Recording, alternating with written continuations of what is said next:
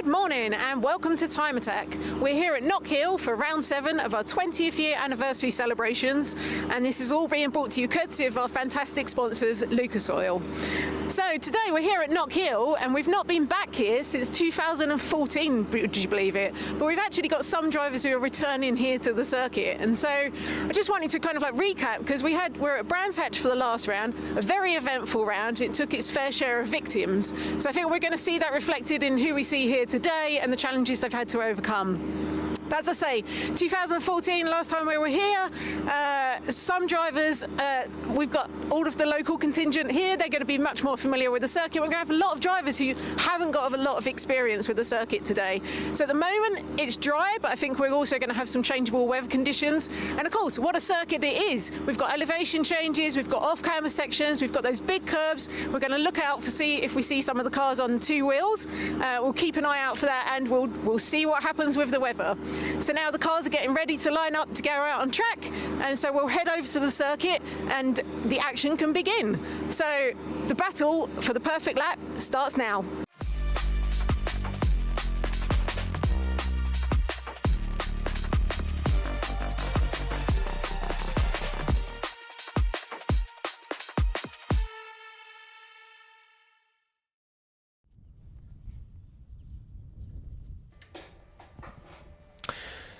Good morning, Knockhill Circuit here in Dunfermline in Fife. Welcome to round 7 of the Time Attack Championship here in 2025, and it's going to be quite an exciting occasion. As Susie alluded to, it's been 11 years since we came here to this fantastic little roller coaster in the Scottish Hills, and it's certainly going to be quite an exciting occasion with our 3 warm-up sessions coming up this morning to kick off the action here. Well, Scott Woodward to guide you through all the action for everything today, because one thing we should mention is a bit of a shout out if he is watching from home. Our regular commentator Alexei, who usually runs things for Time Attack, sadly can't be here this weekend because he's been taken unwell, and so we wish him a speedy recovery and all the best. We miss him here, and of course he would be loving coming to Knockhill and to this circuit, the first time back in 11 years as well. So I will do his Time Attack runners justice. I'll be cards on the table, to be honest. I haven't ever covered Time Attack before personally, but I've been doing as much research as I can, so I might be going a little bit on the fly here, so do bear with me if you're a regular Time Attack viewer. I will try and do this as justice as much as possible. So if you're watching around the circuit, you're getting your first taste of the Time Attack cars here out this morning. We've got our fastest cars out for the first session, which is going to be for... I should probably know that once I get the information in front of me. But in terms of the action for today, the first session coming up here is for our fastest cars to run you through the timetable. We use the session also to run through the timetable, what's happening, because it's not just Time Attack here. We've also got the Racing Hondas Championship here for their rounds of 2025. So you've got the warm-up sessions, first of all, for Club Pro, Pro and Pro Extreme for 20 minutes. Each of these are 20-minute sessions for warm-up, and 20-minute sessions in total for Time Attack this weekend. Then it's the Club 2-wheel drive and Club 4-wheel drive session. That's out for 20 minutes at around about 9 o'clock. And then we have our Classic and Retro, Clubman and Pocket Rocket categories, both forced induction and naturally aspirated out here as well.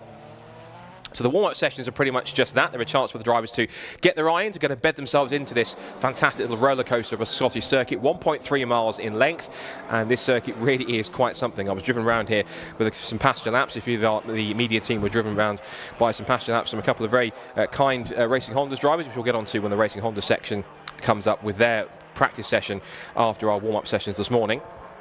And I have to say, I've got a newfound appreciation for this circuit. It genuinely is. When I say it's a roller coaster, I absolutely mean that 100%, because this is such a circuit where you have to be on it and have to be on form and on focus for 100% of a lap. You really don't get a moment to let up, particularly this first section when you're charging your way through the right-hander through Duffer's Dip as you plunge down the hill, and then you come up towards the left-hander at Leslie's at the bottom, and then through the right-hander up to the chicane, where you really can see, and will see, I'm certain, plenty of cars hitting two wheels over those curbs.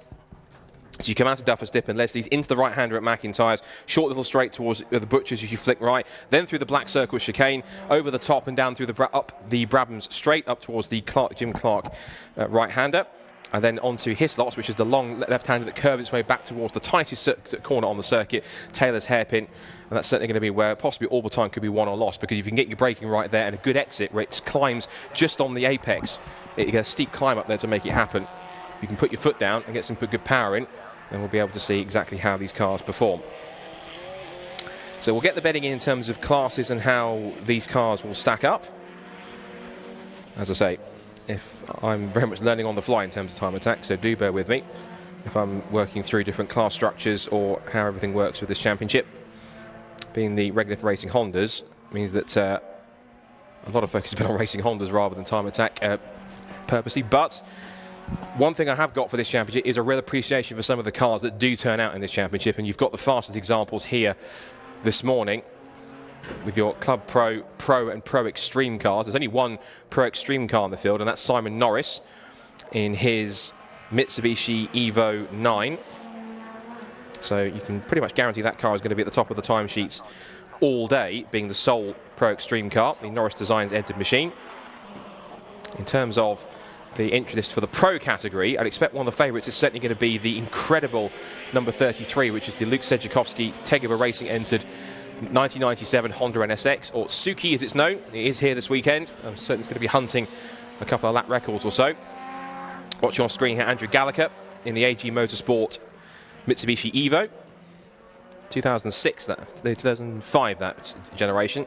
So that's probably, I think, an Evo 7. He makes his way through Hislops and up towards the top of the circuit, now towards Taylor's. He's being chased by one of the Renault Clios in the field. I'll check and see who that is just behind him.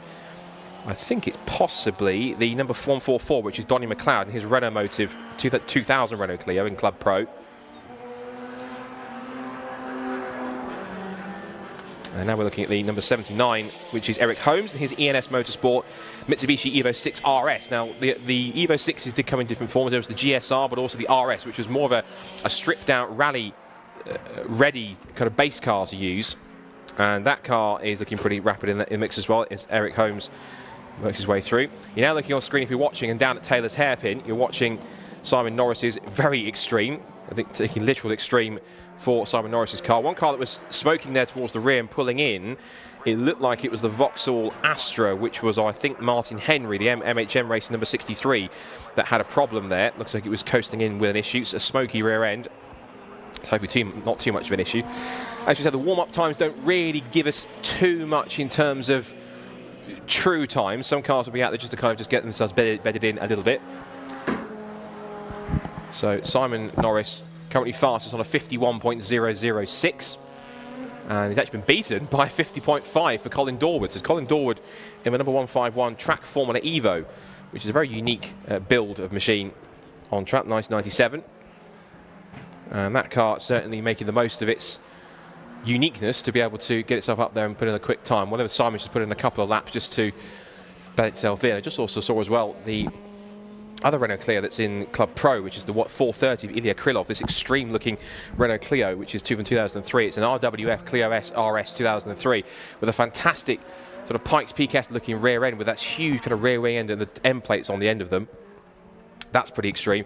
And that car was sparking its way down through Hislops up towards Taylor's. Looking on the screen is 151. There is the current fastest man on the field, which is Colin Dorward in his Track Formula Evo. Again, four-wheel drive certainly coming useful in this hilly circuit. And again, comes across the line and it's not improved his time. He's the only man that's gone into the 50s. Josh Barrett in number 145, which is the Caterham 620R, which I didn't think needed any more air or any more grip on it. But when you see this Caterham 620R, it's pretty extreme. And it's got a front splitter on it and basically a front wing and a rear wing, essentially like a Formula car in some cases. I didn't think it could do with any more grip, but you can see it on the screen here as it rocks its way through the black circle chicane. It might have raised the ride height ever so slightly to be able to cope with the bumps a little better. But that car on its last lap went to 6th quickest. I think we can also look at, we can figure out who is in quickest in each of the classes as well. So yeah, Colin Dorward is fastest in Pro class from the number 27 of Bradley John. That's the Riverside Racing Mitsubishi Evo 9.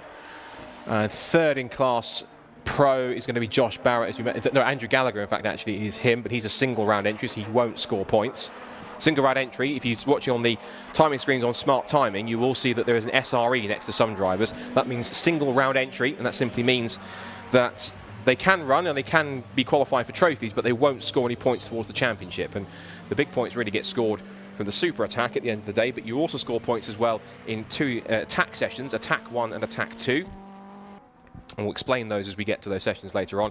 Warm-up sessions, I think everyone, as far as I'm seeing the regulations, everyone gets a point for taking part in the warm-up session. If you get a warm-up session, you get a point for doing it.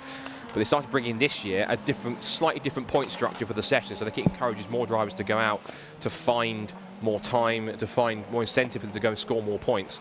But the big ones that you score are going to be at the super attack at the end, which we'll go to when we get there as well. Of course, I'll be joined in the box by Susie Wallace for both Attack 2 and for the super attack.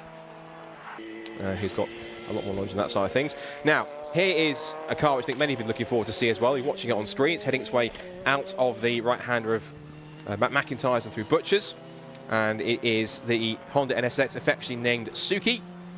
And Luke Sedjakowski, the man behind Tegua, and the Tegua Racing Squad is out there. And this thing, it even puts, I think, JGTC or Super GT NSXs to shame. It's got a massive rear wing, a huge front splitter. This thing looks more at home at Pikes Peak rather than on the circuits of Knockhill, but it's certainly great we've got this car here. It's an incredible machine. It's been taking lap records throughout the season, so it's almost certainly going to take another one, I'm sure, at least in the pro class. And Luke hasn't laid down a lap time yet, possibly saving his tyres a little bit, but he makes his way out of the Taylor's hairpin, over the crest and over the line, and he'll go on to start his first proper timed lap. Let's see if we can ride with him here, because he turns in the front end, the splitter sparking its way down the braking zone, and again as he works his way through. This is a really bumpy and undulating circuit, but you get to see, particularly with these faster cars, just how quick these cars are, but also how much they move around and rock on their suspension as he flies over the black circle chicane, takes it nice and steady. And the level acceleration as he powers past the Renault Clio of one of our single round entries, that being Donnie McLeod in the 144. Powers his way down towards Taylor's hairpin. Again, lots of cars need sort of the flat bottoms or the little end plates just sparking away as they just rub against the ground. He's got one of the Evos in front. I think that's the RS of Eric Holmes in the 79. But here comes Luke Sedjakowski, his first proper flying lap of the session, and goes second quickest and also second in pro class, 50.621. He's only 34 thousandths of a second off the top time set by Colin Dorwood. So a good initial baseline for Luke Sedjakowski to lay down a marker, and I'm certain he might look to go even quicker. Now, is a sub 50-second lap time possible? I'm certain if anyone can do it, it's certainly going to be Luke Sedjakowski if he can.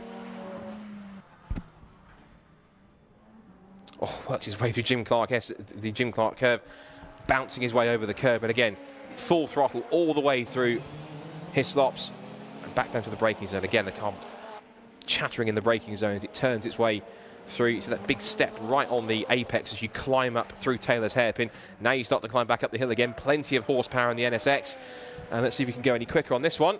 Sedjakowski does, and he does actually go sub 50 seconds. He goes 49.976, and that could be an omen for later on if Luke is quick enough to do so. I should mention also that Simon Norris's best time so far has been a 50.895. In fact, there is Simon making his way out of the chicane, now through Jim Clark, just moving his way past the Vauxhall Astra VXR, which has come back out on circuit. That was the Vauxhall that we saw smoking earlier on. That was Martin Henry's car. So MHM Racing car, whatever the issue was, they appear to have sorted it, appear to have fixed it. And now they make their way up the hill once again. So in terms of the class I was going to go through, because this is going to be a good opportunity in the warm-up session here to be able to kind of explain each of the classes as much as we can, to give you a bedding for when we get to Attack 1, Attack 2 and Attack 3. Super Attack rather than Attack 3, I'll get my terms right eventually. Here comes the Caterham out of the hairpin, 145. Currently sat in 7th fastest, Josh Barrett, 53.538, his best time. He has gone personal best in Sector 1, so let's see if he can improve it a little more. Across the line he goes to finish his lap, and he will stay 7th. He's about a 10th off his best time from the session so far. Also across the line has gone Ilya Krylov. You can see his car sort of sparking on the ground as he went through. 8th quickest for him, 54.785. And so in terms of current class leaders in this session, again, Simon Norris has actually gone to the top of the times, not just sub 50 seconds, he's gone sub 49, he's on 48.994, which will almost certainly be, for them at least, I'm sure, a strong lap record. So Norris then is making his way into pit lane to cool off, as Ilya Krylov turns his way back through the flat-out curve of Taylor's. So Hislops back to Taylor's hairpin again, Not quite like Sedjakovsky's NSX, it's not parking on the ground. It does there as he turns in, just the carbon fibre working its way through. And now Krylyov then climbs up the hill once more, over the crest. And where will the Clio put itself on this time? Last time was a 54.884. Doesn't improve, stays 9th overall. And in class, he is currently 3rd quickest behind Michael Osborne in the number 93. So Osborne in that number 93 Mitsubishi Evo 6. And you see there just almost moving out of the way as well. That is also a rule in time attack if you haven't seen it before. If you're on a fast lap, you must have your headlights on. Otherwise you will go to the clerk of the course and have to explain yourself. So if you are going quickly, headlights must be on. And of course anyone not on a hot lap needs to move out of the way to make sure that it's uncompromised. Now up the hill comes the Caterham, with Josh Barrett across the line, and Josh, he has remained, he's done a personal best and actually remains in 5th position, or moved up to 5th. 52.851 for Josh. So Norris still fast overall on a 48.994. Second quickest Luke Sedjakovsky in the NSX on a 49.976. Colin Dorward 3rd fastest on a 50.587. Andrew Gallagher is our highest single round entry, and he's in the number 137 Mitsubishi Evo from 2005. He's 4th fastest on a 51.342. And then Josh Barrett is currently, well, he was 5th quickest, but then Michael Osborne, who's the fastest Clubland Pro driver, has popped up into the top 5. He's just done a 52.497, and that's now put him into 5th quickest overall. And as we mentioned, also top of Club Pro on top of that. So that means that the Osborne Motorsport Evo is working well.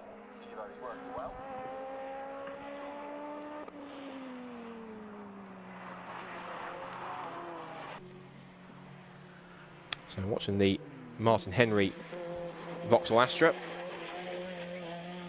And Martin hopefully looking to get a good result here after he finished up in Club Pro.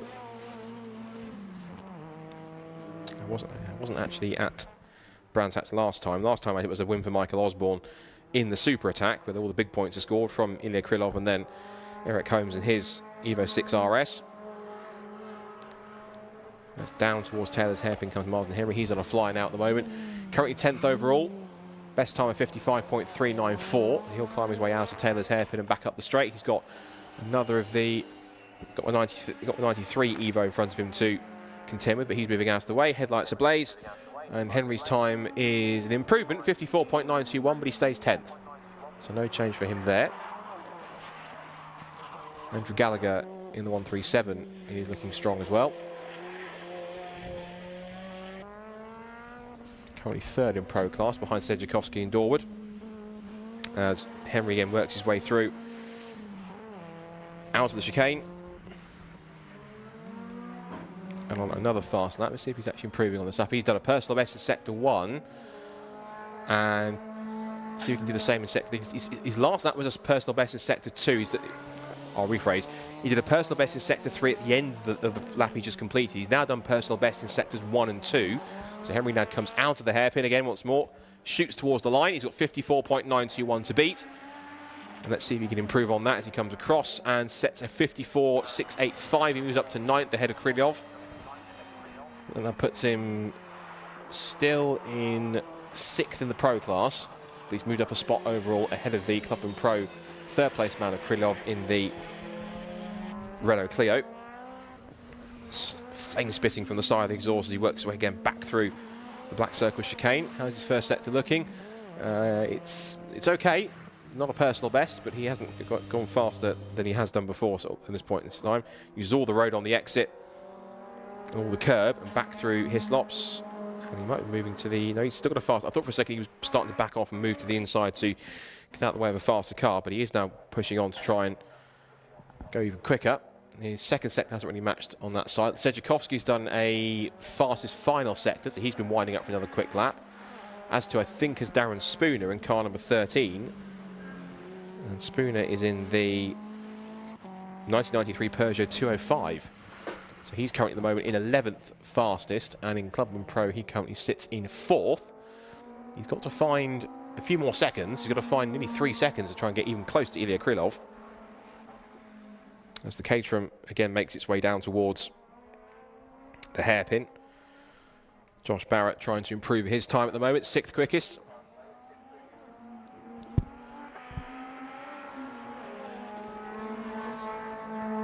So works his way back through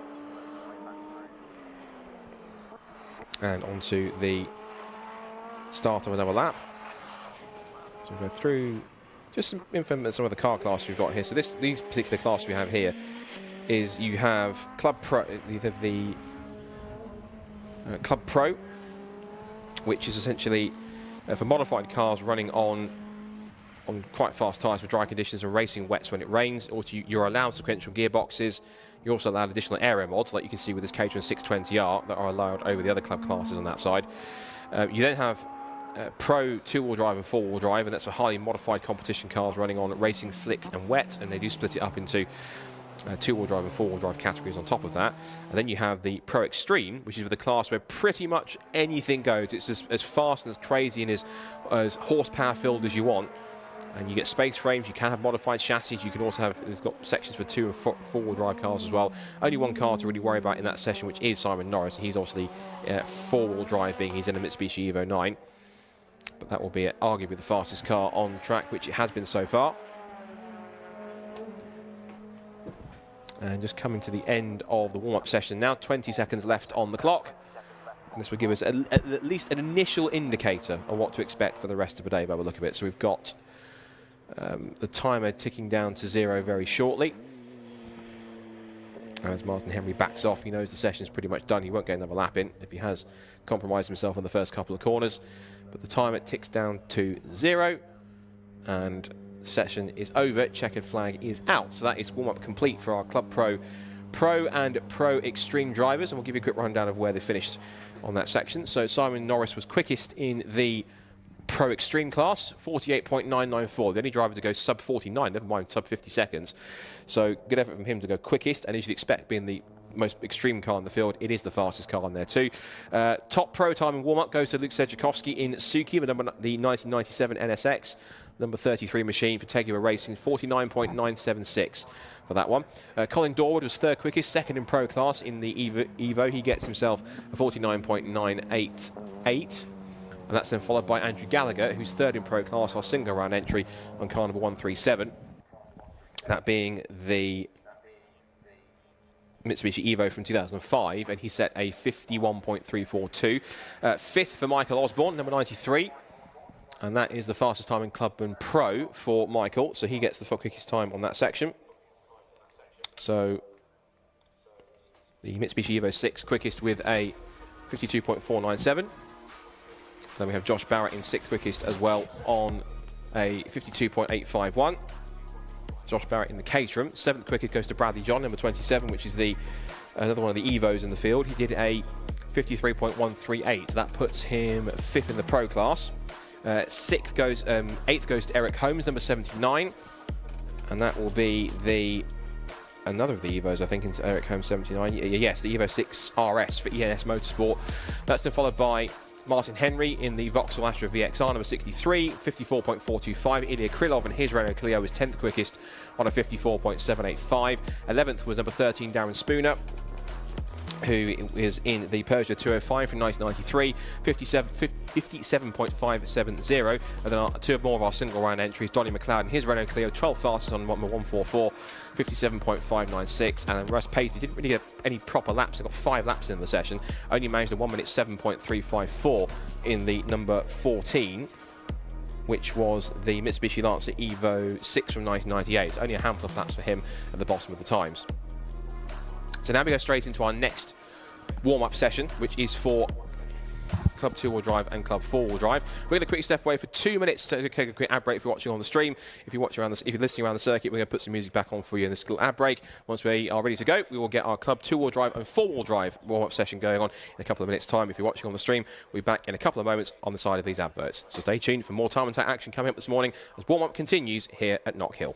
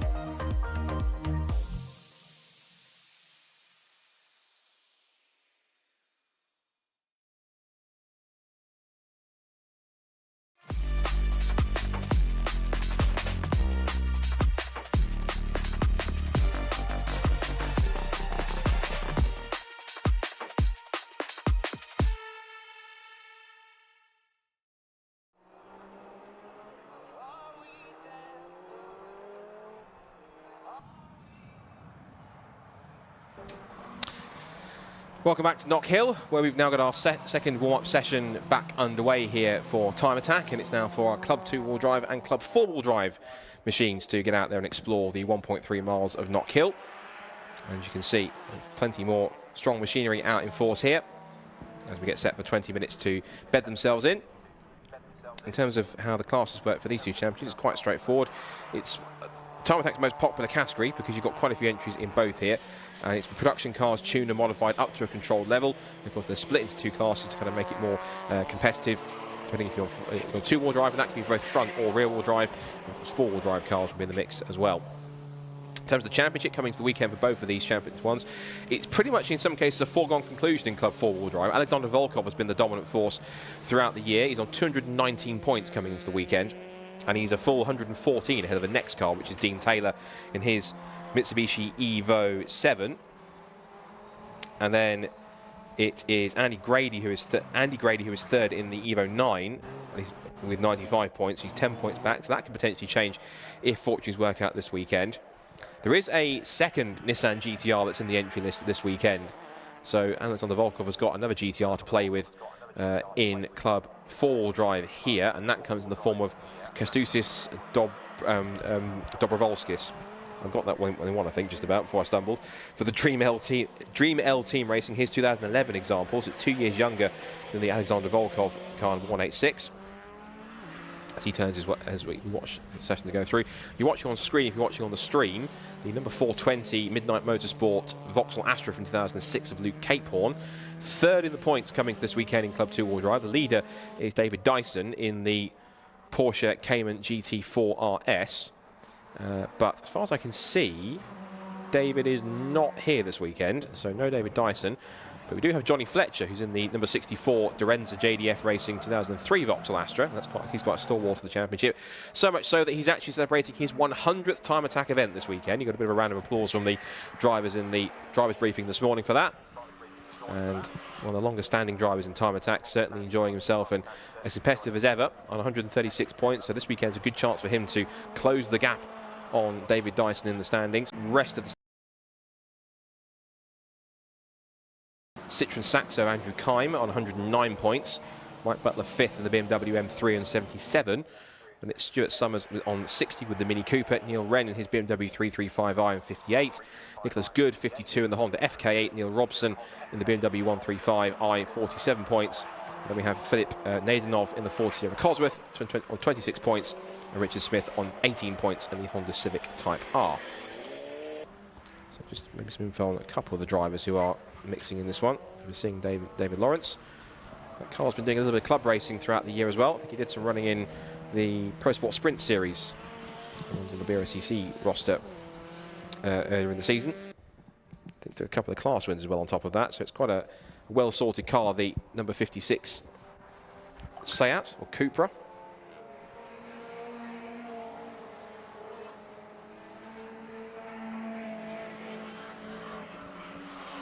Make the way down towards the hairpin. Also see there the rapid little Citroen Saxo, which is certainly one to watch out for, I think, throughout the weekend as we go through the sessions.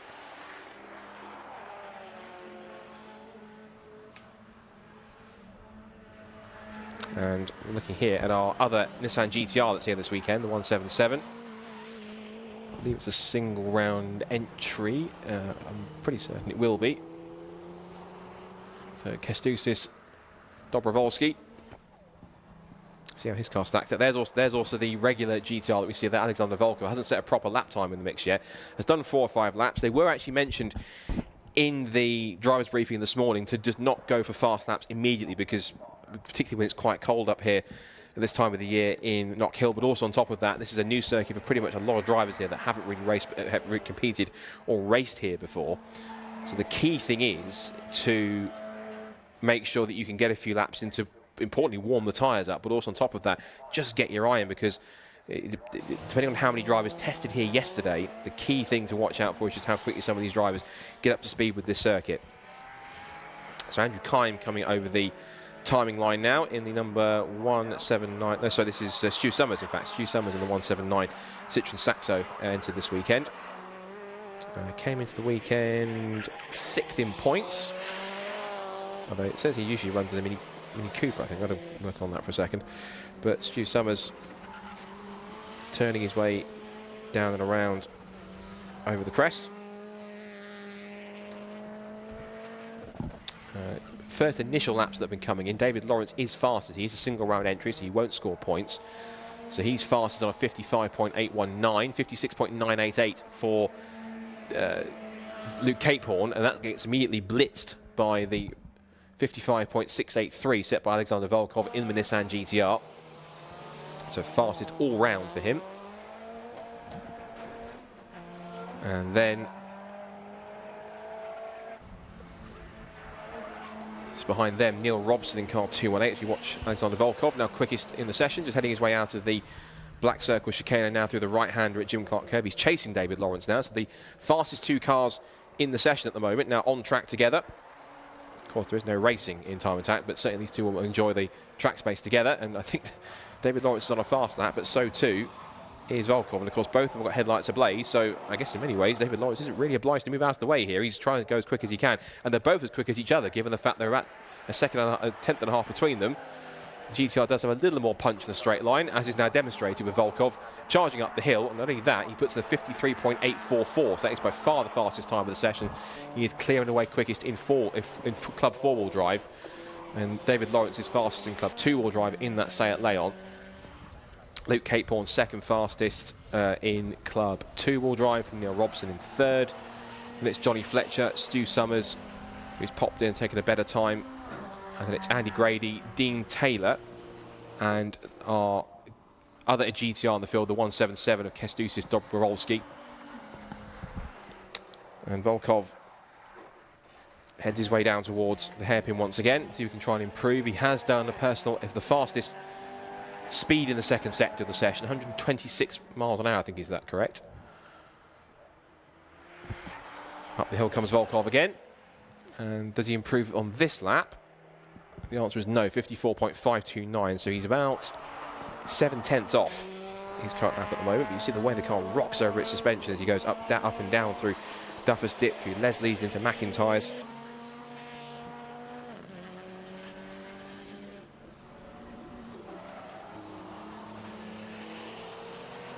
Over the chicane again, back towards Jim Clark.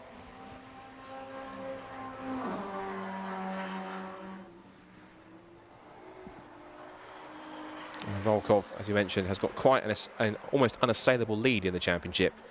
114 points coming to the weekend for Alexander. Just kept on winning throughout Super Attack. And that Nissan GTR, incredibly formidable, and proving its speed and its capability at this point. Volkov goes quicker again. It's a 52.847. He's taken another second off. And I'm hearing on my ears that we've got a car on fire somewhere. I think obviously not cut into it straight away just in case to make sure the driver's okay, but fingers crossed it's not something too dramatic. And it is, oh, I can see it's naturally happening down the exit of Jim Clark, and it looks like it's the Vauxhall Astra. Yes, there it is on the screen if you're watching. You can see it obviously down on the circuit. It's the 91 that's come to a stop. Driver is out of the car, so that's the main thing. He is safe and sound. The engine, I can imagine, probably not so much the way it's steaming with the bonnet up. 91 in trouble. So 91 with a problem. And red flag on the session. That's the Midnight Motorsport Vauxhall Astra. That's the 420, in fact, rather than 91. A number threw me off for a second. The 420 of Luke Capehorn. And that's the car which, looking at the championship hunt, is third in the points. And of course, with David Dyson not here, it's both opportunities for Johnny Fletcher and for Luke Capehorn to be able to try and score big points back if they can. So Luke Capehorn with problems already, and that's a problem that if it continues to manifest itself will just multiply over the whole day, and that's not the way you want to start your day, with engine problems, of course. But for Luke, it means he's going to have to trip back to the garage of the Midnight Motorsport School. They're going to have to work on that car quite quickly to get it ready for Attack 1. Otherwise, it might well compromise the rest of his day. They've already managed to put the fire out, which is good to see. There's a fire extinguisher down on the ground. Marshals, of course, are around the circuit as well. Shout out, of course, to all of our fantastic marshals and our volunteers and everyone that works incredibly hard in general in motorsport, particularly in this part of the world here in Knockhill. We know that everyone in Scotland here, this part of the world, is incredibly passionate about their motorsport. It's an incredible facility, Knockhill, and the way they've kept it going ever since it was first put together and then opened in 1974. And since then, it has been a real cornerstone of motorsport. In fact, it's been the cornerstone of motorsport in Scotland. And of course, it regularly hosts British touring cars, British superbikes, and everything else in between, which is good to see.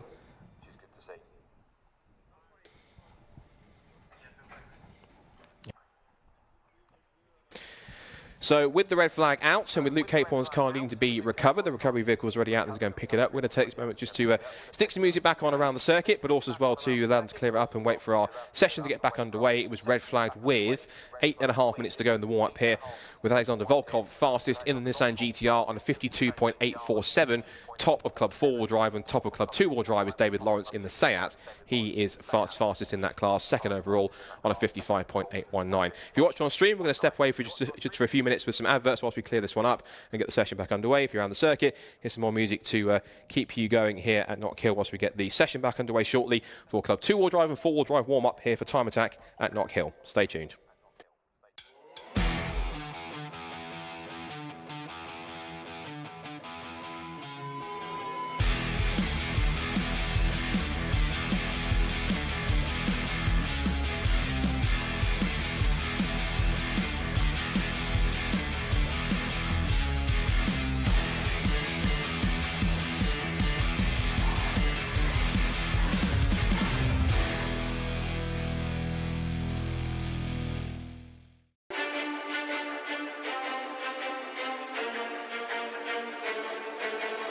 Motegi Racing was conceived.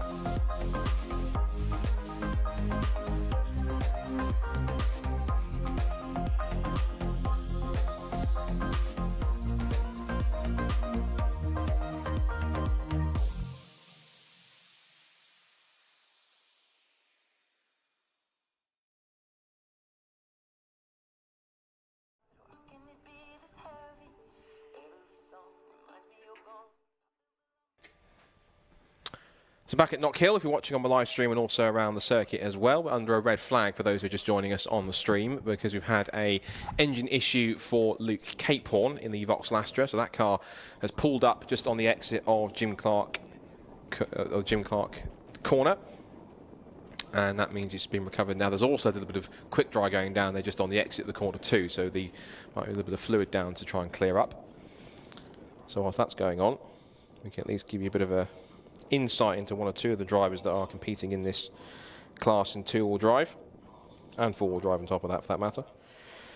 So we're talking about Andrew Kime, who's in the Citroen Saxo in the Club two-wheel drive class. That car has a K24 Frank engine and with some BC Stage 2 camshafts, it's got a full TTV clutch in it, flywheel package, has the gearbox and EP3 as well, so it makes sense to have a Honda EP3 gearbox for the K24 engine to go alongside it on top of that as well.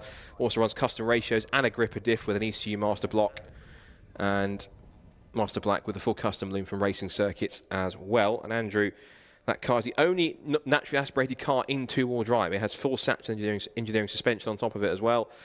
And he thinks that's one of the most unusual parts of it too. It has two-way dampers, gas shocks, rear dampers on top of it as well. And in terms of his experience, Andrew's been doing it for 10 years now, 5 full seasons. He's been a 2-time Pocket Rocket overall champion. Now moving into Club 2-wheel drive for this one. And prior to doing Time Attack, all he'd done was track days. So he's just getting himself used to it. His goal for this season was simply just to be faster than last year. And so he's trying to better himself there. Currently 4th in the points, as I mentioned, on 109. It came into the weekend 15 behind Luke Capehorn. If Luke has issues which he'll hope at least don't multiply over the day, then this might well be a chance for Andrew to gather some points together and actually put in some good results. And in terms of any extra info that he was providing to our media team, he said hopefully no further incursions into the wall this year would be nice. So he'll be hoping to try and keep that up as well as possible. The fact he's 4th on the points suggests he hasn't done too many, which is good to see. Another car we can talk about as well is the man who is... Actually, Luke Capehorn, in fact, we can talk about his car. This is a genuine BTCC body kit on his Vauxhall Astra VXR. So like the ones you saw when they were running in the BTC spec in the British touring cars back in the mid to late 2000s. He's got plenty on it there. He's got Perspex windows, proper fiberglass doors. He's done a full run-through of everything on this car in terms of a full breakdown of the car. It runs a Garrett G30 Turbo. Has a VXR engine and box in it on top of it. Weighs about 1,200 kilograms. And it also has a proper full FIA cage in it too. And he says that Nitron don't make suspension for his car. They've actually made 3 sets for 888 back in 2006. And he was lucky enough to source a set. And Nitron have worked with him over the last few years to update the suspension. So this is suspension which we've had on the car that was the 888, the team that actually ran those Vauxhalls back in the day in the British Touring Car Championship. Have actually managed to source a set of these Nitron suspension for his car and actually worked with the supplier to update it and tweak it to suit the car, which is quite unique on that side. In terms of his involvement, he used to follow Bo Nelson in his VXR back in the day, around about 2010 to 2015. And then Martin Henry, who is racing in the higher categories in the Club Pro and Pro Extreme categories sessions. And since seeing what other Astras could do, he wanted to make him have a go, and he took his car to a lap. He took Bo Nelson's lap record at Anglesey last year and replaced his Astra with. He replaced Bo's Astra with his, and he says job done.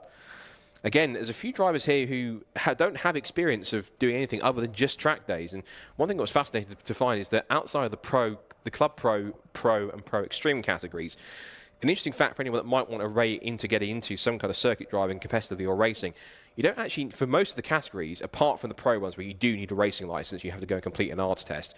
For most of the categories here, you don't actually need a racing license. You can do it on a regular road license, which is quite fascinating to see.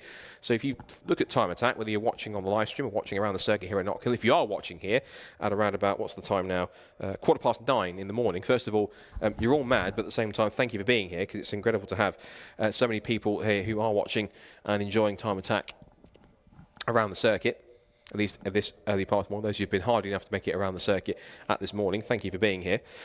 And there's a route in to try and get yourself into competitive motorsport, and some people do maybe use Time Attack as a way to then move forwards and think, I actually enjoy driving on circuits, I might want to give it a try, maybe racing. It's only then that you would need to complete an arts test and then to get yourself a racing license and then be able to go on circuits and race. Whereas with Time Attack, for most of their categories, you don't need a racing license, only with the ones where you need to run slicks or the fastest cars in the field, which is the Club Pro and Pro Extreme cars. In terms of some other cars we can talk through as well. Got Neil Wren, who is competing this weekend in his BMW 335i. I believe he is anyway, in Club 2 and a 4-wheel drive. No, not on the entry list, so I shan't talk about him. Let's see, who can we talk about with the info that I do have? You mentioned Johnny Fletcher, the fact that he's doing his 100th Time Attack event of the season in his career, which is great to see. So he'll be hoping for a strong run for number 100.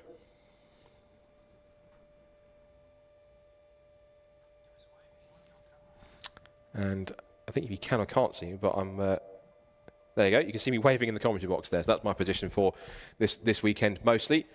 Here covering both the Time Attack sessions and Racing Hondas. The first Racing Honda session is coming up after our next Time Attack warm-up. So be sure to stay tuned for that. And the recovery on Luke Capehorn's Vauxhall is almost complete. They're just strapping it down to the back of the Knockhill recovery unit. And Luke watching on thinking, I wish my day had started a bit better than this. And certainly he'll be going back to the paddock and hoping that they can get that car sorted out so he can continue for the rest of the day as trouble-free as possible. That will be certainly the goal, to make sure that he can get back out and set the laps that he needs.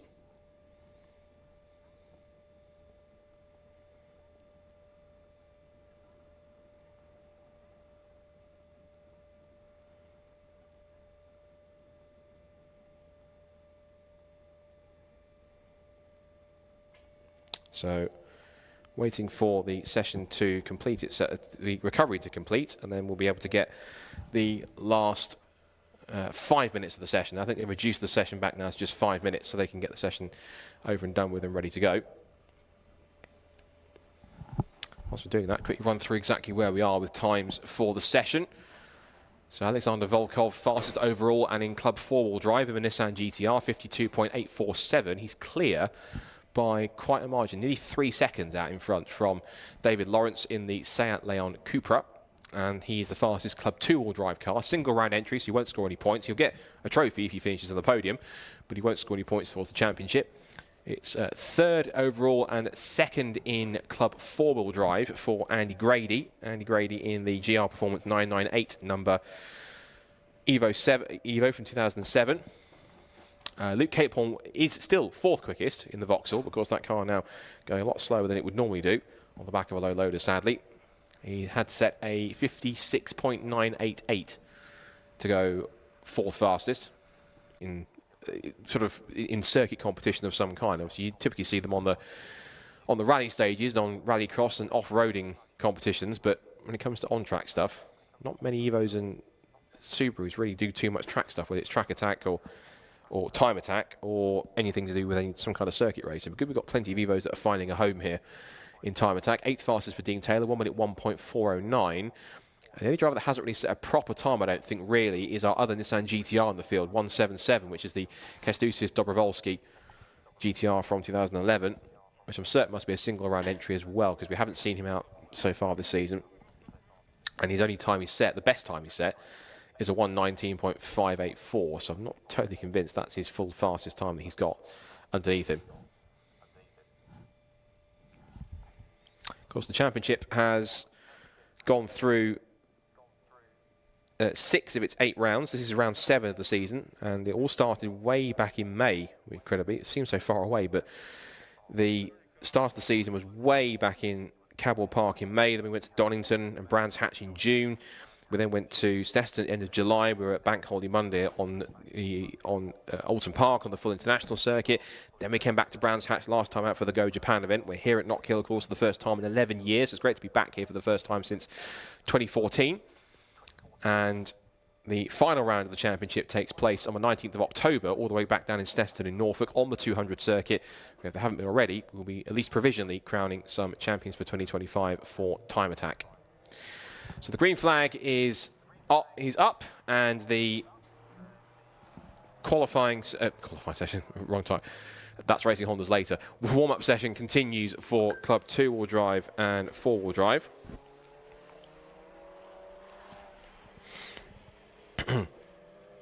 So, led out by Johnny Fletcher. There's the 996, the 998 Evo of Andy Grady, third fastest and second in 4-wheel drive. You can see now that's the first of the quick dry cement dust has been put down. You can see the trail if you're watching on the screen, but also through Jim Clark Curve as well, exactly where that was laid down and where it stopped, where Luke Capehorn's Vauxhall pulled off.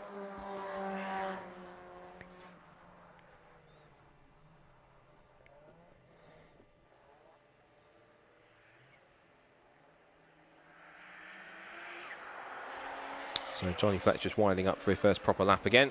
Of course, they've been sat in the pit lane for quite a while, almost a good few minutes. So any tyre temperature they would have put into their Yokohama rubber on this particularly colder morning. Now we're getting towards autumn and the later part of the year. Any temperature that would have been in those tyres would have completely vanished. So the first couple of laps, as they stressed in the driver's briefing, in the first couple of laps, don't go banzai and don't go gung-ho and trying to get a quick lap in there. At least one, make sure you understand where the circuit goes and that you're comfortable with the grip and how it works. But also on top of that, you've just got to be careful with the tyre temperatures in particular.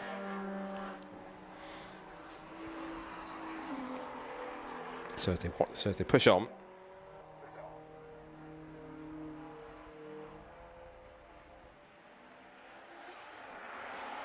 there goes 218, which is the BMW 135i of Neil Robson from BIB Performance. And some lap times coming in now. Just seen a proper lap time come in from Kęstutis Dobrowolski, the 177 Nissan GTR, now up to 8th fast. He's done a 59.425, so took a couple of laps to get his eye in. Didn't really get a proper chance to put a lap in. I imagine he would have been looking to get a proper lap in when the red flag came out for Luke Cape-Horn's Vauxhall Astra expiring on the exit of Jim Clark Curve. Alexander Volkov has gone continuously quicker up at the top of the times with a 52.847, so he's now still fastest now, but improving on lap time is Andy Grady. He's gone to second overall, still second in club four-wheel drive on top of that as well. And then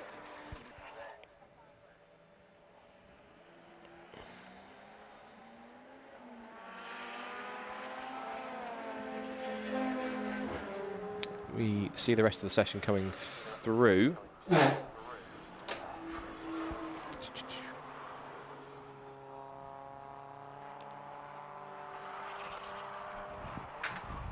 So we've got roughly about a minute and 40 left to go in the session. The session's been shortened by 5 minutes, I think, or by 4 minutes to about 16 minutes in total. So with time remaining about a minute and a half to go.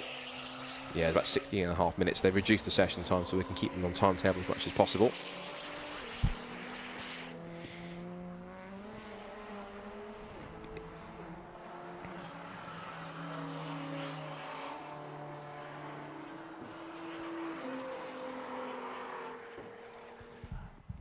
Session continues on with about a minute left to see if anyone else is improving. Yeah, Andy Gray's last time was a 54.692. That's a personal best. And also, really jumping up and finding some speed and confidence in the car and the circuit now. The combination is Kęstutis Dobrowolski in Nissan. Here he is on screen if you're watching on the stream. And number 177 Nissan is now lapping a bit more competitive than we saw him at the start of the session. So good to see this car getting up to speed now. The spit of flames he just changed down off the throttle through the right-hander of McIntyre's. Four-wheel drive grip working well as he goes over the black circle chicane. And now down towards the right-hander at Jim Clark Curve. He'll come once more. Look at this huge spit of flame from exhaust on the downshift as he turns through Jim Clark Curve. That's one of the great things about these time attack cars that you do find, because they are within reason, within some limitations. Anything really goes in terms of modifications, power and weight, whatever you want to go for. And they're many categorized by whether it's front-wheel drive or two-wheel drive or forced induction or naturally aspirated, or in the case of when you'll see the pocket rocket cars as well, when they're kind of B-shaped cars. A couple of lap times coming in. And as we see, no one else has really improved. Well, Dobrowolski has put a better lap time in him in Nissan onto a 56.2. So he went to fourth fastest, and he is also third in the club four-wheel drive category, which is good to see. So as the checker flag comes out, we have one or two cars coming through just to finish off. That's 99.988. It expired exiting Jim Clark Curve, and that brought a halt to the session originally under red flag. Then it's Johnny Fletcher in his 100th time attack event. Car number 64 puts him 7th fastest, and that is also 4th in two-wheel drive, 57.493. 8th fastest, number 179, which was Stu Summers in his 179, being the Citroen Saxo. and that was a 57.669. And then bottom of the times was in 9th place, number 71, which was Dean Taylor in the Mitsubishi Evo from 2002, and that car did a 1 minute 1.409. So that is the end of the Club 2-wheel drive and 4-wheel drive session. So what we'll do, we'll take another quick break, another quick music break here around the circuit here, once we get our next of our warm-up sessions ready to go. They're just trickling towards the bottom of the pit lane. Very, very quickly, we'll step aside for 2 minutes. We'll also get set for our third warm-up session of the morning, which is for Classic and Retro, Clubman and Pocket Rocket here at Knockhill. So stay tuned. More Time Attack action on the way in a couple of moments.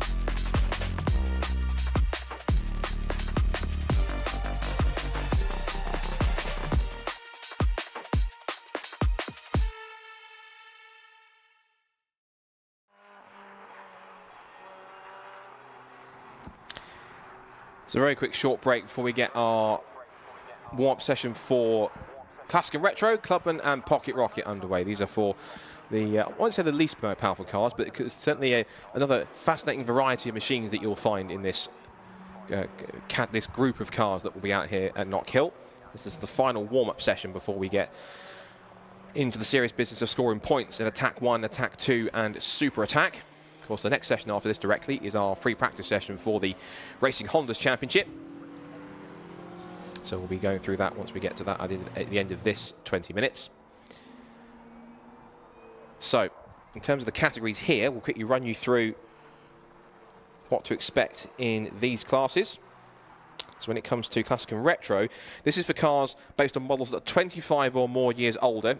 It's designed to appeal to drivers looking for more of a non-contact form of motorsport. We can go through some of the entry list very shortly. But in terms of cars that you will find here in this section for Classic and Retro, there are 4 in the mix here. You've got Mark Donnelly, who is in the Donnelly Racing 1983 Ford Escort. You've got another 205, which is Andy York's Yorkie Racing 205 car. As off the road has gone one of our single round entries, Michael Imrie. He's no stranger to Knockhill. Might be a stranger to going off at the bottom of Leslie's, but that Mini Cooper stayed on the straight and narrow, and through it goes. Go through regular in motorsports, and it's a local championship here in Knockhill. But for Michael, it wasn't quite the way he wanted to start. And he, as you mentioned, we said a couple of times in the briefing, even though these guys know this circuit quite well, one or two of the local Scottish drivers, you can't really push too hard, particularly as this is the first time in 11 years we've had Time Attack here. So for a lot of drivers, this circuit will be quite new to them. So pushing that hard is sometimes not something you can really do all the time. We're looking at Dean Riley, who is in his magnificent bright blue Vauxhall VX220 from 2002. That car, if we look at where that sits at the moment in the Classic and Retro section, in his Vauxhall VX220. Second in the points, 27 behind current leader Mark Donnelly.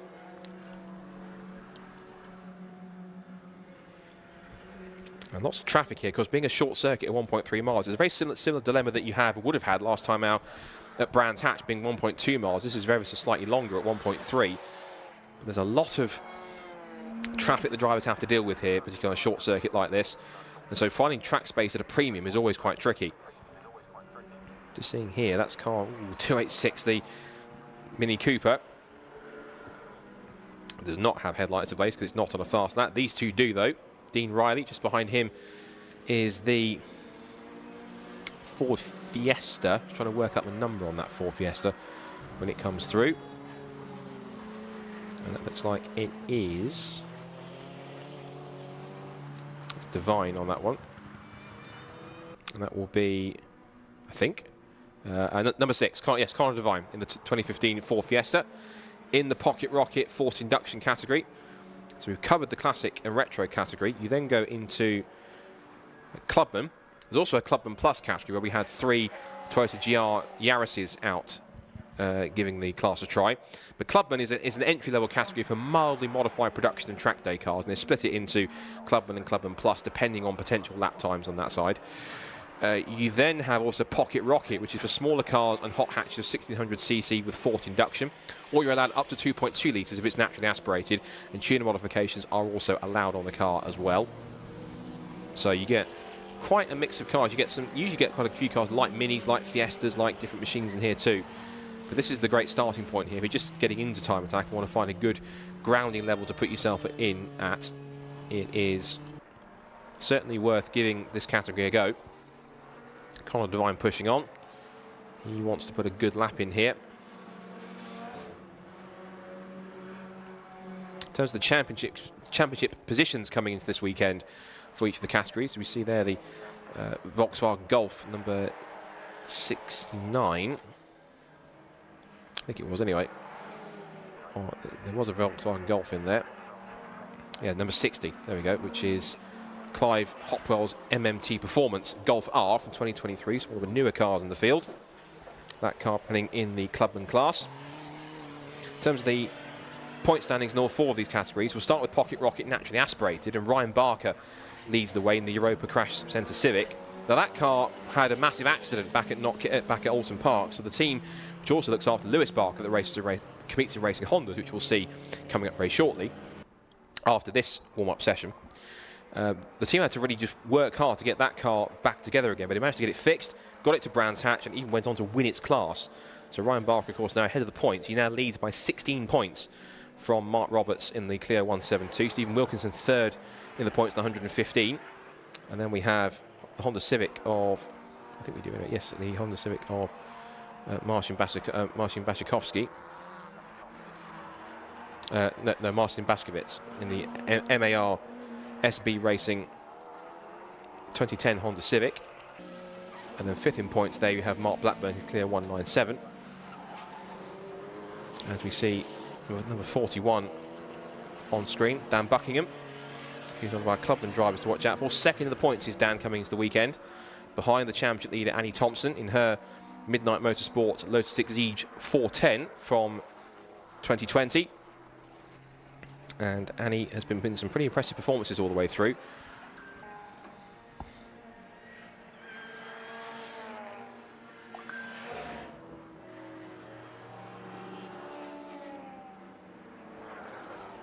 Over the hill comes Dan Buckingham in the Honda Civic Type R as the EP3 of Ryan Barker continues on.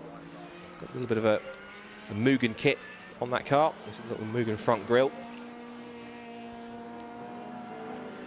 714 Civic working pretty well around here. Of course, we'll be getting some support from the squad that's also running a handful of cars in the Racing Hondas Championship. And there's Michael Imrie, who's pushing on. After his little escapade down at the bottom of the hill at Leslie's, he's now managed to gather that car back up again anyway and continue on.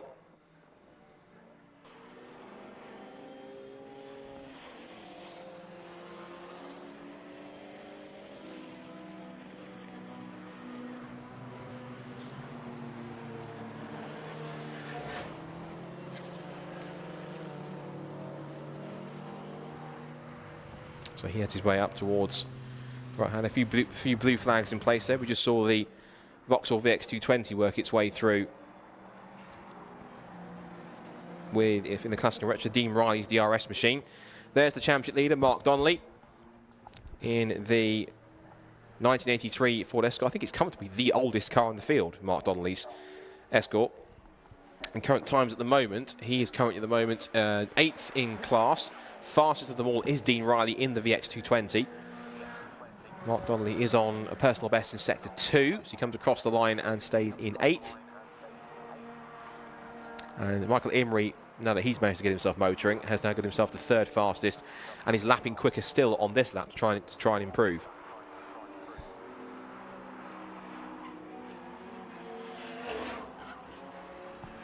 There goes Connor Devine, who is 2nd in the times at the moment, 56.888. And Connor hoping to continue with that. He's also the best of the single round entries. There are a handful of them, and most of the single round entries, of course, being more local talents, all up there in the top 10. You've got Connor Devine 2nd quickest, Michael Imrie 3rd quickest, Andy York is in 6th quickest, and David Reed is in 7th place. We talked about Conor Devine and Michael Imrie. Andy York is number 81. He's in the Yorkie Racing Peugeot 205 from 1988. That's in the Pocket Rock. That's the Classic and Retro class. And then you have David Reed in car number 40, which is the Flying Haggis Racing Subaru Impreza. We just saw that on screen a couple of times. Just there in the background, the black Impreza with the orange stripe running along the sill, which is just heading into pit lane now after coming out of Taylor's hairpin. And I think Michael Imrie's just improved his lap time again, 57.915. In terms of other categories, we look at Annie Thompson in her Lotus Exige. She's coming at the moment 12th fastest. And she is in the lead of, no, she's currently at the moment in 4th in class at the moment, because in terms of class leaders, you've got Classic and Retro leader Dean Riley, top of the times overall, 56.350. You then have Conor Devine, who's leading as a single round entry in Pocket Rocket Forced Induction on a 56.888. For the club category, Dan Buckingham in car number 41, the Honda Civic Type R. That car is currently quickest in class and 4th overall on a 57.980. You then have the fastest of the naturally aspirated cars in Pocket Rocket is Ryan Barker in the Euro Crash Centre Civic. That's 9th quickest overall, 1 minute .159. And that's just about it in terms of car shuffles around. Annie Thompson's just gone to a 59.920. That's put herself into 8th overall and 3rd into club. As we said, this is just a warm-up, so there's no points on offer here. It's just a bit of an initial bedding in session to see who is where. One car to watch, I think, also should be, is going to be Michael Greenhow in the Team La Motorsport Vauxhall Corsa. As Conor Devine explores the track limits a little too much, exiting the Black Circle chicane.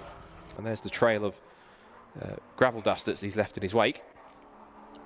That's the Clive Hopwell Volkswagen getting out of Conor Devine's way as he continues to push on in the Fiesta. Here goes Mark Donnelly, who at the moment is in 13th at the moment. So not as high as he would like to be, but maybe just winding himself up for a proper lap 2. He's gone to 9th, in fact, actually. So 9th at the moment currently for Mark Donnelly at this point.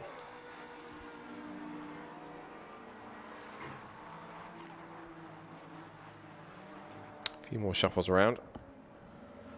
Not quite sure the timing tower fully matches what I've got on my timing screens in front of me here, because my timing screens are showing me Dean Riley fastest from Conor Devine, Michael Imrie, Dan Buckingham and Tommy Langley. If you're watching the live stream, you might have a slightly different timing order there for reasons I know not.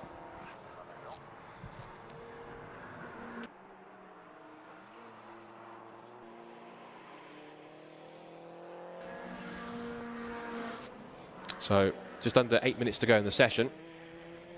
And still improvements continue to be made. Got someone really motoring is Mark Donnelly. He's now set personal best in sectors 1 and 2. He's making his way now, I think, just heading towards the right hand at Jim Clark curve. So he's looking pretty rapid here. Through he goes. Uses plenty of it, enough powers his way down towards Taylor's hairpin. And we'll see what he's got left in the tank here as he heads out towards the Taylor's hairpin. He's got Dean Riley's VX220, I think, also winding up for a quick lap 2. No headlights on for Dean Riley. He should move out of the way, which he does. And Mark Donnelly will head towards the line. Let's see if he can improve what was a 58. He does indeed. Goes to 2nd fastest, 56.747. So quickest for Mark Donnelly. Dean Riley, though, still the fastest by nearly 0.4 of a second. So still Vauxhall VX220 from Ford Escort. And then Conor Devine comes next in the order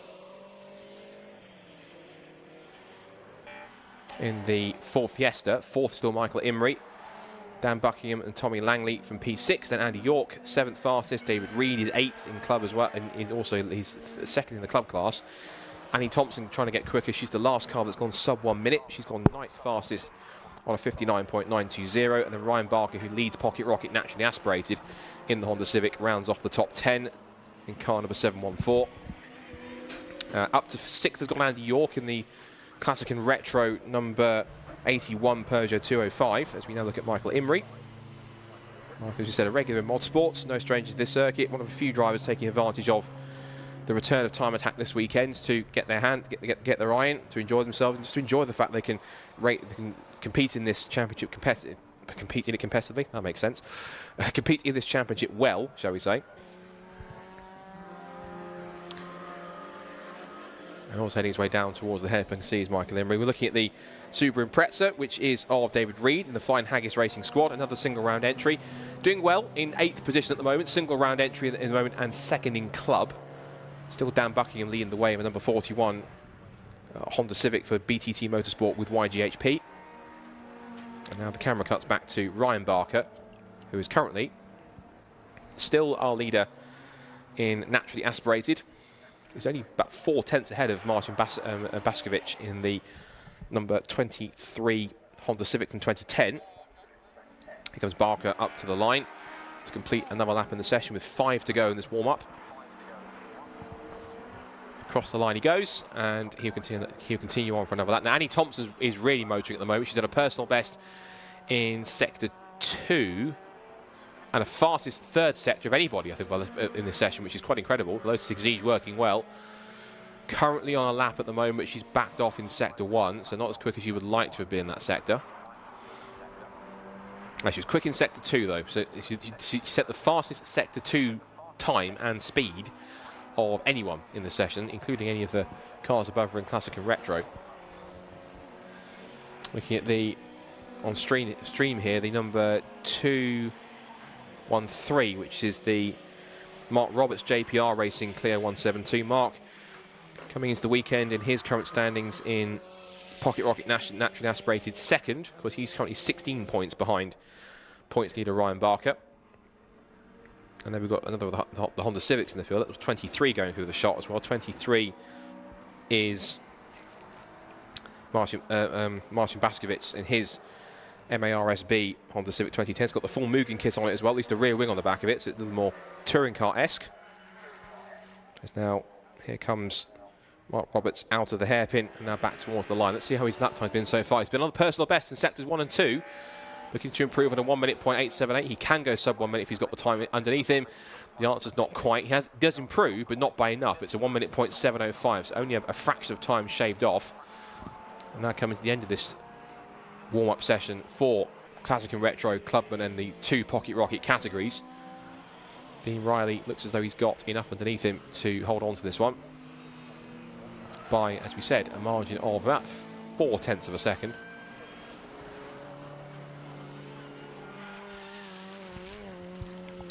Michael Emery explores the track limits a little too more in this one. I know he's quite familiar with the circuit, but doesn't need to get too familiar with the edge of the circuit, kicking up dust everywhere. Maybe that's a bit of advantage. A tactic he's trying to put in there is try and drag dust and dirt and gravel onto the circuit, so he means that he can try and compromise some of the other drivers. I'm joking, of course, but Michael Emery currently 4th quickest and pushing on pretty hard. He is 2nd in the Pocket Rocket forced induction category. Of course, no points for him. So in fact, the actual first point scorer in Pocket Rocket forced induction, because the first 2 cars are guest drivers essentially, is going to be Tommy Langley. And Tommy, in the Cummings this weekend, was 3rd in points on 120. But in terms of his competition in Pocket Rocket forced induction, let's have a quick look. I don't think he has. I know Stephen House is here this weekend. He is in the 286, and we don't have the points leader Rafael Satsaris, so his Mini Cooper not making the trip to Scotland. But it is going to be between Stephen House and Tommy Langley for this one. There are 9 points between them coming into the weekend, so both are going to duke it out. Watching on stream, Mark Donnelly being chased by Connor Devine. Mark currently still 2nd fastest. He has done a personal best in sector 3, so he's working well here to try and improve on that. Connor Devine comes up to a line as well, and no real change in that time either. Clive Hopwell has gone better on his last lap, did a 59.070 and has gone 10th quickest, so has dropped into the top 10. And as we see Connor Devine trying to push on for another lap, he just think he's backed off a little bit to try and, I think, realise it's at the end of the session, or at least go for one final sprint to Berlin to see if he can get another better time to get himself sorted for attack 1 that comes up a little later. And that will come after the practice session for the Racing Hondas Championship, which we'll get into great detail once this session comes to a close, which only has a minute to go. The only drivers that have really made any improvements on their last couple of laps has been the 213 of Mark Roberts in the Renault Clio on a 1 minute .485, and then Peter Rushforth on a 1 minute 5.621. He's at the bottom of the times anyway in forced induction. He is currently 5th in forced induction. And right at the bottom, Peter Rushforth in the number 74 Mini Cooper. Has NA next to the team, so I can't tell you exactly who. I'm guessing NA might just mean it doesn't apply for a team name or a sponsor, just simply running as a privateer. Just seeing on stream the 2023 Volkswagen Golf R from MMT Performance. Clive Hopwell will end the warm-up session in the top 10. Just inside the top 10, 10th quickest. I can also see the collective of racing Hondas are getting themselves ready to run for their free practice session on a weekend where we could see some titles decided. I'm certain I'll need Championship Coordinator Carl McKellar to do the maths and work out what's happening, because by the end of the day we could at least possibly be provisionally crowning one champion. Not overall, but there will be potentially class titles to be won. But of course we have to say provisionally, because one, it's not the end of the season yet, and two, everything is always subject to official confirmation. So we have to kind of always strictly use the term provisionally and stress it to make sure that we don't get anything clarified too quickly. Checker flag is out on the warm-up session then for Classic and Retro, Clubman and Pocket Rocket. That's the first collective of Time Attack sessions done and dusted. I'm sure throughout the sessions we'll also have some interviews between the sessions treating the Ford Fiesta 56.888 ahead of Michael Imrie, another local driver in the Mini Cooper, after his escapades off the track a couple of times, did a 57.599. And rounding out the top 5 is Andy York in the number 81 Yorkie Racing Peugeot 205. He is 5th quickest on a 57.829. Dan Buckingham is top of club class with a number 41, the Honda Civic, on a 57.978. He's ahead of the Pocket Rocket forced induction car of Tommy Langley, the only first point scoring car of that category. 7th fastest on a 58.488. David Reed next in car number 40, which is the Flying Haggis Racing Subaru Impreza on a 58.612. 9th fastest number 65 Hopwell in his MMT Performance Volkswagen Golf R. And then rounding up the top 10 was Annie Thompson, who is 3rd in the club class in those exceeds. And Ryan Barker, who tops Pocket Rocket Naturally Aspirated from Mark Roberts and Martin Baskovitz. And then Stephen House in the forced induction number 286 machine from Stephen Wilkinson. Michael Greenhuff, Mark Blackburn and Peter Rushforth rounds off the 18 cars that took place in Classic and Retro, Clubman and Pocket Rocket. So that's the first sessions for Time Attack complete. All the warm-ups done. And so now we can move on from Time Attack onto Racing Hondas, which is slightly more familiar to me because I've been doing it for the whole season, but we can talk you through the drivers for there and what to expect once we get the other side of this ad break and a short intro from our roving reporter Charlie Harmon. And once we get a track action underway, we can then take you through what to expect from rounds 13 and 14 of the Racing Hondas Championship very, very shortly, when practice for them begins in a couple of minutes' time on the other side of this ad break and this music break if you're watching around the circuit here at Knockhill for Time Attack and Racing Hondas this weekend in Scotland.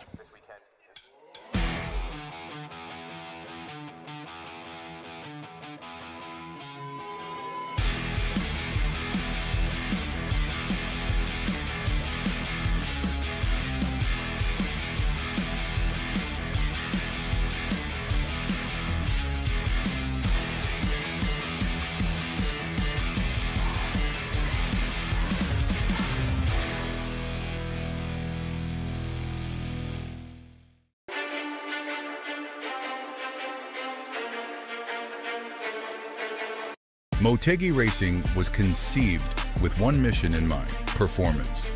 Each wheel is over-engineered to ensure industry-leading strength, lightweight design, and seamless connection to your unique style.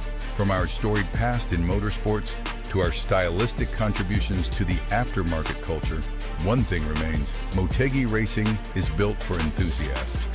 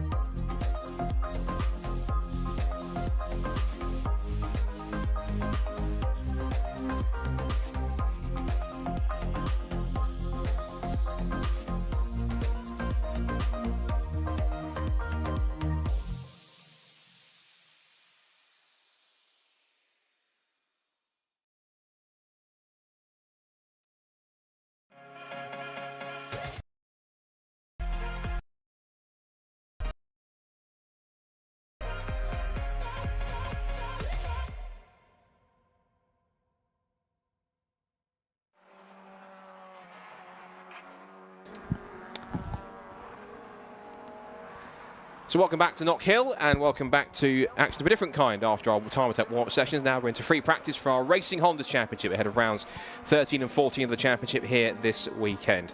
Obviously covering for Lexi and time attack, so I'm learning as I go, but Racing Hondas, this is more my scene in terms of my knowledge base in that side. And for this championship, well, it's getting towards the sharp end, particularly in all three classes, and indeed the overall title battle as well, because we've got potentially class titles to be provisionally decided this weekend as well. But on top of that, we've got some great action in store, because it's the first time ever that the Racing Hondas have been at Knockhill Circuit. It is a fantastic 1.3 mile circuit, a roller coaster of a track, and having been driven around here by both Callum Houchin and Fraser McNeil, as well as the rest of our media team, we had Lexi and Charlie also getting some driver passenger laps as well on top of that too. Thoroughly enjoyed it. Massive thanks to Matt Rowling, to Callum Houchin and to Fraser McNeil for providing the passenger laps that they did. Gave us a real proper understanding of what this circuit is like, and at pace this is a mega little circuit to be in the mix of as well. So free practice. So purely just giving these drivers a bit more bedding in time to get used to this circuit. They were testing here yesterday on the track day to get themselves really get their eye in properly. In terms of what's happening in the championship, well, of course, for those new to Racing Hondas, there is an overall championship, but also where you score, where you place based on where you score points within your class. But also there are three class titles to be had on top of that as well. There's Class A, Class B, and Class C, with a maximum power to weight ratio cap. I think it's 235 brake horsepower per tonne, or 240 if it's forced induction, or other way around. 240 I think if it's naturally aspirated, 235 if it's forced induction. So in that current title race, the man who's just about on screen in the red, number 34 Civic EG, which is Will Self, currently leads the way with 152 points from Phil Wright and 133. And then Liam Collins, who's one of two drivers, key ones, not here this weekend. No Liam Collins in third. Tommy Knight fourth with 104 and Kevin Talbot with 103. The two drivers we are missing this weekend, well, three in fact we'll get onto, which is a pretty crucial one that could even settle one of the class titles provisionally this weekend. There's no Liam Collins or Kevin Talbot. Now they had a fantastic battle race long in race 2 if you watched last time out at Brands Hatch. Sadly not both here. One, I think Liam Collins has got some issues with the gearbox, and I think two, which is Kevin Talbot, something I haven't said for quite a long time, which is he's got COVID. So get well soon, Kevin, if that is him with the issue as well. Now we're watching on screen here also Dan Thackeray, who is leader in Class B and also overall. And this could be the weekend where, at least in the class, he could provisionally become champion. The key thing is, we see Lewis Barker extending the track limits a little too much, exiting out of the right-hander at McIntyre's into Butchers. Now, one key factor is that we do have Dan Thackeray, but his main championship rival, defending champion Ryan Cunningham, is not here due to personal reasons, unable to race. So therefore, Dan Thackeray could potentially, provisionally wrap up the Class B title if he scores well enough. But of course, not to remind him, he's been here before. Remember 2 years ago in the Civic Cup at Brands Hatch, he was battling for the championship with Max Edmondson, and then what happened? His engine went bang, and unfortunately, that was the end of his championship charge. Now, fingers crossed that doesn't happen this weekend. I'm not going to put the commentator's curse on him. I'm promising I'm not trying to, and he won't thank me for reminding him about that one. But Dan, of course, has been unstoppable down this year. If you look at what his results throughout the season, he has taken 9 class victories out of the 11 races that he's finished. There were 2 times he's finished second place to the man that's in second in the points, Ryan Cunningham, behind him. Looking at Lewis Barker, who is 6th in the points, 5 behind Sammy Milam. And looking at Class C also, that could be one that could be potentially settled in a way, because if we look at the current points gap at the moment, it is 95 points for Matt Rowling compared to Callum Houchin on 71. Now, one thing we should stress in this weekend, this is the last event in which drivers are allowed to use dropped scores from. At Snetterton, you cannot drop either of the results. So if you get a non-finish or score badly in the top 10 or dread the thought, have a DNF or even have a disqualification or anything like that where you don't score anything, that's it. It has to count towards your final championship total. So you cannot drop any of the results from the final 2 races of the year on the Snetterton 200 circuit. Everything else throughout the season is fair game based on what you've achieved. Now, a couple of new drivers here this weekend, one of which is just on screen, which is Michael Barron. He's the brother of Bob Barron. It's good to have the Kilty K-Swaps drivers back. We missed them at Brands Hatch. It was a cracking round at Brands Hatch. Of course, these guys are on local home turf. Bob Barron, of course, has got brand new suspension on that car as well. We'll talk about that in a second. But Michael Barron, brother of Bob, he's in a car that's very similar to that of, similar build or spec, if you like, to Dan Brown, who was racing his Civic Coupe earlier on in the season. But Michael Barron, who's been a local here, driven quite a few times in Civic Type R's and track days around here, and raced this Honda Civic, not this one, this is Tommy Knight's car, but the black Honda Civic he's driving in the local Knockhill Motorsports Championship back in July, and won 3 out of the 4 races, so looking pretty strong and hoping to try and do well as a single round entry. The other new entry that we have this weekend is a welcome return to racing after a year off with Dan McDonald. He's back with Ben Sharp Racing in his Civic EP3. And so we'll be looking to see if he can get some good results as a single round guest entry in Class B this weekend, looking to do well. A couple of Class A cars to watch out for. The two EK Civics there of Tommy Knight took his first victory last time out at Brands Hatch. A very emotional and long-awaited first victory. He'd been pushing for that. And on home turf as well at Brands Hatch made it all the more sweeter. As for Dave Buki, he's become a bit of a regular in the championship as well in the Kinetic Motorsport EK Civic. He thinks he's got the car roughly where he wants it now. And he's trying to push on in that machine. And also, as we said, it's a welcome return to Kilty K-Swaps. Both of their regular cars, Bob Barron and Fraser McNeil, are back in the race. Back into the gravel trap has gone Callum Houchin, and that's the car that I was taking a passenger lap in. So that car has found itself in the gravel. Thankfully, didn't do that one on my passenger lap, otherwise it would have been quite awkward. But Callum's car is, I think he should be able to get out, because the part of the car which drives the wheels, the front part, is out of the gravel and not the rear, so he should be fine. There's Will Self if you're watching on the live stream. Points leader in Class A, and currently third in the overall championship. It's 199 points for Dan Thackeray in the overall championship if we run it that way. Ryan Cunningham currently on 175. Will Self is on 152, and Phil Wright is on 133. Should remind for points, you get 15 points for a win. You then get 12 for second place. 10 for third, then 8, 6, 5, 4, 3, 2, and 1. You get a point for the fastest lap, and you also get points for qualifying as well. Now, the points, those qualifying points don't count towards your drop scores, or be used with the drop scores. There are separate sort of bonus points that you get awarded. So in qualifying that's coming up later on, whoever gets pole in their class will gain 5 bonus points towards the championship. Second fastest gets 4, third fastest gets 3, fourth fastest gets 2, and fifth fastest gets a single point on top of that. As we see Dan McDonald in his Ben Sharp Racing Honda Civic EP3 working his way back through. Had some strong results the last time he raced here at Knockhill in the Civic Cup. He got 3 top 10s, including a 4th place finish. So knows this place pretty well, being a fellow Scot.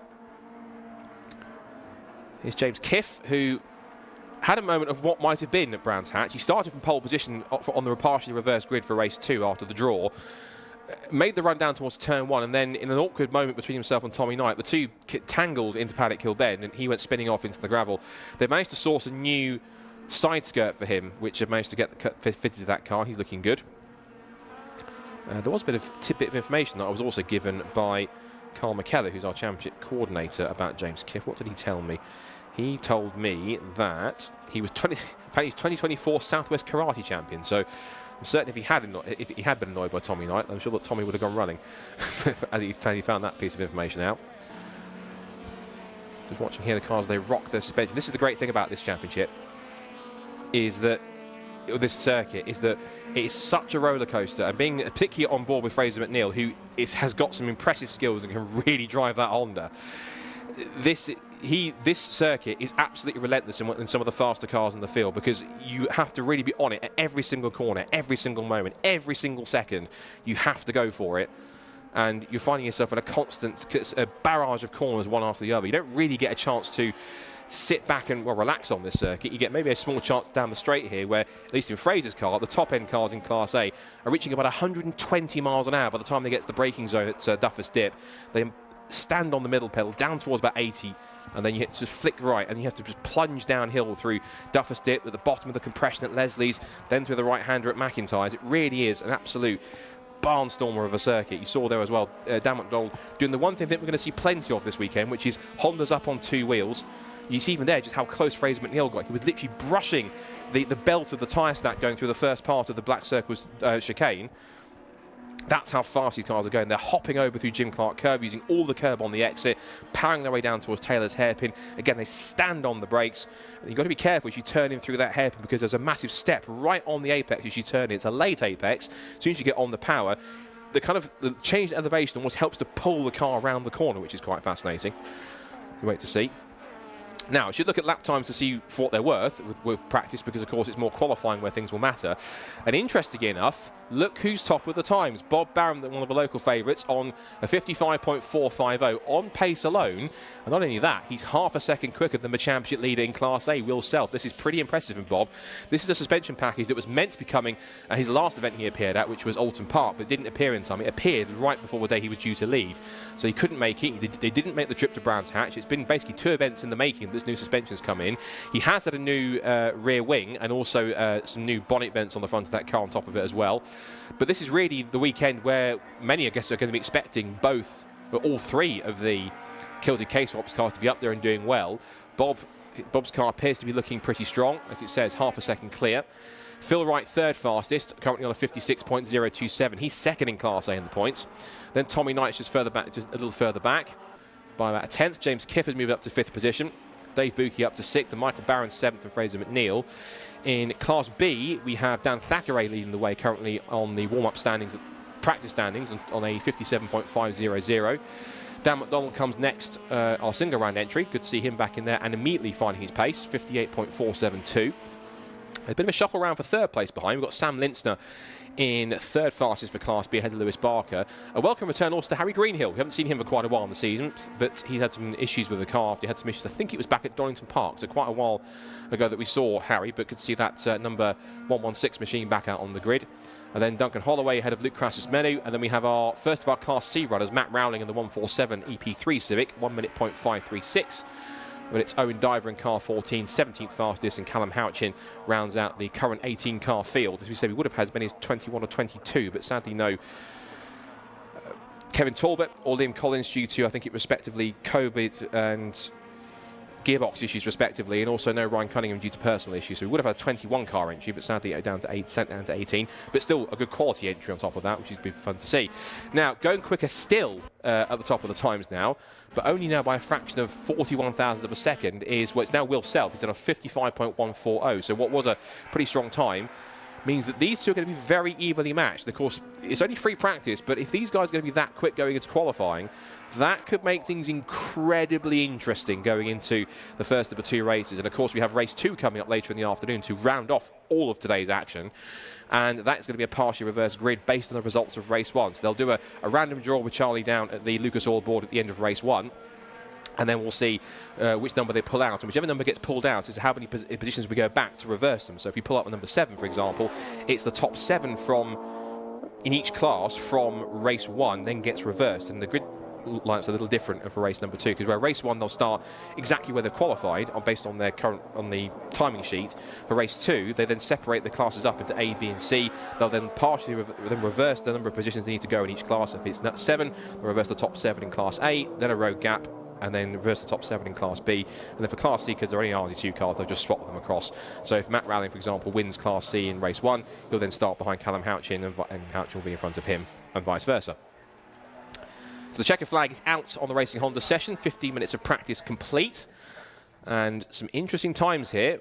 Few drivers in the mix looking pretty close on top of the rest of the order. A lot of 0 point times in the mix. We'll also look at the timing screens. Off the road has gone Duncan Holloway to end the session, so not quite the way he wanted to round off his free practice in the Honda Motorsport Honda Civic EP3. His car is off the road, I think, looking around the circuit. I was about to say Jim Clark, but I don't think that is. I think it's more down towards the final corner. Yes, there it is. I should have been looking at it, staring right in front of me. I was looking at the timing screen. So he's down at the final corner.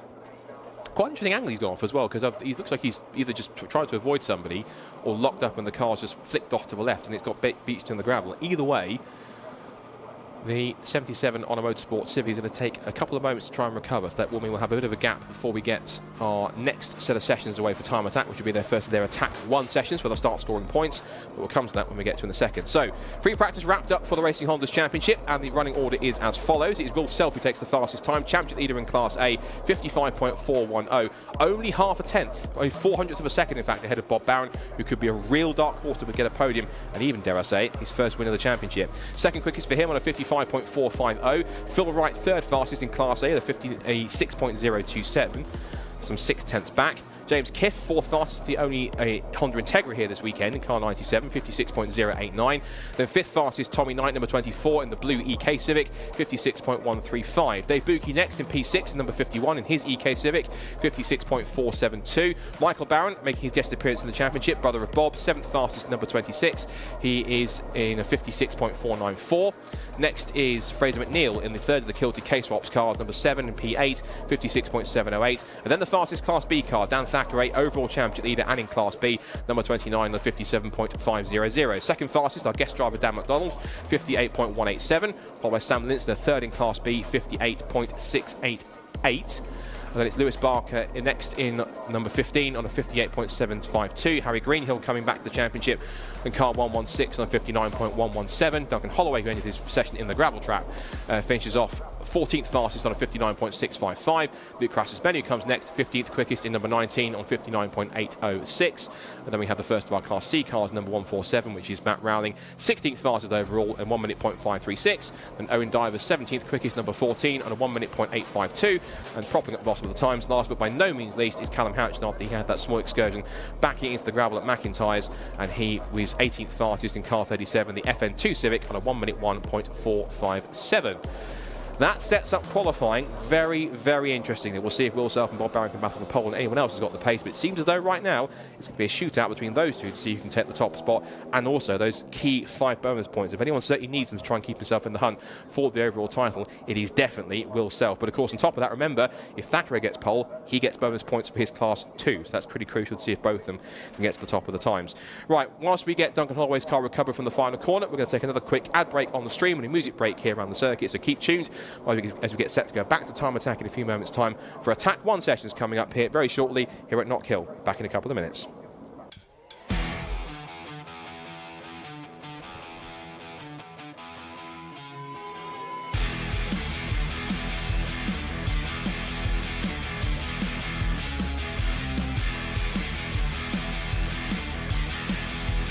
Weight design.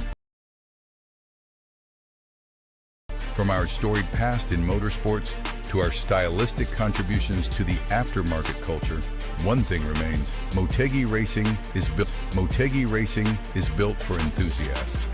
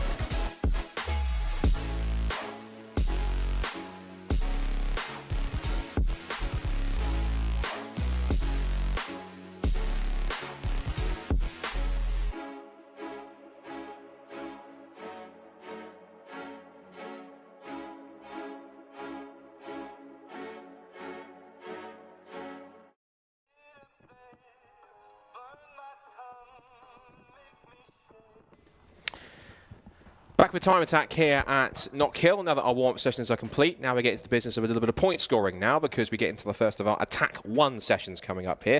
So for Attack 1, this is points that go towards the championship. The big points that you score in Super Attack will come later on. But essentially, in the Attack 1 sessions and in Attack 2, whoever gets fastest time in each of their classes, as follows, gets 6 points for their fastest time, they get 4 points for second, and they get 2 points for 3. And also it says here, 3 points anyway also go to all drivers to set a time, including those in the top 3. So some points to be had here, of course going towards the overall championship. And it means that any points to try and make up in these sessions is going to be all important to do so. Of course, we've got the reference from our warm-up times this morning to see who could be formidable to do so. Simon Norris, of course, was the only Pro Extreme car, the only car that's in the field and also scoring points. So he'll be the one to try and keep on racking up those times. It's going to be really more Pro and in Club and Pro to see if they can try and figure out who can be topping the times. Luke Sedjakowski was quickest earlier on a 49.976, but only just though, only by a 100th of a second from Colin Dorwood in the track Formula Mitsubishi Evo. So those two cars very evenly matched here this weekend, and it's going to be quite a battle royale to see who comes out on top of those to get those bonus points on top of it. Of course, the big points that you'll score come in the Super Attack later on, where you get 15 points for a win, very similar to the Racing Hondas earlier on. 15 points for a win, 12 points for second, 10 for third, and you get 8, 6, 5, 4, 3, 2, and 1 down to 10th position in class. But that comes later on at the end of the day with our Super Attacks, while the Attack 1 and Attack 2 sessions, which have only just come in this year, but there's a bit of an extra incentive for drivers to go out there and actually push and set competitive lap times and have something a bit more worthwhile for the session than just going out and doing just runs to get yourself the quickest possible time later on, where it all counts towards the Super Attack. So bringing points into both Attack 1 and Attack 2 does at least help incentivise drivers to go out there and push a little more, to try and use more of the session, to try and really make the most of the opportunities that they have.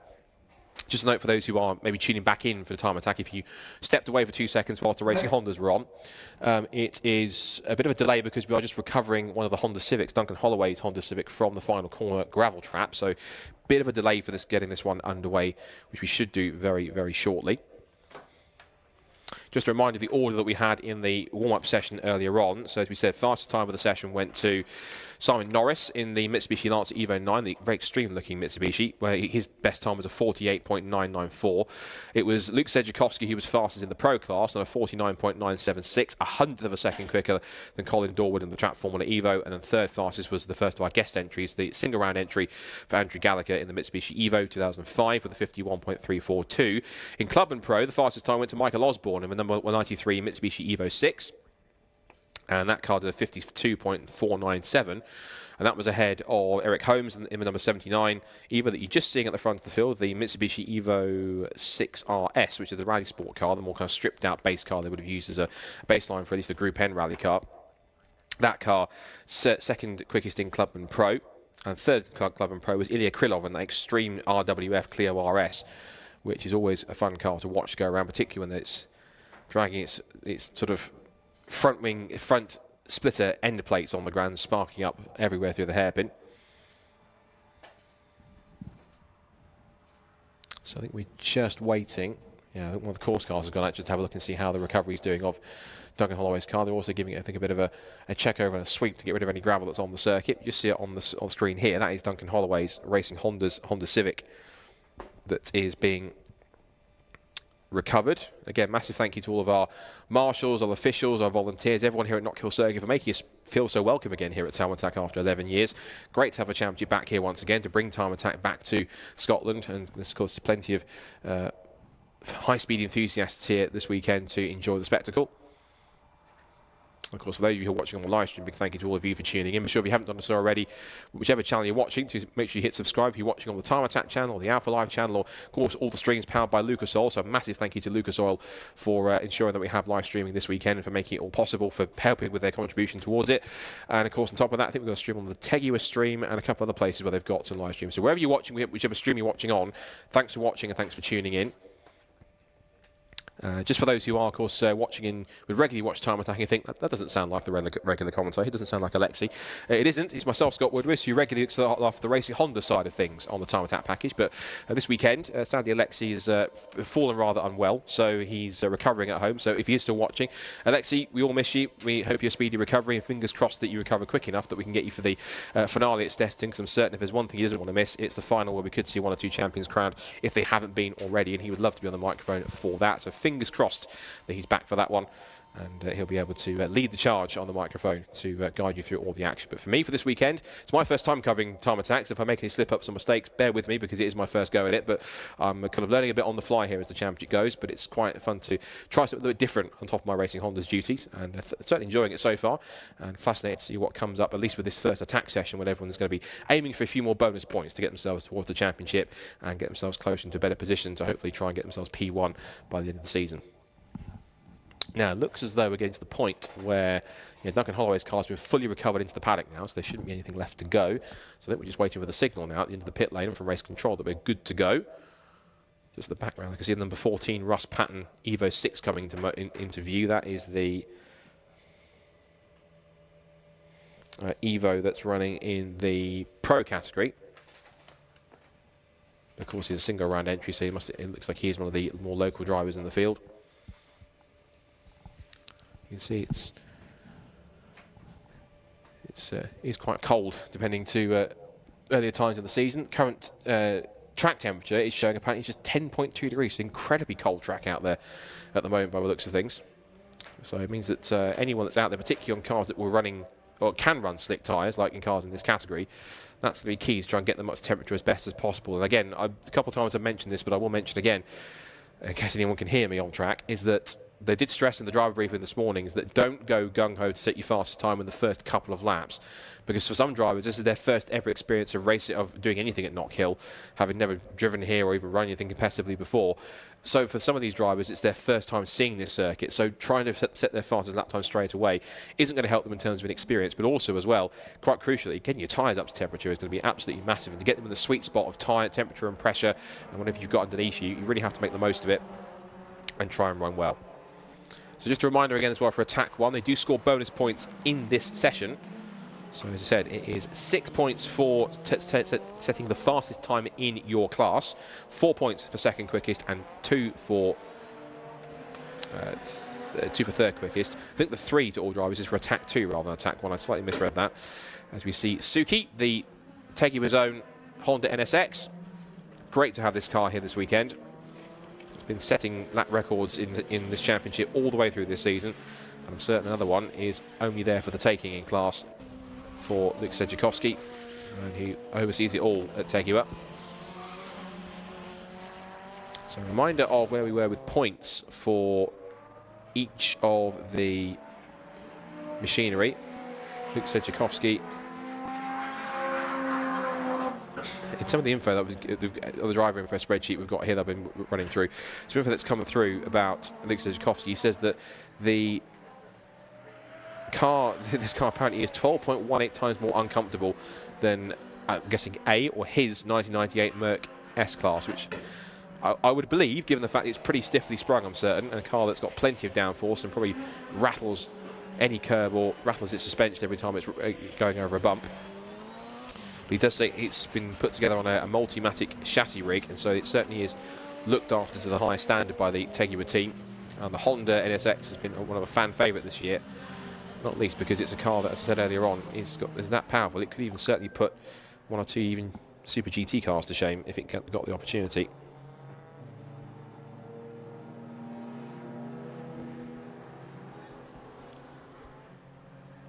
So looking at the standings for Time Attack coming into the weekend for our top classes in the Pro class. The easy one we can go to first is Pro Extreme, because the Simon Norris Evo 9 has 71 points, so he's pretty much been untouched when it comes to point scoring that side.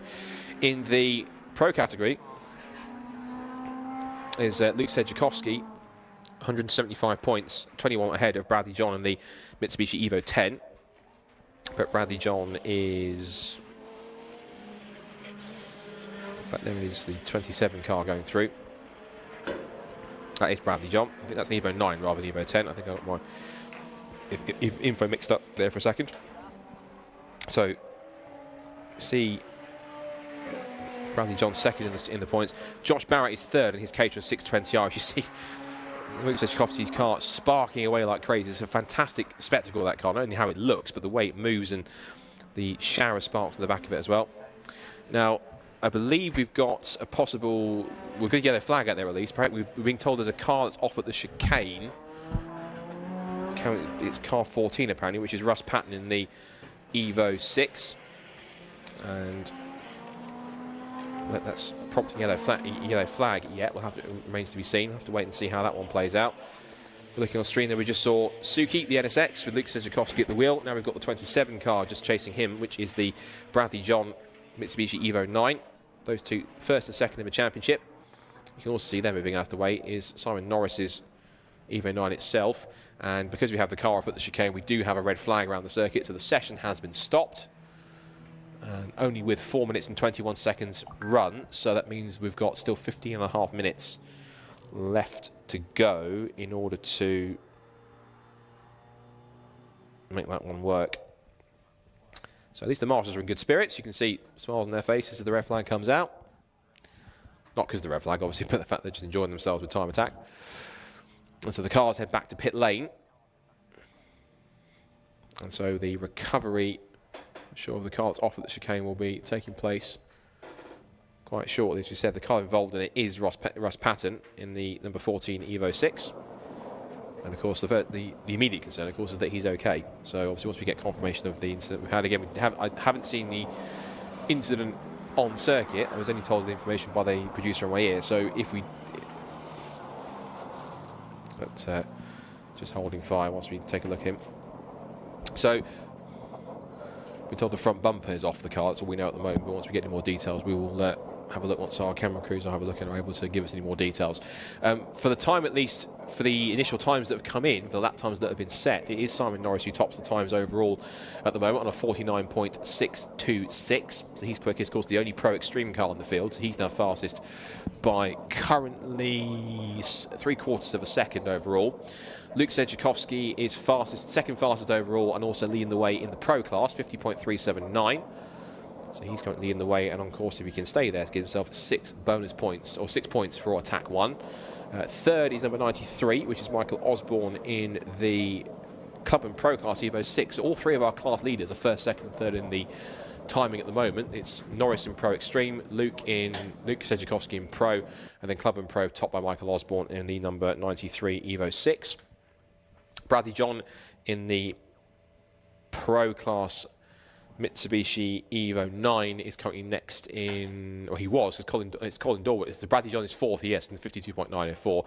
Looking at Eric Holmes for a second. Then it's Colin Dorwood in the number 151, the track Formula Evo. That car was very close to Sejkowski's time in warm-up this morning, only 100th of a second off. So if the time is there, it might certainly work out for him. Bear in mind the actual ultimate fastest time that we've had so far today from warm-up was Simon Norris's car on a 48.994. Not quite there yet. He's got about another 3/4 of a second to find to get near that.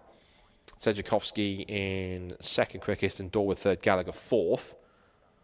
So that was the warm-up order. Andrew Gallagher's down in 10th position. So we'll go back to the time. It's been Bradley John fourth quickest at the moment, 52.904. It's then Colin Dorwood fifth fastest on a 53.125. Eric Holmes in car number 79 in a 54.040. And then Josh Barrett in the number 145, the Caterham, 7th fastest on a 57.785. Ilya Krylov, 8th quickest on the number 430, which is the Renault Clio at 57.995. Darren Spooner is 9th quickest, number 13, 59.515. Andrew Gallagher in car number 137 on 1 minute 3.750. And then Martin Henry in car number 63 on a 115.662. And the two cars that haven't set times yet are Russ Payton's car that's had the incident, we believe, down at the chicane, which we're waiting for more information on. And also as well, Donny McLeod as well hasn't set a time yet, but he was out on circuit setting sectors 2 and 3, so he was winding up for a lap at that point before that happened. And his Renault Clio currently has no time on the board at this point in time.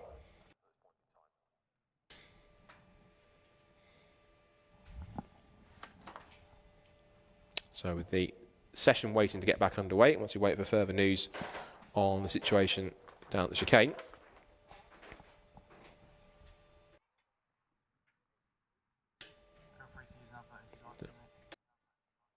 So what we'll do is, whilst we get the incident down the chicane sorted out as fast as possible, and whilst we look for a bit of use the gap at the time, we're going to once again step aside on streams, take a quick ad break, and once again on the circuit, take a quick music break, what's going on, to get you warmed up for when this session gets back underway, with 15.5 minutes still to go from Attack 1 of Club Pro, Pro and Pro Extreme here at Knockhill for Time Attack. So stay with us, we'll be back in a couple of minutes.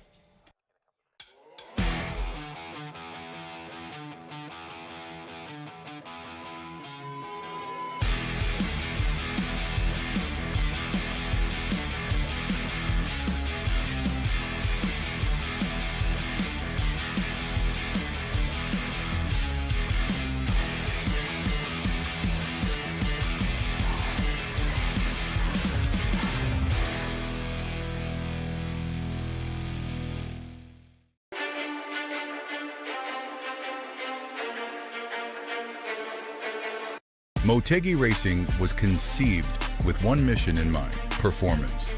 Each wheel is over-engineered to ensure industry-leading strength, lightweight design, and seamless connection to your unique style. From our storied past in motorsports to our stylistic contributions to the aftermarket culture, one thing remains: Motegi Racing is built for enthusiasts.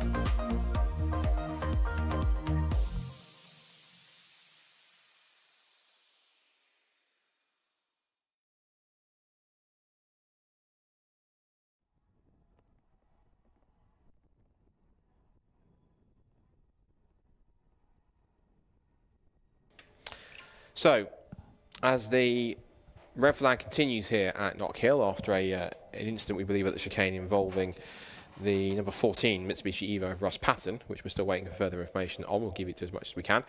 We're still waiting for resumption of our first of our Attack 1 sessions for Club Pro, Pro and Pro Extreme. Just a reminder, if you just joined us on the stream or just sitting down around the circuit, it is currently Simon Norris who is quickest on a 49.626 in his Mitsubishi Evo, which is fastest on the circuit in overall and in Pro Extreme. In the Pro class, it's Luke Sedjakowski's 1997 Honda NSX, Suki as it's known, quickest in class with 50.379 as the time, and then Michael Osborne is in third fastest and the fastest of our club and pro drivers on 52.651 in P3. And so just waiting for more information on the incident down at the chicane. course, it's no position for us to speculate what's happened. All we know is the facts we have in front of us, which is that he has had an incident. We're just waiting for news on what's currently going on down at the moment.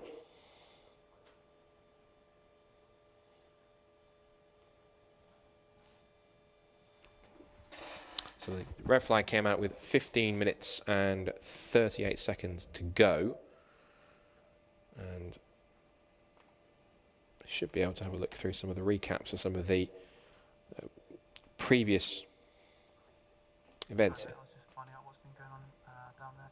So it sounds like he lost it out of the chicane, ended up going backwards into the access gate that's down there. I would show you, but it's in a pretty bad way, so I'll show it once it gets recovered.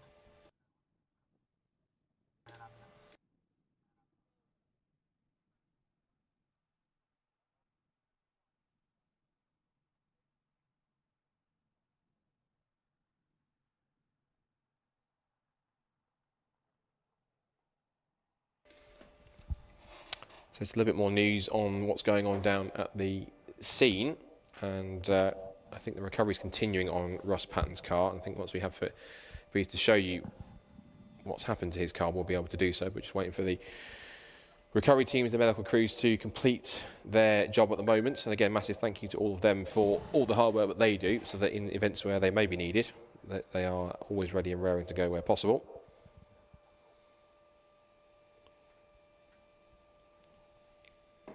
And looking back to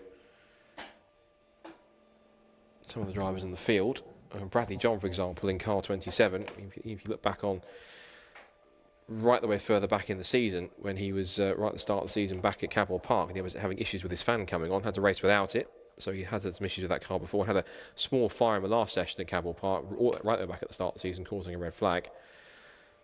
But the key thing is with these cars that they are built as safe as they can be to the required Motorsport UK standards, particularly in our faster cars that you have in the field.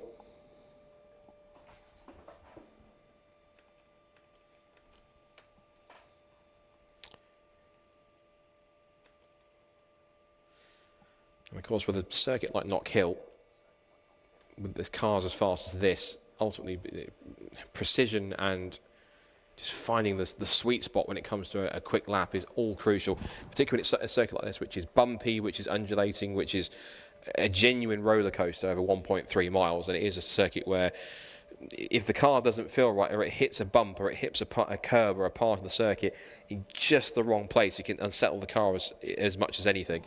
Whereas if you're able to find the sweet spot, particularly with these suspension setups, and particularly here, some of the cars will have had to go for a slightly more softer suspension setup to cope with the bumps, to cope with the undulations, with the constant compressions and the elevation changes of the circuit, which makes it so unique. Absorbing those bumps is all crucial, because it's all well and good having a stiffly sprung car that can handle a smooth track or a flat track or a fast track, like Silverstone, for example, or Donington Park, as well as another of them, which is a little bit undulating in itself, but still not as extreme as this, I don't think.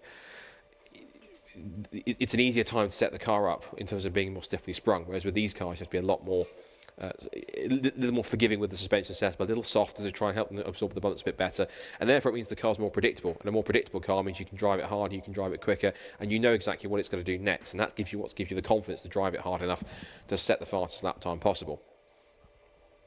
And that's ultimately the goal, of course, in time attack, is anything else, is just to be the one that sets the fastest lap time in your class, which is the key thing. So still waiting for the red flag to be resolved. As I mentioned, the time has stopped at 15 minutes and 38 seconds. Give you another quick run through of where we are with time-wise. So Pro Extreme has Simon Norris at the top, the only Pro Extreme car in the field, on a 49.626. He just set the fastest time, not just for himself, but also in the session, for that matter. Luke Sedzukovsky, second quickest and top of Pro class with a 50.379. And Michael Osborne in third fastest with a 52.651. Fourth was Bradley John on number 27 on 52.904. Fifth was Colin Dorwood in his Mitsubishi Evo in car 151 on a 53.125. Eric Holmes next, sixth fastest at the moment in car 79 on a 54.040. It's seventh quickest for Josh Barrett, number 145 on the 57.785. Ilya Krylov is 8th in his Renault Clio. It's a pretty extreme-looking Renault Clio in this field. It's probably one of my favourite-looking cars in the field, in Time Attack, because it is such an extraordinary-looking car. And that Clio has been modified within an inch of its life so that it looks completely different to what it looked like when it was, I'm certain, bog standard. It's 8th fastest for him, 57.995. Darren Spooner's next, 9th fastest, number 13, on a 59.515.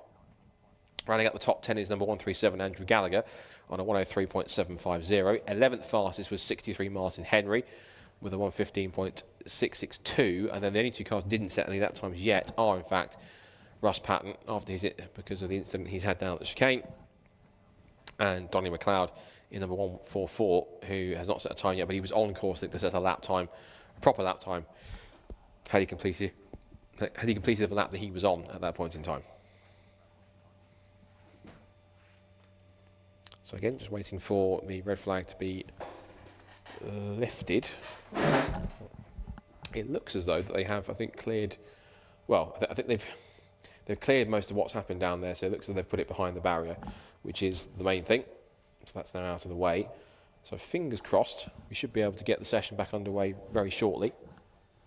And our Club Pro and Pro Extreme contenders can go and try and score their first points of the weekend. Reminder for anyone that's missed the beginning of this point, it is, for this season, we introduced bonus points, or not bonus, but points for placing an attack 1, 2, and before super attack. So for this session, whoever's fastest in their class will pick up 6 points. There'll be 4 points for second place, third for 2, and then it's from 4th downwards, just 2 to all drivers that have set a time, including to top 3 as well on top of that. So every car in the session gets at least 2 points in this session, but it's the top 3 that will get, so that's specifically 6, 4, and 2 for their troubles on that side.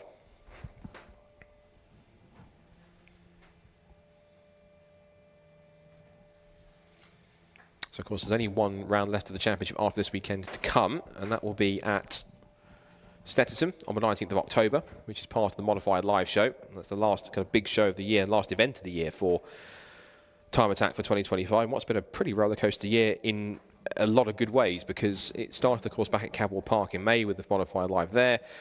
And then we've had great events at Donington Park, 2 at Brands Hatch, we had an Alton Park, we had a Snetterton event as well. Of course, we're here at Knockhill as well. And then we've got, of course, the finale back at Snetterton on that shorter 200 circuit. So a mixture of different circuits, some fast, some sweeping, some tight and technical. It does give all the Time Attack drivers quite a unique set of challenges to try and face all the way through from the beginning of the season to the end. And these cars certainly do make for an impressive spectacle wherever they go, wherever they might land in the paddock. In terms of some of the other cars in the field we can talk about, Darren Spooner's rather extraordinary Club Pro Peugeot 205. It essentially has a 106 GTI engine. The front end on it is been widened by 4.5 inches. The front, the back of the car is also 4 inches wider as well. I think it's 4.5 inch wide at the front to give it more wider track, to give it more grip and turn to the corners, being a front-wheel drive car. So it's extraordinary cars, and some of the levels these cars will go to is pretty extraordinary. For example, on top of that, you've got Ilya Krylov's RWF Clio. I talked about how extreme it was. It's basically a K-swapped Clio. Has 400 brake horsepower. It did have a 700 brake horsepower engine apparently, but according to his notes here, that blew up, which is not ideal. And he's also had a Haltech flagship R5 ECU, a UC10 dash, and also a Samsung suspension on top of that as well. But you get to see here, just as up close, if you're watching on the stream, of Simon Norris's Pro Extreme Evo 9, just the levels of detail, the levels that some of these cars will go in terms of aero work to get them working again properly and to get them into a position where they are as fast as possible. And there's huge canards, kind of almost deflected style canards on the front arches certainly help to push a lot more the turbulent air that's coming off the front of the car, pushing it back towards the rear onto the massive rear wing to help keep this car to the ground. The four-wheel drive also helps on top of that too.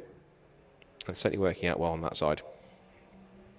So green flag is back on the session, and we've reduced it slightly. I think it's now gone underway with roughly around about, I think, maybe 11 minutes and 45 seconds to go, I think, by the look of it. So the session back underway. So a chance now for our drivers to again use this lap or two to just really start to get the tyre pressures back up, get the tyre temperatures back up, get the brakes back up to the optimal range to get them ready to go for that fast lap once again. As you see, these will be the fastest cars that you will see all weekend. These cars running several hundred horsepower all the way through.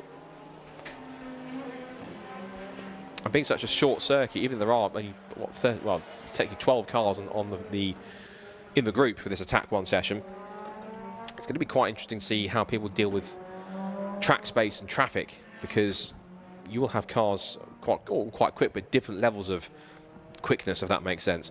Some are obviously going to be faster than others, being in different classes, but it's how you cope with one of these cars like this that then gets you a quicker lap time later on, particularly with some of the faster cars, because you think you've got a quick car with the Club Pro class, for example, and then you see Luke Sedzuchowski's NSX or Simon Norris's Evo coming up behind you, think, it's quick, but it's not that quick. And certainly these are cars that I'm certain are going to be relishing a circuit like this here at Knockhill, and they have been ever since they began testing yesterday. So as I said, we had our first kind of, I guess, in a way, couple of banker laps come in for those first couple of laps before the red flag came out for Russ Patton's accident at the chicane. So again, reference lap time wise for the fastest times in each class from warm up this morning. Simon Norris did a 48.994. He's not there yet. He did a 49.626 in the first part of this Attack 1 session. Fastest time from warm up in Pro class was Luke Sedzuchowski, who is top, but he's top by about 0.4 of a second or so. And then it was the fastest car in Club and Pro is Michael Osborne, who is currently third. Well, he was third at the moment. He's now dropped down to fourth because Colin Dorwood in the Track Formula Evo has now gone to second quickest. And he's ahead now of Luke Sedzuchowski. And Luke's lap actually was a 50.0 compared to a 49.9 for Colin Dorwood. And there goes Luke on the stream. The front splitter chattering away, showering sparks as it comes down towards the braking zone at Duffers Dip. And again through the bottom of the hill at Leslie's. See, that splitter is just dragging on the ground, but it just shows how low these cars run in order to get the maximum amount of downforce. If it's got a flat floor and a huge front splitter, it's almost got like, it's almost itself like a bit of a wing rather like just a front splitter itself. It's very Formula inspired end plates on that car. It's certainly one of those NSXs where if you've got longer memories and enjoy Japanese motorsport, it certainly puts something like a JGTC or a Super GT NSX to shame, given the size of the aero on this car, particularly that huge rear wing. Some of these cars really do look like they belong more at Pikes Peak than around a circuit like Knockhill, but it's great that we've got them. Sedzuchowski comes to the line and does in fact go fastest. He goes 49.225. So he's now put himself clear by 0.4 of a second from Simon Norris. So Simon's going to have to wind this one up a little bit as well. He's just making his way, if I can look around the circuit, he is now, I think, just making his way out of, he's on his way down to the hairpin. I was figuring out of Clark Curve and onto it. One car that's got a problem you can see smoking heavily is one of the Evos. I'm trying to get my binoculars out to have and see who it is. It's 137 that's got the problem. So 137, which is Andrew Gallagher. Andrew Gallagher, 9th fastest, but with issues for the 137 Evo. So I wonder if he's going back to the paddock. I'm looking down in the pit lane. Yes, he's going back to the paddock. And off the road has gone one of our Renault Clears, the Renault Motive car, Donnie McLeod, has stopped. Now, where he stopped, I want to say where he's come off the road. I think maybe on the inside of, possibly on the inside of McIntyre's, I want to say, because it looks like on the inside of the right-hander. Camera's just zooming out, and he is off the road at, that's on the exit of the chicane. Exit of the chicane, he's actually parked up against the barriers. There are yellow flags out with 6 3/4 minutes to go. So I'm sure they're waiting just for Donnie to come to get out of the car. And all should be well once he's there. But yes, he's smartly parked up against the barriers. If that's the key thing you want to do in a situation like that, to kind of put the car in the safest position as possible. And it's right on the inside. He's got going again. So just the camera cuts to Donnie's car getting away. Now, it looks to me possibly like rather than parking the car up, it went off there by itself. Again, only going by what the time the video feed I've got here is showing me. And it showed Donnie's car up against the wall, but Initially, it looked to felt as though he'd actually parked it there rather than gone off. If he has gone off, he's quickly recovered. And if he did glance off the tyres, he's bounced off it and been able to carry on without too much of a drama. Sedzukovsky then leads the way with a 49.226. Still the fastest Pro Class car, ahead of Simon Norris, who is pushing on here. You can see him exiting Jim Clark curve and now through the left-hander at Hislops, and then down towards the right-hander at Taylor's hairpin. So across the line he'll go, and lap time in. Yep, top of the times as I expected. 48.851 for Simon Norris. He's now clear of the top by 3 3/4 seconds at this tenths. That would be some lap. It was 3 3/4 seconds. 3 3/4 tenths. He's close. He's the quickest by from Luke Sedzukovsky. Norris is on a slightly more of a cool down lap, I think. Yeah, he's set that fast time. That's going to wind backwards for a moment. But I say that, I think he's still pushing on this next lap. Rest of the classes, Club and Pro, still led by Michael Osborne, 51.868 at this point, and he is currently, how much quicker is he than Ilya Krylov? 2 seconds, in fact. He's about 2 seconds quicker than Ilya Krylov.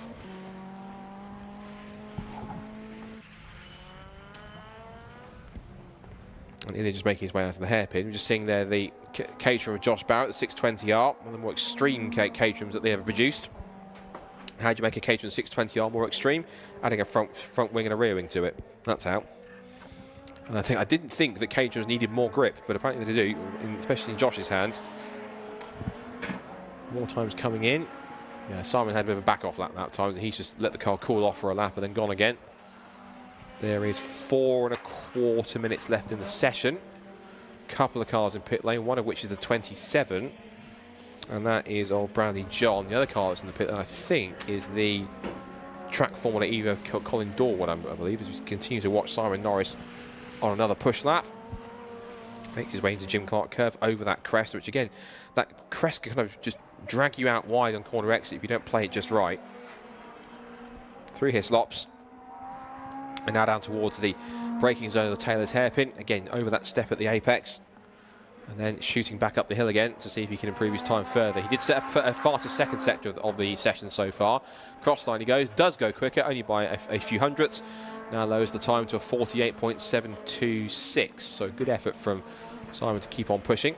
Ilya Krylov just was gliding his way through the right-hander at McIntyre's, then into Butcher's, the black circle chicane right at the top of the hill, where he'll see the car just rocking over its suspension left and then right.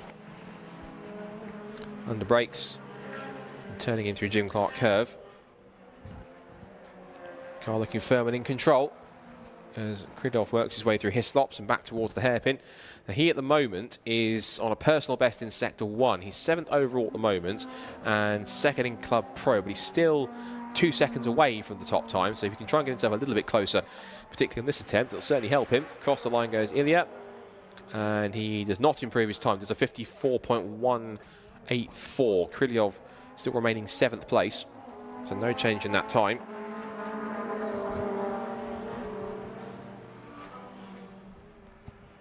Two and a half minutes to go in the session as Simon Norris pulls into the pit lane. Just seeing there the Vauxhall Astra of Martin Henry just chasing after one of our Evos. It's 93 he was also on track there with. That was Michael Osborne, leader in the Pro class, and does in fact improve his time that last time by 51.720 to go even clearer now from Ilya Krylov by the margin of, let's work it out, that is now basically about 2.1, 2.2 seconds. So he's extended his advantage by another 10th or so at this point. There goes Martin Henry in the Vauxhall Astra VX220.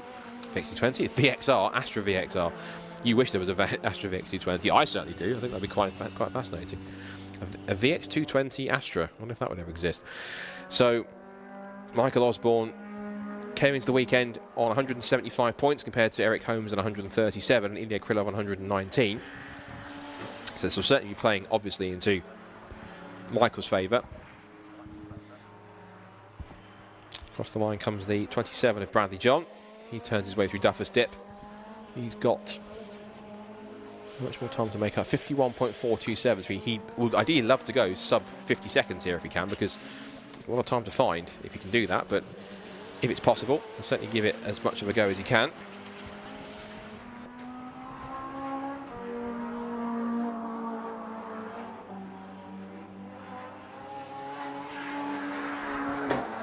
Past our commentary box position here, the Gary Stagg commentary booth, and gives you quite a wonderful, almost 360 view of the circuit in its position, particularly this higher vantage point where you can kind of see and almost lord over what you can see on track here, complementing what I see on the screen.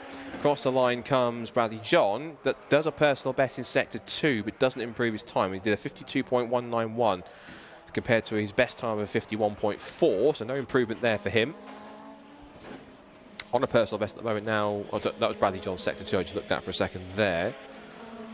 And going on for another push lap now is Bradley John. And he knows he's got more time in that car to give. It's whether or not the car wants to give it up on this lap, that's the question. Time is just about to hit 0. We've got about 5 seconds left on the clock to go before we hit the checker flag. I think the first car that will take that checker flag is going to be the Caterham of Josh Barrett. Up to the line he comes, and indeed it is checker flag time on the first Attack 1 session of the day for Club Pro, Pro and Pro Extreme, and of course there'll be bonus points being handed out. So of course bonus points will go to Simon Norris for Pro Extreme. It'll currently go to, at the moment, because then there's nobody else trying to improve his time, Luke Sedgwickowski in Pro, and in Club Pro it will be Michael Osborne, 5th fastest in car number 93 in the Evo 2, to be able to pick himself up and put him into a strong position. So let's run down where they finished from your Club Pro, Pro and Pro Extreme runners for Attack 1. And Simon Norris, who takes the outright session fastest time, 48.728, to also be the only Pro Extreme class car, so naturally he tops the class on top of that. In Pro class, it is Luke Sedgwickowski, who leads the way in the Honda NSX. He set a 49.225, that gives him the bonus points, maximum bonus points on the session. It will be then Colin Dorward in third fastest and second in Pro class, on 49.914. Bradley John in car 27, you just saw the last couple of laps. 4th quickest in Pro, and 4th quickest overall, 3rd in Pro, in a 51.330. Michael Osborne rounds out the top 5 in his top Club and Pro driver, 51.720 in his Evo. 6th in the Caterham was number 445 Josh Barrett. In the Pro class, he's 4th in Pro class on 52.327. Ilya Krylov then comes next in car 430 in the RWF Clio. He's on a 53.899. It's Eric Holmes, 8th fastest, number 79 on a 54.040. Martin Henry in the Vauxhall Astra VXR was 9th fastest in car 63, 54.496. Rounding up the top 10 was the single round entry of Andrew Gallagher in car number 137. In 10th, it's Darren Spoon at 11th in car number 13, which was the Peugeot 205. It's then 12th quickest with Donnie McLeod in the Renault Clio. And of course, the one car we lost on that session was Russ Patton, who caused the red flag after an accident or an incident of some kind that happened on the exit of the chicane at the top of the circuit. So that is Attack 1 done. Of course, that also means we have points being handed out for finishing positions in the top 3. I think everyone gets at least 2 points, but it'll be 6 points that will go to the likes of Simon Norris, of Luke Sedgwickowski, and of Michael Osborne, being class winners. Of course, there'll be 2nd place points in that session for a few drivers as well, and the same for 3rd. Of course, every driver in the session is guaranteed to get 2 points for taking just part in the session, full stop anyway. So, with one session wrapped up, I think we're going to move on to our next one very soon. I can see them lined up in assembly, ready and raring to go. So our next session coming up, which will be for Club 2-wheel drive and Club 4-wheel drive here for Time Attack at Knockhill. Again, we're going to take a very, very quick advert break once they get ready to go out on track. And for those around the circuit, another quick music break here. So stay tuned for more music and for more action here. Change of plan. I was going to go to Sting, and I've been told actually we're going to go to our break, going straight into a Sting for the next one. So we're now going to get set at least for our next action here on track for Attack 1. This is for Club 2-wheel drive and Club 4-wheel drive on Time Attack's return after 11 years to Knockhill Circuit here in Scotland. So stay tuned. Club 2-wheel drive and Club 4-wheel drive is up next.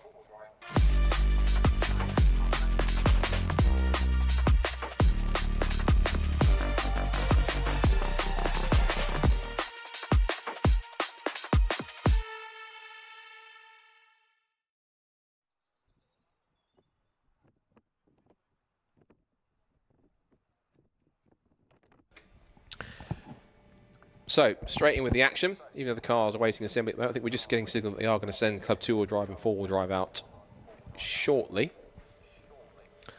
Track looks to be clear. So they'll be heading out in a few moments' time. Quickly remind ourselves of how they went in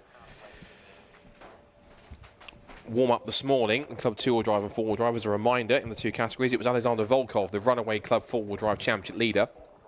Fastest in the session, naturally, 52.874. And that was ahead of the 998 Andy Gray Mitsubishi Evo, second fastest, 54.692. And then third fastest was the Kęstutis I'm going to struggle with this one. Kęstutis Dobrovolskis. There you go. The Nissan GTR 2011. Third fastest for him, car 177. And the only other 4-wheel drive car we had in the field was Dean Taylor's Mitsubishi Evo, car number 71. I did a 1 minute 1.409. Not really a true representative time, I don't think, based on the pace that he certainly had. It's green flag on the session. Another 20 minutes of time attack action got underway with Club 2-wheel drive and 4-wheel drive beginning. With the 2-wheel drive class, it was David Lawrence, who's our single round entry. Just the Seat Leon coming out of pit lane now, if you're watching around the circuit on what's focused on the stream. Fastest time for him was a 55.819 compared to the second fastest car, Neil Robson, in the 218 BMW 135i, 56.899. And then in third fastest, it was Luke Capehorn, who was out there until he was the reason for a red flag that we had in the session this morning, due to his engine catching a light, or engine having some kind of malady, which meant that he had to pull up on the exit Jim Clark curve. You can just see, if you look very carefully, just on the left-hand side of the track, there is still the trail, loose trail, or what's left of the quick dry cement, which got put down after the Vauxhall Astra, let's say, depleted itself of some fluid, whether it's oil, coolant, water, fuel, whatever it was. It had to be quickly laid down to prevent that from getting worse. So he still ended the session fourth fastest. The question is going to be, though, is whether or not that white and yellow Vauxhall Astra actually makes it out onto the track for this one. I'm having a look round whilst these cars are on track. I'll be honest, I can't see Luke Capehorn's car. Maybe they're trying to fix it for possibly Attack 2 later on, which comes up, I think, if I'm correct, after lunch. I'll check my timetable just to be sure. Yes, so we've got this session coming up now. Then we've got the Classic and Retro Club and Pocket Rocket Attack 1 session, and then we have qualifying for Racing Hondas. As you see there, that was quite a rigorous line by Neil Robson, the BMW 135, using all the curb on the exit to maximise his lap time.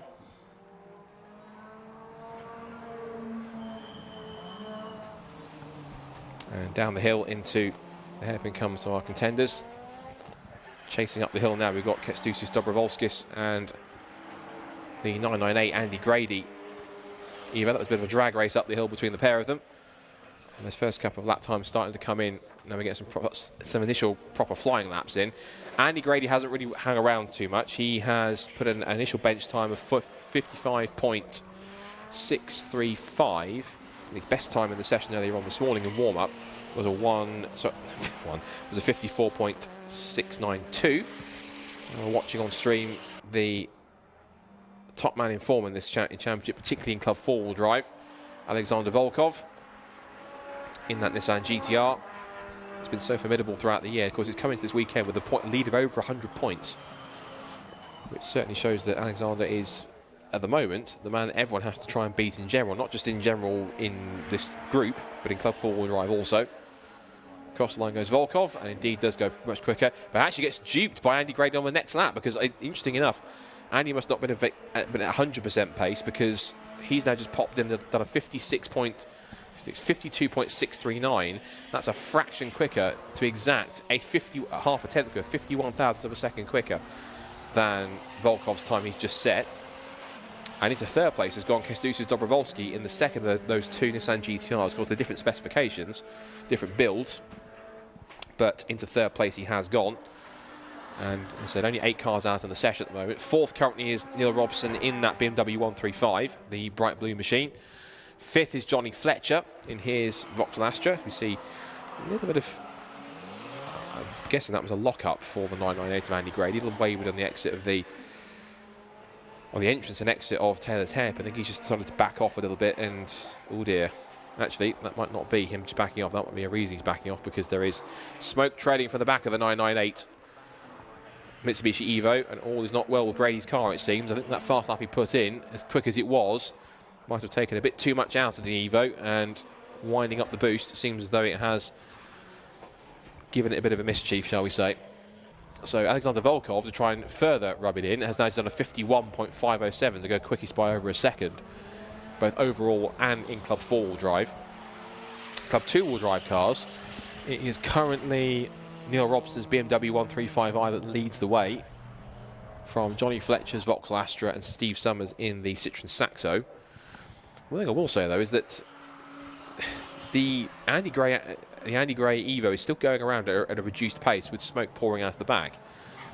I think he's probably realised that it's only now he's fully realised that he has an issue, and he's now deciding to just back it up. Unless he, that's interesting. Now the smoke at the steam or whatever it was appears to have cleared. Is he coming? No, he's coming to the pit lane. So it wasn't evident. Look, I think off throttle. Now he's gone back on throttle. You can see the trail of white smoke coming behind it. So that car into the pit lane, as is also coming as well.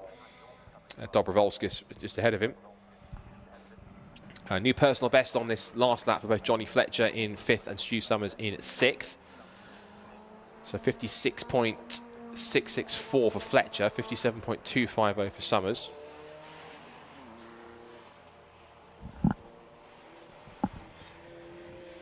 And then 7th quickest for Dean Taylor in number 71, which is the Mitsubishi Evo that was at the bottom of the times this morning, as we see David Lawrence making his way through the black circle chicane. Down towards Jim Clark curve he goes. And that car well sorted by Area Motorsport. Of course, a pretty well established race team is Area Motorsport. They can make some pretty good high performance cars. They usually typically breathe a lot on typically Honda Civics, but on top of that they can do some stuff for kind of VAG group cars like Golfs, and in particular they do work a lot with Golfs and even the Seat here. I've done that as well with TCR touring cars as well when they've run particularly Cupras for quite a lot of the time. David Lawrence goes to 3rd quickest then, 55.439. Of course, he's a single round entry, so won't score any points.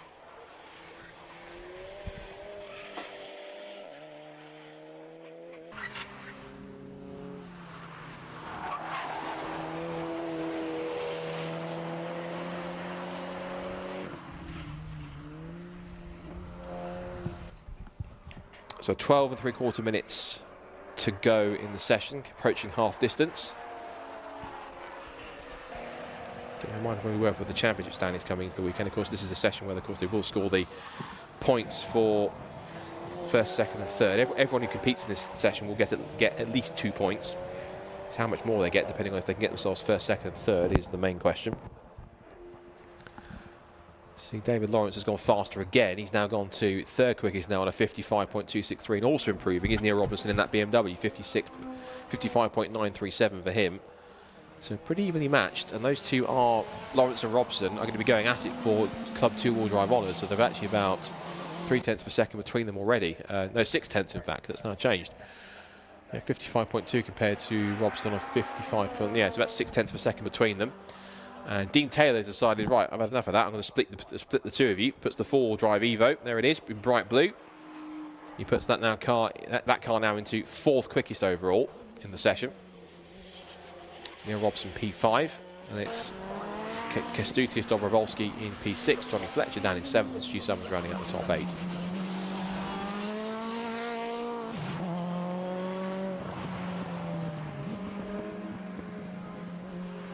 Session continues.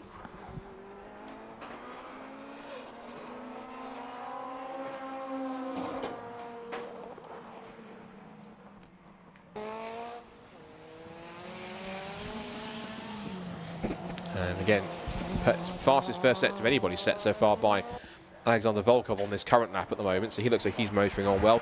It's a personal best 2nd sector for Dean Taylor as well. We're watching him on this lap, and he does improve his time, but actually gets to 4th on a 55.472. So no movement into the top 3 yet, but Dean is getting closer. He's only a couple of tenths away from that. Johnny Fletcher is quickest in Sector 1, so he's also on a push lap as well in P7. So we can go to the front of the shot in a bit of a little blur as we see, once again, the cameras watching on the stream, focused on Dean Taylor in the number 71 car.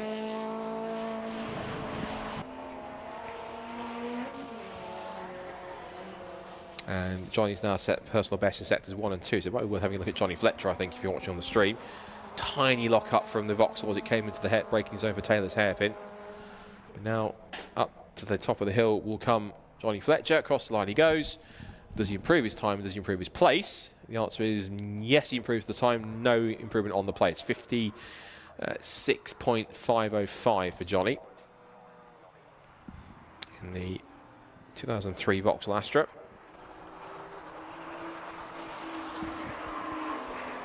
Through Hislop's hairpin as one GTR passes another.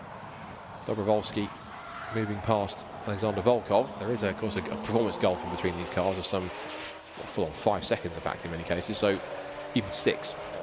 So Dobrovolsky, actually, with his current lap, has pushed a little further and has now put himself into 3rd fastest now in the GTR. That puts GTRs 1st and 3rd. 55.252 for Kestousis.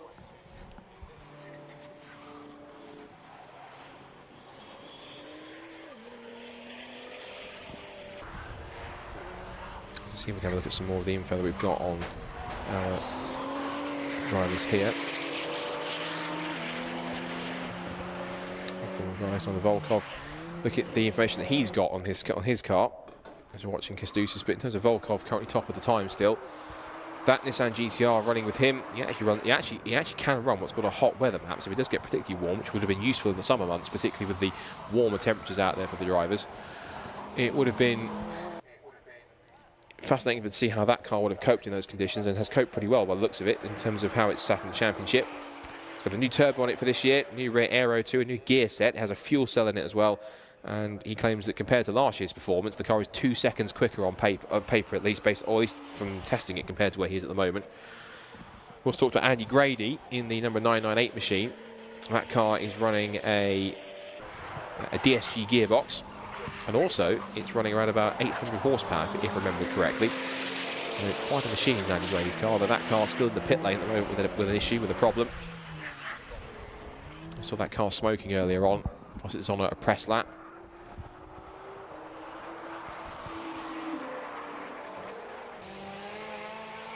Watching the rest of the session go through.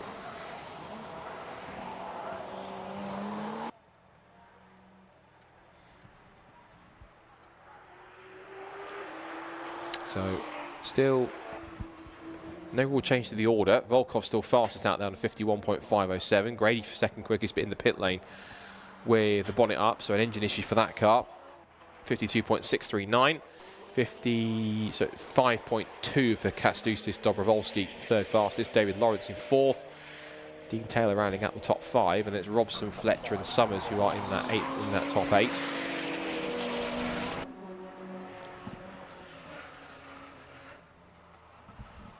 There is the 71 of Dean Taylor again on another press lap to see if he can find a bit more pace. He has got a couple of tenths to find. We'll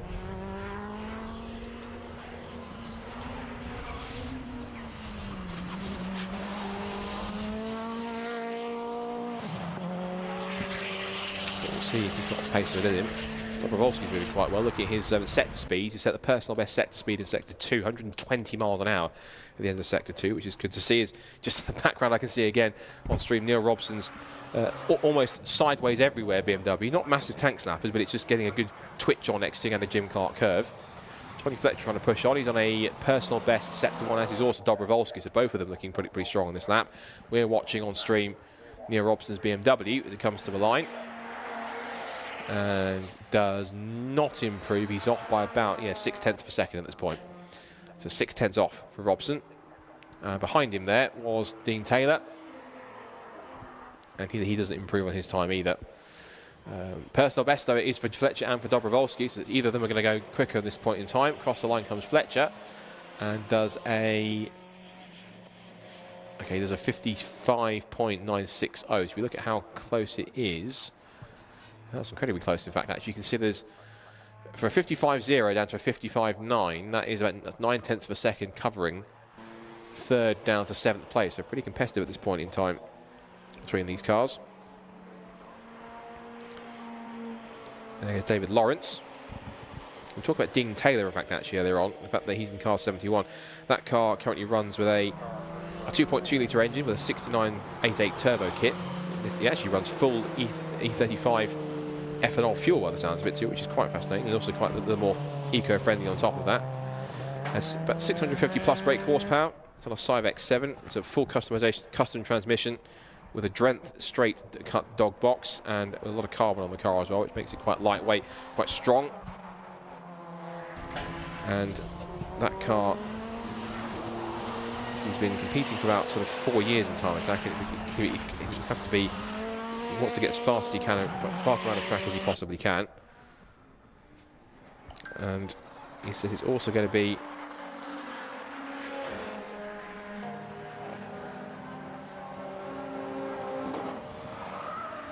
he did say apparently this was going to be his final year within time attack. He said as his car has let him down the last few races in this season, he said he couldn't possibly end on a low, so he's going to keep on going, I think, until he finds a reason to end the season on a high. And Dean currently at the moment on a personal best in sector 2, comes across the line to see if he can improve his time, and does. He moves up a spot to 4th, so he goes up to P4 in the standings. It is now 4-wheel drive, club 4-wheel drive cars, 1st, 2nd, 3rd and 4th. In fact, it's an even split, in fact, now.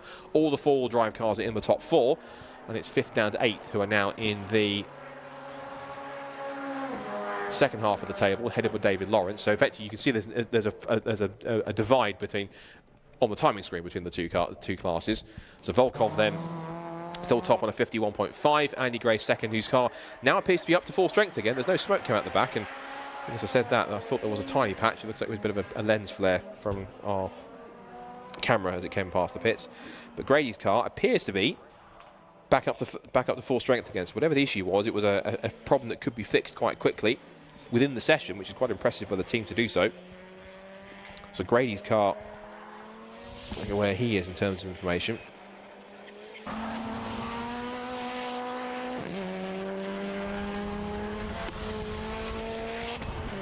Grady hoping that this car works out well for him quite nicely. Yeah, DSG gearbox, around about 800 brake horsepower. It's one of the more powerful cars in the field.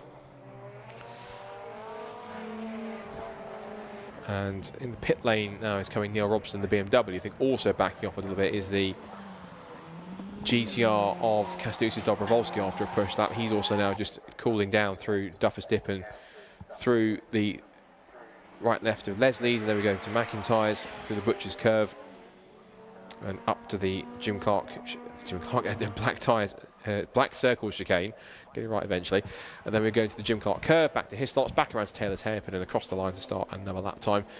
Running out of time though, need 2.5 minutes to go in this session, and still Volkov from Grady, from Dobrovolsky, from Taylor. That's the top 4 overall and in the 4-wheel drives. Then the split we have from the 2-wheel drive cars with David Lawrence ahead of Neil Robson, Donnie Fletcher and then Steve Summers. And in actual fact, Andy Gray's car, whilst we're looking at the timing screen, has actually pulled off the road, sadly. So whatever the issue was, it was a temporary fix because the car, Andy Gray is stepping out of the car. The 998 car is off to the side and out of the session, ending it 2 minutes prematurely, sadly.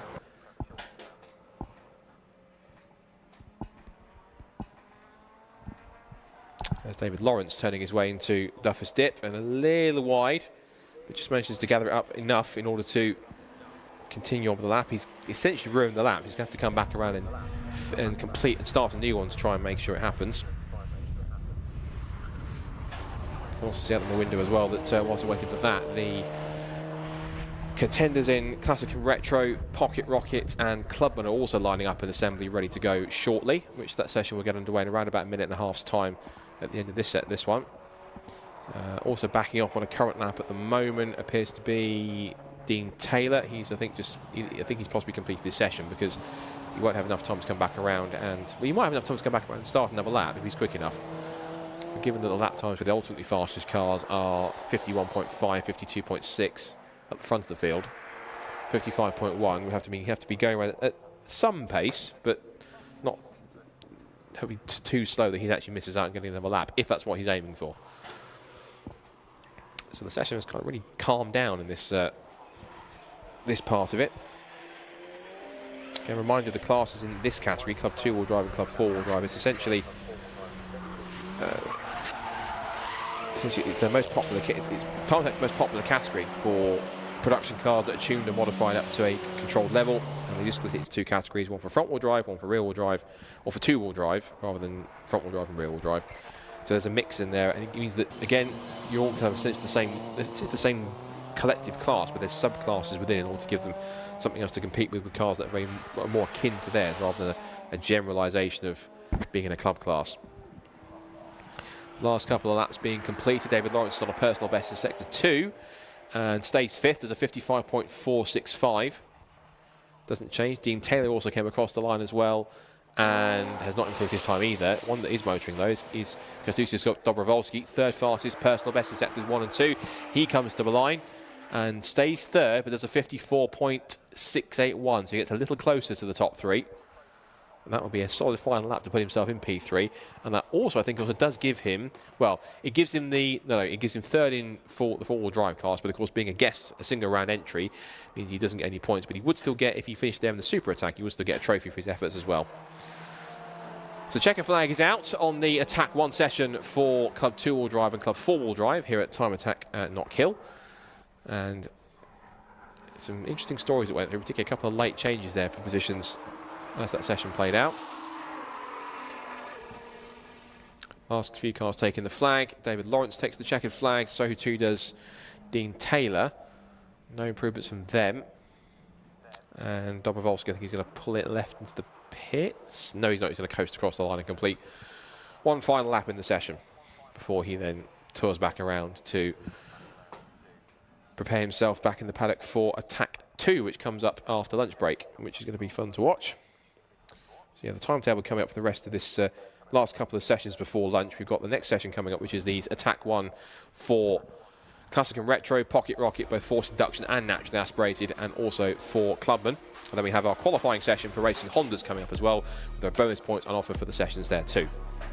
So, results from Club 2-wheel drive and Club 4-wheel drive Attack 1 here at Knockhill for Time Attack. It's Alexander Volkov's Nissan GTR that takes the fastest time of the session. Car number 186, the GTR with a 51.507, fastest of the lot. Andy Gray, who had some problems towards the end of the session, well in the middle and towards the end after that car pulled off eventually off the circuit. That did a second fastest time in 998. The Evo did a 52.639. Third quickest and a solid effort to put in quickest time on his last run was Kastusis Dobrovolsky, our single round entry in his Nissan GTR. Third fastest on a 54.681. And then it's the last of the four-wheel drive cars in club class, number 71, with Dean Taylor in fourth position. And it was a 55.110 to finish off that class. Then we go to two-wheel driving club. David Lawrence in number 58 in the Cooper on a 55.263. Sixth quickest number 218, which is Neil Robson in his BMW 135i with a 55.831.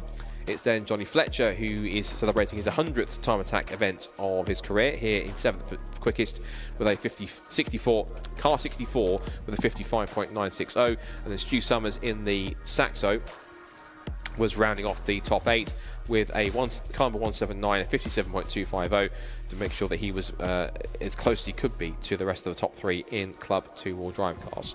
So Alexander Volkov, quickest in Club 2-wheel drive and 4-wheel drive, and quickly getting set for what our next session is going to be like. I think we've got a recovery vehicle. I'm going to pick up Andy Gray's car, I think, so we might have a short moment whilst we can collect his Evo from the side of the circuit. So whilst we're doing that and getting set for our last Attack 1 session, which comes up for Classic and Retro, Pocket Rocket, and for Clubman, we're going to quickly step aside both at the circuit with some music and with our live stream with an advert. So stay with us for more action here from Time Attack as Attack 1 for those categories before our Racing Hondas qualifying gets underway to round off lunch here at Knockhill for our first return for 11 years in Scotland. We're enjoying it so far. Don't go anywhere.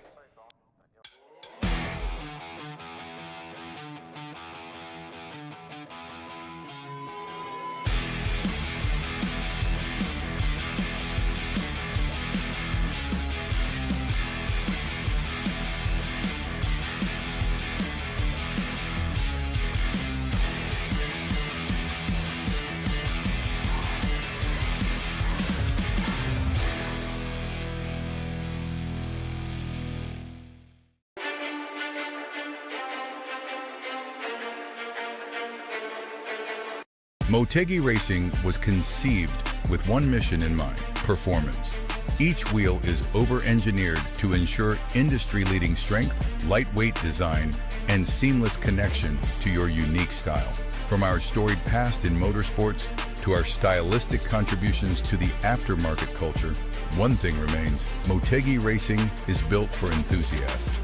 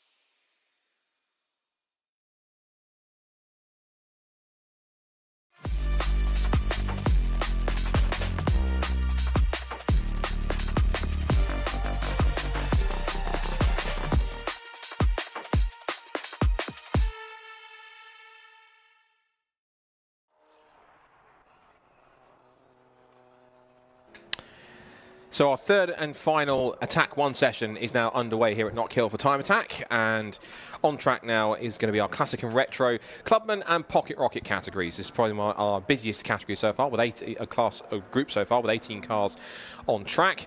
And reminding us earlier on of the fastest times we had in the session was actually 3 of the 5 Classic and Retro cars were up there towards the top of the times. It was Dean Riley's Vauxhall VX220 quickest on a 56.350 earlier on. From Mark Donnelly, championship leader in Classic and Retro in his Ford Escort on 56.747. And then 5th quickest in that one was the single round entry of the Peugeot 205 of Andy York, who did a 57.829. Now, one of the 4 cars we didn't mention so far is the number 131 of Michael Greenhalgh, the Vauxhall Corsa from 1999. And to catch up with him and find out more about him, the car and his season, Susie was down with him earlier on, so let's have a play of that and find out how he's finding this weekend and his season so far in Classic and Retro. I'm just grabbing a quick couple of minutes with Michael Greenhalgh from Classic and Retro. So good morning, Mike. How you doing? Morning. Good. Good after a bit of a cold here, but it's something a bit different. It's dry so far. Dry so far. That's the main thing at the moment. Yeah. Give us time to learn the track, and it's something with it can rain later, but it's not going to rain. So no, fingers crossed. So tell us a little bit about the car. So obviously a Corsa B, but then also one of our only diesels. Yes, it's running a Volkswagen PD as Alexi's covered in the past. It's probably a similar sort of age as the chassis, 1998 engine. But yeah, it's 320 brake horsepower, 400 foot-pound of torque. So it's quite, going through the front wheels, it's quite a bit of a handful to say the least in corners and stuff like that, which obviously covers onto other problems that I've been having through the season. But it's working through problems and then just work on to the next thing. But yeah, as I say, on the track, it's a proper handful anyway. So you get lots of torque steer in it? Torque steer, also, it just literally will light the wheels up as you go in the third foot. If you're not progressive with the throttle, it will just spin up as if it's not, as if it's just on ice sort of thing, that sort of thingy. So it's just crazy, really. There's a lot of torque going through the front wheels, and especially for a car that definitely never came with this amount of power. No, never, well, it's basically a shopping trolley, isn't it? So that's what it's built for, because it's it's a 98 car, but the actual chassis, if you go to like 92, and then actually really backdates to like the Vauxhall Nova, it's not as much, hasn't changed. So it's 40-year-old chassis that's basically holding on for dear life. But like even before this, it had the diesel, it had a V6 and it was a drag car. So it was doing 12.5 seconds going up doing drag racing. So it's had some punishments in its life, and I think some of it is starting to show a bit now. So that's going to be part of a winter refresh. So that's going to work with that. But You've had quite an eventful season as well, haven't you? It's been basically I'm using go through a set of wheel bearings every round. It's working out probably more expensive than actually fueling the thing for every round. So there's Brand's last round, it was 8 litres of diesel for the round, and then it cost me about 120 quid to get it there and back to every round. So it's a bit backwards really, but it's. That's an economical race car. Yeah, it's an economical race car. It's like I've had it on the road. It was doing 90 miles to the gallon, so it's good on the road, but you just can't drive it. It's too fast for all that sort of stuff really. So new wheel bearings for this round then? New bearings for this round, and then obviously new wheel bearings for the next round most likely, and then obviously that's working on to what I'm hopefully developing for over the winter to hopefully alleviate that problem altogether, and then we'll go on to something to be bigger and stronger, and then that'll give me more seat time, which is the biggest thing I'm really missing at the moment. It's just the seat time in the car and trying to obviously controlling the torque and the power and getting corner speeds better and this, that and the other, because straight line speeds it isn't an issue anymore. It's like at Brands I was doing 117 mile an hour across the finish line, so it's got the legs in it. It's just getting it to go around the corners a bit better, but that's another issue of 40-year-old chassis, so it's one of them. First time at Knockhill? First time Knockhill, never driven it, but first time, other than Alton this year, it's been the first time at every circuit, to be honest, so it's been quite interesting. It's a warm-up is my learning the track, literally, and then after that is just send it and then just keep going until I pop or the car pops. It's one of them. So yeah, it's one of them, really. Well, fingers crossed nothing pops today. Good luck out there. Thank you. Okay, cheers. It's good to hear from one of our classic and retro contenders, Mark Greener, and that's something I didn't know, that car was actually diesel. So even if there is any black smoke puffing out there, if you didn't know that, that's the reason why. And it's certainly quite economical on that side, but diesels do give you quite a lot of good torque, which means particularly on a hilly circuit like this, it should be quite strong if he starts to wind it up a little bit more. He's just going down the pit straight now, so you should see him in the background if you cut to the background shot going to Duffer's Dip in a couple of moments' time. Whilst that's been going on, the session's continued on. The first few laps have been coming in, first 5 or 6 laps, and it is Dean Riley in the Vauxhall VX220 who is quickest in the session, 56.254. For Connor Devine, our single round entry, the highest guest entry in the field in the Ford Fiesta, 56.376 for him. Mark Donnelly third, the championship leader in Classic and Retro, the Ford Escort, third quickest on a 57.062. Then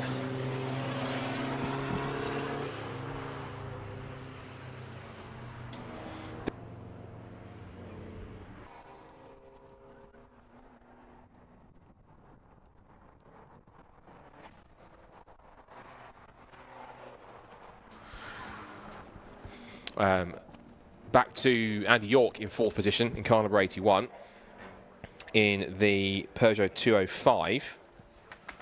And then it's Dan Buckingham in number 41 in the Honda Civic Type R, currently top of the clubbing category. And he leads the way from the second place car in that field, which is David Reed with number 40. That's Subaru Impreza. That's the black Subaru Impreza with the orange band along the side.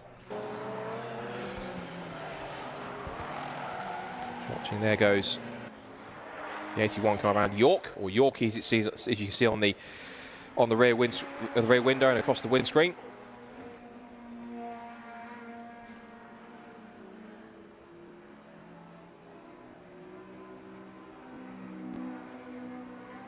And into the first corner comes Conor Devine. He winds his way through Duffer's Dip.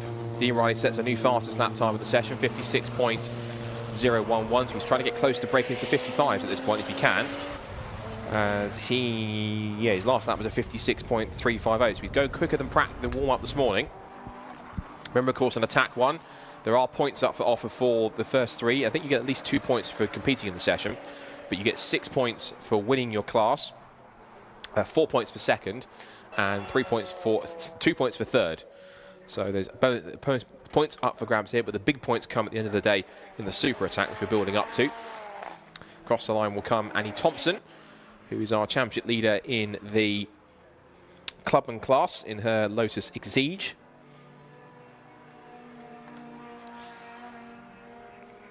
She makes her way through Duffer's Dip and continues to set the pace at the moment in that class. When it comes to the weekend, only 2 points ahead of Dan Buckingham, so there's a chance here that Dan could overhaul her and pick up a good few points as a result of that, because she is currently, well, she's second in points scoring positions, because she's currently third in the club class, because second is David Reed in the number 40 Super Impreza, but he's a single round entry also, which means, again, invisible for points. It means if we do get trophies, he'll get a trophy, for example, if he finishes in first, second or third in class in the super attack, which is where the trophies and the big points are handed out.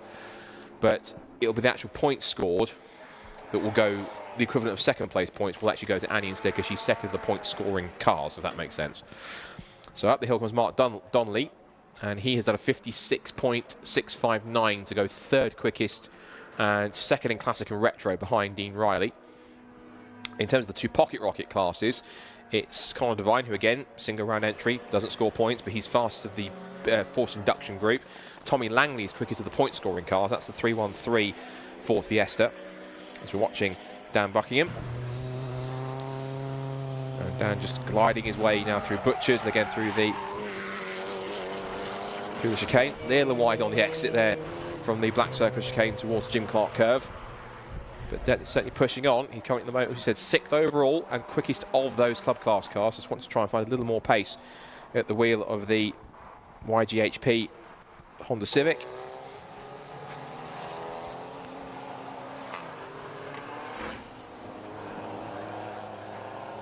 Coming up to 8.5 minutes left in the session.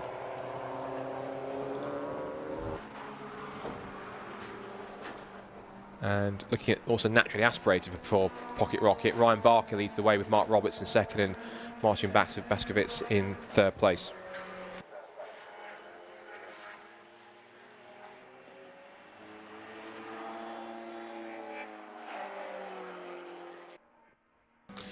So, with 8 minutes to go in the session, let's see if anyone else is improving. No many more improvements just yet. Everyone's got a bit of a lot of the first half of the timing screen, from about the top of the time down to about 12th, have all decided just to back off and not do too many push laps because they're all trying to find a bit more time. Michael Emery's been on a quick one, in fact, in 7th place. He's a 10th off his best time at the time he's just set, 58.0. His best time of the session is 57.898. So he's trying to get a little bit closer. Michael Emery, who is a local here, particularly racing in motorsports, but now giving Time Attack a go this weekend. He's also done a little bit of, he did a guest appearance here once as well in the now non-existent, but now the old Cook Sport Renault Cup from a couple of years ago in a Renault Clear back then. I think he actually took a couple of victories in there too as well, at least a couple of podiums. So he knows his fair way around. He did have a bit of an excursion, a bit of a wide moment in warm-up this morning, so finding his feet. Improved time for Dan Buckingham, so he remains by far the quickest, I say by far, by quickest car and clubman class. He's still now about 7/10ths clear of Annie Thompson, second quickest of the point scoring cars. In terms of his immediate competition, yeah, still 7/10ths clear of David Reed. And Reed himself is only about 700ths clear of Annie Thompson in third. So the rest of the session continues on. In terms of anyone going quicker, Mark Donnelly and Andy York are doing personal best in sector 1. Annie Thompson now on a full personal best in that period. She comes out of the final hairpin. She's currently 9th fastest and third in the clubman class. Can she improve on her time in the Lotus Exige? Across the line she goes, and does improve. Yes, she goes up into 7th place overall and into 2nd overall, in fact, and she now gets to, that is a gap of, what's the gap between this now? Just under 3/10ths between herself and Dan Buckingham. So if she can find another 3/10ths, she will put herself top of the clubman class and gain herself an extra couple of points from this Attack 1 session if she can manage it. So still Dean Riley on Classic and Retro. It's still the forced induction pocket rocket topper is Connor Devine. Clubman class still Dan Buckingham, and naturally aspirated is in pocket rocket is still Brian Barker in the Honda Civic from the 213 Renault Clio 172 of Mark Roberts. And then it's Martin Baskovitz in the number 23 Honda Civic that's currently in third quickest in that category, and then Stephen Wilkinson in 334 in the Renault Clio RS. And rounding up the top 5 in that category is Mark Blackburn in car 130, that's the Clio 197. But it's looking pretty close on that side.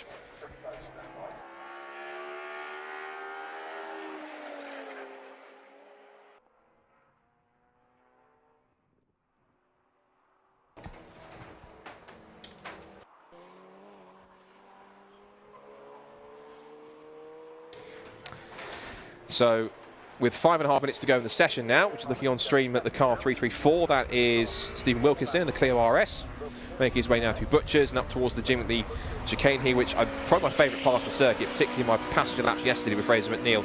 The fact that you get so close to the tyres on a push lap here, and it's not uncommon, in fact it's incredibly common that you get cars going up on 2 wheels all the way through the circuit. It really is a fascinating circuit, this one.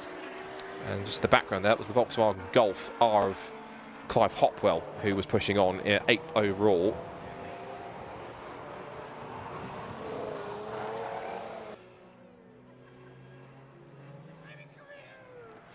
Across the line comes Annie Thompson. And let's see if she can improve her time. No improvement, she got a little bit closer. And Dan Buckingham, meanwhile, has just set the fastest first sector in class, I think of the entire session, in fact, 18.147. For Dan Buckingham in the Honda Civic. You should probably look at the number 41 machine because that car is motoring along. So a purple sector 1 can improve in sector 2. Here he comes. I can see him on stream now. He's coming out of Jim Clark curve up towards Taylor's hairpin on this lap. He's got a little bit of traffic in front. He's got the Peugeot 205 of Andy York just in front of him, and also got Mark Donnelly. So 2 quite quick cars to follow.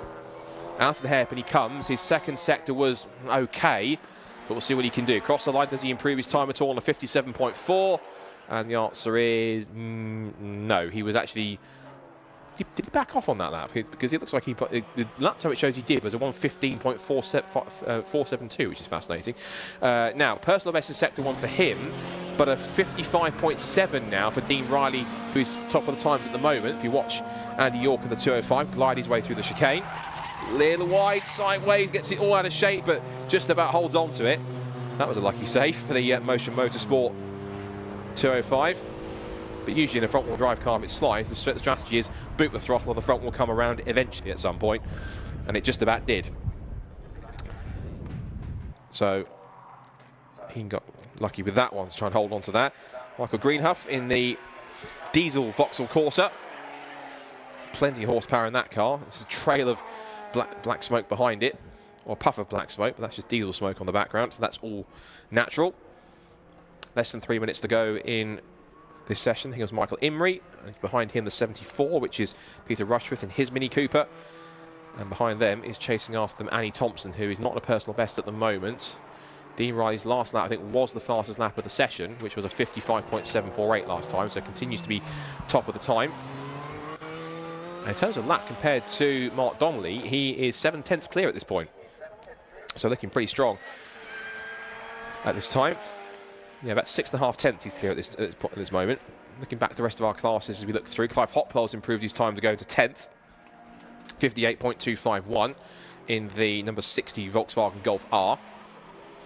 That's I think the youngest car on the field, given that car was built in 2023. And of course, points here are going to be quite important for all 4 of these classes. We'll quickly remind you where they were coming into before this session. Of course, there was a point for each of the drivers who completed warm-up. As across the line comes David Reed. And with a personal best sector 1, was just trying to wind himself up for a better lap. But the Subaru now looking on conform as it sort of just bounced its way a little bit through Duffer's Dip, through Leslie's. Little wide approach, quite missed the apex by quite a margin, in fact, going for the right-hander at McIntyre's. And through Butchers again. How does he ride the curbs at the chicane? Nice and tidy. Can't tell if he's backed off on this lap or not, but he's certainly pushing as hard as he can. There goes Ryan Barker out of Jim Clark curve. Still top of naturally aspirated, and he is cut top by 3/4 of a second from Mark Roberts. Marcin Baskovits third on a 1 minute .317, and then almost 1.7 seconds ahead is Stephen Wilkinson in the 334. Mark Blackburn fifth in car 130. Michael Imrie not giving up either. Lots of power through the chicane. He's currently at the moment in 8th overall and in class in forced induction, 3rd in forced induction at this point. So he won't score any points, but the car immediately behind him in the class, which is Stephen House, will. Imrie using all of his local knowledge here as one of several Scottish drivers who are taking the opportunity to be part of Time Attack this weekend. Show their skills over a single lap, and Imrie turns himself out of Taylor's hairpin. He is currently on this lap at the moment, not on a personal best. Annie Thompson's at a personal best sector 2. She's the next car that will come across the line immediately after Michael Imrie, and it was a 58.5. Here comes Annie Thompson. Can she improve on her lap time this time by in 7th? Yes, she can. She does the fastest final sector of anybody, 16.381, and goes to P6. And she's now, how close is she? A 1/10.5 away from Dan Buckingham. If she's got anything left in the tank, she might well go for it here and get herself a possible fastest time. She's going to have to get motoring here, although the headlights are off, which means she signals if the headlights are off, she's not on a fast lap. So she might well have just resigned herself to that second fastest time, which is getting closer. That'll almost certainly get her the 4 points that she wants, the bonus points she wants from that session. Mark Donnelly's on a personal best in sector 1. So he'll try and push on to get himself a good lap here, and he does so with his final lap of the session. There's a 55.935 and puts himself second in the times, and he is now going to be almost 2/10 away from Dean Riley in the end, who is on track but not pushing terribly hard. His last lap was a 1:16.0, so he's actually backed off quite a lot. Anyone else improving? There's a personal best for Stephen Wilkinson, number 334 here in the Renault Clio out of Taylor's hairpin in sector 2. Whether that's enough to get himself a little higher up. He currently sits at the moment 4th in naturally aspirated. He is, he's got 1.7 seconds off, and that was his personal best lap of the session. His best time of Attack 1 was a 1 minute 1.452 set on that last lap, and he stays 4th but gets a little closer to the time of Marcin Baskovits. He was 1.1 seconds off in the end. So interesting stuff on that side. So, checkered flag is out on our final Attack 1 session. And of course, remember, all the top 3s in each of those would have picked up bonus points for their troubles as well on top of it. So let's run through the results of who finished where before we get set for qualifying for Racing Hondas. So Dean Riley ends the Attack 1 session combined for Classic and Retro, Clubman and Pocket Rocket on top with a 55.748. He's also fastest in the Classic and Retro category from his main rival in the championship, Mark Donnelly, on a 55.935 in the Ford Escort. Third, the single round entry for Andy York in the Peugeot 205. He's in 56.351, and that rounds out a Classic and Retro 1-2-3 at the top of the times. Conor Devine tops the Pocket Rocket Force induction category in the single round entry, guesting in number 6 in the Ford Fiesta on a 56.376.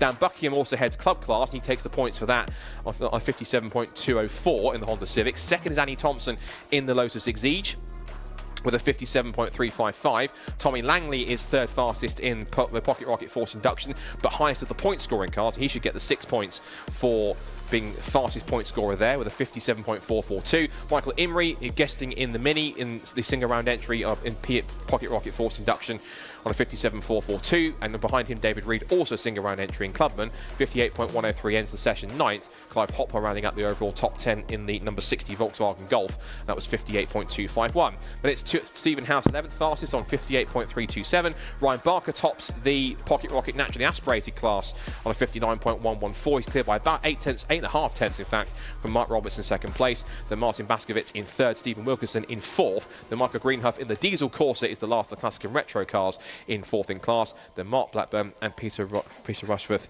in the mix as well.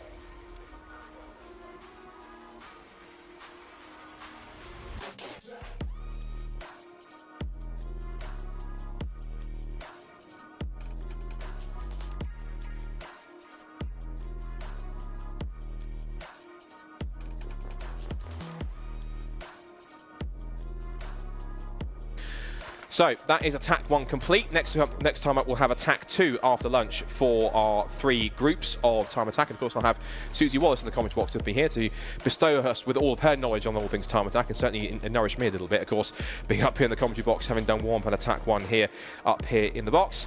So with the time attack sessions done for the morning and getting towards the afternoon, we're now going to move back to our circuit action for Racing Hondas. With the Racing Hondas Championship, we held practice earlier on. Now the all-important qualifying session with bonus points up for grabs. So stay tuned here at Knockhill on the stream and around the circuit. Time attack takes a break for lunch, but now it's time for Racing Hondas qualifying coming up next here in Scotland.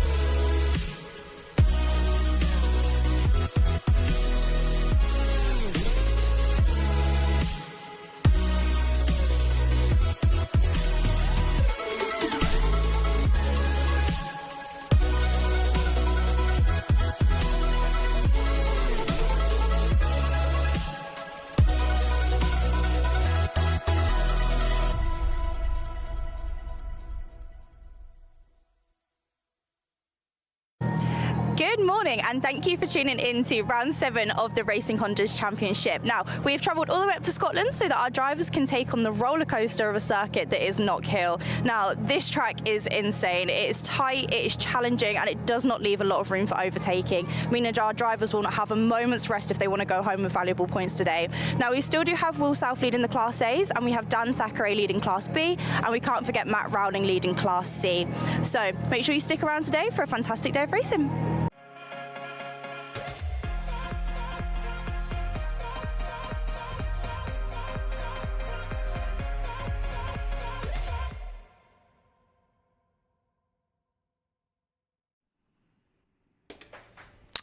Thank you very much, Charlie. Gosh, she gets better with those intros every single time, doesn't she?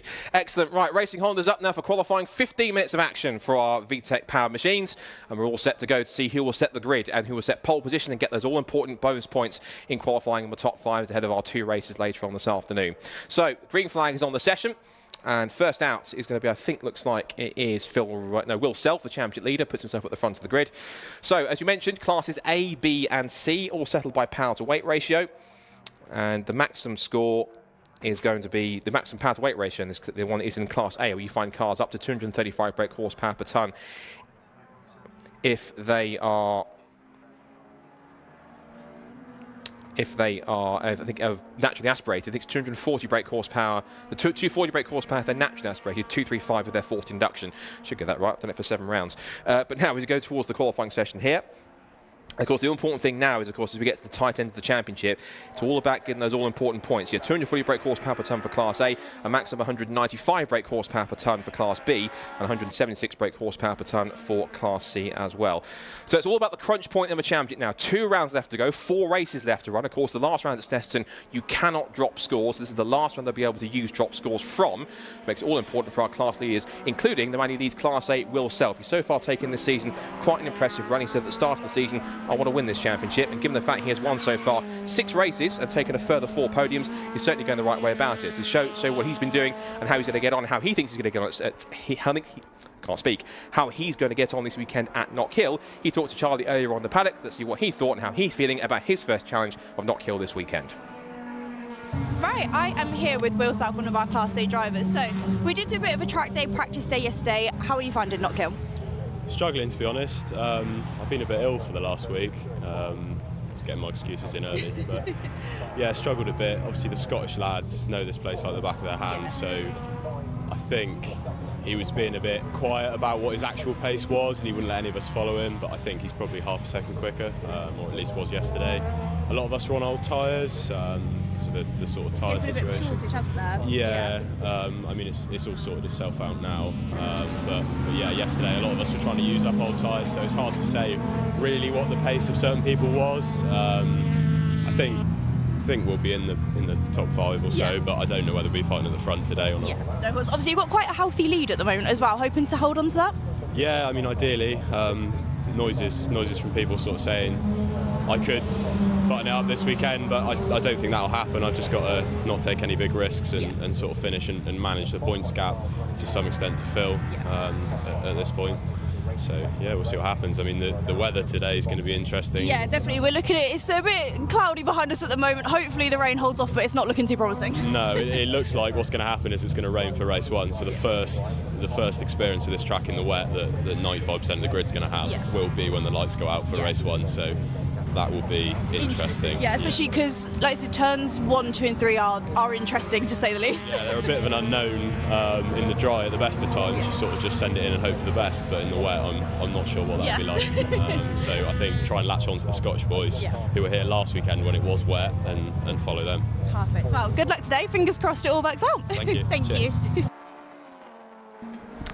Either Will's House had a sudden turn of pace, or he's a very good liar, because if he said he's struggling, he's not showing it, because his best time in the session so far, 55.979. Where does that put him? Top of the times. So the championship leader clearly trying to put his rubbers off a little bit, and he tucks in right behind the man I think he was second, he was only just ahead of in practice, Bob Barron, who is revelling in this new suspension he has. He's pretty quick around here, and so far in his current quickest times hasn't really set a proper lap time yet. We haven't seen one properly yet from Bob Barron at this point in time, but the early times have come in. Will Self is fastest currently on a 55.979.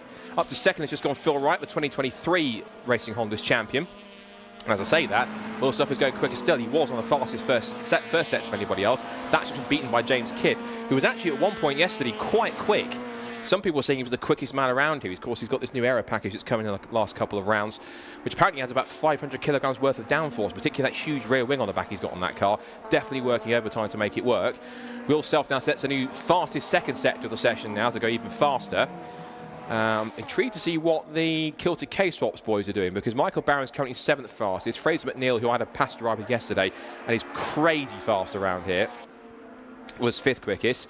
Bob Barron does go 2nd fastest though, and he's 4/10 off though, fastest final sector. But Self just keeps on going quicker and quicker and quicker. So this is clearly in terms of like talking himself down purposely to try and put people off, I think, because bit deceptive from Will, because he's certainly using all the tactics in the book. Now Dave Buki, meanwhile, the EKs have woken up, because Dave Buki, 2nd quickest, 55.763. I'm going to ask the question, where on earth has that come from Dave Buki? Look, I reckon it's the mini golf he did last night, and he must have done a pretty good turn of phrase and found some tips. But Dave Buki, 2nd quickest then, and motoring along. Tommy Knights has set the fastest first sector. The EKs have come alive around here, it seems, in this qualifying session.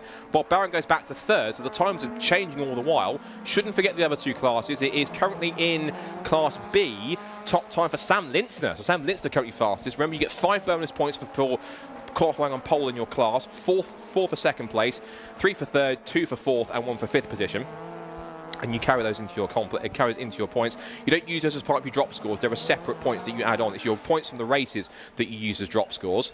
There are purple sector times popping up everywhere, because Will Self has set the fastest, well, Tommy Knight set the fastest first sector, Bob Barron set the fastest second sector, and sector 3 hasn't gone purple just yet, but it's going pretty close. The gap between the top two now is exactly 0.2 of a second, 0.200 between Will Self and Bob Barron at the top of the times, and a further 0.2 back to Dave Buki. So it's an all EG Civic front row, an all EK Civic second row, but it's EP3 Civic and DC2 Integra on the 3rd row with Philip Wright and James Kiff. For the rest of the classes, it's now Sam Lintzner. Well, he was. I've looked back at the screen. Who's top of the times now? Unstoppable Dan Thackeray. Of course he is. 57.999 to go fastest in the session in Class B. Sam Lintzner is in 2nd quickest, and Lewis Barker in 3rd. We should mention there's no Ryan Cunningham here, the defending champion. He had some personal issues that sadly have kept him away from this weekend. He's had to make a decision to step away from it. So it means now it's possibly a free pass potentially for Dan Thackeray to go forwards and provisionally secure the Class B title if the maths add up, according to Carl McKellar, our championship coordinator. So coming up to halfway in the session, and Tommy Knight's popped up to P2 now, so he's actually broken the front row lockout of the EG Civics, the Tommy Knight EK car. He says he's loving this circuit around here, and that's been the rave review from everyone else. They are loving this circuit. The fact it's a roller coaster, the fact it's, Charlie aptly described it as at the beginning of the intro in qualifying.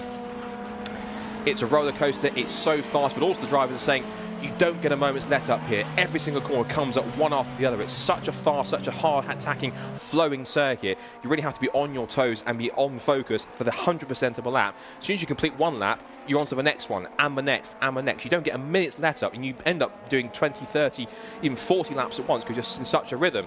Now, top of the times in a rhythm right now is Bob Barron, using that local knowledge and his new suspension to full effect. He goes fastest, 55.273.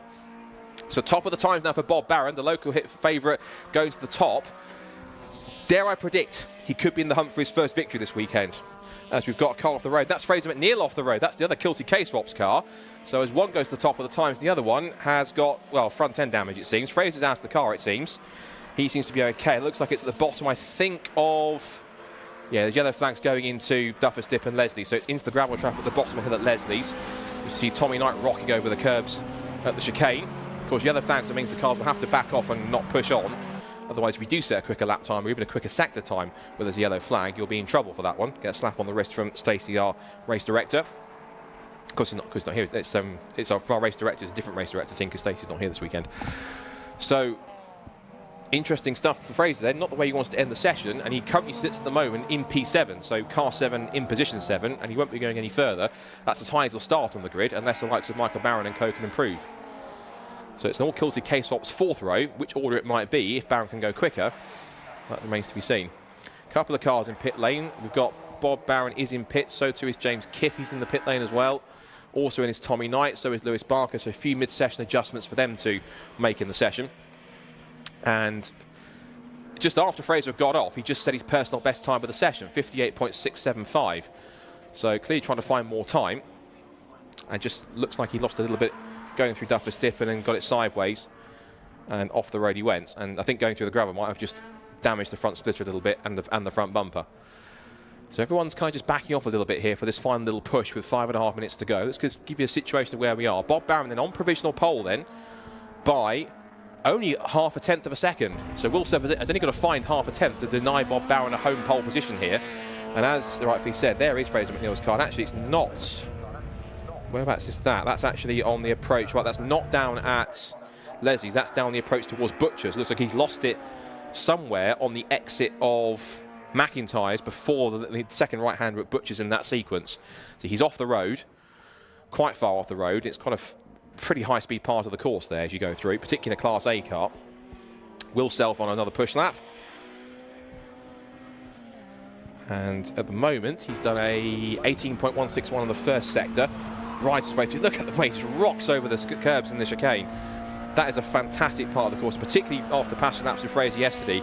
You really get an appreciation for just how hard you attack this course. I think the ability to ride the curbs in this circuit is key to get a fast lap out of here at Knockhill.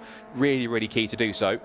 Michael Barron's just moved himself ahead of Fraser McNeil, so it is still an all-kilted K-Swaps 4th row, but it's Michael Barron who's now in P7 and Fraser McNeil, all being well, should start in P8.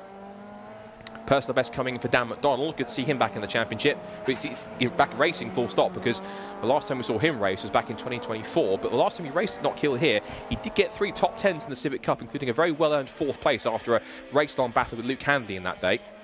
So a good effort for him.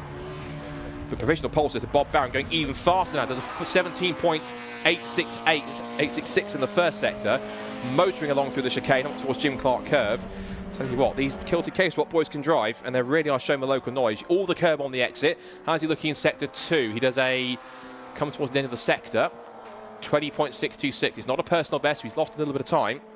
But is that first sector enough to get himself in the mix then to try and put himself at even quicker lap time in this qualifying session? So Bob Barron fastest, Will Self in 2nd place, only 0.5 away. Tommy Knight is 3rd, 2.5 tenths away from pole in 3rd position.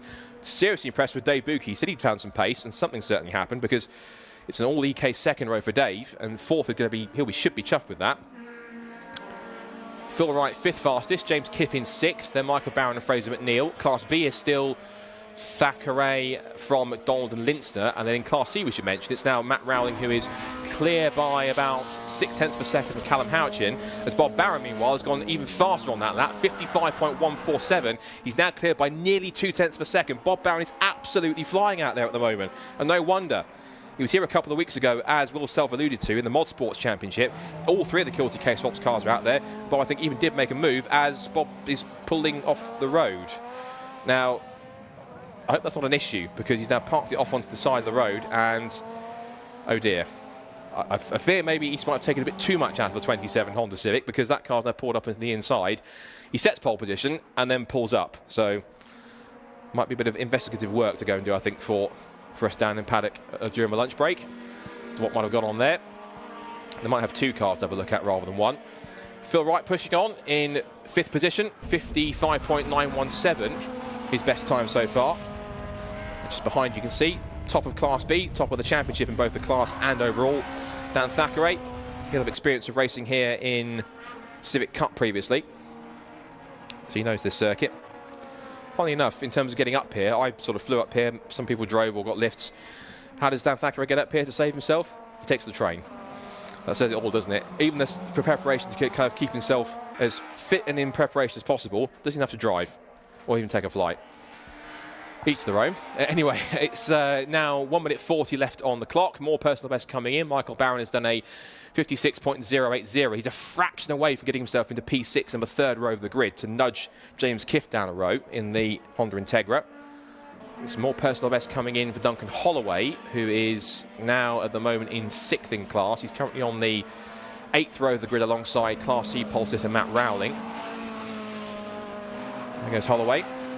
Good to see him back out after he had an incident at Brands Hatch when he was avoiding Luke Krasasuspenu going off the road into Paddock Hill Bend, and because of that got sideways and ended up on his side. He was fine, car was fine, went back out for the next race, but a bit of a moment when you see a Honda Civic just gently roll onto its side out of random when you don't really expect it. James Kiff trying to push on. This is his first season of car racing, is James. Hence the rookie cross on the back, the yellow square with the black cross. He's been a former bike racer and enjoying getting into cars, and actually been super impressive in this championship since he joined back in June at Brands Hatch.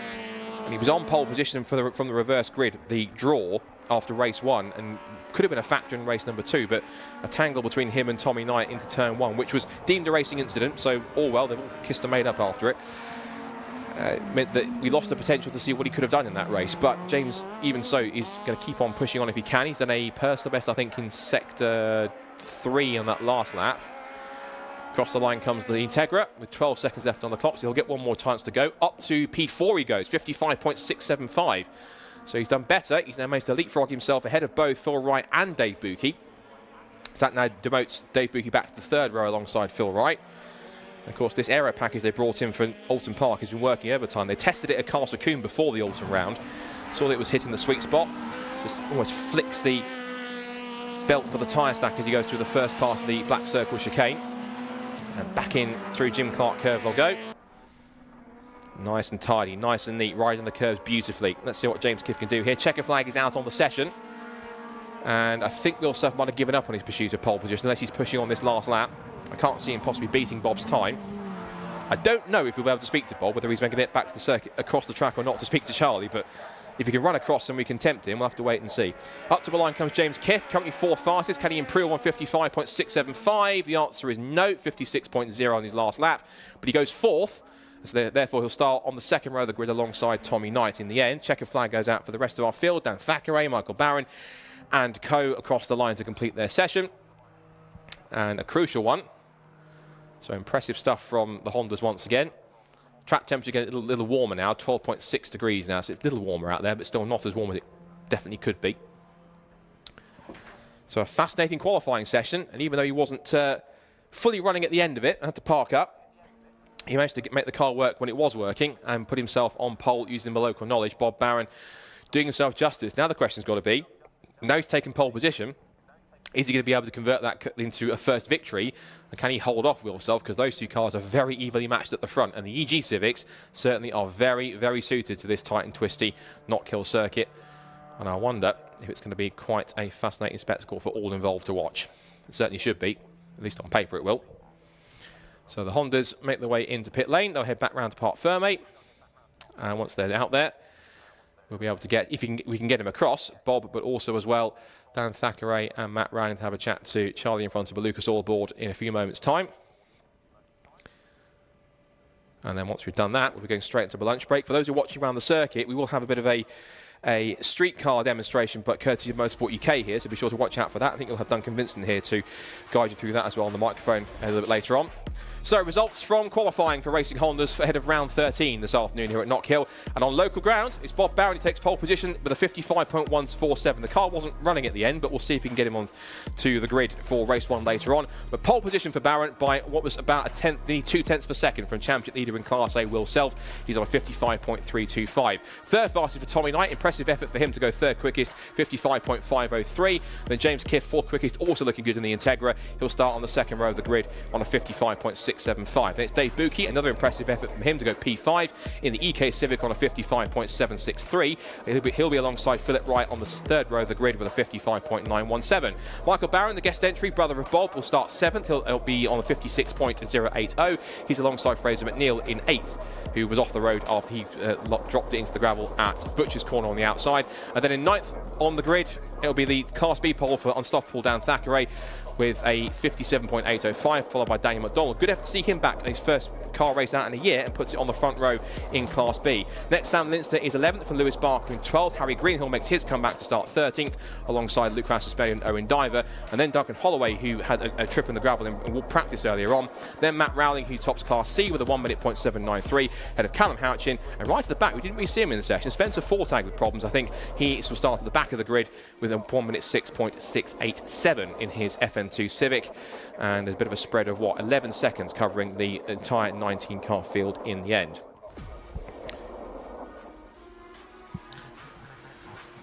So, interesting stories from qualifying. The big one, I can see Bob Barron's car is being towed in, so we might well possibly get him in a moment if we can get him in front of a Lucas Oil board, I'm sure, if he can quickly run round. But Bob Barron then takes the 5 bonus points and the pole position at home. This could be pretty fascinating. If that Guilty K-Swaps car is able to be easily fixed, I'm certain he'll be in the shout for this one. He has been in leading attention before. I remember him back at Cadwell Park at his first event. He was leading for half the race on the partial reverse grid, then lost the rear and dropped it. But he has now got a better suspension setup and a rear wing. So as far as I'm concerned, he ain't got any excuse to lose the rear end this time, I don't think. So Bob Barron could possibly get a home victory, and it'll be his first victory in Racing Hondas if he can manage it. Let's hope I'm not hyping it up and it's a commentator's curse. Will Self, meanwhile, front row of the grid start for him. So this will be key for him, and I'm certain he's possibly maybe playing. He says he's downplaying it, saying he's not as quick, but his pace tells a different story. He did this at Alton Park, where even he was on meeting old tyres, even at Brands Hatch, where he didn't really like it at Brands Hatch, and his tyres were meeting old, still took a victory in race 1 and was in contention for race 2, had he managed to get past Phil Wright in the end as well. Tommy Knight, who's on a high after his first victory at Brands Hatch, 3rd quickest for him. So that's a good effort for Tommy, and he'll be impressed with that with the EK Civic. James Kiff looking well. The aero package is looking like it's pretty well suited to Knockhill. 4th fastest with his best effort. Dave Buki was up there 3rd quickest at one point. He should be mega chuffed with that, because getting himself onto the 3rd row ahead of Phil Wright will be a big achievement. Of course, you've got Michael Barron and Fraser McNeil, who, all being well, will make up the 4th row to the Kilted K-Swaps pair, with Bob topping Class A. Dan Thackeray, of course, gets the extra 5 bonus points for pole position in Class B and continues to be literally unstoppable. Dan McDonald, though, very impressive for him. Guest entry, so no point scoring for him, but his first race out of the year back with Ben Sharp Racing. He's been a former esports racer in the Porsche Championship, and then he's been doing Civic Cup for about 3 years. He started with Dave Buki's Kinetic team, then moved to Ben Sharp Racing in 2023, did about a season and a half with them. Now he's back with Ben Sharp Racing for his first outing. Then Sam Linster up there. He was fast at one point early in the session, but he has to get himself into 3rd. So I think he might actually get the points for 2nd and fastest in qualifying, I'm guessing. So you might get 4 bonus points for that. A good effort for Lewis Barker as well. 4th in qualifying for Class B. Harry Greenhill on his return, a P5 also as well. So good effort for them to make it happen. And in terms of Class C, it's still Matt Rowling and Callum Houchin. So those two going back and forth. The gap between them in qualifying was about just about 0.6 of a second, so Matt still has the advantage in there, and of course he's getting one step closer to potentially getting himself into the mix for holding the Class C title. And remember, this is the last round that drivers can use to drop scores, because at Snetterton, the last 2 races, whatever happens in those races, win, DNF, any points that go with it, you can't drop it. No drop scores from the final round, which means this is the last chance you can really slip up, if you like, if you get to that point, particularly if you're in a championship fight, where you can gain points back if you need it. So very, very important to do so. Just being told, I think we're going to start roughly a little bit ahead of schedule this afternoon, from what I've been told. So keep an eye out for that when we get action back underway. The timing is set to be our Attack 2 coming up as our first sessions after lunch. Quickly run you through what the afternoon schedule looks like. We're going into a lunch break now. We're holding roughly around about, we're hearing about roughly 20 minutes, I'm guessing, ahead of schedule is what I'm hearing. So should be around about roughly, I think, possibly about 1:10. So be sure for that one if we are going forward. If that does change, we'll try and let you know. But the schedule for the afternoon is the Attack 2 sessions for Club Pro, Pro and Pro Extreme, then Club 2-wheel drive and Club 4-wheel drive, then Classic and Retro, Club and Pocket Rocket, then our first Racing Hondas race, and then we do it all over again. Super Attack for Club Pro, Pro and Pro Extreme, Club 2 and 2-wheel drive and 4-wheel drive, Classic Retro, Club and Pocket Rocket, and we finish the day's action at scheduled around about 5 o'clock for for race 2. We have the partially reversed grid, and there is apparently a threat of rain in the air. That could be very, very interesting indeed, particularly with the partially reversed grid. And the partially reversed grid for race 2 is always entertaining and fascinating. I cannot wait for that, particularly there's a bit of precipitation in the air. That could really spice things up this late in the championship. Could be an absolute cracker. So lunch break is pretty much in process. We are getting a bit of a Motorsport UK street car demonstration for those around the circuit if you're watching, so be sure to get around near the, I think it's around near the Taylor's Hairpin, that little loop around there if you want to come and watch it. But apart from that, it should be good to see that one. So let's head down to the Lucas Oil board with Charlie Harmon to have a chat with our top pole position setters for classes A, B and C for qualifying at round 13 for Racing Hondas here at Knockhill. Right, we are here fresh off of qualifying. Now, Bob Burren did actually take pole position in Class A. However, he is still somewhere on the track, so hopefully we'll be able to catch up with him after race 1. However, I'm going to bring Dan over now, who did get pole position in Class B. How was that for you? Yeah, it was good. I mean, I wasn't sure I had it because I lost my fastest lap. A little bit of track limits was a bit unfortunate. First time I've hit them all weekend. I happened to do it when it matters. But my second fastest lap was good enough, luckily. And yeah, we lost a bit at the start of the session with the yellow flags and stuff, so we didn't really get into a good rhythm until halfway through, but had enough. Yeah, no, definitely. Obviously, you're very tight for points with this. This round could be the definitive one for the championship. How are you feeling heading into race 1? Obviously, fingers crossed you always get them points. Yeah, that's what everyone keeps saying, but that's not something I really worry about. Yeah. There's still 4 races to go, and as it always does, a lot can change, so I'm just going to race it like normal and try and win, basically. No, absolutely. And obviously we haven't got Ryan here with us today. Obviously it works hopefully in your favour. Good job, not good job. Yeah, it's a shame you couldn't make it this weekend. You know where he would have been right with me, yep. That's for sure. So it makes things a little bit easier, but you know the guys behind are fast as well, so I mean the grid here is pretty close. I haven't actually seen the times, but I know they won't be far off, so it's going to be a tight race. It is, and it's a very tight track as well. It's very intense. It is very intense, yeah. It's very bumpy, lots of ups and downs, and if you make a mistake here, it does actually harm you quite a lot because it just sets you out of rhythm for a good 2 or 3 corners. So no mistakes, hopefully, no track limits, and hopefully a good start as always. Oh, amazing. Well, good luck for race 1. Thank you so much. Right, we're going to grab Matt over now, who is our Class C pole position. Matt, how was that for you? Yeah, really enjoyed it. Yeah, really mega circuit. Could be a new favourite for me. So yeah, really enjoyed it. Yeah, lucky enough to get a lap in before cars started entering gravel traps, and yeah, unfortunately, hope everybody's all right. Yeah. But yeah, no, really good. Really enjoyed it.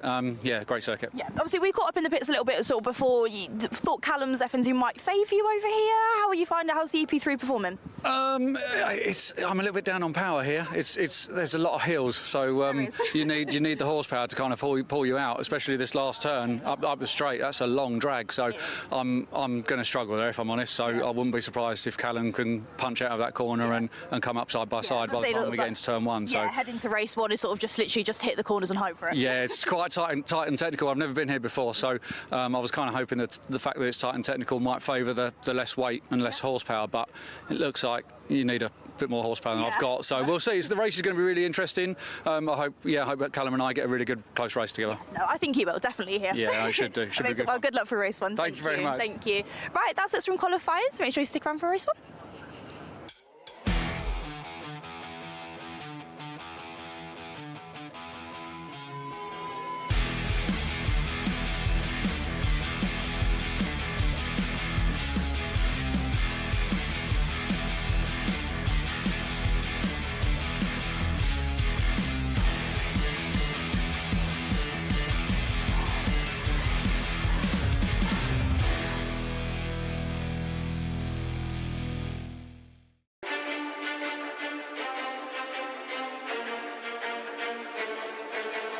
Motegi Racing was conceived with one mission in mind: performance.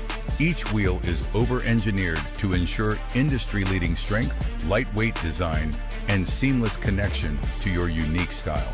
From our storied past in motorsports to our stylistic contributions to the aftermarket culture, one thing remains: Motegi Racing is built for enthusiasts.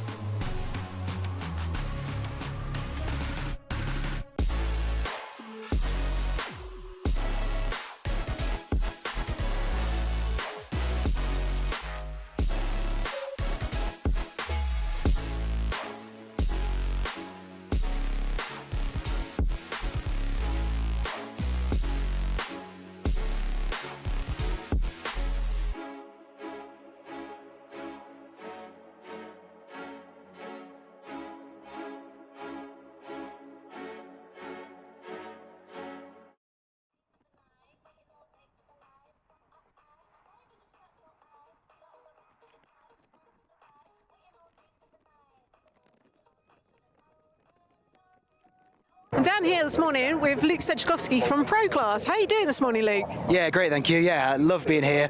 Track's amazing. The weather's good at the moment, and yeah, I've never been to Knockhill before, and it's really good. Like, the views are good. We had a track walk, and just, yeah, I really like it up here. And you've had an amazing season so far, haven't you? Tell us a little bit about it. Well, it's gone well. We've managed to get a lap record at every track we've been to. So not always a pro lap record, sometimes a pro two-wheel drive lap record, but yeah, this year has been amazing. The car's been faultless. I've just really enjoyed it. It's been strange to sit around and eat instead of getting grease deep in the car. Instead of having a mad panic between sessions. Yeah, that's it. So yeah, it's been really good fun. And so what are you looking forward to today? What's the aim today? Well, we're actually quite close to sealing the championship, so today I've got to finish third in every session, and then that should be the championship sealed. Obviously, ideally, like I just said about the run we've had, it would be nice to get a lap record, but it's going to be difficult with the weather, and also the local guys around here obviously know the track well. I've done 8 laps of the place, so yeah, we'll see how we get on and just go for it. And it's an amazing track out there. As you say, it's got some lots of blind corners, elevation changes. So how's the car going to handle out there? Yeah, well, it's quite funny you say that. So my mechanic was on the radio trying to talk to me, and I was like, I actually can't talk because it's constant steering input, gear input. There's so much going on for the first 2 sectors really of the track.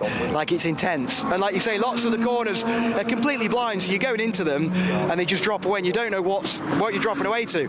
But that's what makes it fun, I suppose, and it's really good. Obviously, you then get a bit of a breather when you get onto the back straight because it's got a slight kink in it, but it's a straight really. So yeah, it's a good fun track. Obviously, traffic's going to be a big issue here, so just hopefully everyone's aware of that, and it's the same situation for everyone, so we can all give and take a little bit, hopefully. Does it make any difference with your car? Because you've obviously got high downfalls, but it's quite a short circuit. Yeah, well, exactly. So we're low horsepower. We're 600 horsepower compared to the Evos, which are a lot higher. So we rely on corner speed in the high-speed corners and the aero. And like you say, here it's just not that. It's a tight, twisty, technical, getting out of low-speed corners kind of track. So yeah, I think the Evos have got a bit of an advantage, but we'll just drive it harder and work harder for it. And happy if it rains this afternoon? Yeah, well, the aero starts to come back in again then. The aero's good in the wet. Obviously, again, being rear-wheel drive compared to four-wheel drive is not ideal, but still, I quite like the wet, and the car with the aero and the wets is good fun. Brilliant. Well, good luck out there this afternoon, and yeah, we'll see how things go. Yeah, thank you very much. Cheers.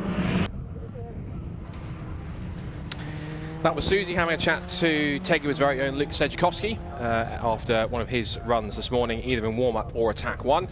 And so he's now back up on track this one as we get to attack 2 for our next set of time attack sessions here. Welcome back to those of you from a lunch break. 20 minutes early, we're running a little bit ahead of schedule, so we are 20 minutes ahead. So we are now getting to this first session after lunch now for Club Pro, Pro and for Pro Extreme. This is for our fastest cars that you'll see out on time attack, and indeed at all this weekend out on circuit. And so the first couple of laps being laid down here at Knockhill. Once again, Scott Woodward's here to guide you through all of the action. Once again, if you're watching the time attack coverage and wondering where your regular commentator is, Alexi, just another shout out to him. He sadly is unwell this weekend, wasn't able to make the trip to Knockhill. So, of course, wishing him a speedy recovery, and fingers crossed he is back with us for our season finale at Snetterton, where if some haven't been crowned already this weekend, we get him to see some more champions crowned in time attack. And possibly, this could be one of them. Luke Sejkowski said he could be potentially on course wrapping up the championship. But you could see just how much he's pushing as he turns out through Duffer's Dip, to the bottom of Leslie's, named after the late, great David Leslie. Now through McIntyre's, back into the black tight circle chicane. I have to say, I'm super glad that this car is here this weekend at Knockhill. I'm pretty certain that Luke couldn't really miss it anyway, given the fact that he's in contention for the Pro Class title.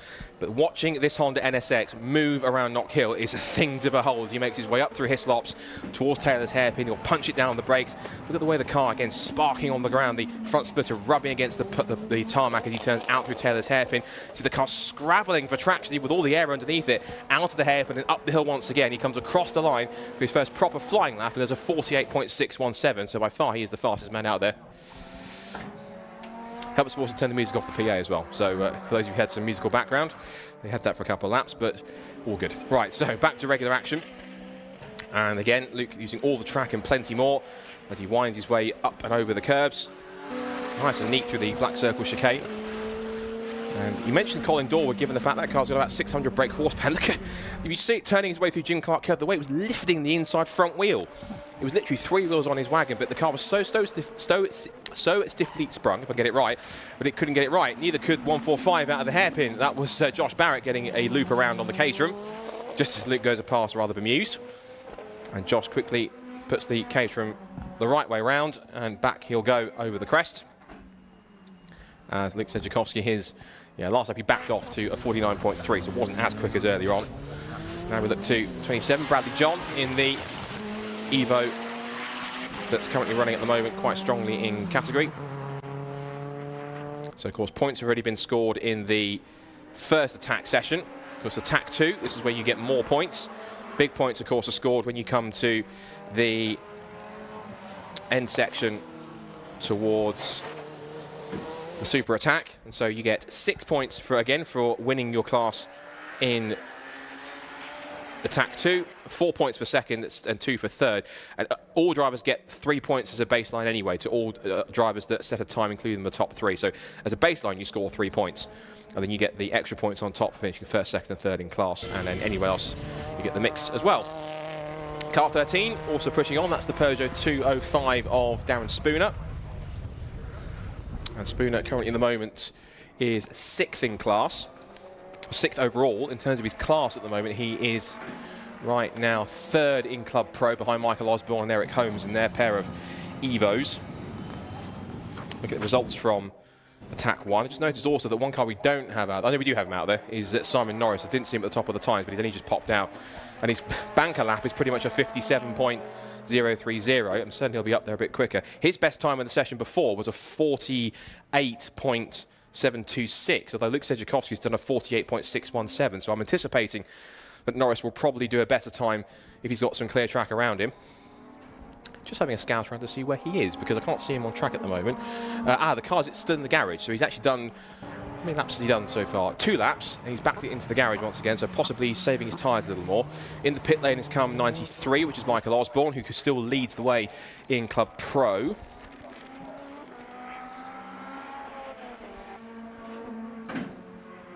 Across the line they go.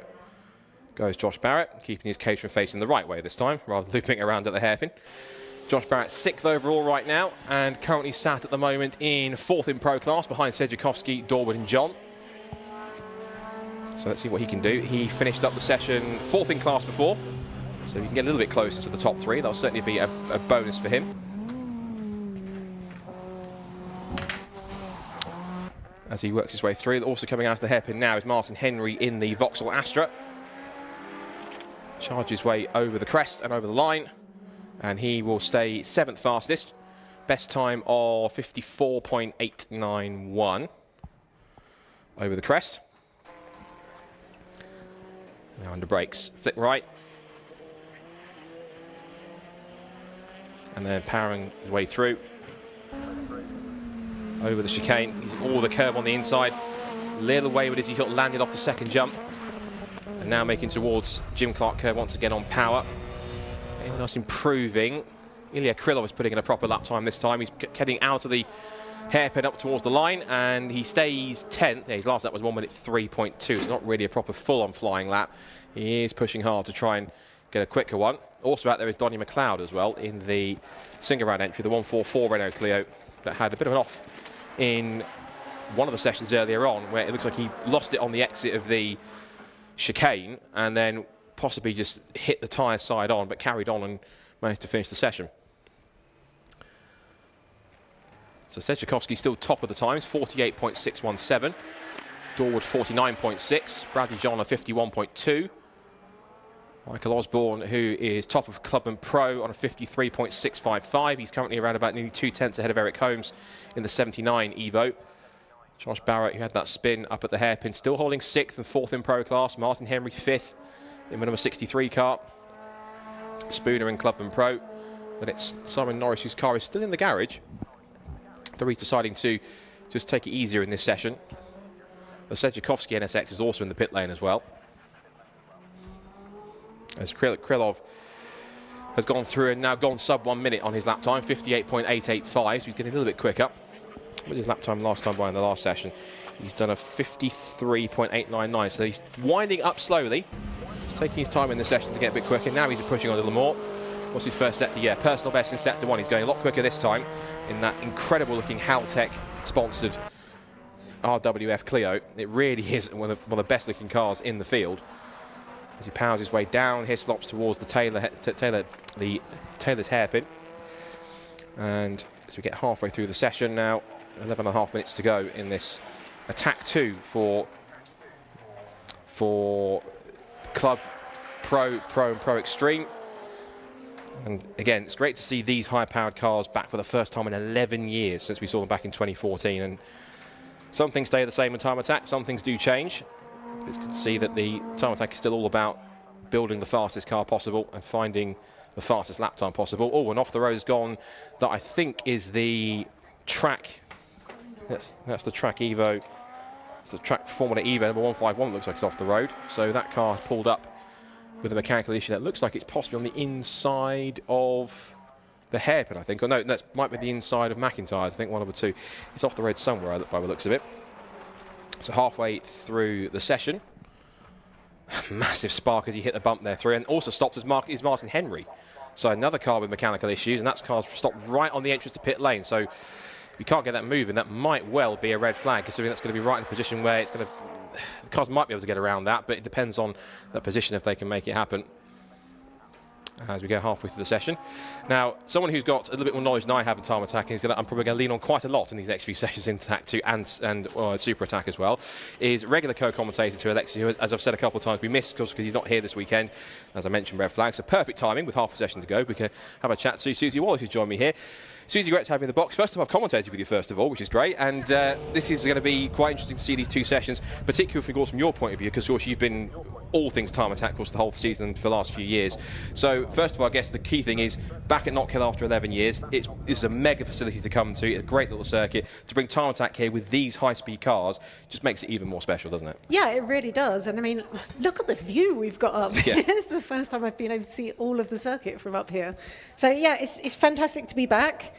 So far, so good. Weather-wise, we're keeping our fingers crossed, although I will get very much blamed if it rains this afternoon. Surely not. So, but yeah, like you said, 2014, last time we were here with the circuit. And we do actually have some of the drivers here today who are actually there at 2014 as well. And quite a surprising number if you think, you know, who's been racing for 11 years. So I've got at least kind of like 5 drivers here today for Time Attack who were here back in 2014. So excellent. Yeah, it's good to be returning back. There's longevity in the championship as well. The fact they stick around for 11 years. We've also had, what was it, Johnny Fletcher as well in the Astros. He's a 100th Time Attack event as well. So yes. Shows they've got longevity. They just keep on coming back for obvious reasons. Yeah, and it's such an amazing paddock, and everyone, you know, as Johnny was saying in my interview with him, it's such an amazing paddock. Everyone's super friendly, and everyone who, we get lots of people coming who do single round entry, get the bug, and then they end up joining for a full season. So yeah, it's great to be back. Great to be back in Scotland. It is. It is. And yeah, it's been a fantastic day so far. What's it been like up here? It's been good. It's been good. Obviously, I've been learning the ropes of time attack a little bit. So, as I said, I might be leaning on you a little bit with your superior knowledge on time attack. But it's been good to experience it. It's obviously good to kind of see a different side of the weekend as well, since my focus is typically on racing Hondas.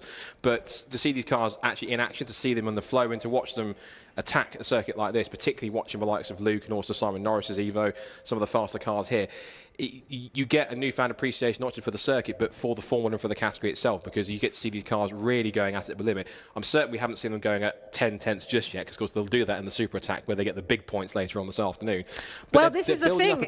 Yeah, exactly. And it's like, is it even worth kind of like going full out just yet? Because if the weather does change, and that's what we know, is you get points from in Attack 1 and Attack 2 and in Super Attack. So yeah, people might be going out, and the fastest times of the day might be set actually in some of these sessions if the rain does kind of set in.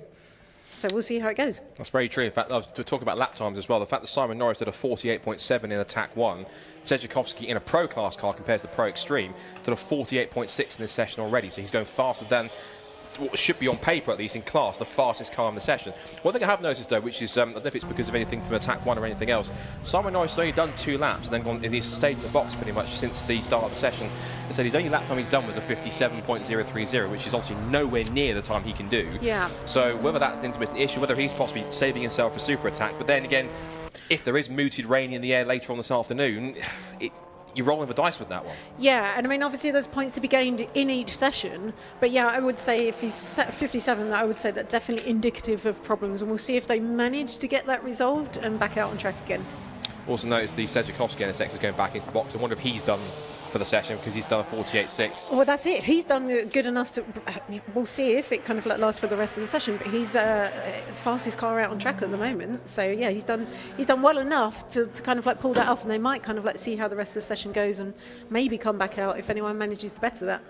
Could be possible. One driver's got quite close to him through that session. In fact, and actually, at one point was beating him at one point in one of the warm-ups or in session 1, was Colin Dorwood in the Evo, and he's been pretty much on Luke's tail all the way through. And Luke even said in the interview, saying that, as he was saying with you, that the fact that the Evos got some 100, 200 horsepower more and four-wheel drive meant that he was struggling against them and trying to beat them. But well, that looks pretty unbeatable.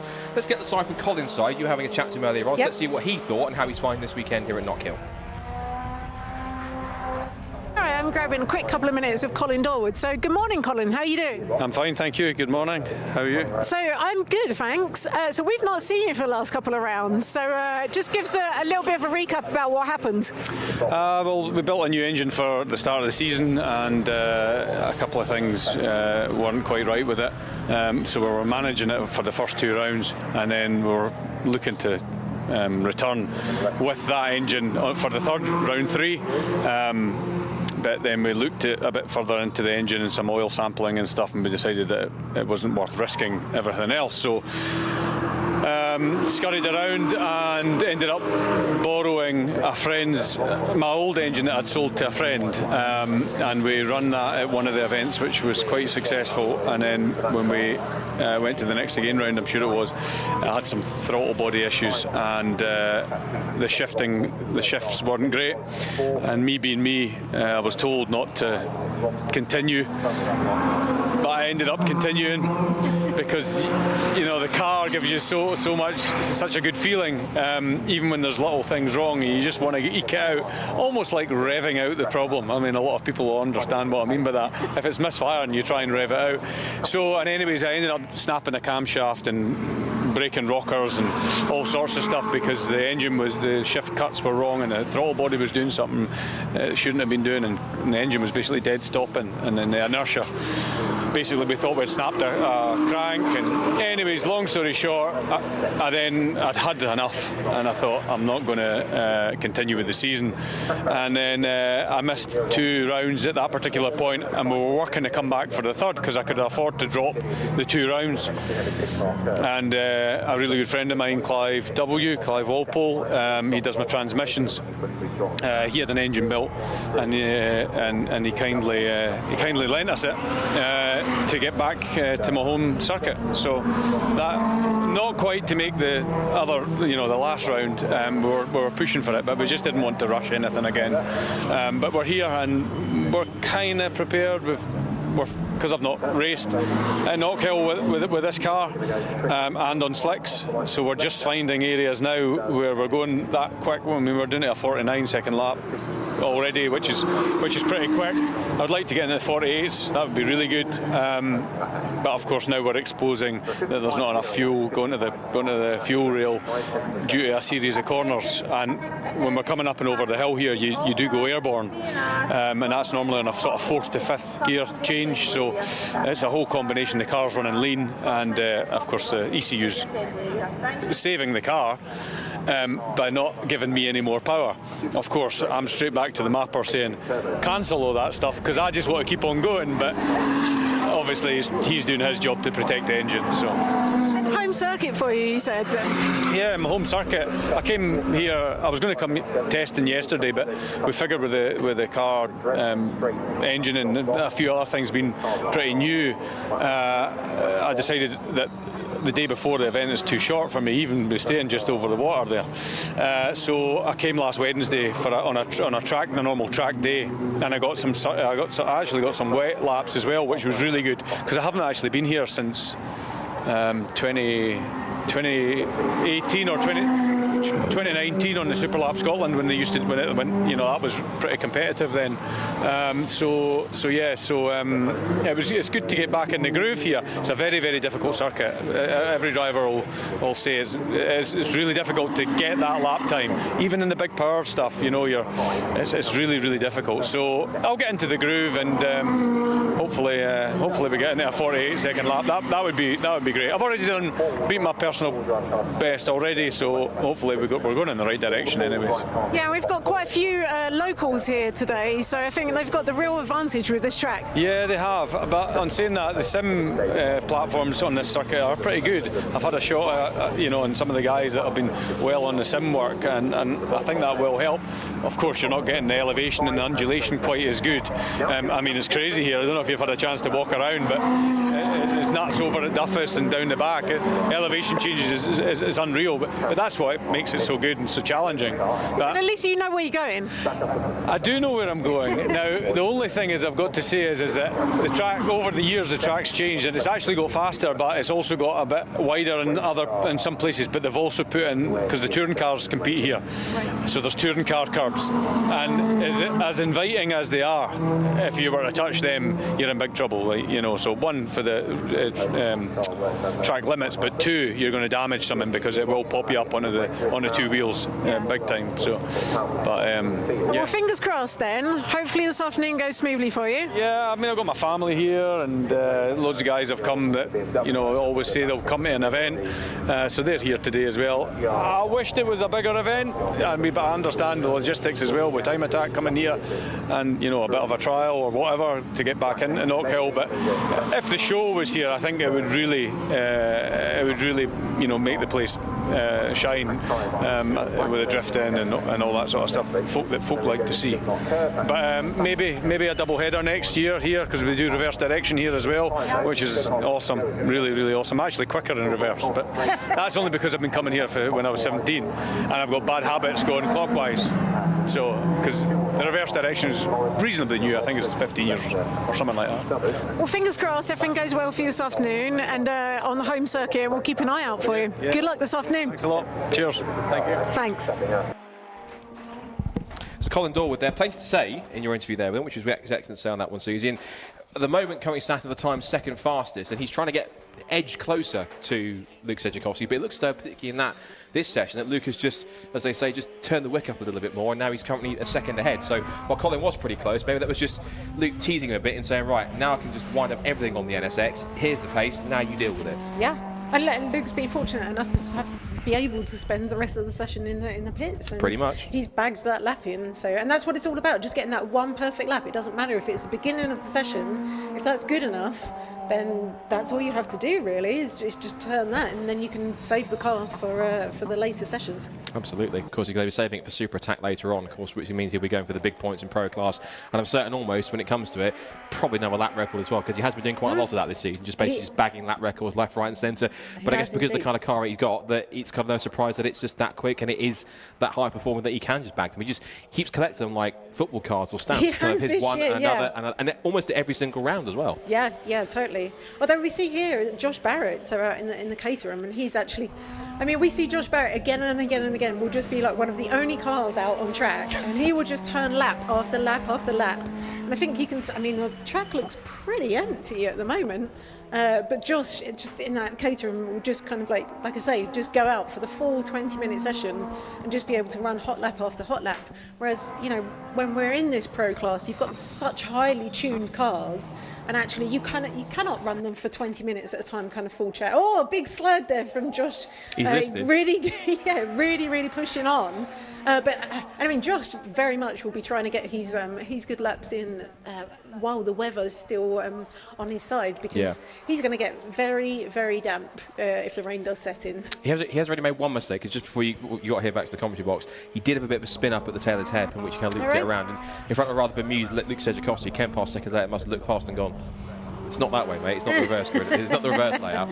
But even so, it's one thing I noticed about that car. I have seen it a couple of times this season, but I said this yesterday when I was observing it. Yesterday I was here.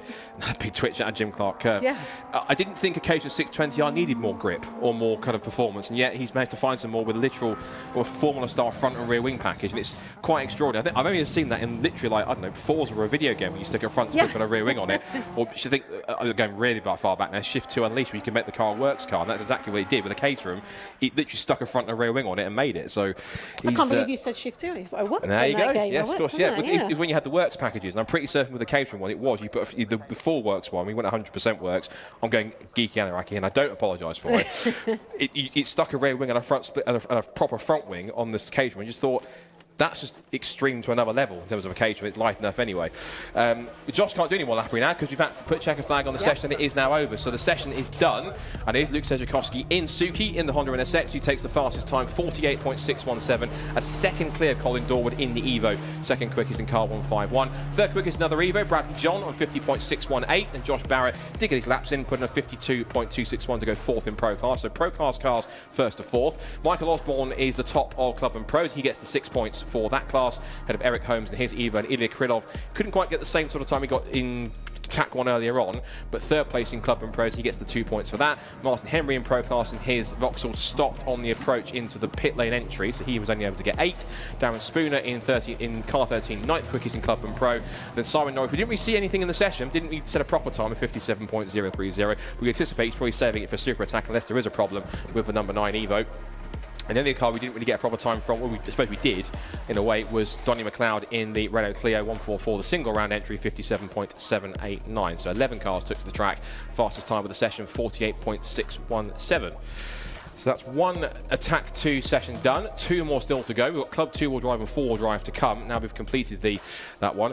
Moving to this next session, which tends to be kind of one of the most popular ones, given it's the most popular class, Club and 2 4-wheel drive. What do we anticipate here in terms of better lap times compared to what we've seen, you think, this morning? I am the wrong person to ask about lap times. I've not seen any of the action yet this morning, but I know we've already dropped a few people. So we've dropped Luke Hayporn, I think, in that first session in the Astra. Yeah. I do believe he had a fire. Actually, yes. So yes, I believe it was just down here at on the exit of. You can still see the quick dry cement dust line where they put it down where he pulled up. He pulled up, he had a smoky engine fire or something that happened, exiting Jim Clark. That was the Jim Clark curve, and we haven't seen his car since. Yeah, so I believe it was pushing some oil out, and some of that got onto the manifold, and then that caused the fire. So, and obviously that was really early on. That was in the first session of the day, which is obviously not how you want to start the day. And Luke's had rotten luck this year. He's really kind of like we actually saw at Brands Hatch, really eventful round for a lot of people. But actually at Brands Hatch, one of his lower suspension arms snapped. We actually saw him come off the track in that. So he seemed in remarkably good spirits when I saw him earlier on. But unfortunately, that will be it for him for the day. He won't be back out on track. So going to have a few less cars out in Club 4-wheel drive, in Club class. Yeah, interesting stuff. So we'll have to see what he can do. Because he's third in the championship, is Luke Capon coming to the weekend. He was 12 points behind Johnny Fletcher, who, as you mentioned, is celebrating his 100th appearance in Time Attack this weekend. And I got a round of applause in the driver's briefing this morning when I was sat in there, because Andy managed to point it out and gave him his flowers for that. And you caught up with him earlier on to see how he's finding his 100th appearance and everything else in the championship. Second in points in Club 2-wheel drive. So let's throw to that and see what he thought. So I'm just here catching a couple of quick minutes with Johnny Fletcher, the one and only Johnny Fletcher. How are you doing this morning? I'm doing all right so far, learning a new track even though I've been here twice. Been fun. That's not that new then. It's not new, but it were 11 years ago and I can't really remember it. So, so you were here in 2014 then? 2012 and 2014. I did a 59 dead in 2014. I've done a 57.6, so I've already gone quicker than I've ever been. So what's the aim for you today then? Just get through day. Just see where I finish at end of day. I've no aims or anything like that. Make it through day, see what comes. Hopefully win, podium, who knows. And championship's going well for you at the moment then? Yeah, currently second behind David Dyson, who's not here today. So this will be his drop round, so it should be a chance to pick up a few points on him hopefully. And this is like you say, you've been a long-standing figure in Time Attack, and I believe 100th round for you? 100 today, yeah. So first round was in 2011, and I've done every season since then, and this is now 100th round. So what's it like to be here for your 100th round then? Old. But no, it doesn't feel any different to any other round really, so yeah, it's just a normal round really. What keeps you coming back to Time Attack? Paddock mainly.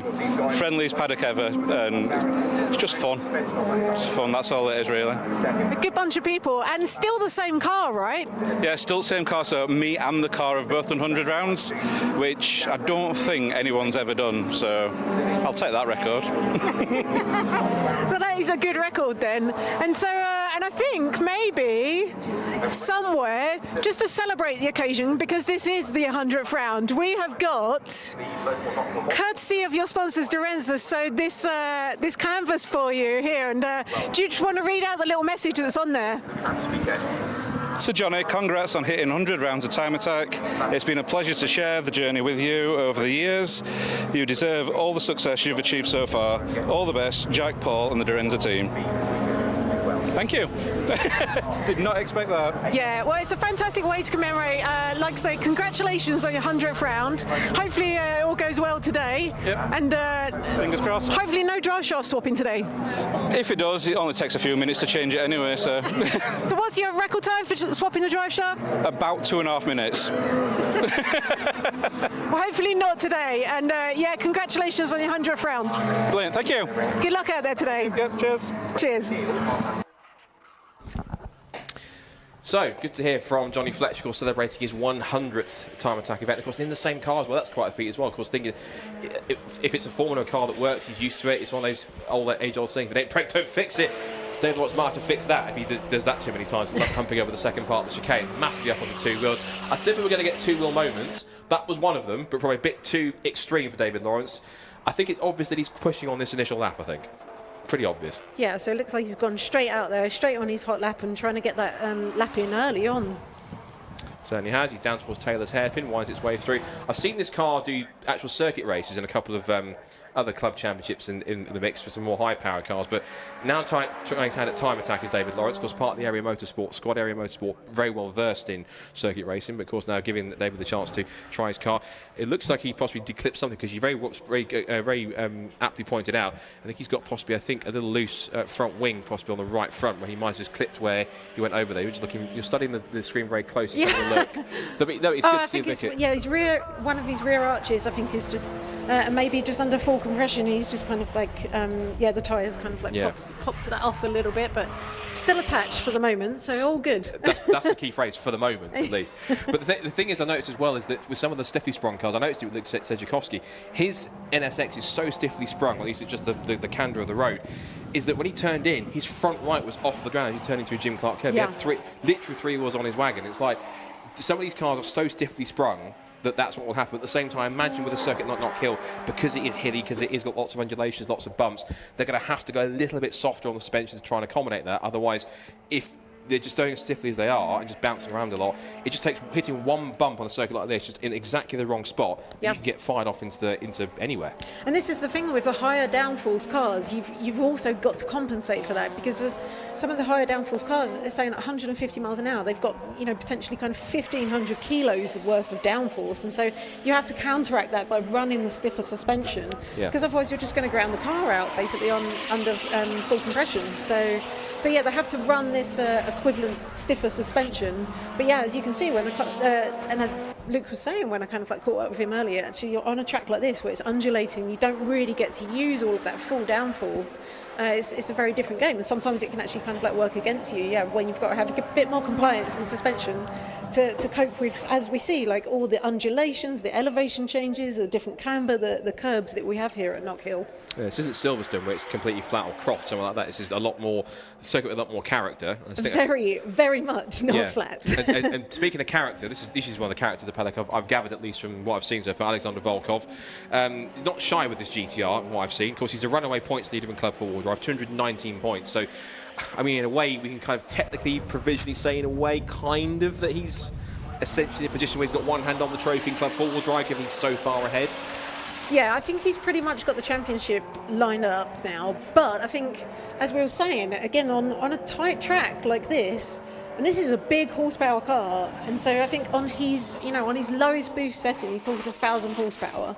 So and actually that becomes like almost more of a hindrance on a track like this, where you've not got many kind of like straights where you can really kind of like put that into action. And then again, you're coming up to the corners where you have unleashed all of that power, and you've got a big heavy car in the GTRs. I think there's 1750 kilos, something around that kind of region. And obviously, I mean, you would hope he's managed to kind of like strip a bit of weight out of that, but again, you're putting that back in with the cage. So big heavy car to stop at the end of a straight when you've got this huge amount of power. It's like forcing you down the straight into the corner. So, but the GTR is a heavy enough car anyway. So if you do strip weight out of it and you put the cage in, it's still relatively quite hefty. So, and also some of that will be the lump in the front, which is, well, I say a lump, but it's a great engine. It's a proper V6 in the front of it as it is. But it's still a heavy engine. It's going to be front heavy. The four-wheel drive system is going to be adding more weight on top of that as well. So yes, you can strip the weight out, but at the same time, it's still going to be one of the heftier cars in the field in any class. Yeah, for sure. So, and obviously a huge amount of power. So that car definitely favours the kind of like power tracks. And I would say Knockhill is, it's much tighter. It's a shorter lap. It's technical. So I would say, Alex Volkov is still kind of like fastest car out there at the moment.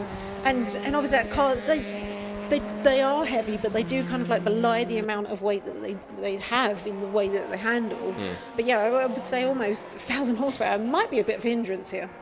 Possibly. Well, it's no good having all that power if you can't put it down and use it properly somewhere. Exactly. And it's the phrase in terms of, it's not how much power you have, it's how you can use it. And that's why cars like this, for example, the Citroen Saxo, which is of Stu Summers, of course, 179, it's all about, it might not be the absolute fastest out there, but some of these sort of more nimbler, kind of smaller cars that can use their power much better, they can outrun the bigger, clumsier cars which are out there, which might not be able to do such a thing. They might have to back out of the corner, whereas they can go flat out and take just about the same speed, if not more. So it works out in their favour in that sense, and that's why some cars, like the smaller cars, do tend to do a little better than you'd expect, because they do, on the tighter, twisty circuits, it favours them because they're small, they're light, they're nimbler, and they can use what they've got to much more effect. They're having to come constantly off the throttle all the time and feathering it in a car that's got, as you say, 700, 800, 900 plus horsepower, because you can't get all of it down the tarmac if the tyres and suspension's not there. And that was almost not there as well for Neil Robson there. Yeah, he's got something else that's.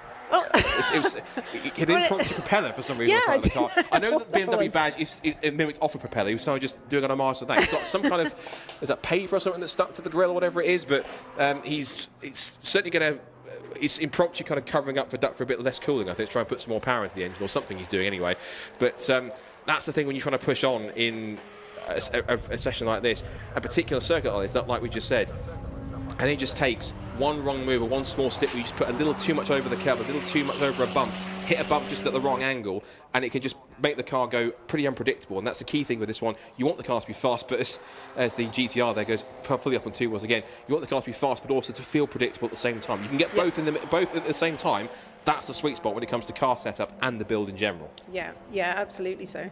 So yeah, I wonder what happened with Neil Robson, because it looked like he was almost round the corner and then kind of like run wide a bit. So I wonder if that might be indicative of some technical issues he might be having. It could be maybe that, or also, of course, the fact that the curbs are also quite, when they're dry at least, they're still quite loose and quite slippery anyway. So because it's a rear-wheel drive BMW, maybe he ran a little wide. Look, he ran a little wide. He went through. Oh, talking about running wide, Alexander Volkov picking up some gravel there. So what was it I said? He's quite a character, isn't he, in terms of how he drives it and in general, isn't Alexander? And he's definitely driving it, what's the phrase, like he stole it. So definitely making the most of it. He is currently fastest at the times, slightly unsurprising. In fact, the sector one on this lap time was the fastest first sector of the entire session. It was 16.9. That's indicative of how quick he really is pushing. He's just behind Johnny Fletcher in the Vauxhall Astra, but he's now decided to back out because headlights are off. Rule is, remember, for those who are new to time attack, if you're on a fast lap, you must have your headlights on to warn other cars. Otherwise, if not, you're going to get more than a slap on the wrist.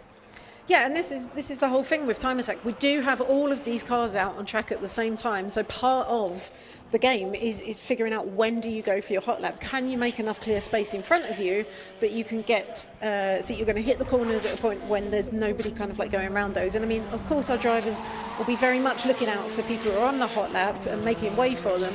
But again, sometimes, we have some events where there's like 25 cars on track, and you can have quite a lot of traffic out there. So yeah, finding that opportune moment is really kind of like part of that. I'm just looking down the circuit actually, and I believe on the side of the track, yes, and now we see that on the camera. That is Dean Taylor, who has had to pull over to the side. He has got that moving again, so I'm not quite sure what would have happened there. Maybe a spin, possibly at the bottom. He might have just hit my guess is if he's had a spin, he's kept on going, and the pace looks okay, but it looks though maybe that first section you get a massive kind of dip as you come off of Duffer's Dip and then get to Liz's at the bottom. There's a huge compression at the bottom, so maybe he's tried to hit the angle. Maybe, I'm guessing here, it might have had a bit of a spin and kept going, because the fact he's just got himself going again and seems to be on a relatively unfazed pace appears to be okay at this point in time. I'll do a quick rundown of where we are in the session with halfway through. Alexander Volkov leads the way with a 52.403. He is 0.6 of a second ahead of Andy Grady in second place of a 998. That car had some problems earlier on, actually, the Andy Grady Evo. That car was smoking a little bit midway through the session, came into the pits, went back out again like all the issue was fixed again, and then it stopped, I think possibly just on the little service road at the bottom of the hill of Leslie. So he had 2 issues in that race, in that first run. But Andy Grady is out there. He's done 6 laps. He's done a 53.0, so that car looking pretty rapid. Dean Taylor has gone 3rd fastest, so he's now 3rd in the Club 4-wheel drive. And then Kastusis I did this right earlier on. Kastusis Dobrovolsky, that's it. Right, there you go. I'm usually not too bad with complicated names. Kastusis Dobrovolsky in the second of the GTRs that we have this weekend, but of course he's a single round entry, so no point scoring for him. 4th fastest, although in the earlier on session attack 1, he was 3rd fastest ahead of Dean Taylor, did a 54.681 compared to Dean's 55.1. So where's Dean at the moment? He's improved by a second, so Dean's done a 54.0 compared to where he was earlier on this morning. So that's good pace improvement. It just shows that he's winding up slowly before super attack later on this afternoon. Found another second. He might have had that in reserve, but just taking it steady before he's ready to really push on and get the maximum points later on. Yeah, and I know you were talking about Andy Grady with being brought in on the last session. So I do believe that I think they had an oil pressure cut out, and of course we know, so Andy's back with a new engine. Again, they were just on the dyno on Thursday, so that is a brand new engine again for this round. And so obviously the safety's cut out, and he just brought that in just to get everything checked over and make sure that it was okay. And obviously we see him back out on track, so presumably everything is pretty good. And like I say, he's running 53.046, so yeah, it's a little battle going on in Club 4-wheel drive between obviously all the 4-wheel drive cars, but the 2 Evos and the GTR. Looking at the results from Attack 1, if you look at it, the 4-wheel drives and 2-wheel drives, basically there was an even split throughout the session, so all the 4-wheel drive cars were 1st to 4th, all the 2-wheel drives 5th to 8th. They kind of bookended both sides. There's Andy Grady, whose car appears to be back up to full strength, as he's just coasting off and backing off for a lap, I think, before he gets going again. He was a bit slow there, but he's kind of now just found himself in front of Johnny Fletcher, who's currently on a fast lap, headlights ablaze. He'll move out of the way and let the Astra through. In fact, he was on a hot lap and Donny's thought it's not worth it. He's got maybe a bit more power than me, so I'm just going to back off and maybe go again for another lap. He's got 7.5 minutes to go to try and improve on that. Johnny is currently, because I didn't get to the 2-wheel drive cars, David Lawrence leads it, 54.788 compared to 55.7 for Johnny Fletcher, so he's a second back. Neil Robson, the BMW, despite his little moment exiting the Taylor's hairpin earlier on, 56.501. And then Stu Summers, 57.6 is the one in 8th position, but he's only done, I say, only 9 laps in the Citroen Saxo.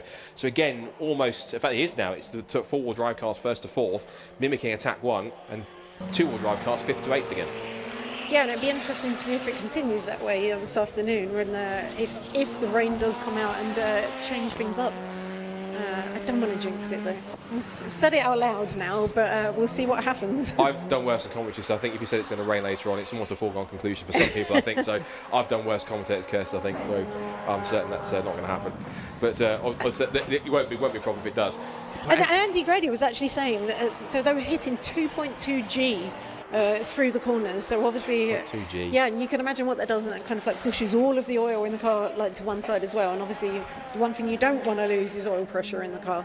And I thought getting thrown around by Fraser McNeil yesterday in the passenger seat of his Civic was enough to kind of push me around, but 2.2G, that's pretty extreme even just for time attack standards, I think.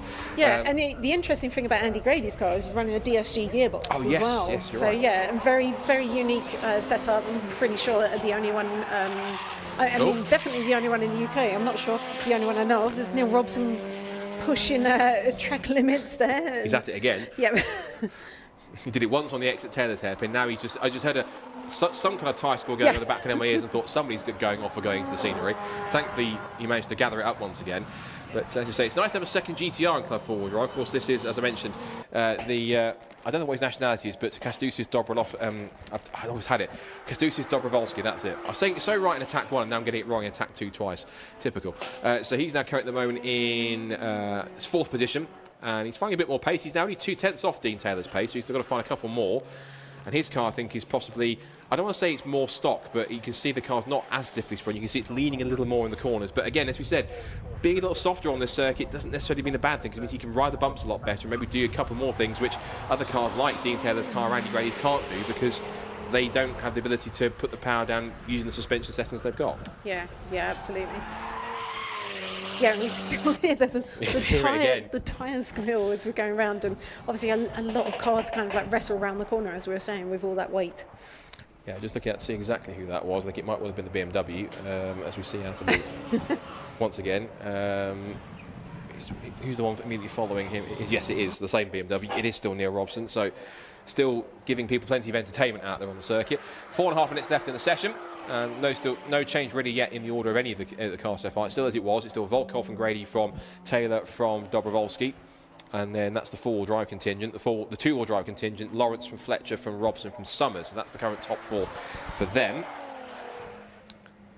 And Volkov climbing his way up the hill. I was going to mention also as well, one driver we don't have this weekend for Club 2-wheel drive, which might have an effect on the points going to Stetson, I suppose, is David Dyson, who's not here this weekend. He was 3rd at Brands Hatch, but in the Porsche Cayman GT4 RS. But this is an opportunity, of course, with I think because there are drop scores in Tarmac, there is. So yeah, you can drop 2 rounds. So obviously, if a driver can't make like a particular round, or if they have some kind of like catastrophic failure, then it enables them to kind of like stay competitive in the championship. So yeah, we don't have a David Dyson here today, who is leading Club 2-wheel drive, but then yeah, obviously we've got Johnny Fletcher who's 2nd, and then obviously Luke Capehorn, who was out this morning and had that fire, and he's not going to be out this afternoon.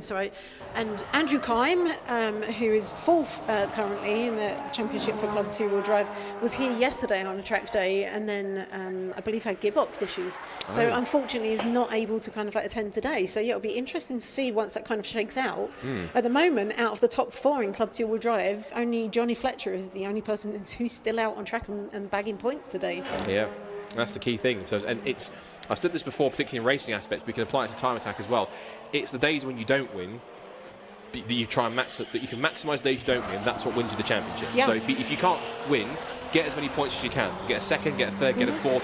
And yeah, everyone wants to win, whether it's a time attack or a regular circuit race. Of course, everyone wants to win. If you rate any race driver that says, "I just want to do it to take 3rd place," they're lying. Everyone wants to win, of course, but if you can't win, maximise the result. Get a 2nd, get a 3rd place. Nick the fastest lap or get an extra point if it's a race or anything else. Get as many points as you can, because you never know what might happen in the next race. The guys ahead of you in the championship might not turn up and actually lose points. He might retire and have an issue. Might not be able to get out, like Luke Capehorn did. He might lose points. So anything can happen, and it ain't over until they say the championship's final. So just keep going. And because of the change in the way the points are actually scored this season, it's really kind of like rewarded consistency. So as you're saying, get out there, and it's not just make sure you get to every kind of like round. It's like get out there for every session on the day as well, because you can bag points in literally every session. And that's what I like about this change in form, because it's encouraging people. Because I think before, correct me if I'm wrong, the only session that had points was Super Attacker, so therefore there was no massive incentive to go out and do laps apart from just doing laps to try and find the setup and the baseline so you were ready for Super Attack. I think this is actually a really smart way of doing it, because it is the incentive to go out and actually look. If you go out there, you're going to bag yourself some extra points, whether it's 6, 4, 2 or anything else. You might want to bang yourself some better tyres, I think, because Anzel Volkov had extreme understeer going through the final corner there. And I think decides rightfully, I'm switching the headlights off, I'm abandoning that lap, I'm going to go for a different one and try and reset with, well, I'm not sure he really has that much time. If you can get around quickly enough, you might have time for one more if you can manage it with 1.5 minutes to go. But he doesn't need to, right? He's got a second advantage over Andy Grady there at the moment. And it's true. Just looking around to see who's actually still out on track.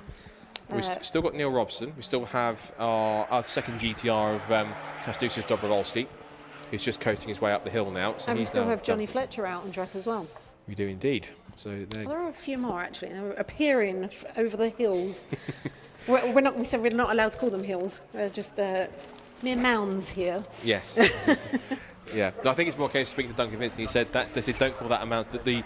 Where the radio towers are behind us, where in the commentary box, he said don't call that a mountain. It's like that's not mountain. Stuff in the distance, that's mountain. That's just a hill. So that's just a typical hill in Scotland, which is great to see. So Neil Robson, who is not being as I was about to say not being as flamboyant, just twitches the tail out of Jim Clark curve back through the left-hander of Hislops and down towards the hairpin. And he'll again have third place. And again, this will be another day for him. He can move up because there's no Nicholas Good, there's no Neil Wren, there's no Mike Butler, there's no Andrew Kime who can score points. So he'll be banking some big ones if he can to try and get some a couple of places. Because if you look at where he is in the points, he's currently sat in 8th in the points at the moment. No, 9th in the points at the moment, with 47 coming into the weekend. He'll have scored points in attack 1 earlier on, scoring points again in attack 2, so he'll get a couple more points. They don't want to try and get a good result, try and get himself, if he can, a podium in Club 2-wheel drive later on. So yes, drop scores come into play, but he's got a real possibility to, at least in total scores, leapfrog almost practically 3 drivers here if he can do, because he's ahead of Stu Summers as well, so outscoring him too. So more points he's taking through. So he could jump 3 potentially 4 places here just by kicking himself on the road and doing what you said, but just getting mixed as well as. But if he keeps doing that, maybe not if he's taking corners like that. He might last the rest of the session. But I think what he can be thankful of, the checkered flag is now out. The session is over for Club 2-wheel drive and Club 4-wheel drive. See there that Volkov has backed off and decided he's going to come in. So and I know Neil was saying, so he had new turbos, I think, for the last round as well. So he would have more power in that class. He's very much still getting used to that, but as you can see, making the most of it. I was going to say, does he need more power given the fact he's that sideways? I'm not quite sure. I think that BMW's got enough power. It doesn't need to put more on it. Well, the thing is, it's tricky in Club 2-wheel drive. Like in the club classes, we do have these big horsepower cars. So I think nobody will turn down more power. That's very true. Well, they should know how to use it. That's the key thing. Yeah.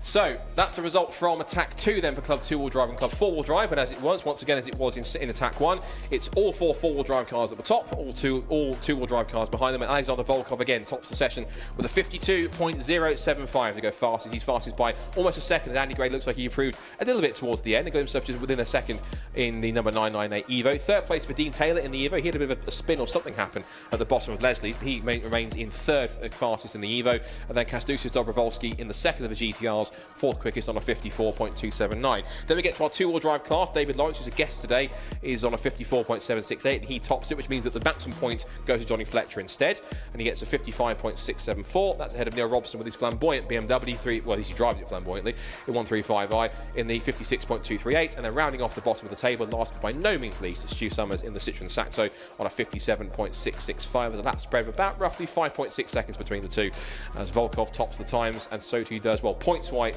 in position-wise, David Lawrence. Johnny Fletcher in 2-wheel drive will get the points because, of course, David Lawrence is a guest. So that's 2 Attack 2 sessions down. Now we go to our last one coming up, which is for the busiest session out there of the 3, given the size of the actual circuit. And it is for the Classic and Retro, Clubman and Pocket Rocket classes, both forced induction and naturally aspirated. Whilst that resets, we're going to take a quick break, also a music break and also an ad break on the stream, so keep locked on too, because it is going to be Attack 2 for the Classic and Retro, Pocket Rocket induction and naturally aspirated, and the Clubman classes, thank you, here at Knockhill in Scotland, here in Time Attack. So stay tuned, we'll be back in a couple of minutes.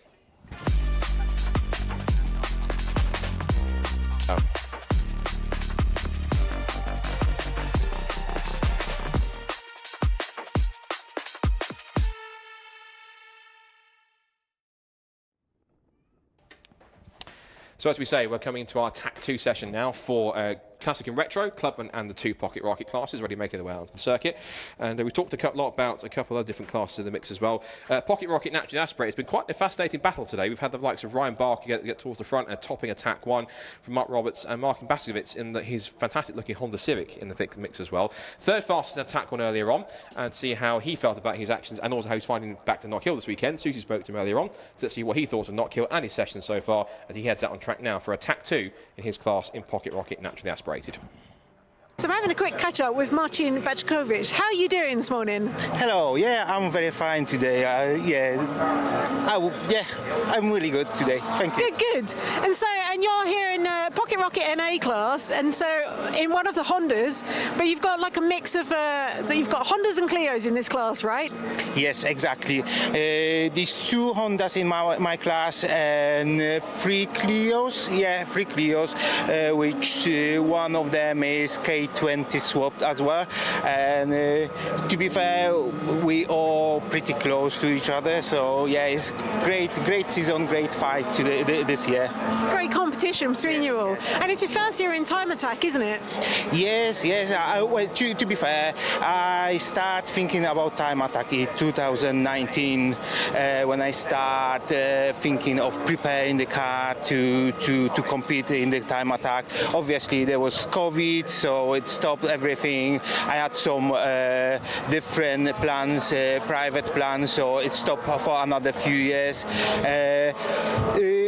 2 years ago, I was nearly ready to give a go and have at least one entry, single entry or something. But every single time I went to test the car, something's go wrong. So not a nice, reliable Honda then? Hondas, they're always reliable. They're always reliable. Last year I managed 2 single entries and I enjoyed that really well. So this year I decided to enter the full season, scoring the points, and it was really good decision to do this. So yeah, I really enjoyed this. I had some good moments, podiums already this year, getting quite on the 4th position, on the 4th place now at the moment in the general classification, not far behind with the points, so I'm pretty glad with myself and yeah, how the years is going. And you've had a few issues like over the season as well, right? So as we were saying, maybe reliable Hondas, maybe not. But can you talk us through a few of the issues you've had? Yes, I had a few issues. Well, I just joke in the reliable Hondas. Every race cars, they're never reliable. So yeah, so the season starts with the gearbox problem, and then the next round I had some problems with the drive shafts. Then was suspension problems on the last round. Well, I missed the brand scratch, so on my last round on the autumn part, I had a major electrical issue. Everything sorted, car is going again, so yeah. And it's all good so far today then? Yes, yeah, exactly. So good so far today. And how are you enjoying the circuit here today? Have you driven Knockhill before? No, that's my very first time here. I never been even watching anyone's here. But I really enjoy this track. It's kind of scary, but it's pushing everyone's to limits. And I heard that already a few times. People been doing this track for the first time, and they saying that's them favorite track. And I would say the same. That's my favorite track. It's such a small track, but it's amazing. So yeah. And suited to the Honda then? Sorry? Suited to your car? Yeah, I think so. I'm getting quite good times, considering I've never been on this track. So yeah. All going well then. So good luck out there this afternoon. Hope everything goes well. Yes, thank you. Thanks. So that was Susie having a chat with Marcin Bajkovic in his Honda Civic, who finished in the session earlier on in 3rd in the Pocket Rocket naturally aspirated category. Attack 2 is underway for Classic and Retro, Clubman and Pocket Rocket, both the forced induction and naturally aspirated classes.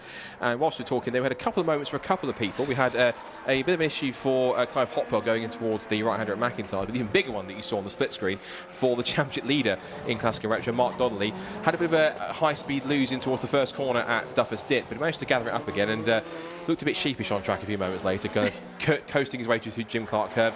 Not quite sure he meant that one. Just, yeah, shedding a bit of gravel as he goes. But he kept off the racing line. that's the mark of a good racing driver. You be considerate that you shake it off the racing line, so you're not compromising anyone else, unless you're Dick Dastardly, in which case you probably would do that. And it's good to see these. You can tell, like, the people who really know the track, really know where to push the limits, and we've obviously got quite a lot of locals here. And so, yeah, this car that we can see on track at the moment. So Michael Imrie, I think is one of the locals, and obviously kind of like really pushing that over the curbs and exploring to the maximum track limits, shall we say? Oh, he's been pushing today. He had I think a half spin at some point, one point, and also ran wide a little bit. So he's been pushing. He's been going for it. He's been one of the more spectacular drivers to watch out there, and particularly with the Mini, has been even more so in that sense. Looking at the initial times that are coming in terms of what we're seeing so far, the initial times coming in at the moment, Dean Riley is at the top in the VX220 again. One car I think maybe has either been keeping a powder dry or possibly was just steadying herself in warm-up in Attack 1 is Annie Thompson, who, of course, who comes into the weekend as the leader in the clubman category, ahead of Dan Buckingham. Those two came into the weekend 2 points apart, with Annie just 2 ahead of Dan in the Honda Civic. And in the first 2 sessions, Dan was ahead of Annie, so it looks like Annie's now decided to turn the wick up and go, right, I've done my kind of bank laps to get them in here. Let's push them on and get some more points, because she's now popped to second quickest with a 56.374.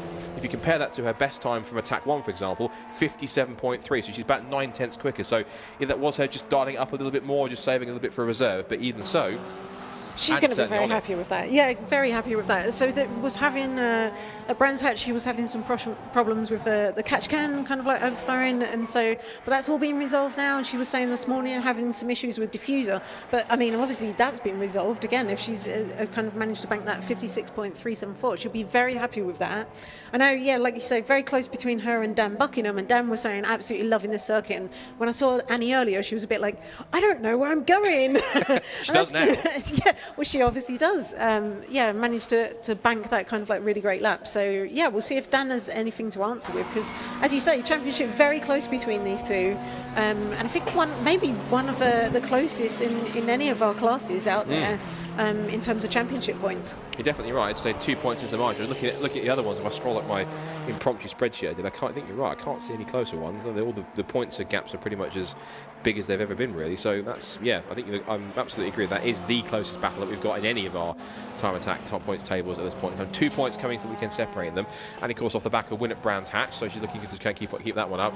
In terms of that pace difference now between Annie and Dan, I mean, Dan's best lap time so far is a 57.4, but you compare that now to the 56.3 which Annie's put in. That's over a second quicker, considering that Dan was quicker in the first 2 sessions.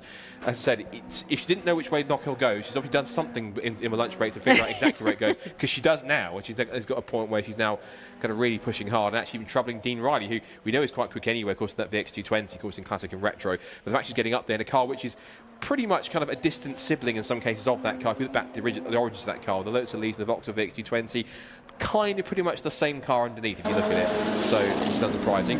That is a bit surprising with somebody. That's some fluid been left down by somebody, and it's, I wonder if it's where that is from. So somebody's dropped something at the back of it, but who they have, and it looks like one of the Minis has got what looked like some kind of a pool of like cement quick dry around it, I think, because I couldn't quite tell which one though. That may be Stephen House, I believe, was having coolant issues earlier, and they were saying it's just pushing coolant out the top. So that may be something to do with that car. We'll have to wait and see, get confirmation.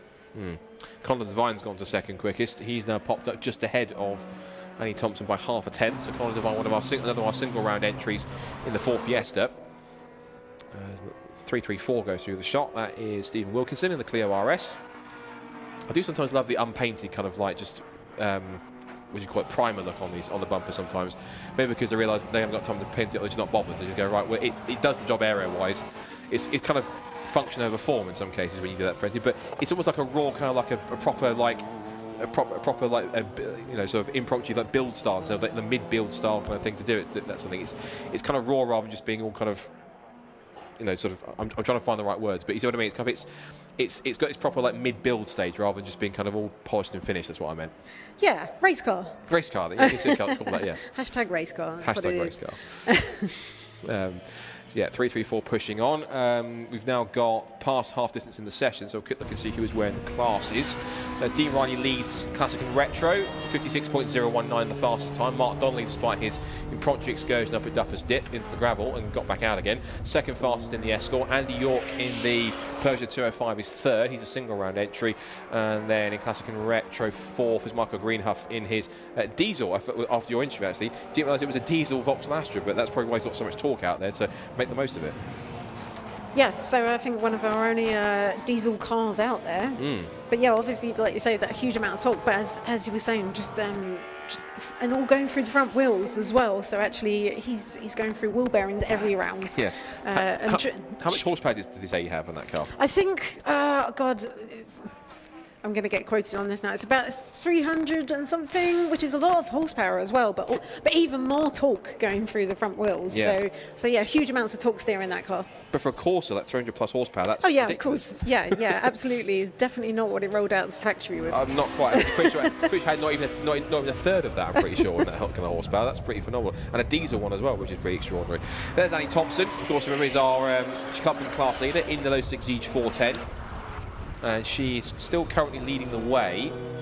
We've just seen Mark Donnelly turn in a 56.1, so yeah, improving his time and moving up to second fastest car on track.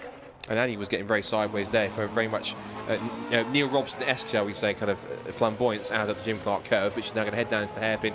So sometimes they say flamboyant, if it looks fast, it isn't, but at the same time, depending on the car, I suppose, and depending on the time era in terms of what cars you're racing, sometimes sliding at the car can be quick.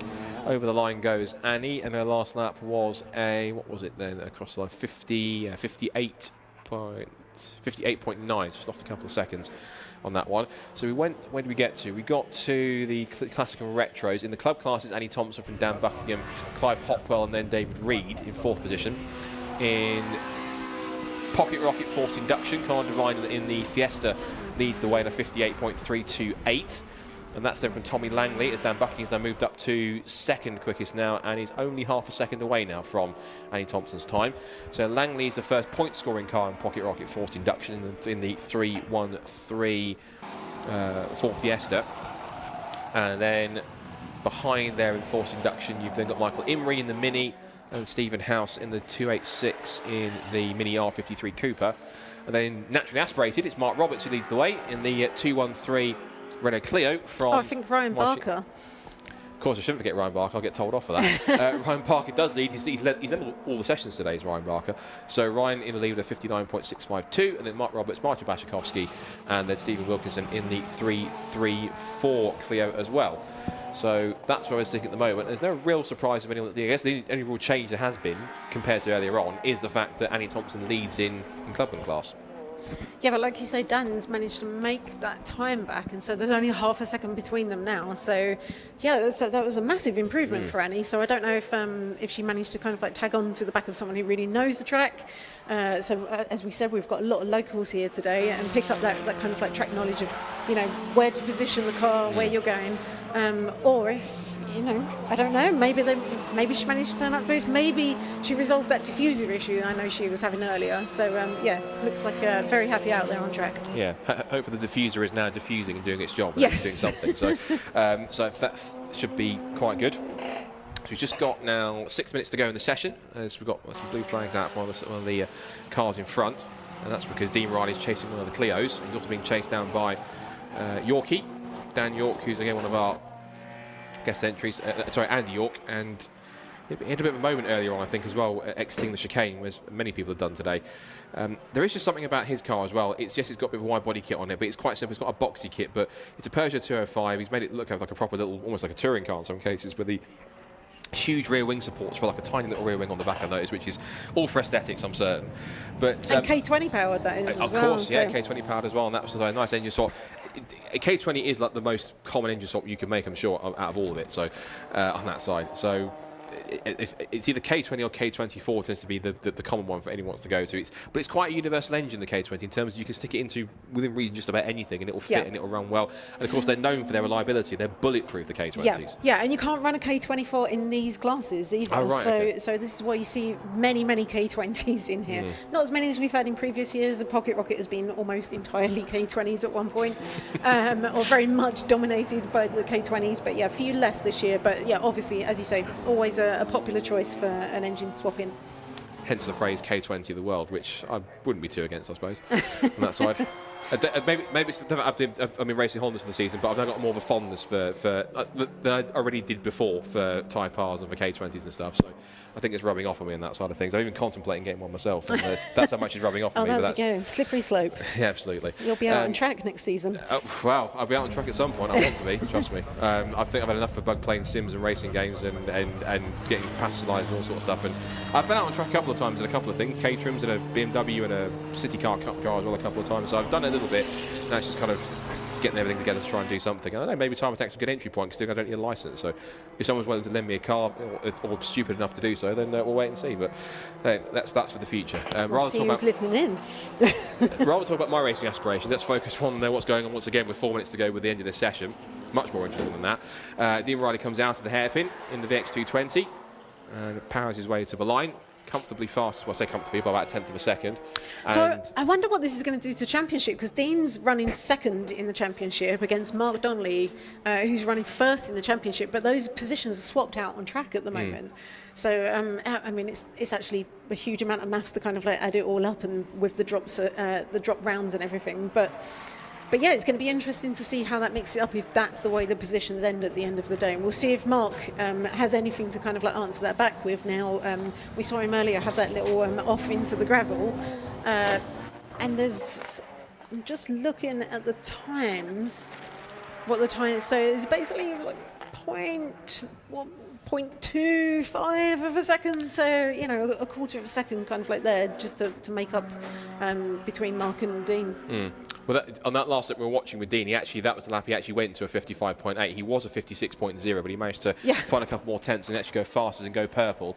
That lap, and actually Mark Donnelly, he actually went fastest in the final sector. He took the best final sector of anybody on that last one, so he's got more pace left in him. There's only about a couple of minutes to go, but Mark seems to have got that car back into the groove and is now going to try and push the Escort as hard as possible. There behind is the K20 swapped Peugeot 205 of Andy York, who is in, as I say, third in Classic and Retro. Again, still Connor Devine leading Pocket Rocket Force Induction, still Annie Thompson leading by half a second for Dan Buckingham in Clubman class, and still Ryan Barker, who I haven't forgotten this time, in Pocket Rocket Naturally Aspirated. There's actually got a car between himself and Mark Roberts on the timing screen, because Stephen House is in between him, and the Force Induction number 288 machine, which is the 286, which is the Mini R53 Cooper. Yeah, and as we can see in Pocket Rocket NA, in both the Pocket Rocket classes, we have a lot of minis in there as well. I did notice that, yeah, that's very true. Yeah, so the Pocket Rocket Force Induction class, actually, and we're seeing Peter Rushforth's car here. Lots and lots of minis in that class, and I think I'm just looking through, I think Tommy Langley might be the only car in that class from the season who's actually not running a mini. Yeah, the only other mini on top of that, other non-mini on top of that, is our guest driver Connor Devine in his own Ford Fiesta. A lot of minis, not Clios as well. He's obviously quite a popular choice in this championship. Yeah, for sure. It's the perfect small cars, and of course we've got this the engine restrictions. So I think it's 1.6 is the maximum. You can go Force Induction, and then 2-litre NA. Well, that's perfect for something like an Fiesta ST180, because that's got 1.6 litre engine in it, 1.6 EcoBoost. So no wonder someone like Connor Devine or others who've got, you can stick an EcoBoost engine in. It works perfectly fine in terms of being a 1.6. So less than a minute to go in the session. I think Dan Buckingham's trying to push on and get a quick lap here. He'll get the chance to do one more if he's able to get himself past the Clio in a second.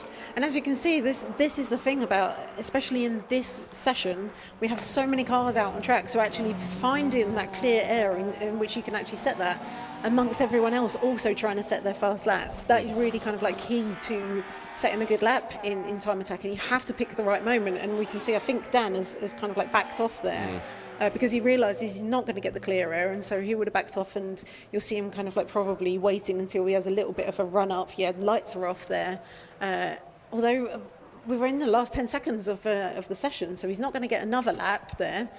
Obviously he's gone through the past the flag already, so he will be able to finish the lap he's on. But yeah, it's all about, if you don't find that clear air, then that is part of the game. And so drivers very much have to manage that while they're out on track. And particularly on a short circuit, and it's the same with places like Brands Hatch and Indy Circuit. It's such a short circuit, particularly with so many cars. Yep. Yes, 18 can seem quite. 18 cars might not seem that very many if you go to somewhere that's Silverstone or Donington Park. No. You come to a short circuit like this or Brands Hatch, it feels like a lot because you come across a latter car much more often, so therefore you feel like there's more traffic and more cars. But in reality, you can have the same number of cars on a bigger circuit and it'll feel not as congested and therefore easy to try to get around and get a good lap in, which is all the key things. So, and also a good lap around here, the key ability is to ride the curves properly. If you can ride it properly and have a car that can do it without getting too out of shape or too loose, it certainly can be quite key. Check a flag out in the session then. That's the final Attack 2 session. So now the stage is set for our Super Attack later on this afternoon for all three of our groups, collectives, shall we say, that will go out for their attack to get the big points for this afternoon. So checker flag falls on the session, and again that is more points. Of course, as remember, you score points in Attack 2 and Attack 1, and that's key, of course, for the championship. If I'm right in saying they don't count, that counts towards the total round score. So it's what your total score for the round is how many points you score mostly in the round across the whole event. Am I correct? Good. Yep. So maximise the scores as much as you can. It's going to be absolutely key. So end of Attack 2 then for Classic and Retro Club and Pocket Rocket ends as follows. And actually, we didn't spot this actually. Mark Donnelly stole the fastest lap on those final lap of the session.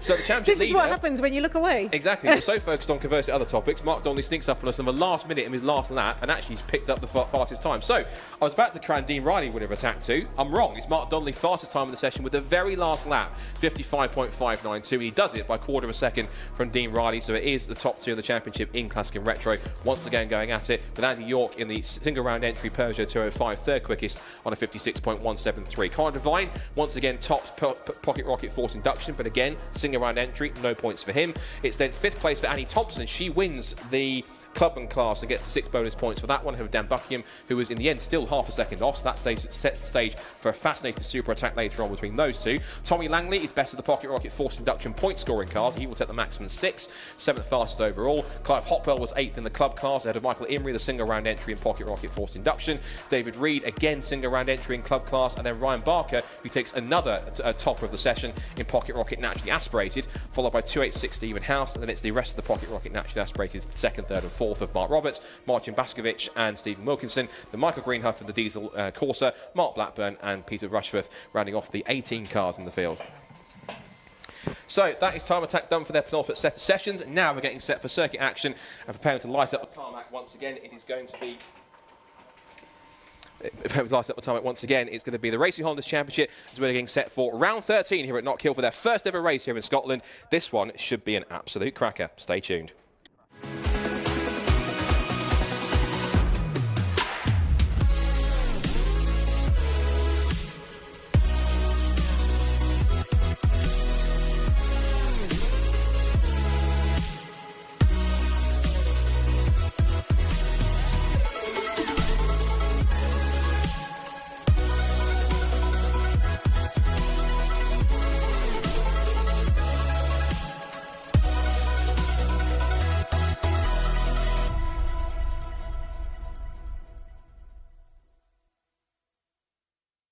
Right, I'm down in the pits with Bob Barron. So, Bob did actually get pole position in qualifying, but unfortunately had a bit of technical issues, so we call it.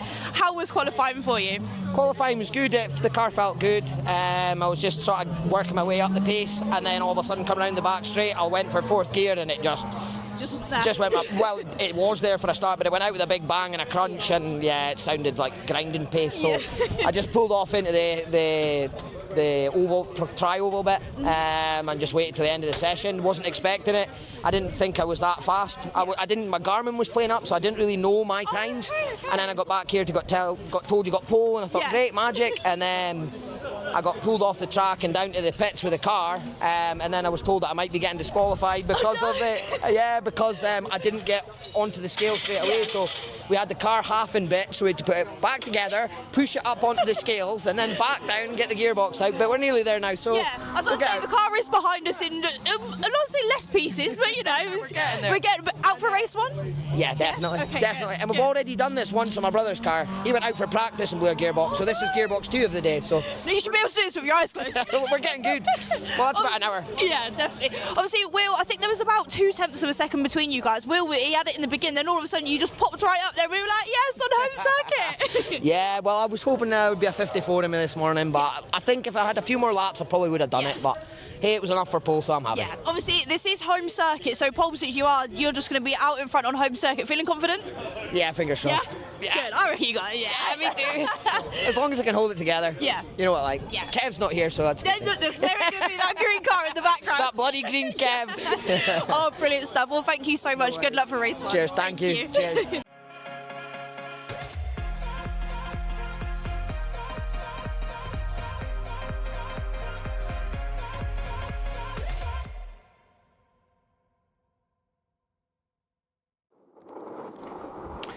Right, shall we have some racing action? I think we should. It's now time for round 13 of Racing Honda's 2025 and their first ever visit to Knockhill here in Scotland. They've been treated to a free practice session and a dramatic qualifying. Now we're getting set for race time. Race 1 is all set to go.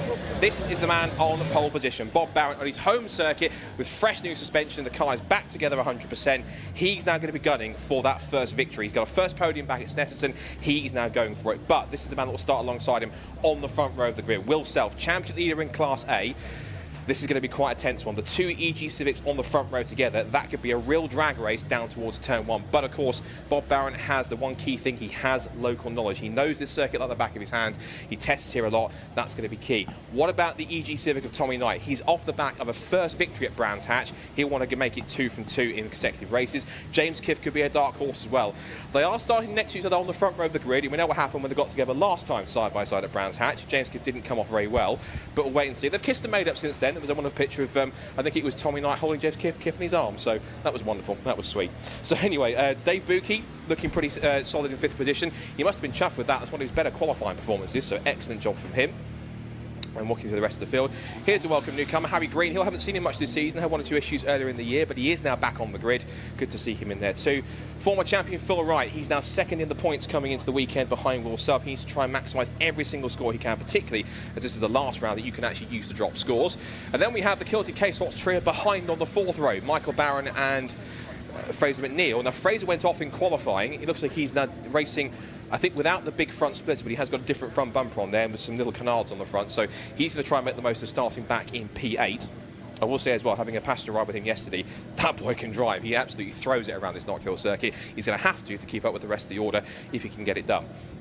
So let's set the stage then, going forwards for race number 1 here. And in Racing Honda, of course, we have to add in, of course, on top of that, points that were scored from qualifying. Because remember, in each of the 3 classes, you get 5 points for top in qualifying in your class, 4 points for 2nd, 3 for 3rd, 2 for 4th, and 1 for 5th. And that applies to each class.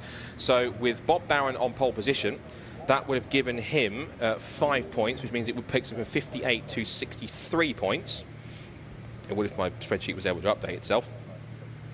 And if I was connected to the internet, that would certainly help. So it'll be 5 points that will take him to 63. Will Self got 4 points. That puts him now to 156 coming into this race, which gives him a 23-point lead. Well, that went out of my GCSE maths. It's funny because it's true. And then in 3rd place was Tommy Knight, which gives him 107 points now. James Kiff was 4th, that with 2 points, that puts him on 45. And Dave Buki with the 1 point puts him on to 27. For Class B, that now breaks Dan Thackeray into the 200-point barrier. The pole position for him puts him on to 204 points. It was 2nd quickest for the 2nd point scorer, which was Sam Linster, because Stan McDonald, who's on the front row of Class B, he will not score points because he's a guest driver. So Sam Linster now goes on to 4 points added to 105. Lewis Barker now goes on to 3 points from 63 to 66. Harry Greenhill got 2 points, so he goes from 12 points to 14. And Luke Crassus-Melly goes from 23 to 22.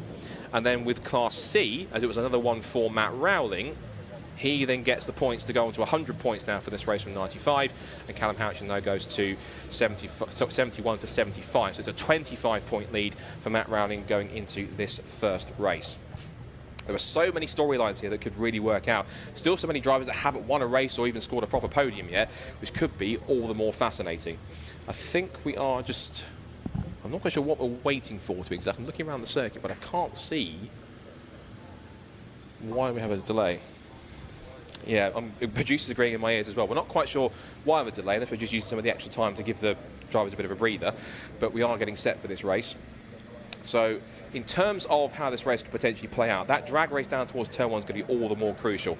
Bob Barron, of course, on home soil. He knows the circuit, he knows his track lots back in his hand in both directions, because, of course, for those who don't know, for Knockhill, of course, locals often know this, but for those watching on the stream who might be watching outside the UK or don't know Knockhill very well, he is licensed to run in both directions. You can run both forwards and in reverse direction, and I've seen races in both, and it's pretty extraordinary, particularly if you go in reverse direction, going through the Black Circle chicane, you can and do see cars get all 4 wheels off the ground. It is quite a sight. I've seen Caterhams and other cars around here do it, even TCR cars go around here, and they do really get themselves off the ground. It's a fantastic circuit. And again, having taken the passenger lap yesterday, and of course it was all of us in our media group, we had myself and Charlie, also Lexi, who's our brilliant social media manager, and also Jake, who's been helping with some of the camera work as well. All of us got passenger lap yesterday, and we have to say a massive thanks again to Fraser McNeil, to Matt Rowling and to Callum Houchin. They took us around for a few absolutely barnstorming laps, and they didn't hold back. I think we both all said, don't let up, give us the full experience, and they really did show us exactly what this circuit is like at full chat. It was absolutely amazing to experience. So thank you to all 3 of them for taking us around and showing the circuit how it's meant to be driven, which is all the key thing. So, as we said, Bob Barron, on home soil, how much he would love to take a home victory here in Racing Hondas. He did win 2 weeks ago in the wet in the Motorsports Championship. All 3 of the Celtic K-Swaps cars were out. We had Bob Barron, his brother Michael, who's here making his debut as a single round entry in the black Civic Coupe, and Fraser McNeil in the number 7 car as well. And they're up there in the mix. Michael Barron has won here as well. Back in July in Motorsport, he won 3 out of the 4 races that he contested over the course of the weekend. And he's looking pretty strong. And Fraser, of course, got himself up in the top 5, and he's also quite a quick driver in his own right. So Bob Barron has a real potential here to do so in front of a lot of home support here, of course. A lot of local favourites would love to see the Scottish drivers do well. Looking pretty relaxed in the cockpit of the 27 Honda EG Civic. And that's one thing I love about this championship as well. I love this championship anyway. I adore this championship. But the thing what I like about it is that it's not just...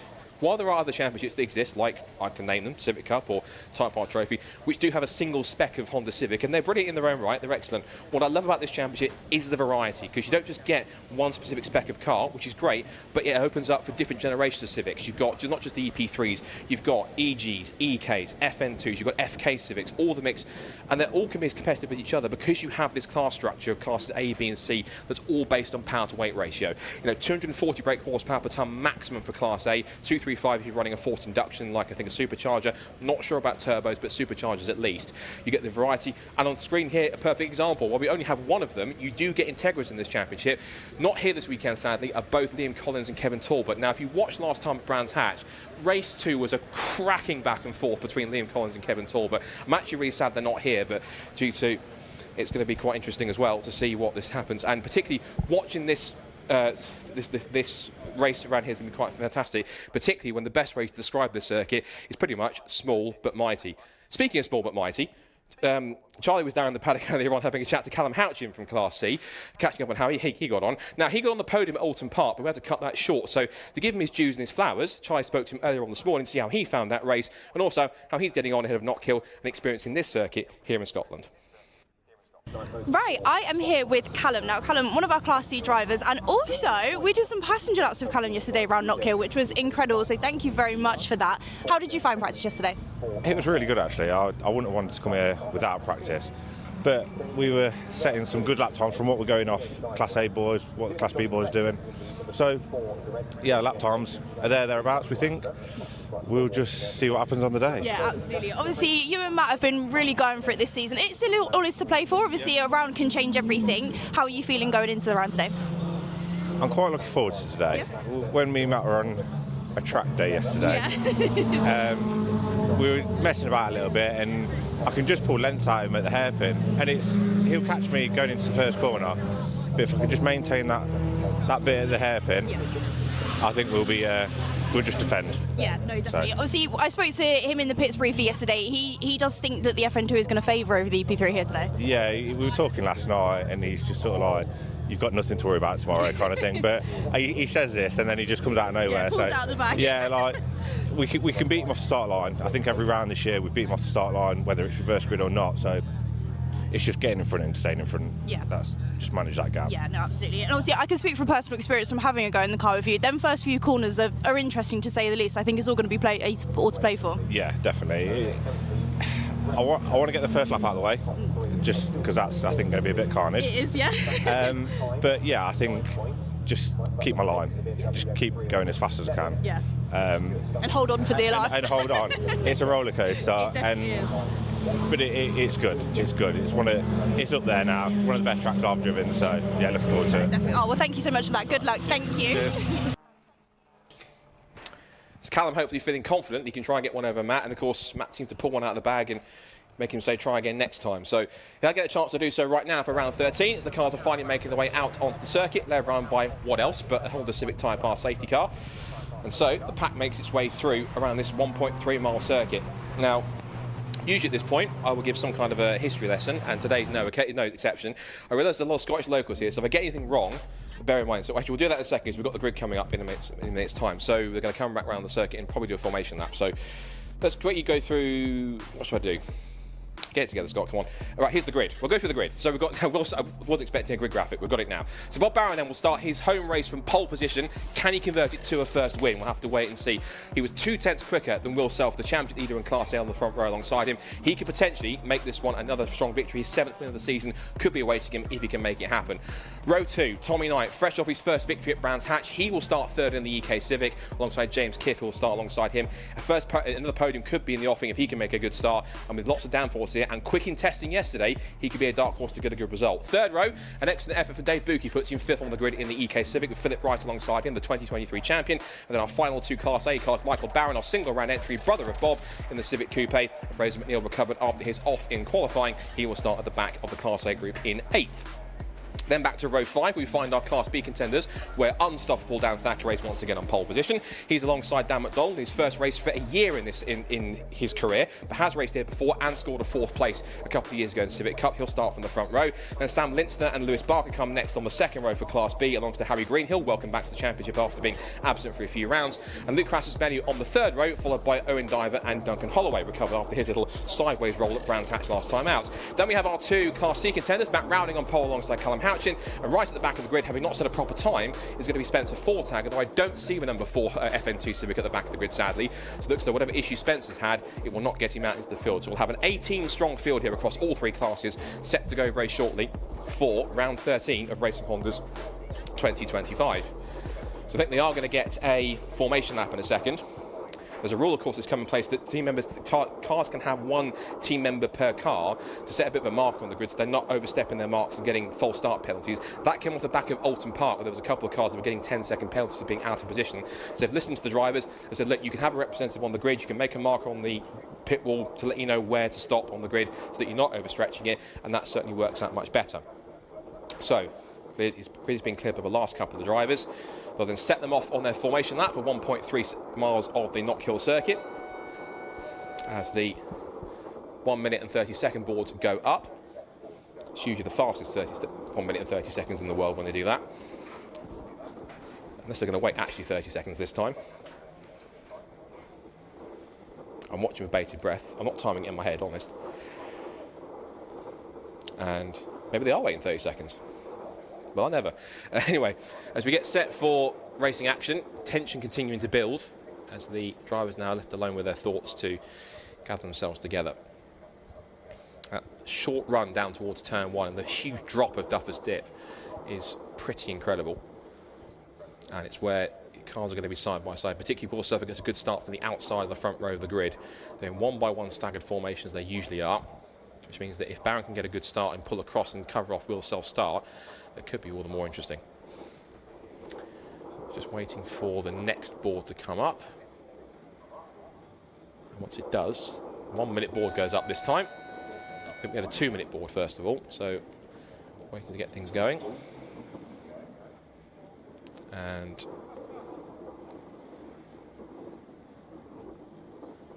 phrase we use here is it's all calm and quiet until the VTEC kicks in. It's always quite calm and quiet. 32nd board goes up. A lot of tension on the grid here. Bob Barron will be feeling this could be a possibility. He could be on the cusp in 15 minutes' time of the biggest win of his quite fledgling career, because you have to remember, he only started racing this season. He was, I'm not sure he took his rookie plates off yet, but Bob Barron even led his second ever race. He was on reverse grid pole for the second race at Cabell Park as the green flag flies on the circuit, and was up there in the lead and was leading about halfway through until he then lost the back end and lost the lead and also the first few positions. So he's going to try and see if he can hold on.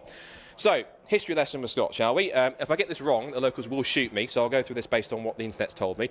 So, Knockhill then, built in 1972 by farmer and racing fan Tom Kinnaird, using farmland roads and a disused railway. The 1.3-mile circuit opened first of all in 1974 with lots of dramatic elevation changes, and it was briefly leased, proposing major expansion changes, and then early upgrades mainly got some fencing and some resurfacing. It was then taken over by racer turned businessman Derek Butcher. He invested about £100,000 to modernise it.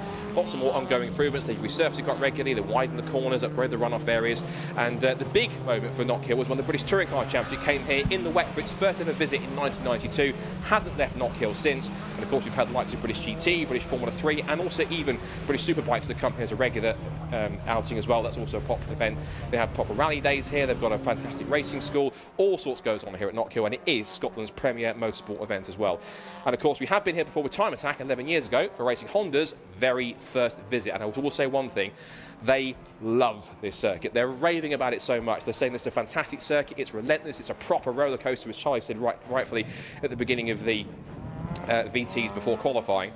It's a circuit where you cannot let up. But having had the passenger lap yesterday, it is literally the first part of the course. It's one corner after the other. You have no chance to think about it.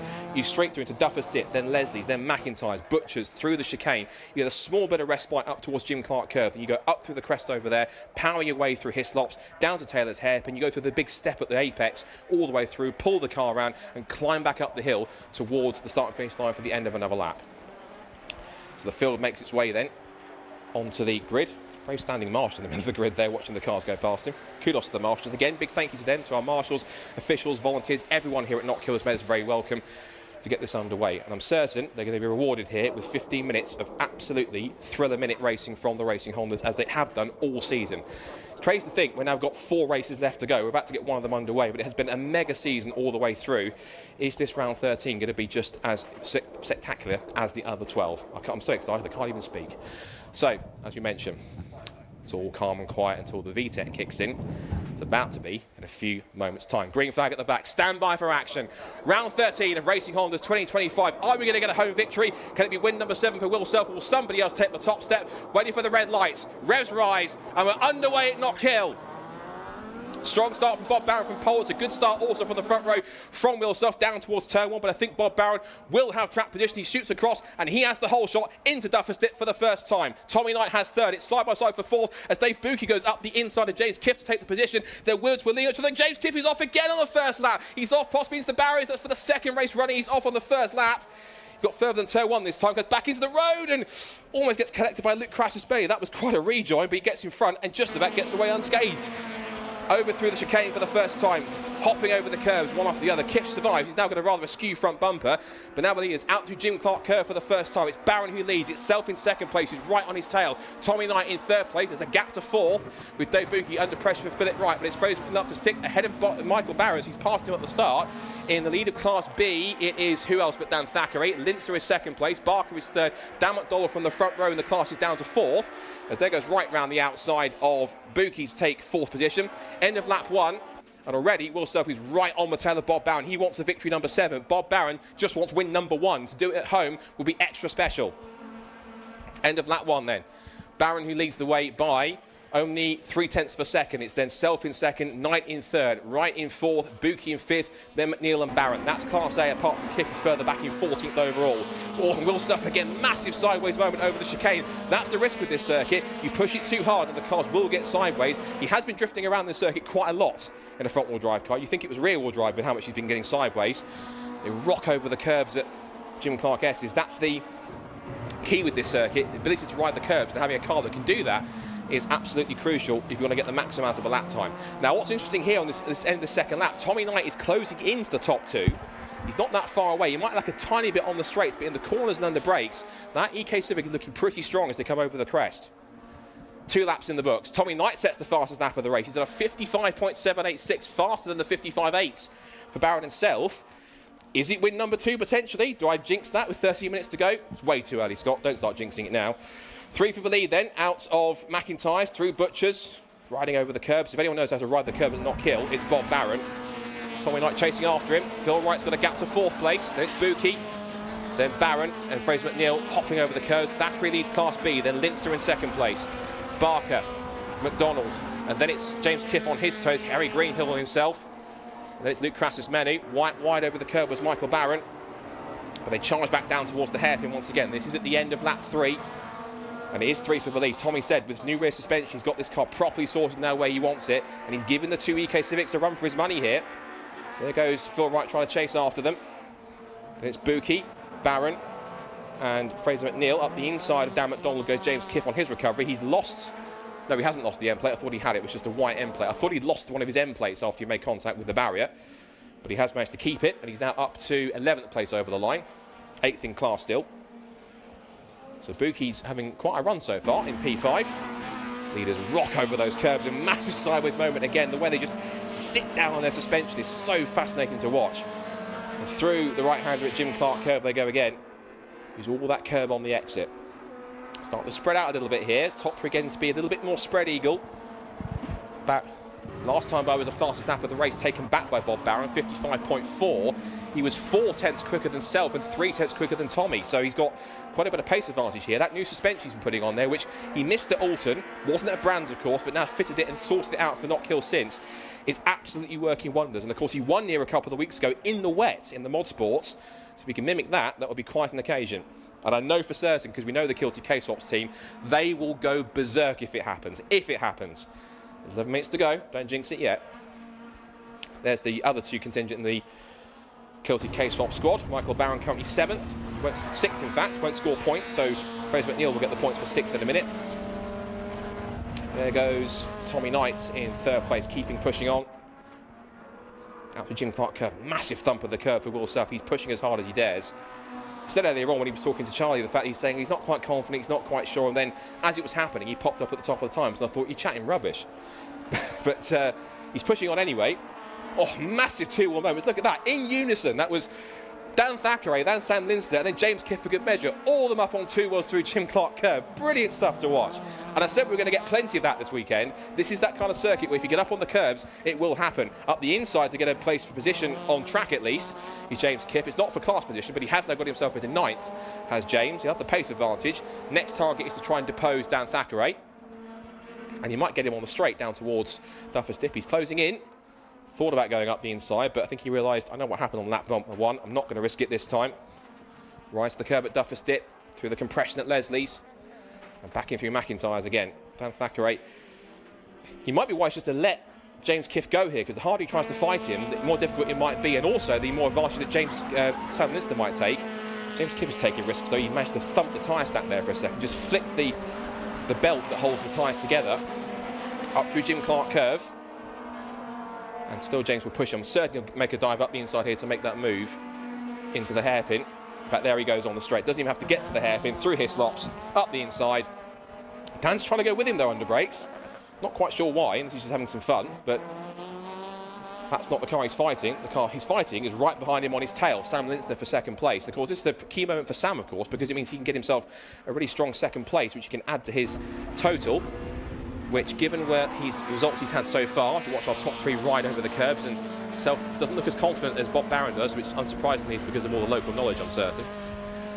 Looking at where Sam has done, he has taken a 2nd place before. That was back at race 2 at Snetterton, so he can get his 2nd runner-up spot if he stays where he is. Could even get a 1st win if he starts to chase after him. There's still 8 3/4 minutes to go. Still nothing certain just yet. I've noticed, and also watching other battles, that we've got Dave Buki and Michael Barron quite close. Now here's our Class C battle. It's Callum Hatchin ahead of Matt Rowling. So on pure pace at the moment, looking pretty close, but I think we're about to get a one-on-one here between these two. So the 2 Class C runners, nose to tail. It's now a 25-point swing in Matt Rowling's favour, but Couching is given as good as he gets. This is the true test as well. FN2 versus EP3. Which one around Knockhill has got the pace? Is it the older chassis, or is it the newer one with a slightly more user-friendly experience in the FN2? We'll wait and see. I don't know how user-friendly it was when he was taking me round, but Callum was certainly pushing it. Down the back straight through Hislops. And just setting him up here, and Houchin, see, look, goes to the inside line. He's not comfortable going on the racing line because he knows that if there's an opportunity, Matt will come. He's down the outside in towards Taylor's hairpin. Just puts himself on his wheel, and he might try and drag race him up the line, but I'm not sure he's close enough. He gets back into the slipstream, charging up the hill once again. Closing in. He's going to make a dive. He's thinking about it. Darts to the inside line. Puts himself in his mirrors. Just distracts Callum. I'm still here. Haven't disappeared.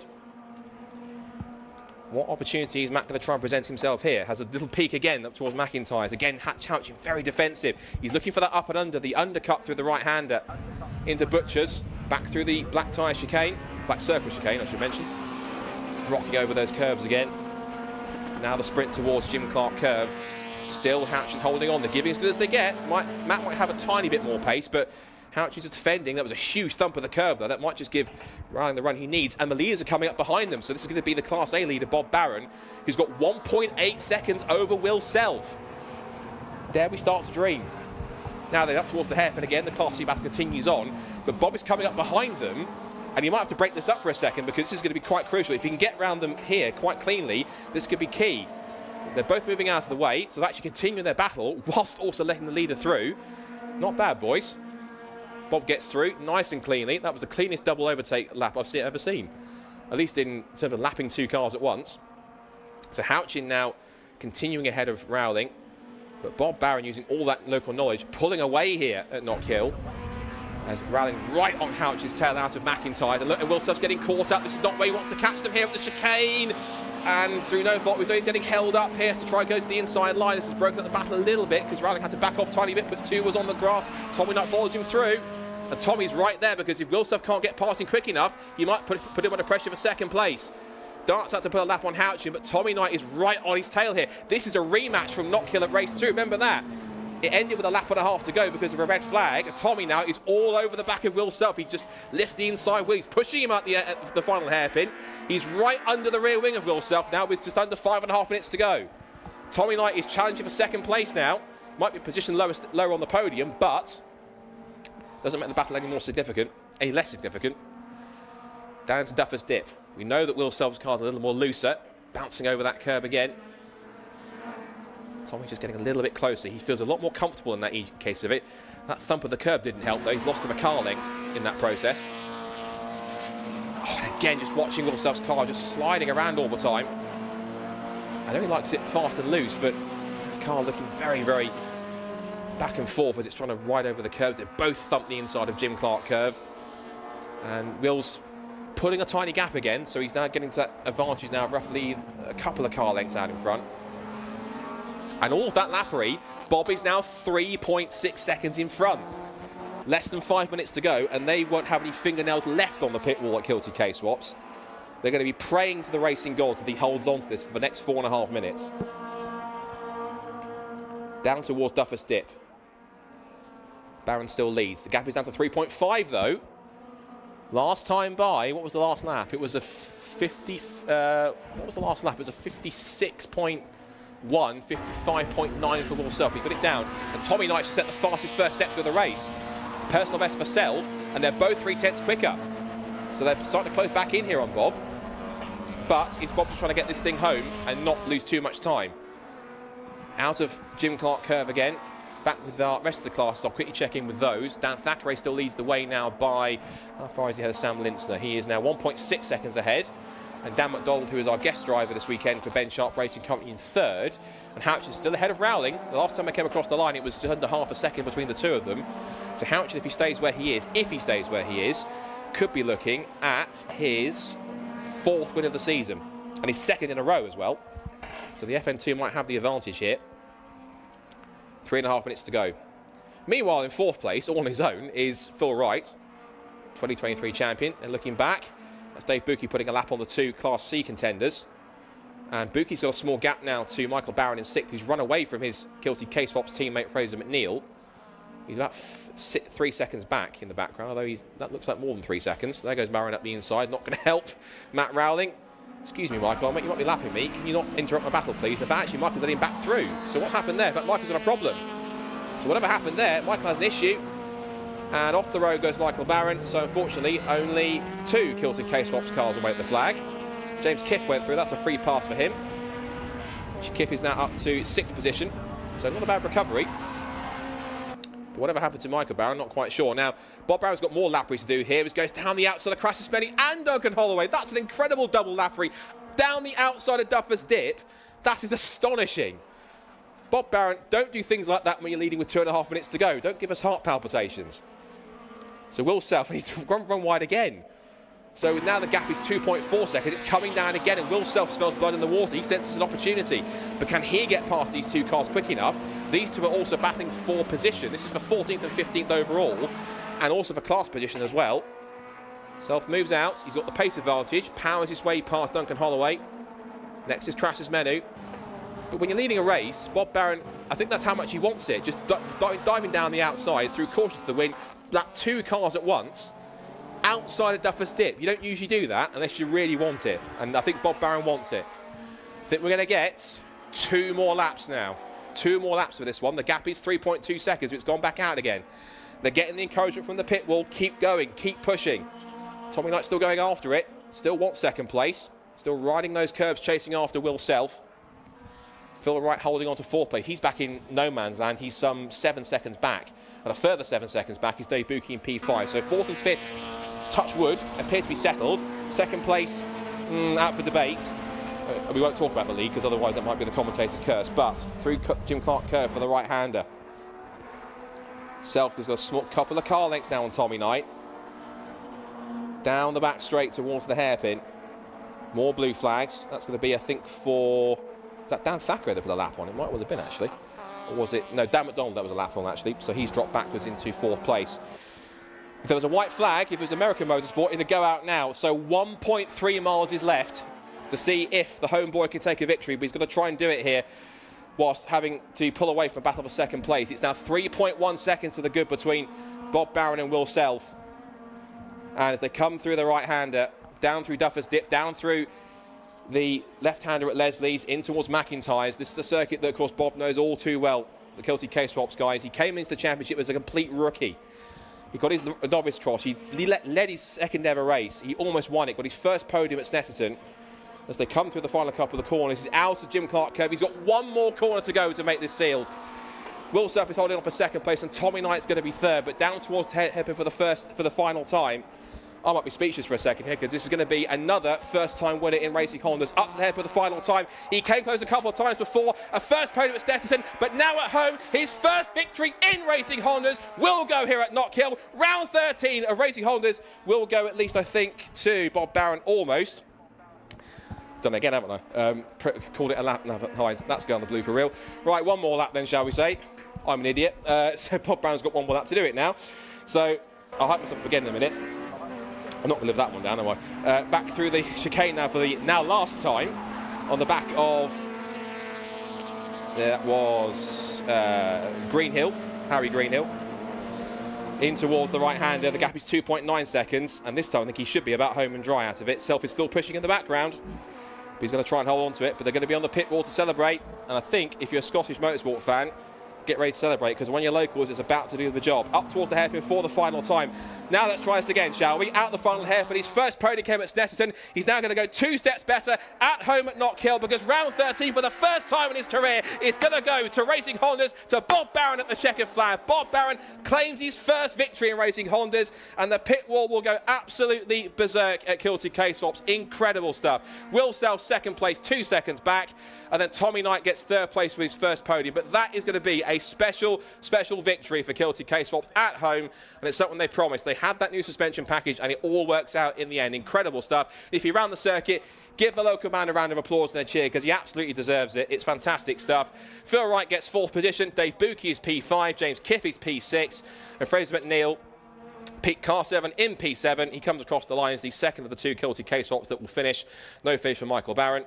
Dan Thackeray picks up P8, and he also wins once again in Class B. That's another one to put him one step closer to the Class B championship. 8th place will go to Sam Lintzner in the end, and Harry Greenhill gets himself on the Class B podium, in fact. So, given the fact that Dan McDonald pulled away, it's P6 for him instead. So Dan McDonald actually dropped away in that sense, but it was Lewis Barker 4th in Class B, Duncan Holloway 5th, and Lee Crash's medal in P6. And then it's Dan McDonald P7. I can't even speak, I'm getting it wrong here. And then Callum Houchin also did hold on for the victory as well in Class C after race-long pressure from Matt Rowling.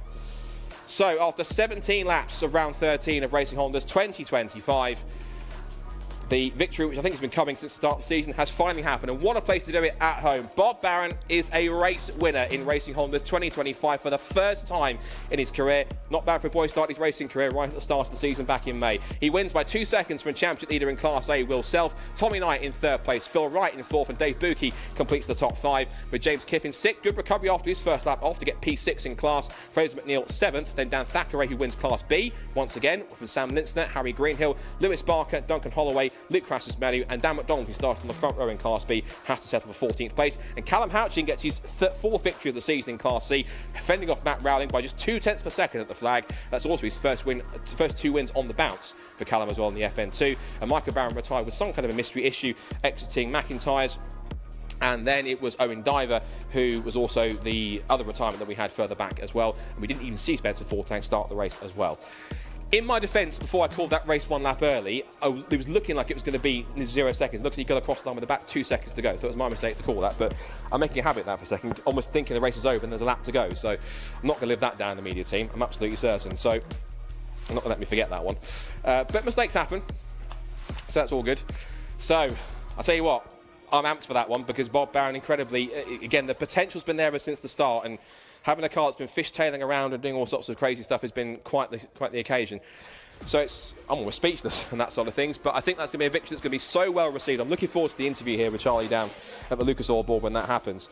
There's going to be so much celebration for that first podium, and I wish I could be down there for it, but I'll be here in the box for the time attack sessions to do that. But I'm certain there's going to be plenty of pictures and video of that one, and a massive cheer when that goes up, which is incredible. I think we're going to have a small gap because Michael Barron's car is being recovered from where it pulled off up at the chicane, so that's going to come back with an issue.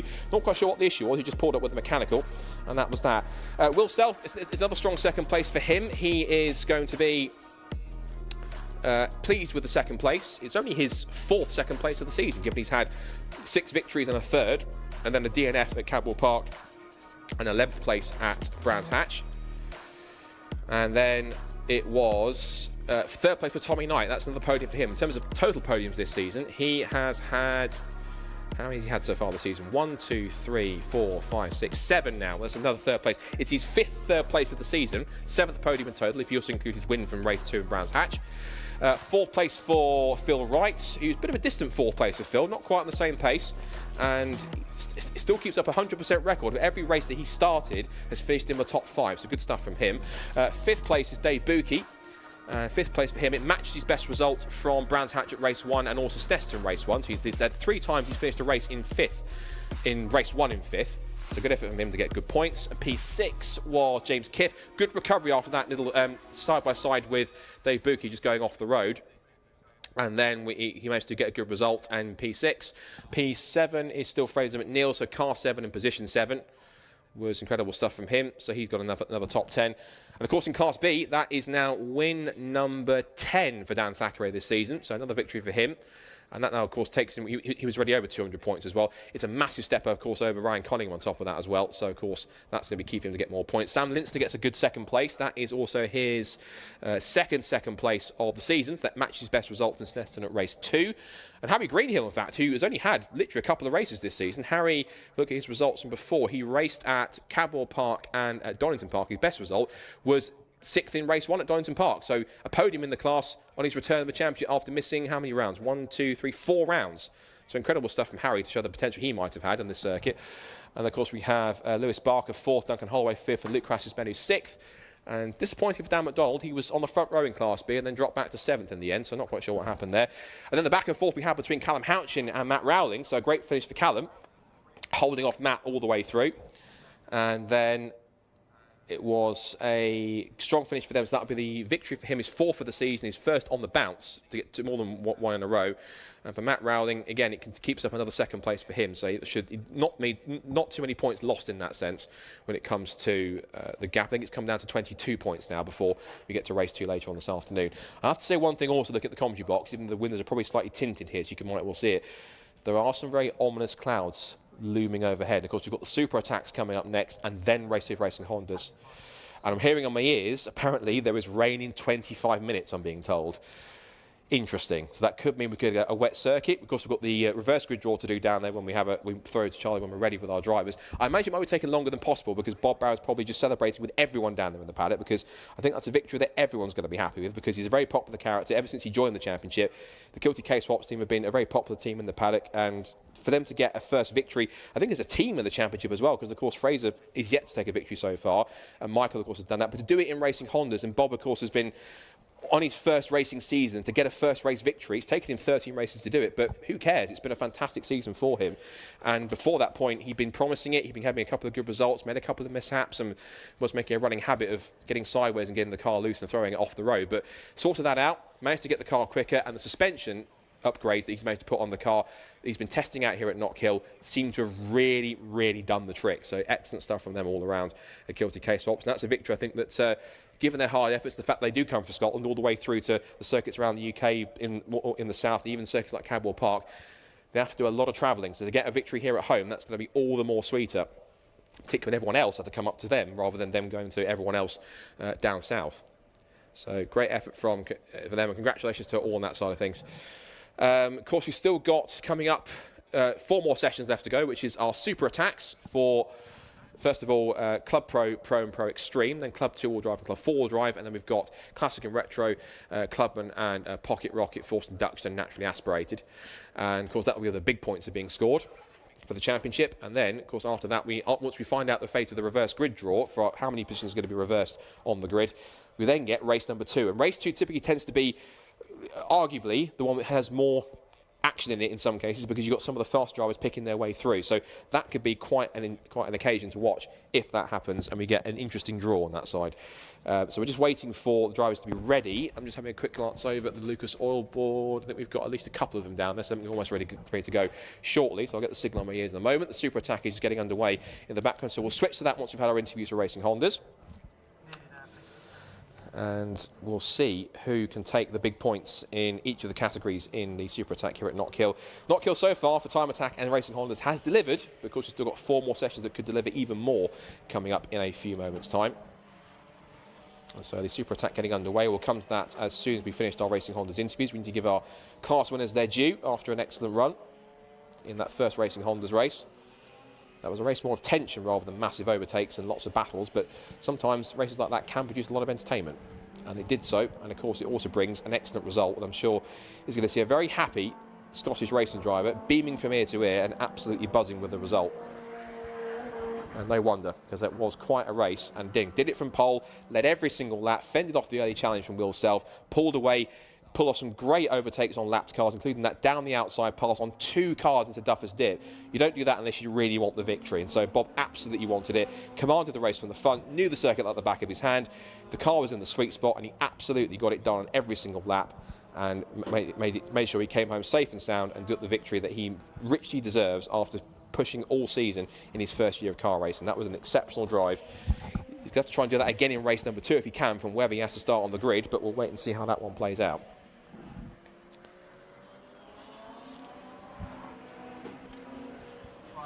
So, all good. So let's get down to our podium finishes and our top 3. I'm sure with a very happy Bob Barron, who's going to speak to Charlie, down with our top 3 interviews for A, B and C for round 13 of Racing Hondas here at Knockhill. This should be a good one. Right, we are here down fresh off race 1 with our Class A winner, Bob. Home circuit, first win. How was that? Oh, that was awesome. That's what I've been waiting for. Absolutely. That was brilliant. So I was a bit concerned going into the race with a totally new ratio gearbox. It was a bit daunting.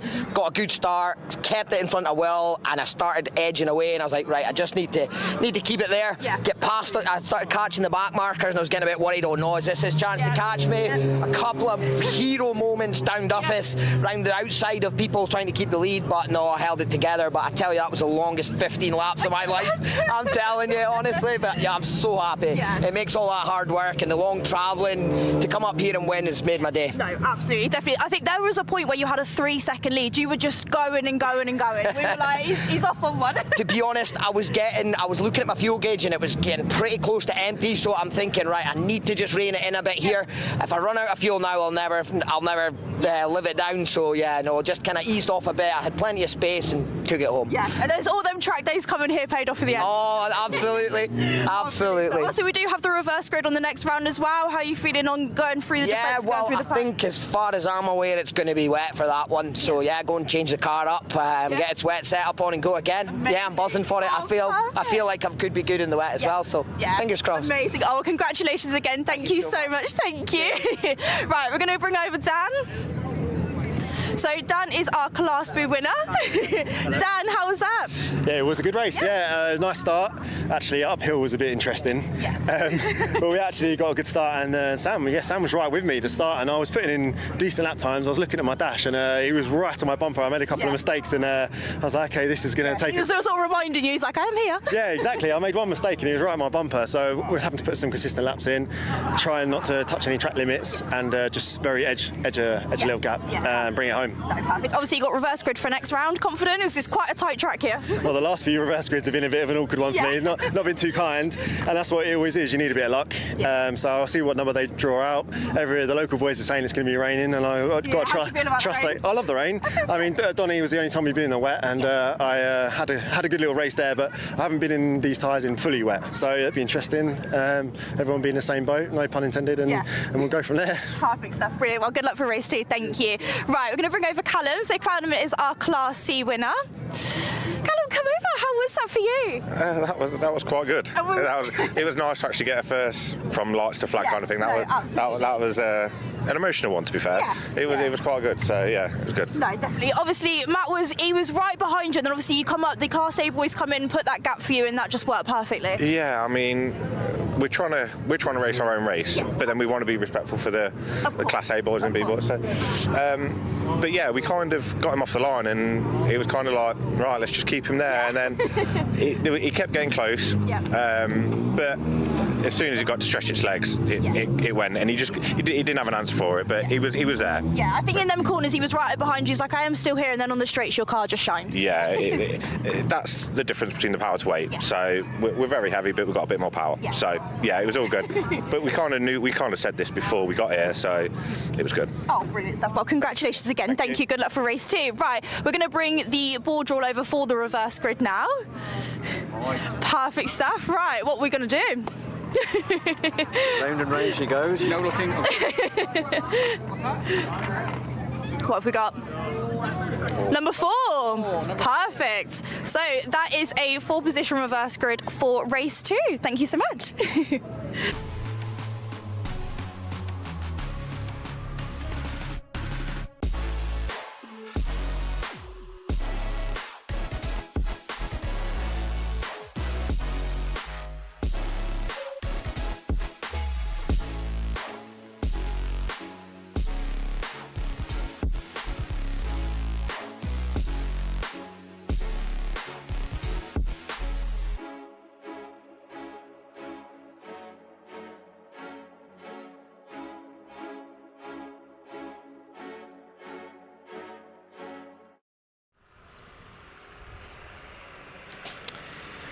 So, I'd like to say we're underway with the super attack, and we were, but unfortunately we've had an off here up towards Jim Clark Curve for one of our Evos in the mix. It's car number 79, which is Eric Holmes in the Club and Pro class.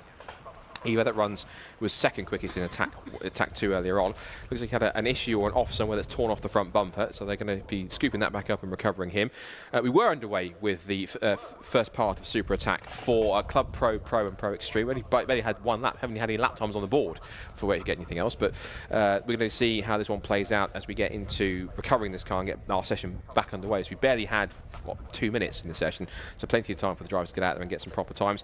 But this is now Super Attack. This is where the big points score. Susie's back alongside me here for this one for these Super Attack sessions, as she always is for Alexi. Again, best wishes, Alexi. Hope you get well soon. Hopefully we'll see you at the session finale, because I think him missing that would be quite an awful thing. So fingers crossed he's better and well and is able to get back to us for Stetson in a few weeks' time. But Super Attack, this is the moment where all the big points are scored. This is where everyone builds up to. So, of course, we've had Attack 1 and Attack 2 and little mini point scores added in there for extra incentive. This is the one where everyone has to go quite literally flat out and just pretty much pull out all the stops to get the fastest lap time. We've been holding back at this point in time. Now's not the time to do it. It's literally, it's pretty much in some cases, it's all or nothing now. Yeah, it really is. And especially because, as you mentioned earlier, looking at the clouds out of the window, it's looking a little bit ominous out there. So I think our drivers will be very keen to get out there and try and set a lap in the dry before the weather may possibly change on us this afternoon. But we'll see what happens. You never know with the weather. It's always too early to call until it is actually raining, and hopefully it will. We'll see some laps getting turned, and they should be the fastest laps of the day that we'll be seeing. Because of course these are our pro classes. These are our fastest cars out on track, and we've got potentially kind of like 1,000 horsepower plus cars out there setting these laps. So I'm very happy to say that we should see Simon Norris going back out. So I had a quick catch up with him. He mentioned that they'd snapped one of the rear drive shafts. And so they do have a bunch of spares that they carry with them, so they had to replace that. Talking about drive shafts, Martin Henry also snapped a drive shaft, as we saw right on the entrance to the pit lane. Very used to changing drive shafts in the front wheel drive cars. I think they go through quite a lot of them, so do carry spares. That has also been swapped, so we'll see Martin Henry back out on track. Sadly not going to see Colin Dorwood out, I think, this afternoon, because I believe he has gearbox issues. And talking of gearbox issues, as I was just doing a quick whip round, pretty much everyone having gearbox issues. That's so helpful. yeah, really, and obviously, and I wonder if that is something to do with the track. Obviously, it is very kind of like hard on cars. All of that shock as you're going over the curbs actually gets kind of like transferred through all of the transmission as well. It may be responsible, it may not. But yeah, so I think we've seen, so Colin Dorwood, I think we won't see him back out because I think he's got gearbox issues. Mike Osborne has lost fifth gear. I know Eric Holmes, who we've just seen being recovered, was having a fifth gear issue already. I believe then if we go down, if we're looking in club, Dean Taylor has, I believe, lost fourth gear, and also Andy Grady as well has got gearbox issues. So again, gearbox issues seem to be that's what's happening this afternoon. So just being able to get out there and turn a clear lap, that's going to be the aim for the drivers. And like I say, before the weather changes. So hopefully we'll be able to resume the action pretty soon. We see the cars all lined up in the pit lane, all ready to go. Very eager, like I say, to get out there and try and set that time before the weather sets in. Yeah, nobody's going to be hanging around to try and get a lap time here, particularly with the conditions that could be imminently changing quite close, and particularly this part of the world as well. I'm certain if it's going to rain, it's not going to be a short measure. It's going to be a proper rain shower to saturate the Knockhill circuit, and I'm certain it won't stay dry for long when it starts to rain here. And that's the worst conditions as well, right? So if it's been raining all day, you know what you're up against, and it kind of like washes all of the impurities off the track. But if it's been dry and then it rains, you end up with very, very slippery conditions. Actually, worse than if it's been raining all day, because all of the tire, all of the rubber kind of like comes to the surface, exactly. All of the oil, any of the impurities come to the surface, and it makes the track incredibly slippery when it just first starts to rain, and very kind of very icy almost conditions. So yeah, we will see drivers very keen to get out there ahead of that inclement weather if it does change. Yeah, ironically, when it rains, the worst place you want to be is on the racing line. That's where all the rubber is, because you add water to rubber, it becomes very slippery. So that's why they call it the wet line or the karting line. You come off the racing line, ironically, to go faster in the wet, which is what you want to do. So that's going to be quite crucial. And you're absolutely right. And also what I find as well, in particular racing, is that drivers like it if it's fully wet. They like if it's fully dry. Anything else, anything in between that, no. Yeah, they don't like it, because it means you have to find a compromise in the setup somewhere. You have to get either half softer suspension or half more stiffer suspension, or just the different settings in the mix. Whereas if it's wet or dry, you know exactly which direction. You go more stiffly sprung, more softly sprung, or anything else that works, anti-roll bars, anything else on the damper suspension, anything else you're tweaking. You know exactly which direction to go. Exactly right. You need this setting or this setting. Anything in between with intermediates, unless people like that, you don't really get a chance to test intermediate conditions. It's either in all the wet all the time or in the dry all the time when you're out there testing. So you don't really get a chance to try intermediate setups. So that's the mix. And so you have to either be a wizard with car setup that know exactly where the sweet spot is to tweak it to the conditions, or just take a guess and that plain luck try and get you a good lap time. Yeah, absolutely. So, yeah, I think we're going to see drivers go out and try and set the good times, the fast times really early in this session. So when we resume, you see everyone lined up in the pit, so they're all ready to go and just ready and waiting. I can hear a whistle being blown. I saw a thumbs up, yes, and track is green again, and everyone, like I say, everyone's going to be going straight out there. They obviously have their out lap, so they warm everything up on the out lap, and then obviously cars at the front as well. They've got all that clear air, so they don't have to worry about who else is on the track and having to avoid anyone. So it's really advantageous when we restart the session to be out there at the front. Certainly was, and Luke Sejakowski in Suki was right at the front of the queue to bring her out to make his super attack. So, as you mentioned, this is the fastest cars that you'll see all weekend, and have seen all weekend. Club Pro, Pro and Pro Extreme. This is the only class, fun fact, where you actually require to pass an ART test and have a racing licence. There is the rest of the classes that are out there, which is Club 2-wheel drive and 4-wheel drive, and the Classic and Retro, Pocket Rockets and the Clubman category.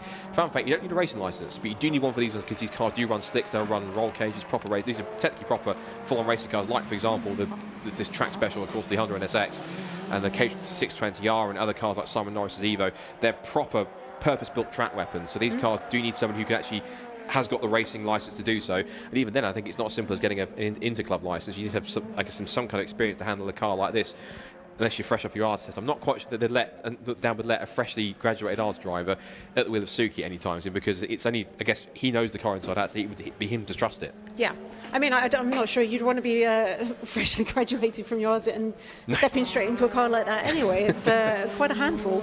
Unless you're a bit rich and foolish, maybe, I'm not quite sure. But they'll have to wait and see. Should remind ourselves as well, of course, you've got the QR code on the bottom right of the screen, so you can vote for your Lucas Oil top driver, both in Time Attack and Racing Hondas. You can do it for both of them. So be sure to scan the QR code if you're on your smartphone, if you're watching on the live stream, and be able to pick your driver for the vote. And again, massive thank you again, we should always say, to Lucas Oil for powering the live stream. It is live stream powered by Lucas Oil, so thank you very much to them. If you're watching on the Lucas Oil live stream, hi to everybody who might be watching around the world, possibly from America, of course, wherever they are. Of course, you guys are the ones that are making this live stream possible by powering it and supporting it. So thank you to Lucas Oil for everything they do for the championship, for Time Attack and for Racing Hondas. As Luke Sejakowski sparks his way down towards the right-hander at Duffers Dip, flies down the hill, once again, just dragging that splitter across the ground. I suspect, this might be an obvious thing to say, a silly thing to say, I suspect he knows he does that the car does spark that way, because he's obviously set the car up so that it kind of can take that kind of punishment a little bit. It's a bit sparking on the ground, rubbing against it every time he's leaning against the corner. And because every single corner when he turns in, that splitter is dragging along something. He comes out of Jim Clark curve, now sprints through Hislops and towards the Taylor's hairpin. Yeah, and this is it. With the huge amount of downforce, you don't want to kind of like lose that downforce at any time. And then they have like titanium sliders. Skid almost, plates, yeah. So each corner. So yeah, you see these kind of like big sparks being kind of like flowing up. Because as we know, with the huge downforce cars, if they lose that downforce, it actually causes real problems for them. And as we were talking to Simon Norris earlier in the season, he was having issues, I think, right at the beginning of the year, or maybe it was last year, so with porpoising, where actually some of the air gets underneath the car, and then all of a sudden you lose all of the downforce. And then you just end up in a bit of a yo-yo where the car's going fast enough, it pushes it down, but then if you get a bit of air underneath, it kind of brings it back up, and then that really varying level of grip is a real kind of like issue for these cars. But very great to see. We see Simon Norris here back out on track after that issue earlier, which turned out to be drive shaft.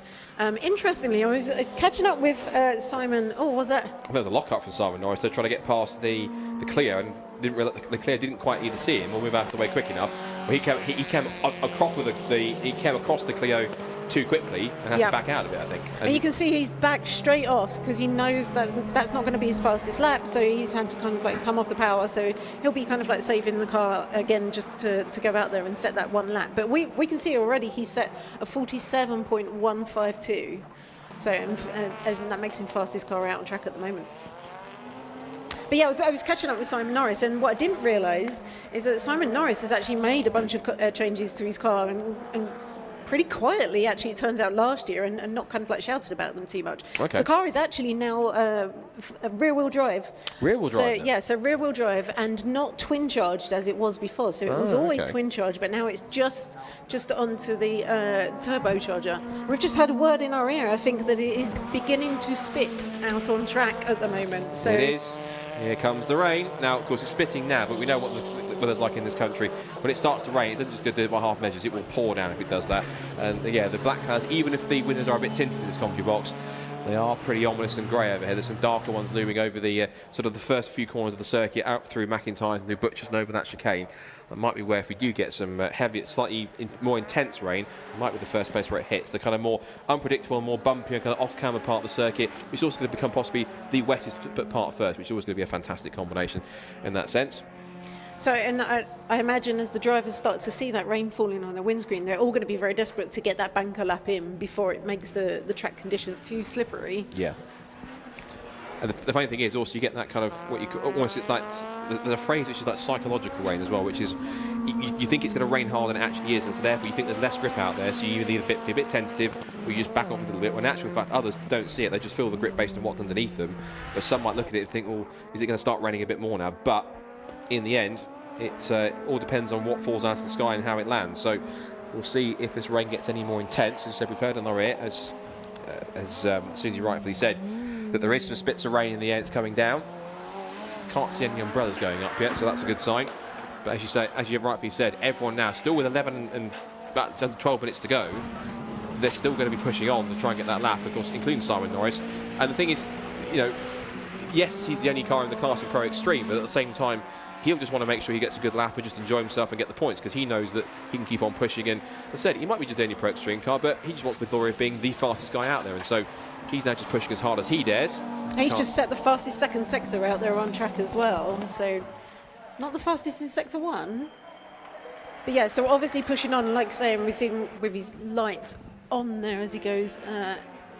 He lost time. He lost time in the first sector and also the third sector as well. Yeah. He wasn't a slow sector in general, because he's generally the fastest car on track anyway. But yeah, compared to his faster sectors, he wasn't one of the best in that. But he did manage to pick up a lot in sector 2 when he was rumbling over the curbs through the chicane. So yeah, you can see he's turned his lights off there, and he'll be kind of like just trying to bring the engine temps back down, and obviously like these extreme kind of, especially when you get into Pro Extreme, very extreme builds. It's a short wheelbase Evo as well, so it's a very, very different. Oh, yellow flag out for somebody or something. That's the reason why we've got an Evo off the road. And that is 93. That's going to be Mike Osborne. As we can actually see there on the camera, we can actually see the rain. It is, yeah, you can see that now. It's coming down pretty firmly. Yeah, so that was Mike Osborne, and when I spoke to him earlier, he was saying he'd lost 5th gear, but this is a local track for him, so he would have had really high hopes to come here and do really well. But I'm sure he won't be happy with that time, 57.9. But obviously, you know, 1 gear down, and the Evo's they're very short geared as well. So 5th gear is, you know, perhaps I was talking to him earlier, and he was saying like perhaps he may lose like a couple of seconds over a lap, so he can still complete the lap, but obviously kind of totally very not ideal, and we'll be pulling back in. Or not in his case, he's pulled off again. I think that's on the approach now, where that's the inside of that's the inside, I think, just past the end of the gravel track. That's down through Hislop, so I think going towards, probably should actually see if we stretch and have a look outside the window. He's just out, he's out of our view shot, because it's kind of underneath our view in some cases, but he's going to try and amble his way back down the, he's actually going to the rallycross circuit for a second. Now, I know it's an Evo, but it's not quite set up for off-roading this one, I don't think. Full drive will help, but it's not quite work in that sense. Could see some spectators trying to keep dry, at least, on the live stream here. I'm sure they'll watch themselves back and think, oh, that's me on the live stream there.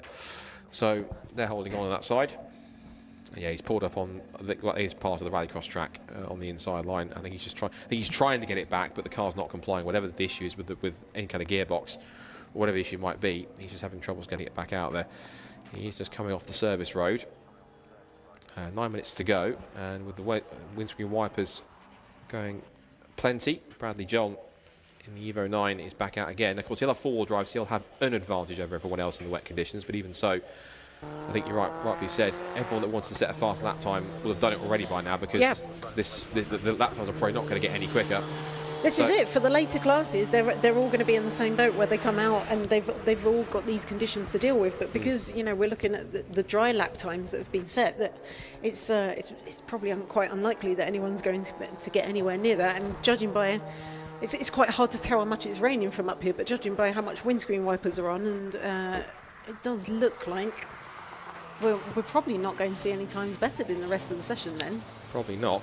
And it might just be that it's just Bradley John going out to explore the conditions, see what they're like, and probably get some, at the very least, maybe just gather some data, I suppose, in that sense, because he's got 8 minutes to do so. And I think he's pretty much the only car that's out there at the moment, because everyone else has pulled in because they feel as though that the conditions are not going to get any better, the track's not going to get any quicker, and therefore all Bradley can do is just lap out there and just, I think it's just gather data, although he's sort of shaking the car around a little bit through Duffus Dip and through Leslie. It's kind of almost like weaving it a bit through the first couple of corners, so I'm not quite sure why he's kind of going, unless it is the conditions, but he's kind of, yeah, he's weaving it from side to side for some reason. I wonder what that is. The only thing which you do that, I would have thought, is because it's fuel, but it can't be fuel, surely.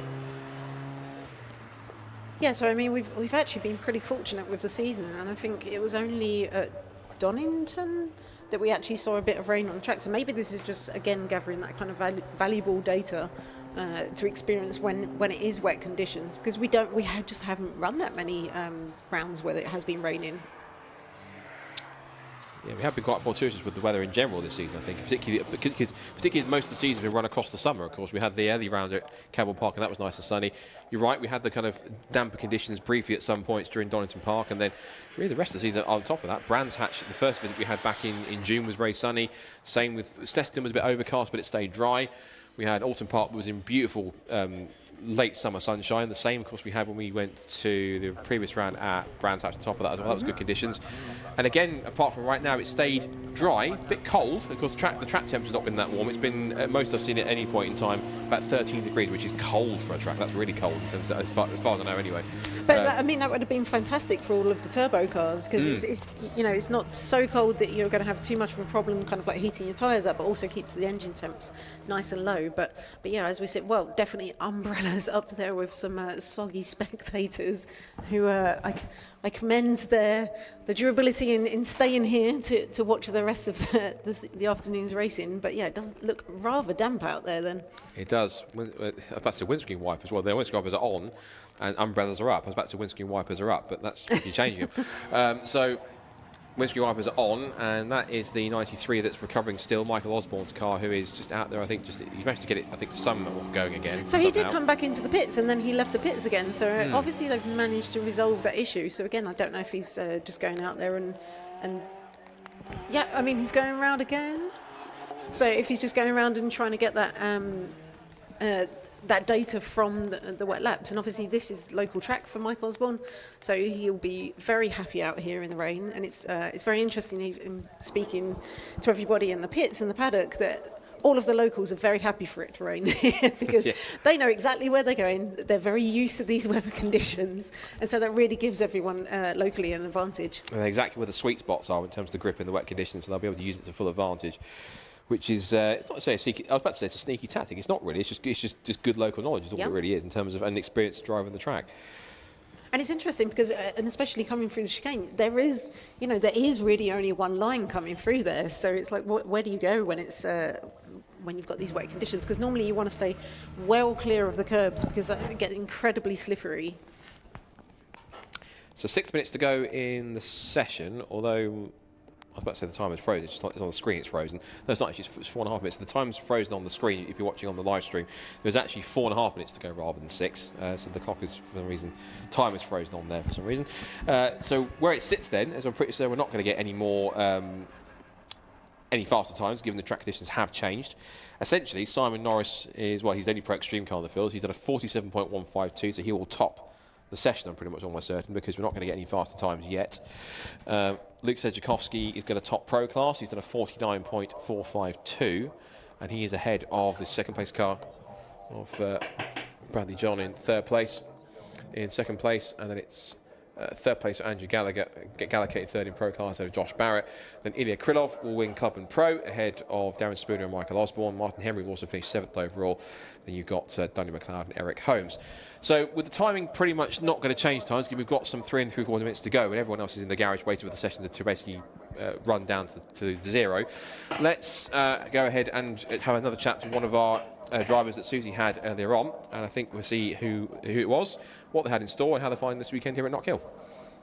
So I'm down here with Andy Grady from Club 4 Wheel Drive. How are you doing, Andy? Really good, really good. Better than other rounds. Yeah, because we haven't seen you in the last round then, so just a bit of a recap. What happened? We had an issue at Snetterton where we snapped the crank and we managed to rebuild the engine for Oulton Park, but unfortunately a bit of bad luck and a valve dropped and actually took out the new engine.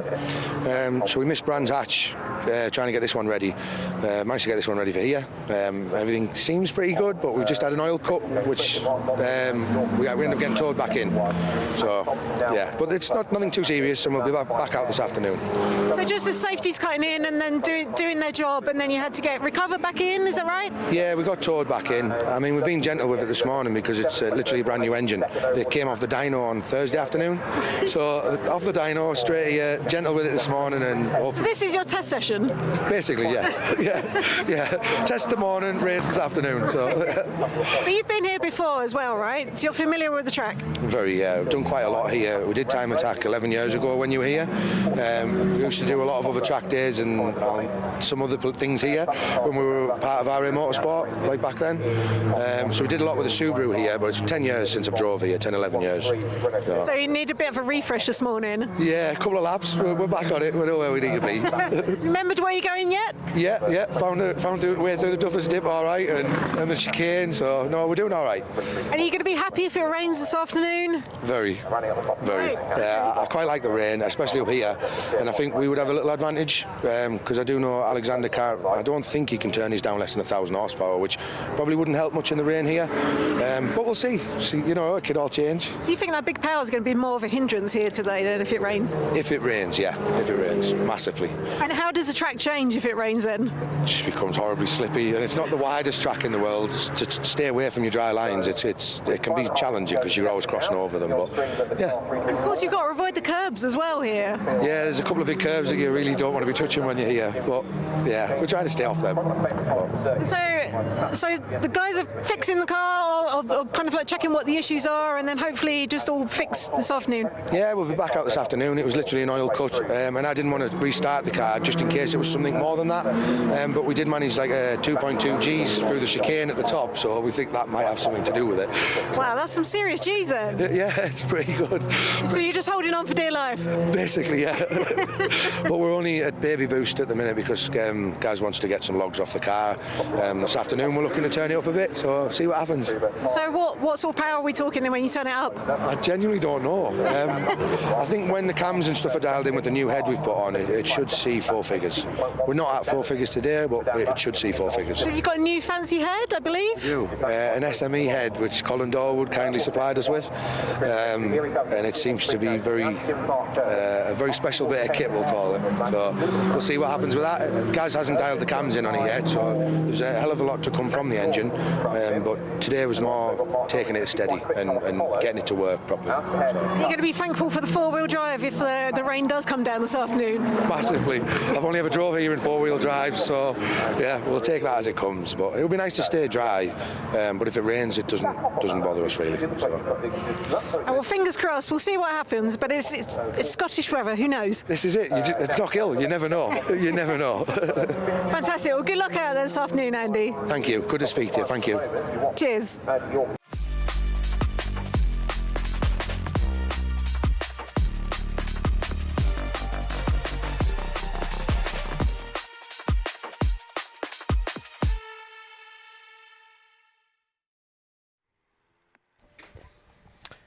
Well, as you can see, and as Susie Ackley said, the Scottish weather, who knows what happens, and we know exactly what's happening. It's raining, and the circuit getting wetter and wetter by the moment. So that's going to mean that times for the next 2 sessions are going to be quite interesting. What we can do, at least, is now the session has been completed, because nobody else was out for the last couple of minutes, we can essentially confirm the results of the Super Attack for Club Pro, Pro and Pro Extreme. So Simon Norris, as we expected, was fastest in the times in the dry on a 47.152 to take the overall group victory and also in Pro Extreme. The Pro victory, once again, goes to Tegui's own Luke Sejikovsky and the Suki NSX. So that was a 49.452 to go quickest in that class. And Bradley John in second place on a 50.545 in the Evo. And then the single round entry of Andrew Gallagher gets third place in his number 137, 51.684. The next was Josh Barrett in the Caterham, 145 with a 53.037. The Club Pro victory goes to Ilya Krylov in the Renault Clio, so he gets a well-deserved victory, 54.714. Set an identical time with Martin Henry in the Pro class in the Astra, 54.714. If that had been the same class, that would have been quite interesting, but sadly it's not. Second in Club and Pro goes to Darren Spooner in car number 13, so that's the number 13 that gets the Peugeot 205 a second place in Club Pro, and I will give you the rest, but it's been wiped off the screen because we're now to our next session already, which is for Club 2-wheel drive and Club 4-wheel drive. And I think I've got given an inkling here, Susie, that I think the 4-wheel drive cars might quite enjoy this session better than the 2-wheel drive cars. Well, we say that, but I think the front-wheel drive cars especially are always really, really happy in the rain. That's true. I think it's obviously rear-wheel drive, then it's obviously going to be a big handful out there. But I think, you know, everyone's going to be a little bit disappointed that they didn't get the last session in the dry. But again, everyone is in the same boat on here. So as we saw the drivers coming in early in the Pro, because they're obviously not going to turn as fast a time as they would in the dry conditions. But here, for this whole session, everybody has the same conditions. It's going to be wet for the whole session. And so, yeah, you see everybody out on track, and yeah, we'll see what happens. Certainly will. So Club 2-wheel drive and Club 4-wheel drive are underway for their super attack. 20 minutes on track to see who can do what, and also what the weather will do as well. There is still dark clouds overhead, but how much it continues to rain, and that remains to be seen. Yeah, you can see everybody's windscreen wipers on out there, so it does look like I'm not seeing any. Yeah, I'm starting to see the spray coming off the tyres now as well, and as you're saying, I mean, everyone thinks that 4-wheel drive and it does obviously give you more grip and definitely more helpful than it would be in rear-wheel drive, but you can also just get a lot of understeer as well in the rain. So, and obviously these cars are running very wide tyres to try and maximise the grip in the dry, but sometimes that can actually work against you in the wet. So you've got a lot of surface area. If there is any standing water around there, it's like you can aquaplane. Yeah, and they will be just trying to nurse these cars around and keep them on the black stuff, basically. Certainly can. Just keeping it on the black stuff is the most important thing at this point, because trying to do so in these conditions is quite tricky. The 4-wheel drive cars, to be said, in theory and on paper will have the better advantage to be able to keep it on track, but of course 4-wheel drive doesn't guarantee anything. So what are we seeing there? We're seeing Andy Grady more issues pulling off the line, and it looked like having to restart the car. Yeah, looks like more issues for Andy Grady. That's not the first time he's had that kind of a problem. Yeah, so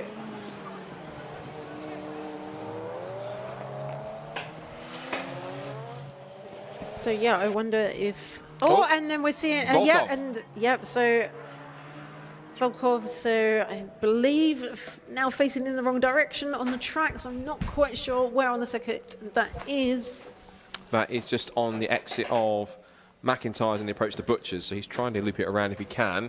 He has got he has managed to get that turned around. He did, but he had David Lawrence and co bearing down him quite quickly in the wet conditions, but he's managed to just about hold on to it. And so, of course, track position is quite key, particularly in these conditions. Yeah, a big car to get turned around on quite a narrow track as well. It is quite narrow, yeah. Of course, short and narrow, 1.3 miles. Just to come out of Jim Clark curve and now at the sprint. And that's what we're seeing. The rear-wheel drive car of Neil Robson, actually, yeah, big twitch on. And then, you know, the GTR isn't permanent 4-wheel drive either, so this is a common thing that everyone thinks they're kind of like 4-wheel drive all the time. But I think we will see the 4-wheel drive working overtime and kicking in when that rear does slip out. Certainly does, and I think it's starting to get a little wetter out there, because Neil Robson, he was going sideways even without any water on the circuit, so he's used to that being sideways in that car anyway.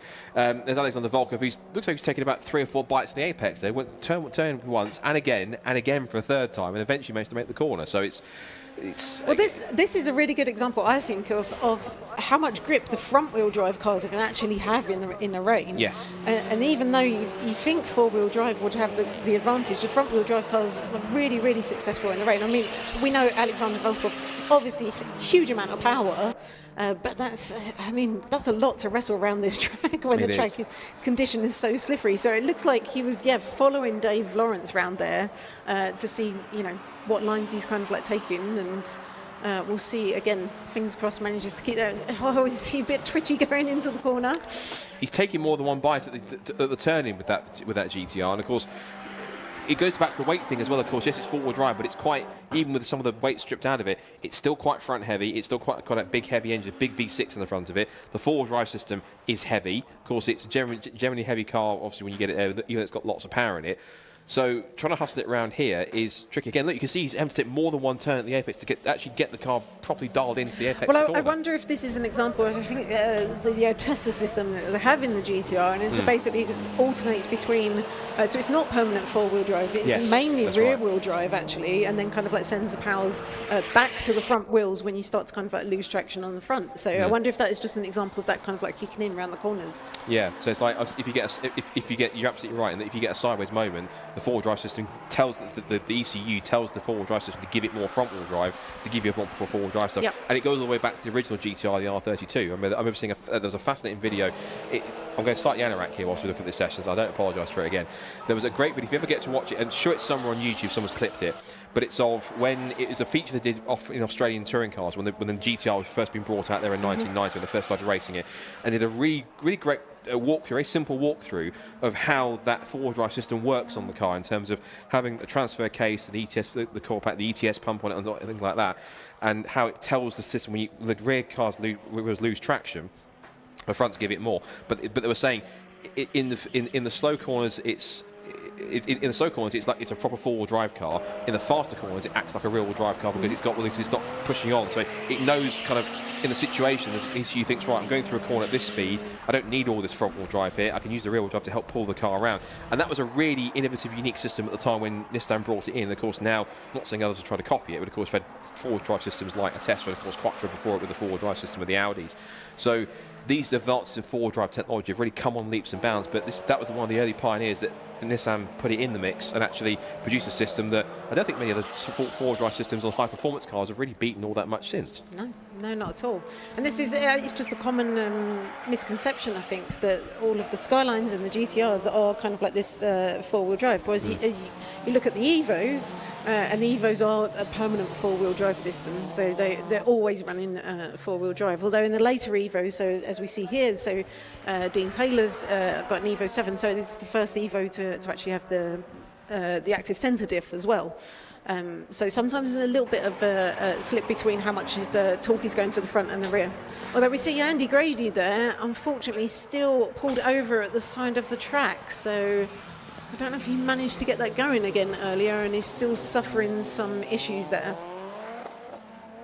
What was quite interesting there is that was another Volkov who was powering past the Saxo, Stu Summers, whilst you almost have to go through the middle of the two of them because you had Andy Grady parked off to the right, Stu Summers was to his left, and he shot the gap through the middle of them going down towards the hairpin. So that was quite a moment I'm sure that Stu Summers wasn't quite anticipating, even though he had two cars to his outside rather than just the one. And not a lot of room to get three cars around this circuit here, especially in these conditions. Yeah, especially these conditions, particularly when it's so easy to snatch a brake and even lock up, and then whatever happens next is down to simple physics and what the car wants to do. Basically, the car's taking you somewhere. It ain't going to tell you where it's going, but it'll take you somewhere, particularly down that braking zone. There you can see it's starting to really get wet out here. The spray's starting to come up a little more, and the wipers are going tenth of a dozen. You can see now that's Johnny Fletcher, who is currently sat at the moment in third in two-wheel drive, because David Lawrence is up there in second place on a 59.973.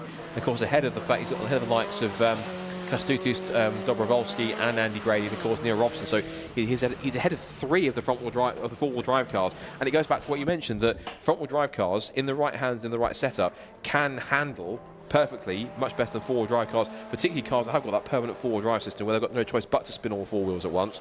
Whereas you've got the smarter systems that can kind of switch it off and on and dial back how much drive each part of the car gets depending on what the conditions are like.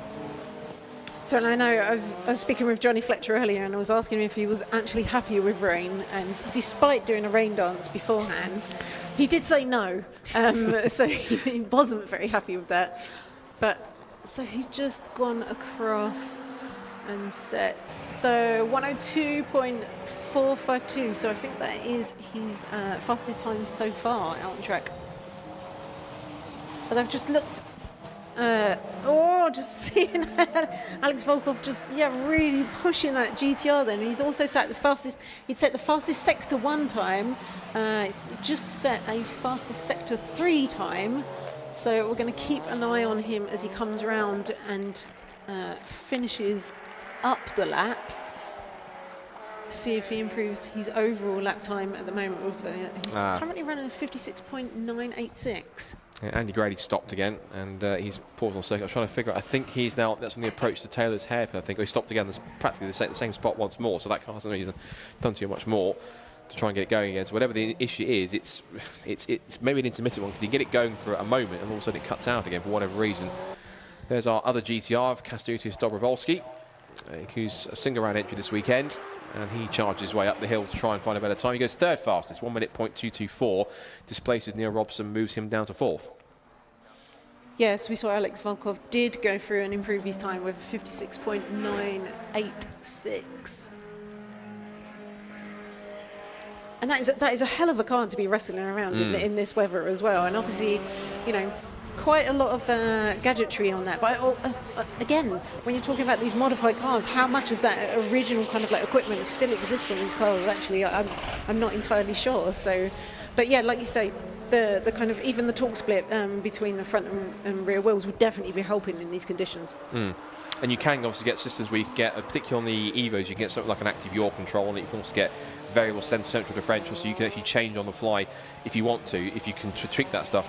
On cars that don't have a sophisticated four-wheel drive system, but you want to be able to kind of tweak it yourself, you can change how much power goes to the rear and the front wheels on the fly if you use a dial in the cockpit. I think some can be as much as that you can turn it all the way towards one or the other if you want to, if you really want to go crazy and put 700 horsepower through the front wheels only. Why you want to do that? It'd be bizarre, but also, I guess, a tiny bit curious and maybe fun, but I'll have to wait and see. Maybe not so fun is Andy Grady's fortune so far, because he's managed to get the car back going again. I guess the big question is going to be is not kind of what's his time going to be, is how long is it going to last before it conks out again, shall we say. Yeah, so I wonder if he's going to peel. Yeah, he's going to peel over and pull into the pit lane there. Obviously suffering from some cutout issues. There's David Lawrence, who is dropped to third, but he's now behind Dobrovolski in the second of the GTR. So it's GTR 1-2 at the top of the times, with 8 minutes still to go in the session. David Lawrence third. And then it's Neil Robson in fourth in Evo, and that's David Lawrence sideways. Managed to catch that back though. That is good going. And that's the strategy in front-wheel drive cars. If you lose it, it's quite simple. Boot the throttle, and the front end will come round eventually at some point.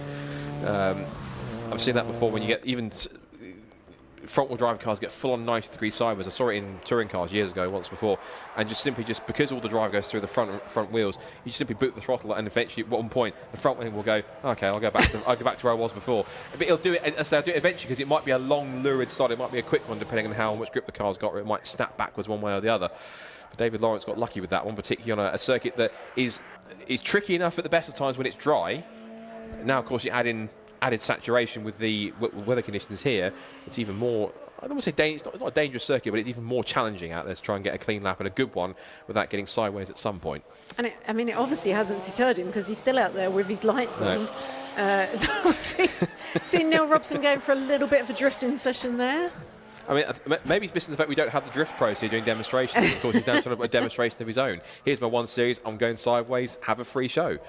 He must be having an absolute blast in this car. Maybe not particularly quick out there on track, but yeah. And again, rear-wheel drive in these conditions, when it's been dry, the rain comes down, it makes it ultra slippery, and then you've got rear-wheel drive to contend with on a tight and twisty circuit as well.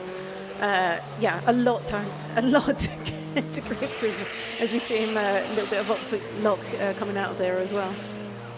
Yeah, I think there's a phrase goes, I think he's simply just doing it for the vibes. I think he's not doing it for anything else than but just enjoying himself. He's running great, he's running great times at the moment. Exactly, He's fourth fastest out on track, and like I say, I think that car's going to be the biggest handful of any car out on track at the moment. Of course, if you're liking what you're seeing from Neil Robson, you can vote for him as your Lucas Oil Top Driver of the Day, of course, by scanning the QR code in the bottom right corner. You can do it for both Time Attack and Racing Hondas, so it's not just the champion or the other.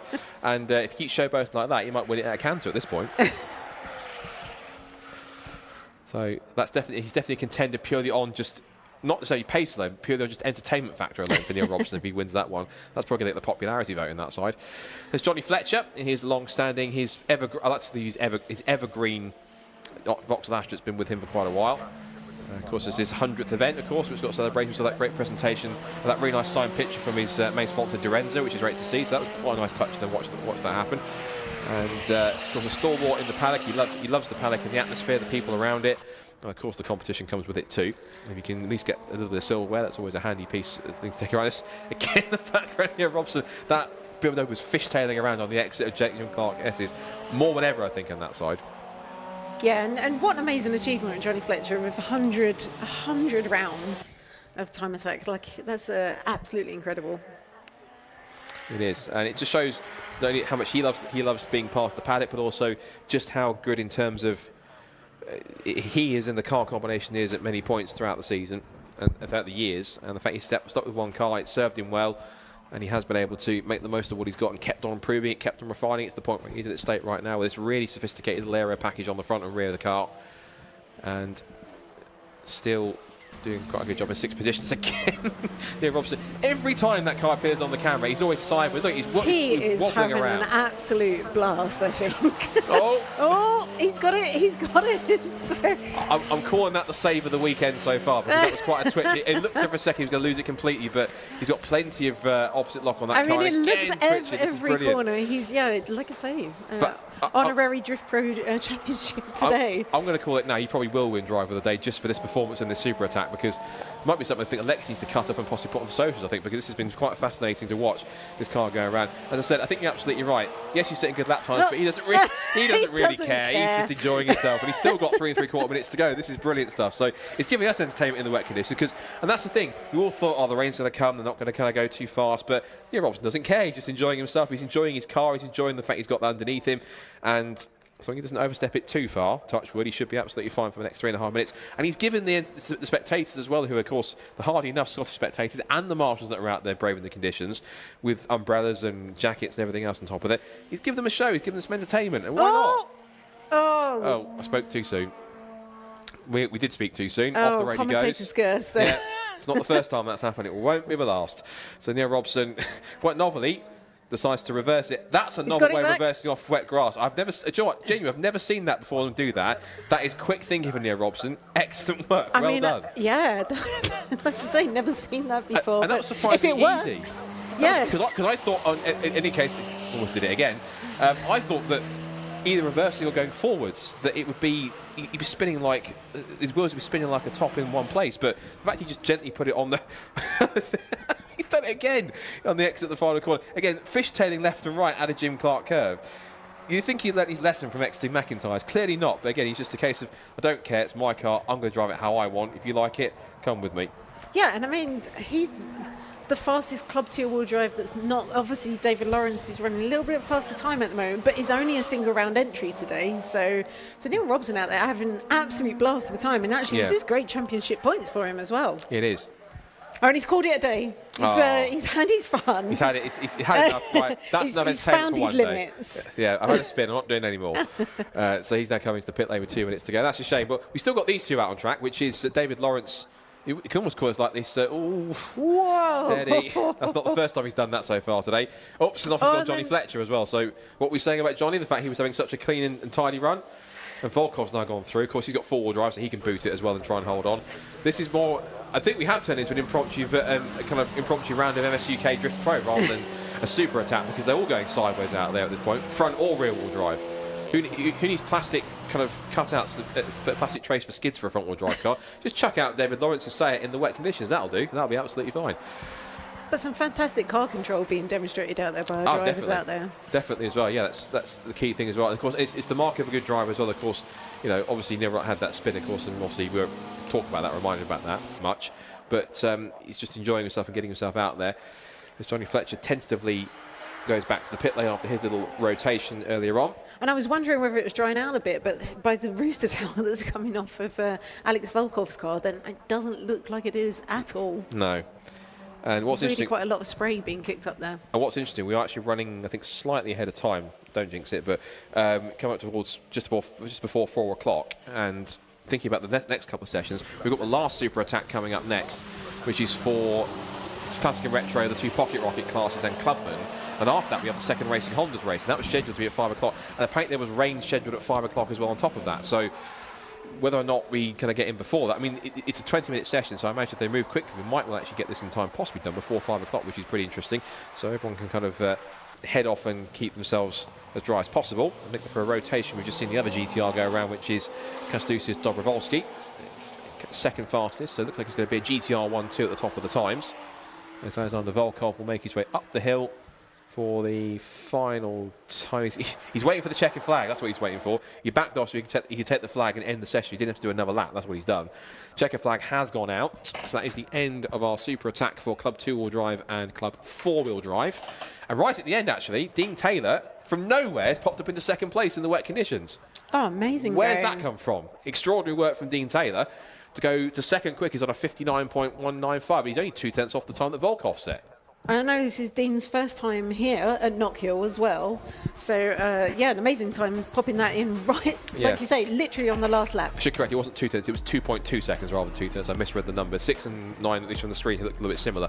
Or 6 and 8 looked very similar on the screen. So the results of Club 2-wheel drive and Club 4-wheel drive for Super Attack, and maximum points for Club 4-wheel drive goes to Alexander Volkov in the Nissan GTR. Second place, right on the last lap of the session, goes to Dean Taylor. He gets some solid points in the Mitsubishi Evo. Third goes to Kęstutis Dobrovolski, because he's a single round entry, so he won't score points. And then it will be David Lawrence in fourth place. He wins the Club 2-wheel drive category. He is in third position.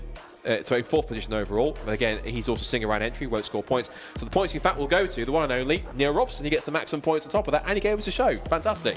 So he gets the points. That will be 2:18 in the BMW, 1 minute 0.464. Johnny Fletcher, second in 2-wheel drive with, third in 2-wheel drive, second point scorer with a 1 minute 0.958. Andy Gray, despite his issues, does still get third point scorer in Club 4-wheel drive. That's good points for him on a 1 minute 1.371. And the last of the scorers is going to be Stu Summers in the Citroen Saxo, 1 minute 3.505. So one more super attack still to go. That is, of course, for our Classic and Retro, our Pocket Rocket classes, and for Clubman to finish off our Time Attack activity for today. What's been a really delightful day for Time Attack all around, for their first visit back in 11 years. Some great action, great cars out in the mix, some great lap times. And of course, already 1 or 2, I think, champions provisionally also being sorted out as well. I did see on social media, I'm saying this, of course, provisionally, it's the main thing provisionally, that Teggy would believe that they've done more than enough for Mr. Sedziakowski to take the Pro Class title, they believe. So, but of course, everything is provisional, subject to official confirmation. Still one more round to go, so I have to wait and see. But if that is the case, then again, we can tentatively say, provisionally, well done. So good effort from them. And of course, I think they've also, as well, given the fact that I think there was one, but probably 11 years ago, they also think they've also taken the lap record as well with that car in Pro Class 2. Which I think we can believe, given the fact he's been collecting them like stamps this year, as Suki. So Luke Sedziakowski, he can pedal that, man. He's also had some other activities out in the new S2000 Cup class car at Alton Park in the Racing Hondas race, and managed to give that a top 5 too. So kind of anything he touches, anything he drives, Luke is pretty handy peddler, whatever you throw at him. So the Club 2-wheel drive and 4-wheel drive cars rather tentatively just sort of gingerly move back into the pit lane in the wet conditions. So one more super attack left to go. 2 more sessions of the day left to go here at Knockhill. If you've been here all day today, thank you for being here. Of course, the weather has been a bit chilly, and of course now it's got some cold, some weather conditions to have to deal with as well. But if you have been here, thank you for coming. It's been excellent to have Time Attack back here for the first time in 11 years, and to bring Racing Hondas for the first time here as well. Cracking first race with the first time winner in Bob Barron. And of course, we've got the partially reversed grid, which will put Phil Wright on pole position for Class A, if I'm correct. So we'll be watching out for that one. And of course, now with wet conditions, that can make it all the more interesting. So I'll have to wait and see. And if you listen very, very carefully, you can hear the rain just tapping on the camera lens. So that is coming down. So 2 super attack sessions down, 1 more still to go. Let's head in now as we get set for our final super attack of the day in Time Attack for Clubman, for Pocket Rocket, Forced Induction, Naturally Aspirated, and for Classic and Retro.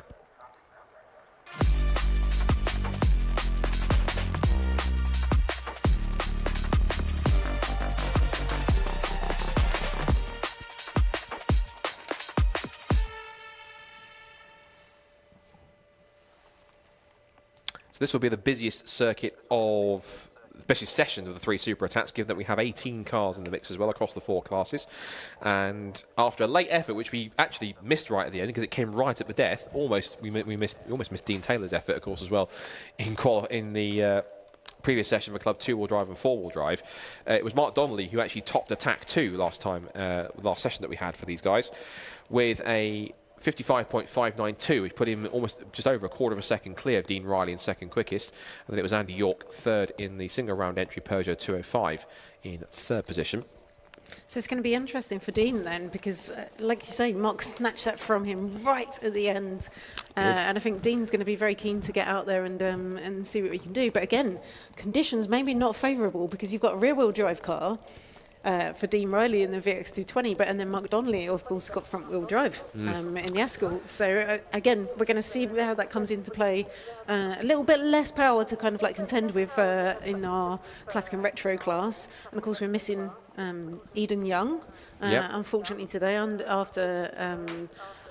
Well, he had quite a dramatic incident at Brands Hatch where he ended up on the side of his car. I couldn't help but spot that on the socials. So yeah, that was interesting to say the least. But then how did he respond? Got on top of his car, basically stood like Gladiator. Are you not entertained? Yes. I'll give you some entertainment here, even though it's at my detriment. But there you go. So that was probably the picture of the year, seeing him stood on the car like that, kind of on its side. You can see some of the standing water that our camera views have picked up here to see exactly how much it is raining. Of course, it's still steadily. I think some water drops falling down, but it is raining still out there, so he getting a little bit wetter, which means that this final Super Attack and that second Racing Honda's Championship race is going to be very interesting indeed, I wonder. The classic and retro cars haven't yet been released from the assembly area. They're still down there patiently waiting. Yeah, I'm just trying to work out if we do have any rear-wheel drive cars. Oh, of course, Annie Thompson in the Lotus rear-wheel drive. And Dean Riley, of course. And Dean Riley. So, yeah, so the the two kind of like rear-wheel drive cars. And I think, yeah, they're going to be... It'll be interesting to keep an eye on them and see how they can manage the slippery conditions. Got a four-wheel drive also. We've got David Reed's Super Impreza. If you can see us in the commentary box, giving us a wave. There we go. That's me on the right, and I think... Susie on me on the left, Susie on the right in the commentary box in that perspective. And we've also got as well Chris Hosey from Knockhill Circuit as well, also up here to join us as well to observe things up in the commentary tower. And I have to say, we've talked about it a little bit, but you see the view here as well. Obviously, it's a bit misty and a bit more mysterious, a bit kind of darker here. But I think in terms of a circuit, this has now become quickly, having been here twice before, but seeing it from this point of view, it has now become one of my favourite circuits in terms of a location. Because if you look at the surrounding areas, I don't know if we can get some more scenic shots whilst we're waiting for our last Super Attack to begin. But the surrounding area here in these Scottish hills is absolutely beautiful. We turned up here yesterday. I got here about 11:15 yesterday, and the sun was out. You could see the hillside really, really nice and clearly. Sky was blue. It was absolutely gorgeous out here, and it really is a beautiful part of the world, and a beautiful place to do motor racing. I think for me, it's up there now with two other circuits that are beautiful. Anglesey, which is one of them, which of course we've been to before, and on top of that, for me as well, for an international circuit, Red Bull Ring. Red Bull Ring is very similar with the Styrian Mountains. I think it's telling. I did something with Porsche earlier on in May and in the season, and it's telling that I took more pictures of the scenery than of the Porsches themselves, because it was just absolutely beautiful. Every time I walked out of the race control building, it was the same view, just different weather conditions or a different time of day. Snap. Just absolutely gorgeous surroundings. It's one of the most beautiful locations for a racetrack in the rolling hills of the Styrian Mountains. So if you do get a chance to visit Red Bull Ring, do be sure to do so. This is not Red Bull Ring, this is Knockhill, equally as pretty, and we're waiting now very beautiful patiently. Views in every direction as well. It is. Yeah, you're absolutely right. So, and again, as the weather changes, you start to see different parts of the circuit, and you know, so you can see almost down as far as Edinburgh from here as well. So it's you see the clouds kind of like roll in. I mean, I'm just looking out of the windows, still looking very damp out there, and I don't think we're seeing any kind of like clear breaks in the clouds. So do you expect there to be wet conditions for the rest of the day? Possibly. I've spotted also as well that the karting circuit's doing good business. I'm watching a few karters go around in the wet conditions. Do you know what's fascinating as well? I was talking slightly off topic. I've always wanted to go kart in the wet. And every single time I've gone, I think once before when I went, and this is a very small side story, ages ago, and as we were on the way there, it was raining on the way there, and over the circuit for the entire time, there was literally the thickest and darkest black clouds you could imagine. Did it rain once? Did it heck? And so I'd do it in the dry conditions. So I've never ever driven a go-kart in the wet, but I'd love to because I want to try it out with the karting line. And I have once in the wet. Once. How was it? You just have no grip. You have to use the throttle basically to rotate the car because you turn and the car does not turn. But it's delayed, isn't it? So if I understand, so when you turn in, it's delayed. It'll go. You turn the wheel, and it goes nothing, nothing, nothing, then it turns. But it's delayed. It's about 5 or 6 seconds before it decides, oh, no, I want to turn now and find some grip. I had no steering at all, apart from using the throttle to rotate the back end, basically. It was an experience. So it's like an old school race car. You have to use the throttle to kind of rotate it rather than use any aero or sophisticated mechanical grip that you've got. You just have to go very, very slow, like I say, and use the throttle to kind of like turn it. So, very different driving experience. And I think it'll be interesting to see if our rear-wheel drive cars are going to have the same issue out there today. That's very, very true. Of course, as I said, there are a couple of cars that will have some advantage. Of course, most are going to be front-wheel drive, but of course we have got the four-wheel drive Impreza, which is going to be key as well. And again, it's going to be interesting because Annie, I think, ran the fastest time in Attack 2 and picked Dan Buckingham out. But Dan Buckingham, of course, in the front-wheel drive car. So I think the conditions are going to favour Dan out there. And again, they're very close in the championship. So they've got this real battle kind of like heating up.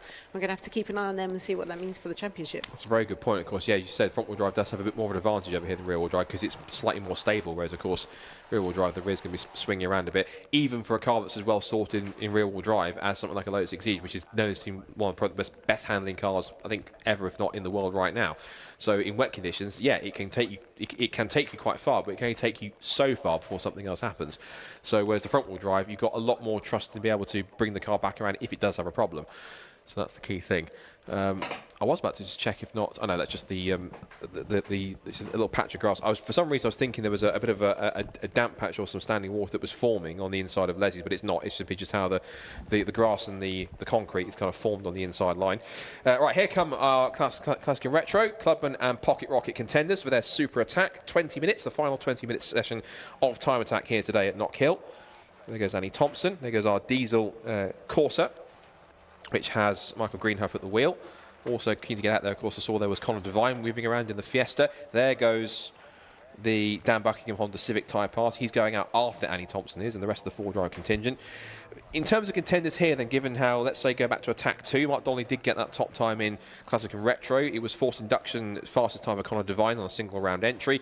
It was the club fastest time for Annie in the dry, who she was half a second quicker than Dan Buckingham. But of course, Dan had beaten her in warm-up and Attack 1, so he was 2/10 faster, but then Annie found all that pace in Attack 2.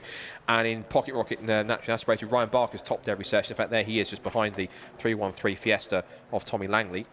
So what do you think we're expecting here in terms of more status quo for these drivers? Of course, the last car out also is Mark Donnelly trying to suss the conditions and see what's going on and being at the back of the queue.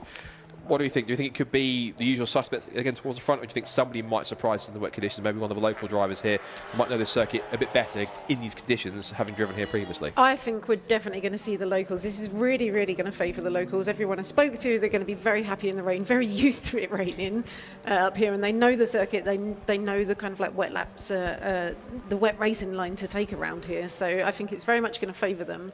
But yeah, like I say, I'm very interested to see what this does for the championship, where we've got these incredibly close competition between like Annie Thompson and Dan Buckingham, and then also between, again, just watching the car of like Dean Riley and Mark Donnelly and what's going to happen between them, because as we know, Mark Donnelly went through and just pipped Dean Riley on again that last lap in the last session. So yeah, keep an eye out for what battles happen.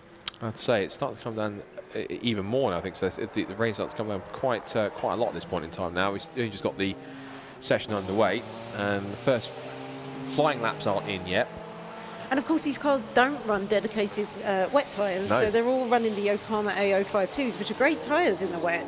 But yeah, don't have dedicated wets. So I thought there was a yellow flag down the exit of the final corner, but it looks like it's on back to green. I thought it was yellow for a second.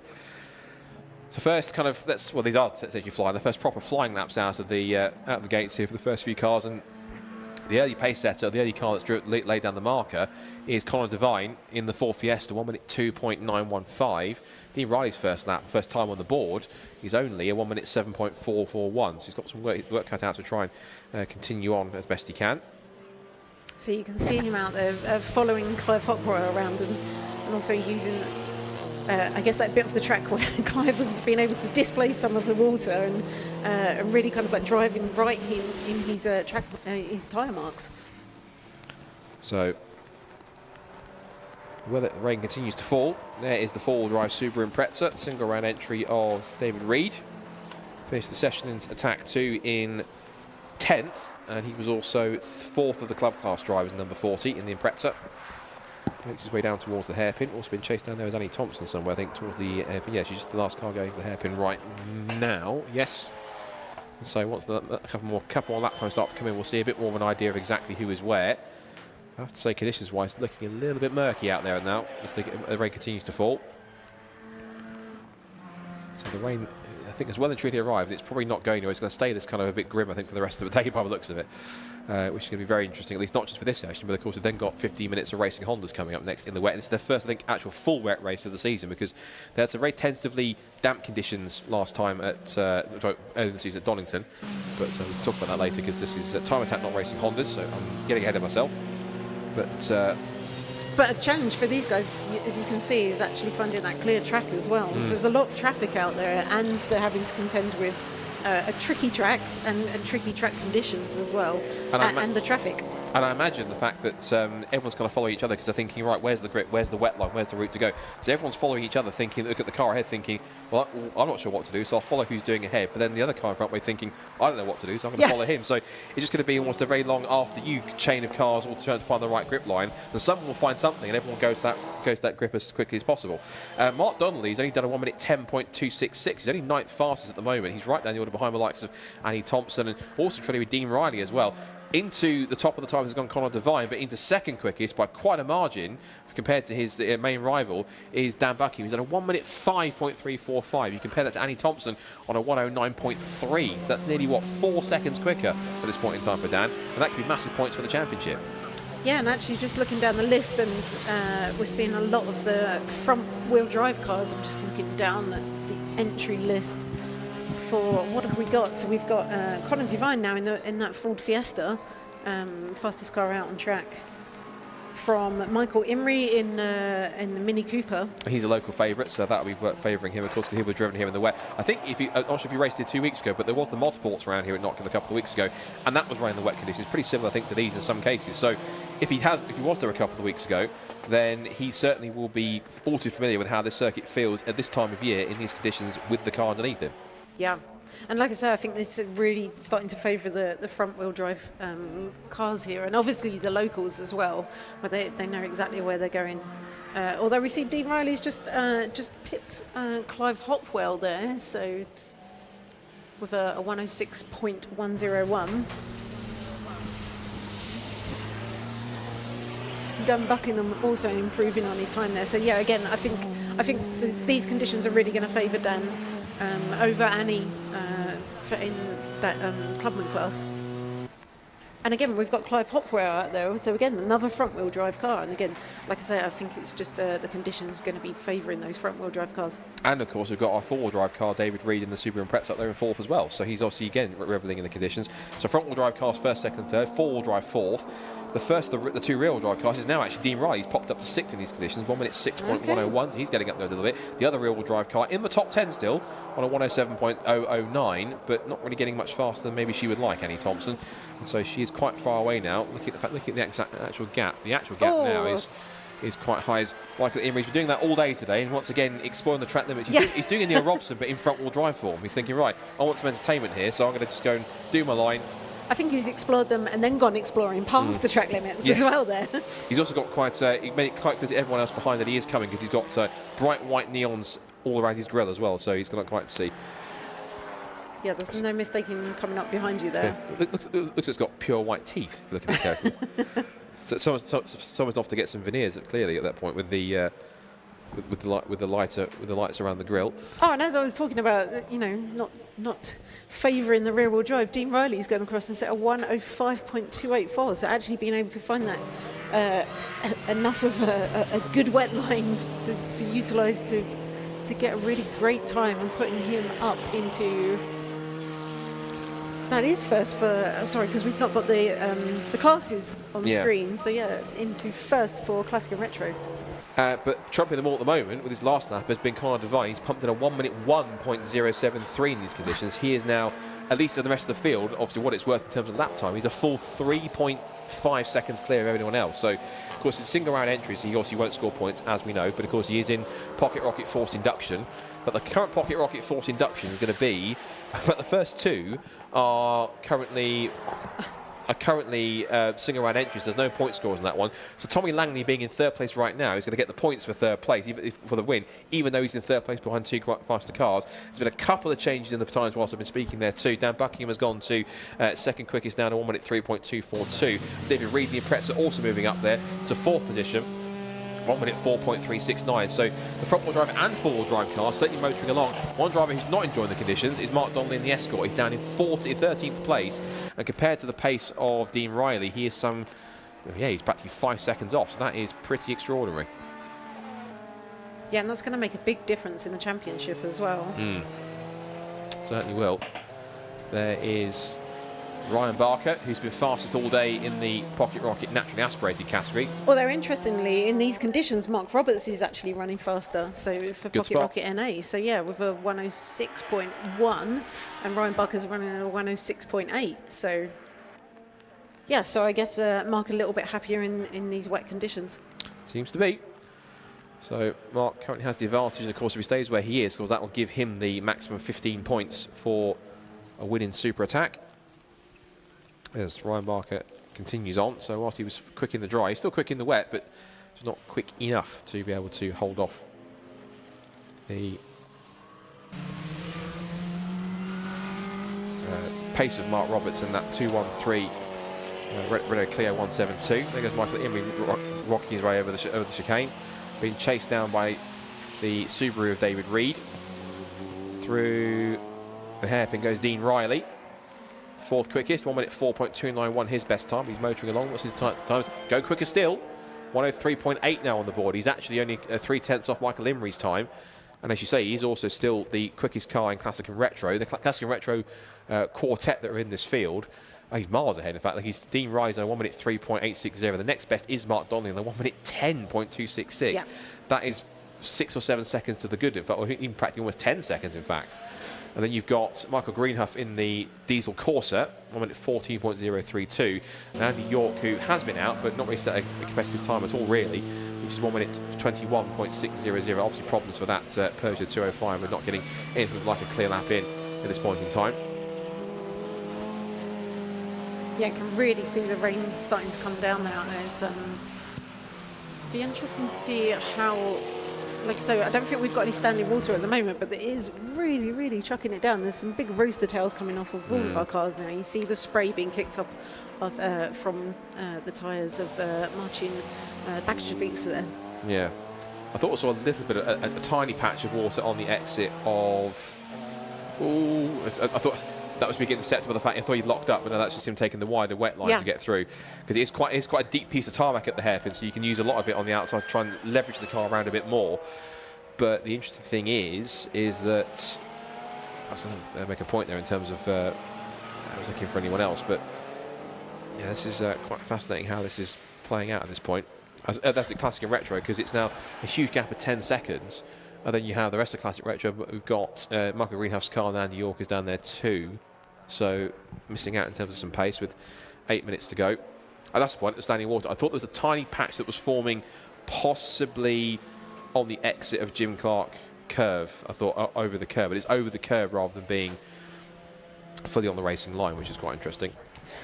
And whilst we've been talking about that as well, Clive Hopwell's also gone through, and so he's hot on the heels of Dan Buckingham actually with in clubman class. Yeah. So with a 103.8, chasing down Dan Buckingham, who's currently a 103.2. Annie Thompson's found some pace in the wet now, because her best lap now has gone to a 104.994 at the moment. So yeah, we see our drivers, I guess, obviously getting a bit more familiar with these conditions, where the grip may or may not be on the track, and starting to improve with their lap times. Yeah, so certainly getting used to them a lot more. And the conditions looking quite interesting out there. I think interesting to say the least, as we see now Annie Thompson making her way out through Jim Clark curve, down Hislop's, there's long curving left-hander, and then under brakes into the hairpin.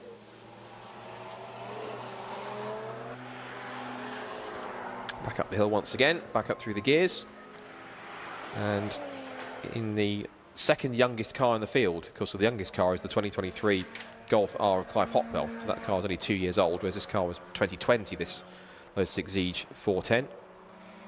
And Ellie's last lap was a better one. She did a 1 minute 4.181, set the fastest speed in the speed trap for fastest speed in sector 2, 110 miles an hour. So she's just chipping away at Clive's time then. So yeah, really interesting that she's managed to find the grip out there on track. She's got to find about another second to try and get closer to him if she can, about 9/10 at least, if not a second. Although Clive has just gone through and actually improved his time over 103.3, so just pulling a little bit away in that gap between them. And as I was saying earlier, I think these conditions are really playing up to, are really playing favourably to our locals, and I think we're seeing that reflected in the times here as well. Certainly would. There goes Clive Hopwell, up to 4th now. His best time has improved on that last lap, 1 minute 3.350. Winds his way through. About 5.5 minutes to go. There's Conor Devine, who I think he's just taking it steady out there now, because incredibly, look at his lap time now. He's at a 1 minute 0.1. So he's one couple of tenths away from going sub 1 minute in these conditions, which is absolutely astonishing for a local driver like him. As just trying to haul that car out of the hairpin comes Clive Hopwell. He'll charge it back to the line. And the personal best in sector 1, he might have lost time in sector 2. Across the line he goes faster again, 1 minute 2.995, a great final sector. Oh, so he's displaced Dan Buckingham now, so in Clubman, so... Yes, he has. You're absolutely right. No, you're absolutely right. So he has now taken the top. So we're talking about Annie Thompson versus Dan Buckingham, and then just enter player 3 comes Clive Hopwell, and he might steal the 15 points all for himself with the lap time he's got. And he's still pushing on. He's done a decent first sector, through sector 2 again, under power once more. Oops, Michael Imrie, careful! Ooh. He got off onto the grass on the exit there. He caught it just as he was going off the road. Thankfully, he's gone around and hasn't damaged our Lucas Oil or Yokohama boards. That's considerate of Michael, thank you. We need those for Snetterton, so thanks for not damaging property. And he gets back on the road. Clive Hopwell goes past him. What's Clive's second sector been like? It's been quite quick, but Annie Thompson's on a move. She's got the last time she did the fastest second sector, to this personal best second sector, fastest final sector of anybody in the session so far as well. So look at this battle in Clubman. So Dan Buckingham's gone back through and stolen that with a 102.94, but Clive Hopwell was a 102.99. So really, really close between them all. It's half a tenth in it in these conditions, which is pretty astonishing. This is the kind of battle we were hoping for. Who knew that some, not torrential, but some heavy rain would really throw things up into the mix and give us a real good show at the end of the day for the last super attack of the event. So it is now a bit of battle royale between Clive Hopwell and Dan Buckingham. Who dares push hardest in these conditions is that famous last words. Now, and Annie Thompson is only 0.4 of a second off them as well in these conditions. You took the words right out of my mouth, because I genuinely was about to say as well, Annie Thompson, you're absolutely right. 1 minute 3.3, she's getting faster as well. This is now Honda Civic Type, and Dean Riley just pops up from nowhere and goes, I'll have 3rd place overall if you don't mind. It's 3rd overall, of course. He's still top of his class in Classic and Retro, as he's now on 1 minute 2.841. More changes through the order. Ryan Barker's popped up. I think, is that now? No, he's not. I thought he thought he was top of the naturally aspirated pocket rocket class. He's not. Closing that gap to Mark Roberts, though. With again, point. What's that? 0.67. Yeah, 0.07 between them. Less than a tenth in it as Dean Riley continues to push on. There's something about these wet conditions, Touchwood, that are giving people confidence here, because they're now getting used to conditions. This is what we meant. They either want it fully wet or they want it fully dry. They're in fully wet conditions, so they know exactly what to expect now. Now it's at the point we think, right, it's not really going to get I guess, any wetter. This is what the conditions are. Now I can suss them out. Now I can really go for it. What's intriguing also is Imrie, Hopwell and Don Riley all in the last lap set personal best. So the track is, ironically, I think, getting for some people faster, ironically, I think. Well, for them at least personally. As Dan Buckingham moves out of the way, he's not on the quick lap, he's not pushing, he might have one more chance to do it. Moves out of the way of all people, Clive Hopwell, who himself has got Michael Imrie chasing him down on track. They're not in the same category, but they're still pushing on. So Clubman Golf R versus Pocket Rocket Mini Cooper. I love the Michael Imrie Mini, because if you listen very carefully, you hear the wonderful whine of the supercharger on it too as well, which is excellent to hear. Now then, personal best sector 2 has gone, fastest sector 2 has gone to Conor Devine. Is he about to go sub? Yes, he is. He's done a 59.898. He's on sub 1 minute in these wet conditions. That is astonishing lap time. That is incredible. For Conor Devine. And of course, that again, local knowledge counts for a lot. So Yeah, it really does. particularly in these conditions. So the Ford Fiesta has gone sub 1 minute. There he is. Conor Devine, there's your fastest man on track. He's a single round entry. He doesn't score any points, so that's not too bad. He's going faster still. Look at that. He's on the fastest first sector of anybody as well. 19.234. He is absolutely bouncing over the chicane. He is absolutely flying in these conditions with a minute and a half to go. Just doesn't seem phased at all by the weather. wet weather? What wet weather? To me, it's completely bone dry as far as he's concerned. Pushing at it. He's chasing after the Fiesta in front. That's the 313 Fiesta of Tommy Langley. And that car's not slow either. So yeah, normally you try and avoid the curbs in this kind of weather. It's incredibly slippery, but it's just going straight over them. Yeah, straight over them. He knows And by that's default what the grip working for is. him. Absolutely, it's absolutely working for him. Clive Hopwell on his last lap again went faster, as did Dean Riley. Across the line goes Devine and goes faster again. 59.838 once more, I think, as he crossed the line. Yes, he has. So that has gone 2 fast laps in a row from the number 6 Ford Fiesta. And he's now chasing after Clive Hopwell, ironically. He's terrorising everyone out there, including the car in 3rd place right now.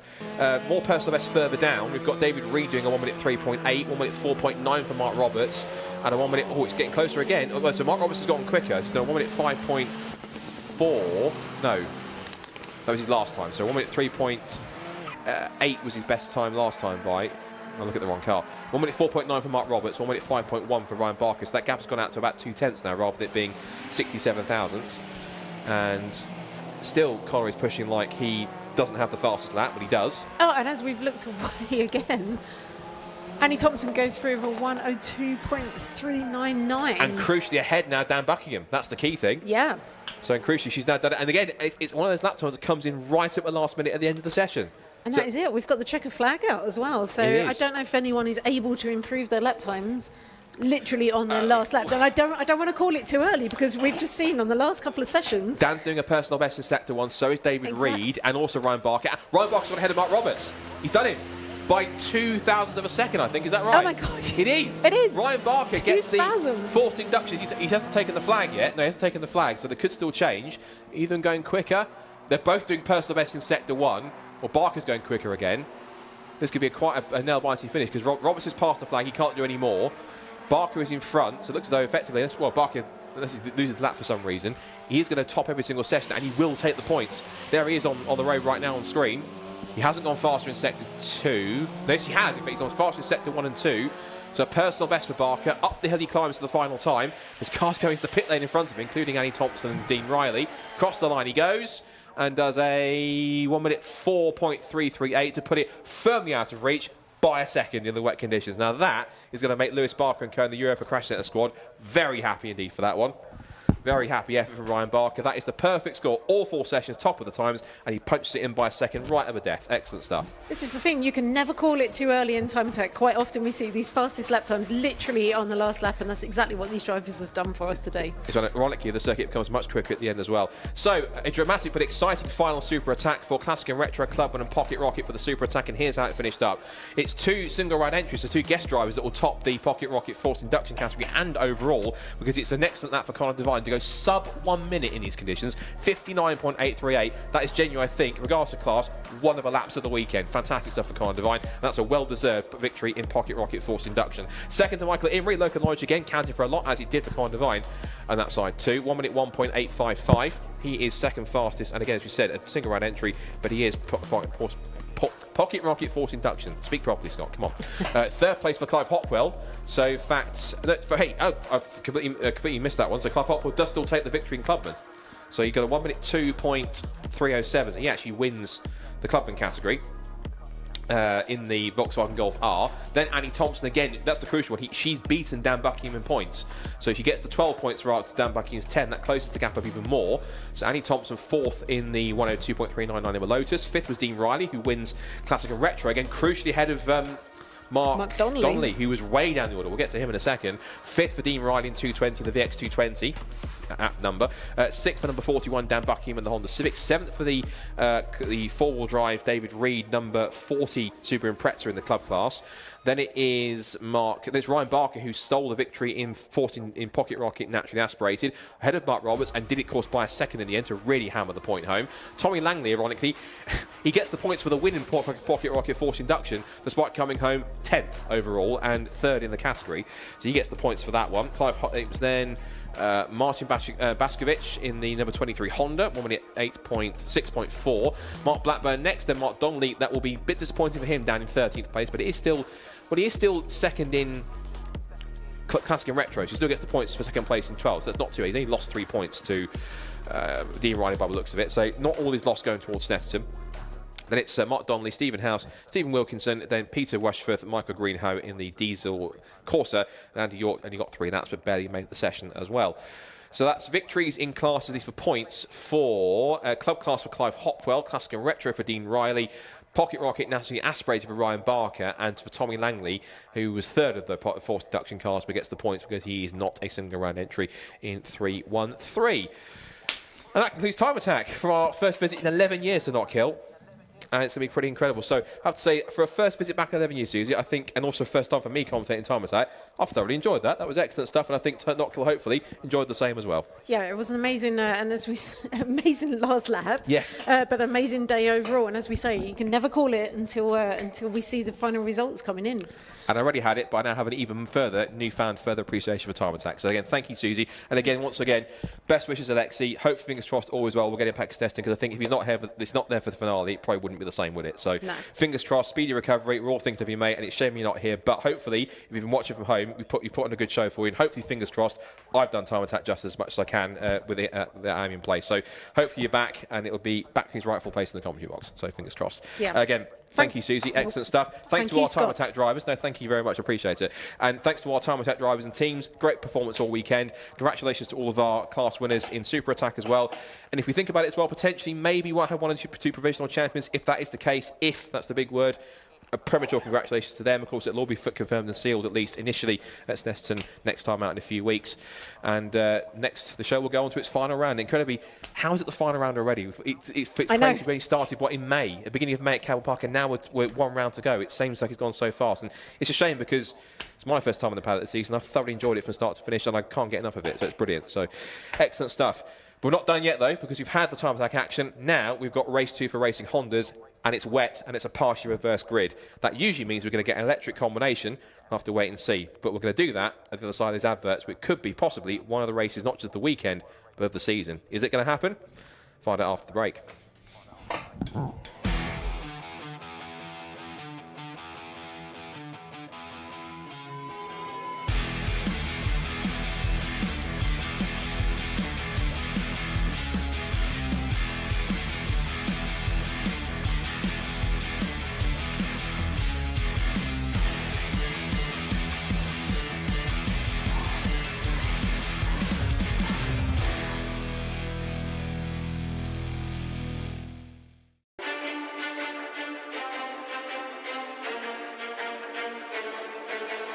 Motegi Racing was conceived with one mission in mind: performance.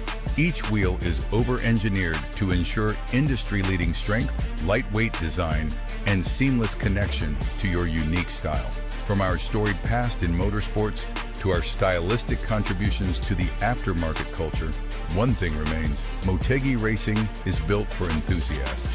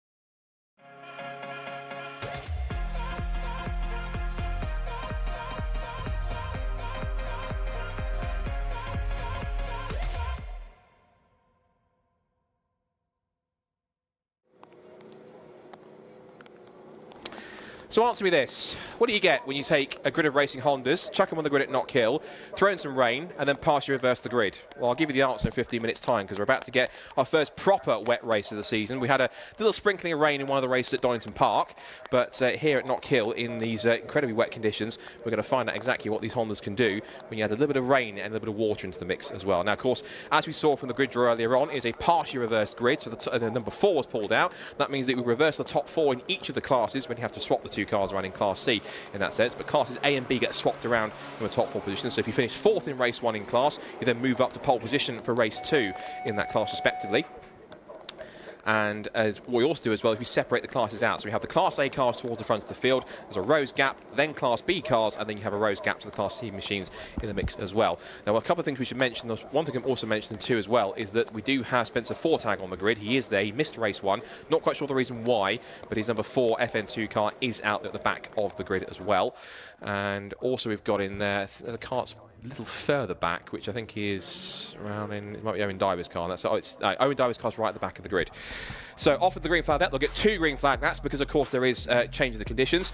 But now we get set for round 14 of Racing Hondas.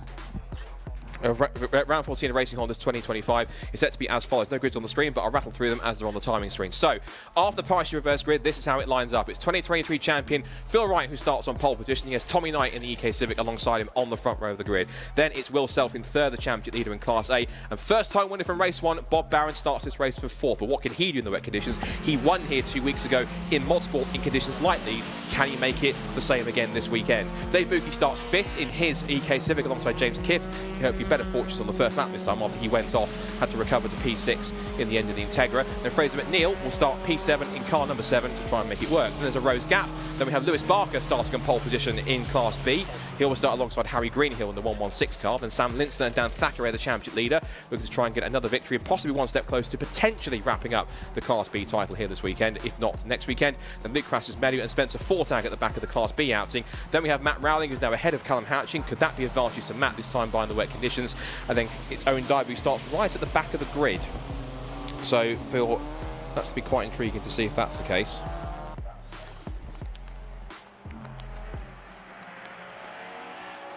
So the car's making their way around onto the second formation lap. Again, they have to have a second formation lap for those who don't know, because of course it's a change in conditions. One formation lap is not enough. They need a second one to be able to fully understand the conditions, to be able to make sure they're not getting a big surprise when they're heading down towards turn 1. 2 cars that are starting from the pit lane. One is Michael Barron after he pulled up late in the race at the bottom of the chicane. The other car also had an issue and dropped back is Dan McDonald. He finished 7th in Class B after he started on the front row of the grid in that one. Here's the grids on the screen as you saw, so we'll quickly rattle through them once more. It's Wright from Knight, then Self from Barron, Buki from Kiff, and then McNeil, who starts in P7. Then our Class B pole sitter, it was meant to be Michael Barron starting to make, but of course there's a gap on the road from him because he starts in the pit lane. And it's Barker and Greenhill, Linster and Thackeray, Holloway and Crassus-Medu, McDonald and Owen Diver, who started right at the back of the grid there. I'm not quite sure why. He might move forward if that's the case.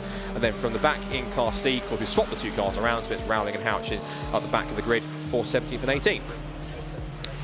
So, stories here to have a look for as well. Of course, you've also got Spencer Fortag in there as well. Of course, you have to remember at the back of the Class B grid, starting 17. So 19 Hondas are going to be on the grid for this one, I believe, anyway. So Phil Wright then, he's not bad in wet conditions, so he's going to try and pick up a victory. Now, he hasn't won a race so far this season since all the way back at Brands Hatch, the first Brands Hatch visit in race 2. That was back in June. Now, he hasn't finished a race outside the top 5 all season, and he didn't start this season well, but it did not start in race 1. But every race he's finished ever since, he has been in the top 5. He's won twice, once at Donington Park, once at Brands Hatch. And that Donington Park in the race 1 actually was in the slightly damp conditions. So I wonder possibly if the wet conditions might favour Phil there if he can make it happen. Tommy Knight's got a great chance as well, of course, from the front row of the grid. That EK Civic handles well. But how well does it handle in the wet conditions? Will Self's car we know is very oversteery anyway, but that could be at a detriment. Bob Barron could be the sleeper here. I said the sleeper, he just won a race. But 4th on the grid, what can he do from the second row? Dave Buki, P5, James Kiff could be a dark horse as well. I'll be fascinated by also Class B too. Lewis Barker could have a really good start here, possibly get up the mix. But if Sam Linster and Dan Thackeray can get in there too, that could be all the better. So the last couple of the cars trying to get through. I think there's a bit of a delay trying to get Spencer Fortag's car to the grid. His door is open. There might be a slightly delayed start, but they've let him go anyway. So he'll take his place at the back of the Class B runners. Then you've got Matt Rowley and Callum Houchin. Not quite sure why Owen Dye was right at the back, but we'll have to wait and see. But it's not going to matter in a minute because, as we know in this championship, it is all calm and quiet until the VTEC kicks in, and it is about to in the wet conditions then. So round 14 of Racing Hondas for 2025 at a very wet Knockhill. Who's going to get the whole shot down towards turn 1 and take victory with just 3 races left to go? Lights out, we're underway. It's a good start initially from Phil Wright, but a cracking start from Will Self in the second row of the grid for 3rd place. He'll put himself alongside Tommy Knight down towards turn 1. Look at the spray down towards Duffer's Dip for the first time. And it's Phil Wright who turns in. Self is in 2nd place, and then Tommy Knight in 3rd place. Around the outside with a great start from 7th on the grid has gone Fraser McNeil, a demon start to take 2 places off of James Kiff and Dave Buki. There goes Barron up the inside of Tommy Knight to put him down another spot down to 4th. And it's now Wright under pressure from Self to come up over the chicane for the first time. So it's Wright from Self, from Barron, from Knight, from Fraser McNeil in 5th position. Buki now being challenged by the Integra James Kiff, and a good start for the Class B lead. He's gone for Lewis Barker from pole. But it's Carrie Greenhill and Dan Thackeray then. But out of Jim Clark Kerr for the first time. 3 for the lead, down the back straight. And Fraser McNeil is relishing these conditions. He's absolutely loving it. He's on the tail of Tommy Knight, trying to close in on him. Down to the hairpin, and there goes Bob Barron, diving up the inside for 2nd place. He is flying in these wet conditions into the spray of the Taylor's hairpin for the first time. And could he go possibly from, not from 4th to 1st, he's gone from 4th to 2nd at least. He's picked off both Tommy Knight and Will Self. Now he's chasing after the leader. He's got the taste for a victory. He wants win number 2 and to do it once again here at home. He's done it in the dry. Can he do it in the wet? End of lap 1 then. Wright leads the way from Barron in 2nd place. And it's Self, Knight, McNeil and Kiff. And one car's going down with time screens. Dave Buki, why has he come down? He's slowing on the approach down towards the Duffer's Dip. So a problem looks like for Dave Buki, it seems like, unfortunately. The EK Civic not running well. He's in the middle of the Class B runners. So problems for Dave, unfortunately. In the Class B lead, Dan Thackeray somehow has got to the lead. How's he done that? I saw him at the exit chicane. He was 3rd. How has Dan Thackeray done that? He's gone from 3rd to 1st in a matter of corners. That's extraordinary. As now for the lead, here comes Bob Barron challenging Phil Wright with better track. He's got better suspension. Round the outside, gets the better gear. Round the outside, he goes to the lead. Bob Barron, was he ever going to be denied? Back to the front he goes there. So Bob Barron in wet conditions, not too dissimilar to Mod Sports. You can hear them cheering in the background. The local Scotsman back to the lead, and it only took him barely 2 laps. So Bob Barron charged his way back up the hill and pulling away clearly, showing him a clean pair of heels. He's absolutely off in the distance. So up the hill he goes, and at the line, he's what's the gap at the end of it? 1.3 seconds after that pass into the hairpin. So he gained 1.3 seconds on the run out of Jim Clark Kerr, but into the hairpin.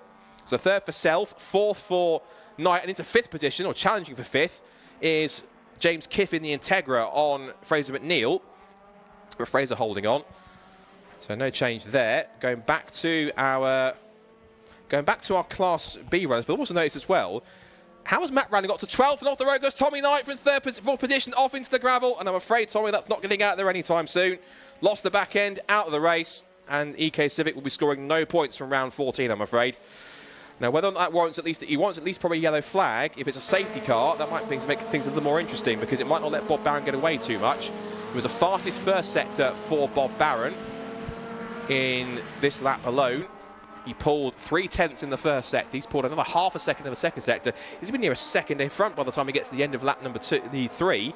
Across the line he goes, and I think we're going to get a safety car. It has been deployed because of the car off at the chicane. So it'll be status quo for this lot as well. There's been a change around for Class B, as in the pit lane is Dave Buki out of the pits, out of the race, unfortunately. Shake of the head, not quite sure what happened. And it looks like he has some visibility problems. He can't see where he's going. You see that the windscreen's missed it up for part of it. He's trying to wipe it off, but that's a unique problem. Now, Tommy Knight's got back going again. Now, I know that the gravel's hard packed when it gets to wet, but I thought for a second he'd be quite beast. So, in actual fact, we don't need the safety car. So, this might be a quite premature one. It might things make it a little bit interesting. Safety cars come out, and it's actually caught Spencer Fortag. He's going to have to wave those cars around. This got a bit confusing, I think, because now we've got what time left? Safety car is out. We've got left 10 minutes 51 to go. Answers on a postcard. How do we work this one out? Because the safety car's picked up the tail enders. He's got Spencer Fortag, Owen Diver, and Callum Houchin and Dan McDonald. Then Tommy Knight's come through, thinking, sorry guys, I didn't mean to cause that, but he's managed to get back out again. So now we've got to pick up the rest of the pack and then wave through the lapped cars and then get Bob Barron back through again. One person who does benefit is Bob Barron, because of course he's not going to be lost here. Now also I've just noticed in the sequence that Phil Wright's got ahead of Will Self. No, he was ahead of him anyway. I'm being stupid. He was ahead of him anyway in second place. So it's Bob Barron from Phil Wright, Will Self, then Fraser McNeil. And Fraser McNeil is right on the tail of Will Self here. This could be quite intriguing. Now the safety car has paused to let those lapped cars through. That's quite smart thinking. So we're coming up to only 5 minutes into this race, and it'll now wait patiently at a reduced speed to pick up the leader. So let's just take stock of where we were, because I also saw something else that was quite astonishing. Someone a bit higher up than I thought they would be. So let's look at the full race stock of where we are then. Just past 5 minutes gone. Bob Barron leads the way then, once again, for Phil Wright in second place. Will Self in third. Fraser McNeil fourth. James Kiff is fifth. Then Dan Thackeray is in sixth position overall in the Class B lead. Then it's seventh place for Sam Linster. Third for Luke Crassus-Melly. That will be by far his best result if he can stay there. His best result to date in Class B, if I look back at my results, his best result so far was actually last time out in Brands Hatch Race 2, was fifth. So in the wet conditions here, in the partially reverse grid, Luke Crassus-Melly definitely could be getting a first piece of silverware if he can stay where he is. Then it's Lewis Barker in fourth, Harry Greenhill in fifth, and then somehow Matt Rowling in Class C has gone to the dizzying heights of 11th overall. He leads Class C, he's ahead of both Spencer Fortag, Owen Diver, and then his fellow classmate Callum Houchin. But how he's got to 11th has astonished me for a second. That's quite impressive. 15th place for Dan McDonald, then Tommy Knight, who's got back going again, and then the two cars we don't have are Dave Bucke, who's in the pit lane, and we didn't get Michael Barron. Only did a lap and then pulled in, so sadly nothing for him. Now the safety car has got nothing really else to do really, apart from just leave the cars back around. We're going to wait for the lights to be extinguished. I think Bob Barron's anticipating a safety car restart coming in a minute, but the safety car lights haven't gone out, so I think we're going to go around for at least another lap. I think Bob's going to have to speed up again because he's realising we're not going racing this time by. But they're all taking the wide line going through, so they're just using a bit more of the circuit. I think he was anticipating a restart this time by, but it's not actually going to happen. So the safety cars had to slow up and think, no, we're not going live yet. Bob, come back behind me, come on. Otherwise it's going to make this restart even longer. So the safety car is pulling the field up the straight. And again, the main person it benefits is going to be Bob Barron, because he'll be wanting to get a second victory. And just now I think we're getting to the point now on that side of things. Now, I've been told by Championship Coordinator Carl McKellar that we believe that all Dan Thackeray needs is 7 points in this race. He usually gets 16. So if he's listening to me on permission, if Dan does win this one, I think we can, if he's where he is, we could provisionally give him the Class B title. But we'll wait and see today. I'll probably get a little thumbs up if I can from Carl in the chat if he's listening. And then we'll see if that's the case. And incredibly, that means we can call our provisionally, first champion of the season, if that happens. And the wet conditions and the safety car might certainly be aiding his cause.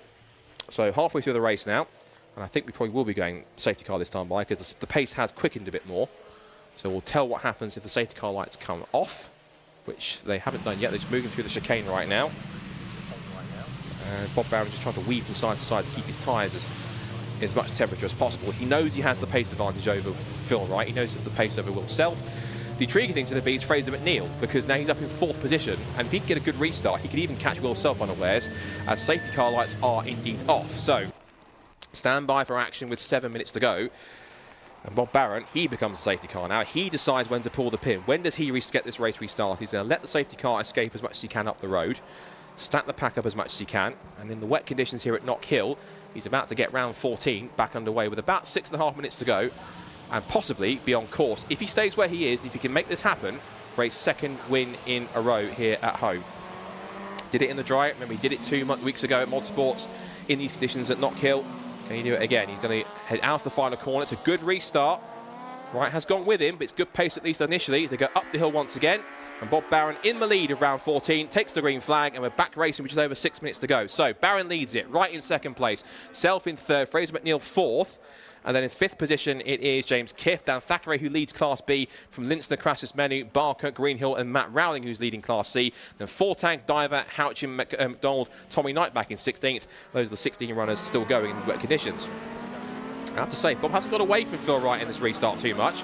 Going with him as the rain continues to fall. They rock over the chicane back at racing speeds.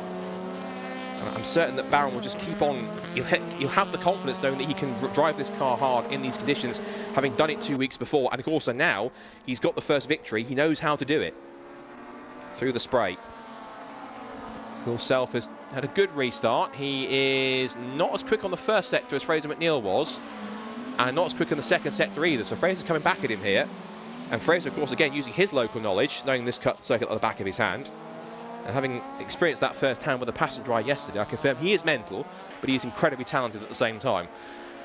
As Phil Wright, yeah, on that last lap on the restart, Bob Barron was 7/10 quicker. So pace advantage is definitely there with 5 minutes to go. And trying to pull away here in the wet here. As you said, local noise counts for a heck of a lot in a circuit like this, particularly for the Scots, and they really are pushing as hard as they dare. Now, that's the battle I wanted to look at, because Will Self and Fraser McNeil could be very interesting. On the last lap, Fraser McNeil was about a 10.5 quicker. He's matched him in sector 1, as Barron sets the fastest first sector of the race so far, and he's another 2/10 clear. As we now watch here, this is Lewis Barker chasing after Luke Crassus-Main. This is for the final step on the Class B podium. Well, Barker was ahead at the line, but Crassus-Main has got back through. This is now 4th, 3rd place between them.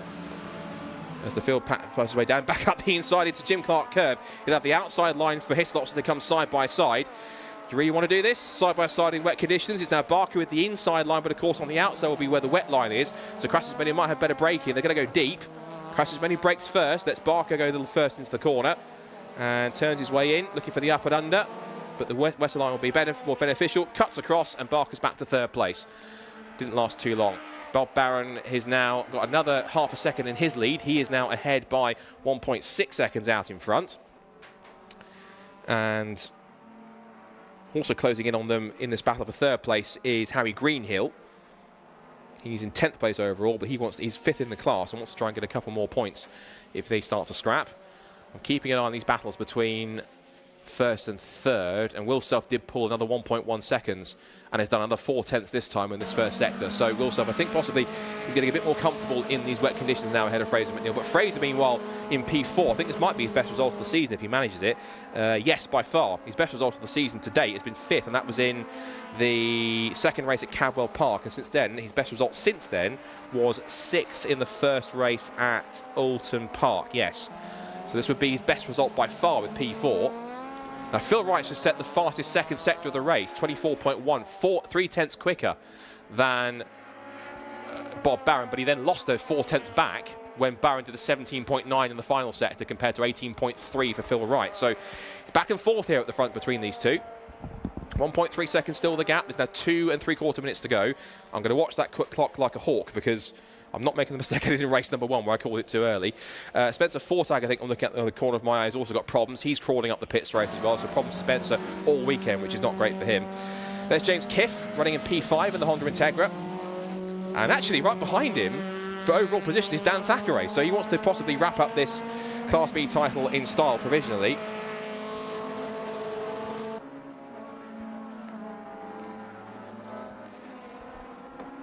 So he's now chasing after him. And again, it's what we talked about in the time attack session. It doesn't matter how much power you've got, it's how you use it. And so Dan Thackeray showing he's got plenty of class here. Down towards the hairpin they come again. Oh, and just deep under brakes for James Kiff.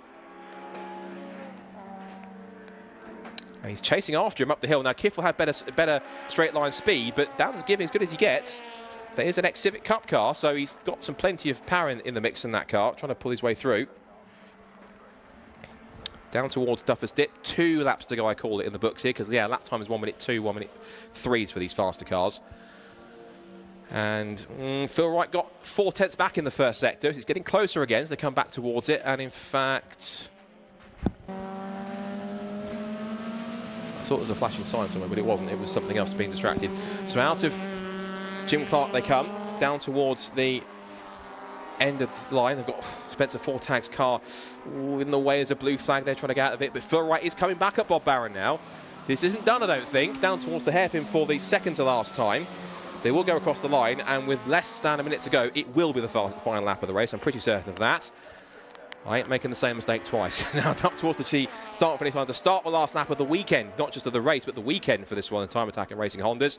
One more time around for Bob Barron. Can he get this one done? Spencer Fortek is really crawling up the pit straight here. So Bob Barron turns his way in through McIntyre's and then in through Butcher's now for the last time. A circuit he knows all too well, weaving his way through. Did it earlier on the dry, and looks as though the wet conditions are going to be absolute cakewalk for him as well. He's had some initial pressure from Phil Wright, but he's handled it beautifully. Even a safety car restart has gone absolutely brilliant for Bob. And again, you have to remember, this is his first season of car racing full stop. He's done plenty of laps around here on track days, but it's all coming good. And of course, when Knockhill was on the calendar, I'm pretty certain the Kilty K-Swap squad were looking at this thinking, this is the one we want to do well at and we want to win at. Into the hairpin for the final time. He locks it up a little bit, but he's going to hold on to it. And like the saying goes, you wait for one victory, and two of them are going to come at once, because up to the checkered flag, it's going to be a Bob Barron double. He will come to the line, and he will make it 2 from 2 at home at Knockhill. He wins round 14 of Racing Honda's 2025. More home success for Kilty K-Swaps. Fantastic racing. He did it in the dry. Now he's done it in the wet. Second for Phil Wright, third for Will Self. That'll be Fraser McNeil and James Kiff. But we're going to wait for P6. He's up the line. Going to be for P5 overall. Across the line they go. Fraser McNeil is 4th, but Dan Thackeray will be P5. He will win the Class B race on the road. And we can say also provisionally, he will be 2025 Racing Honda's Class B champion. Congratulations to Dan, and that makes up in one way for missing out on the Civic Cup title in 2023 a couple of years ago. The job's not totally done. There's still the final round coming up at Snetterton to try and get the overall title, but at least for the class, that essentially is provisionally done and dusted. So congratulations to Dan for sealing that one provisionally. We have to stress that because of course there's 2 races to go and it's all subject to official confirmation. But Dan Thackeray won the drag race up the hill to beat James Kiff to the line. That's going to be impressive. That'll be a subject for Charlie to talk about. Giving James Kiff's Honda Integra a run for its money up the hill. That was pretty impressive. So Lewis Barker also got 2nd place in Class B. So actually he beat Sam Linster in the end by, what was the gap between himself and Sam Linster? 1.2 seconds at the flag. But it was Luke Crassusbenny back in 4th. Then it was Harry Greenhill and Tommy Knight. And Matt Rowling dropped back a couple of spots to finish 12th overall and does take the Class C victory on top of that as well. So, would you believe it? Bob Barron then takes his first 2 victories of the season by taking round 14 in the wet at Knockhill. And what a drive it was. In a safety car restart, he won by 2.2 seconds from Phil Wright in P2 and Will Self in P3. Damage limitation, but still good points for the championship as we go to Snetterton for the final 2 races. Fraser McNeil, his best result of the season, more celebration for Kilty K-Swaps, an excellent P4. And Dan Thackeray beats James Kiff's Integra in a drag race to the line to win Class B on the road in the race, but also as well, we think provisionally, the 2025 Class B title in Racing Honda's. Congratulations provisionally to Dan. James Kiff takes 6th. It's Lewis Barker at 2nd. I think that might be his best result. It is another best result for Class B for Lewis Barker. Sam Linster was 3rd in the class, another podium for him. Luke Crassusbenny improves his best performance. That is now him beating his 5th position from last time out. So P4 for Luke Crassusbenny in class. Harry Greenhill 5th. Tommy Knight, after he brought out the safety car, after he spun off at the chicane but got back out again. The Matt Rowling, who wins Class C once again with Owen Diver 13th place. Dan McDonald, not a great second race for him, down in 14th, but it's going to be Callum Houch in 2nd place in Class C. And we lost Spencer Fortag at the end with mechanical issues. Dave Buki, who I don't think could see at one point, and Michael Barron's car didn't even complete hardly a lap in the race before he was out of it. And that is all she wrote. That is our trip to Knockhill complete for this weekend. It's been a fantastic day, both in Time Attack and in Racing Hondas, and it's been an amazing job from everyone involved, not just in Time Attack and Racing Hondas, but also from everyone at Knockhill. And I have to say a massive thank you on behalf of them to Knockhill for being so accommodating. Our first visit back in 11 years. I think it's been a roaring success with all the action we've had today. Not just the first visit back for 11 years for Time Attack, but a first visit ever for Racing Hondas, and they really have delivered with some great racing. And of course, what better than the home hero, of course, in Bob Barron, taking his first 2 victories at his home circuit and dominating it from start to finish. Brilliant stuff from him. Took pole position, has practically led, I think, almost every single lap apart from one at the start of lap number 1. But apart from that, did a fantastic job and has taken 2 victories. So that will be plenty of celebrations tonight, I'm sure, for Kilty K-Swaps and co for all involved. Of course, on top of that as well, we have to say Phil Wright, that will be a good 2nd place for him. That's his first 2nd place since when? Let's have a quick look. Since last time out at Brands Hatch. So he's taken 2 2nd places in as many races in the last 3 races. And again, continues that run of always finishing in the top 5 in every single race. That's the key thing to see for that stat. Will Self, it would have been some more points taken out, but of course it's damage limitation because he was up there in a good result in race 1. And Fraser McNeil, P4, that's more celebration. They're going to go mental tonight at Kilty K-Swaps. 2 wins for Bob Barron and a personal best finish for Fraser McNeil in 4th place at home at Knockhill. Yeah, break out the beers. I think that's going to be one heck of a celebration tonight, I think, for them, because and justly deserve all the hard work they've put in, particularly trekking up and down all the different circuits outside of Scotland. But now they get their chance to get a bit of redemption for their own home circuit, and they did come good in the end, which is all we wanted to see. Of course, the big story, of course, in Class B, not only is it another win for Dan Thackeray, but also as well, that is essentially, we believe provisionally, the Class B title wrapped up for Dan. So congratulations to him for doing so. And it is an excellent job for him, and then it's in 2nd place for, as I said, for Sam Lintz of Lewis Barker, in fact. It was his best result for, I think, for the entire season, I think, of looking at it, because, yes, his best result up to that point was 3rd place in Snetterton Race 1. And then, yeah, up to that point, that was only his 1st podium. So his 2nd podium of the season for Lewis Barker. And then Sam Lintzner picked up P3. And that's another 3rd place for him. That is his, I think he took a podium in race 1, didn't he? So he picked up another victory in race 1 earlier on. I'm trying to look through my notes and results here for a second. And whilst they're gathering together, drivers down at the Lucas Oil board for Charlie to speak with. And just looking at the Class B results. Yeah, Sam Lintzler was 2nd last time. That's now his, with a 3rd place today as in race 2 as well. That now is 4 podiums in a row for Sam Lintzler, and he's 5th of the season. So impressive stuff for him on that side. Then behind them, haven't got the rest of the results because they all disappeared off the screen. No, they haven't. They're right behind me. We've then got Luke Crassusmany, best result for him to date. Harry Greenhill, a successful return back to the championship, P5 for him as well. Tommy Knight in P11, a race of what could have got a podium, but has to settle for what will be 12th position. 11th position ahead of Matt Rowling, who did quite well to get up to P12 in the end in Class C, takes another Class C victory. I think that takes it now properly to the next round, where we'll settle the Class C title next time out at the finale at Snetterton. Remember, there's no drop scores at all to use from the 2 Snetterton results. And then you have Owen Diver in Class B for 13th place, Dan McDonald 14th place, and Callum Houchin in P15. Who's the 2nd of the Class B cars? Of course, the 4 cars we lost were Spencer Fortag, Dave Buki, Michael Barron. We didn't even get Duncan Holloway either. He didn't actually make the start of the race. So that's the other car we were missing. I was expecting 19. We actually got only 18 starters in the end as well. So, all good things have to come to an end, and of course it comes to an end in a few weeks' time, because of course for those of you watching and have been following Time Attack and Racing Hondas this season, it all comes to a close at Modified Live in a few weeks' time. October the 19th, Sunday, is when we see finals day for the Time Attack Championship and also the final 2 races of Racing Honda's Championship, where not only will we settle the other 2 class titles, but provisionally, but also as well the big one. The overall championship will be settled also as well. It's going to be a real battle royale between the top 4 at the front, eventually between 3 people now. It's going to be between, effectively, Will Self, Phil Wright and Dan Thackeray at the front. Whoever's going to get themselves at the top of the times is going to be the one with the advantage, I'm certain. And it's crazy to think how quickly the season's gone. And we're talking about it with Susie just then about the end of Time Attack. The season only started back in May. We had some great weather, some great events all the way through. It's been fantastic. Right, let's head down to the podium celebrations and to our class winners for round 14 of Racing Hondas. They're down at the Lucas Oil board with Charlie. Perfect. We are down here after a very wet race 2 with Bob, our Class A winner. 2 for 2. Congratulations. It's something else. I can't believe I just done it. I was honestly, after race 1, I was ready not even to do race 2. I was ready to sit down and have a beer, but yeah.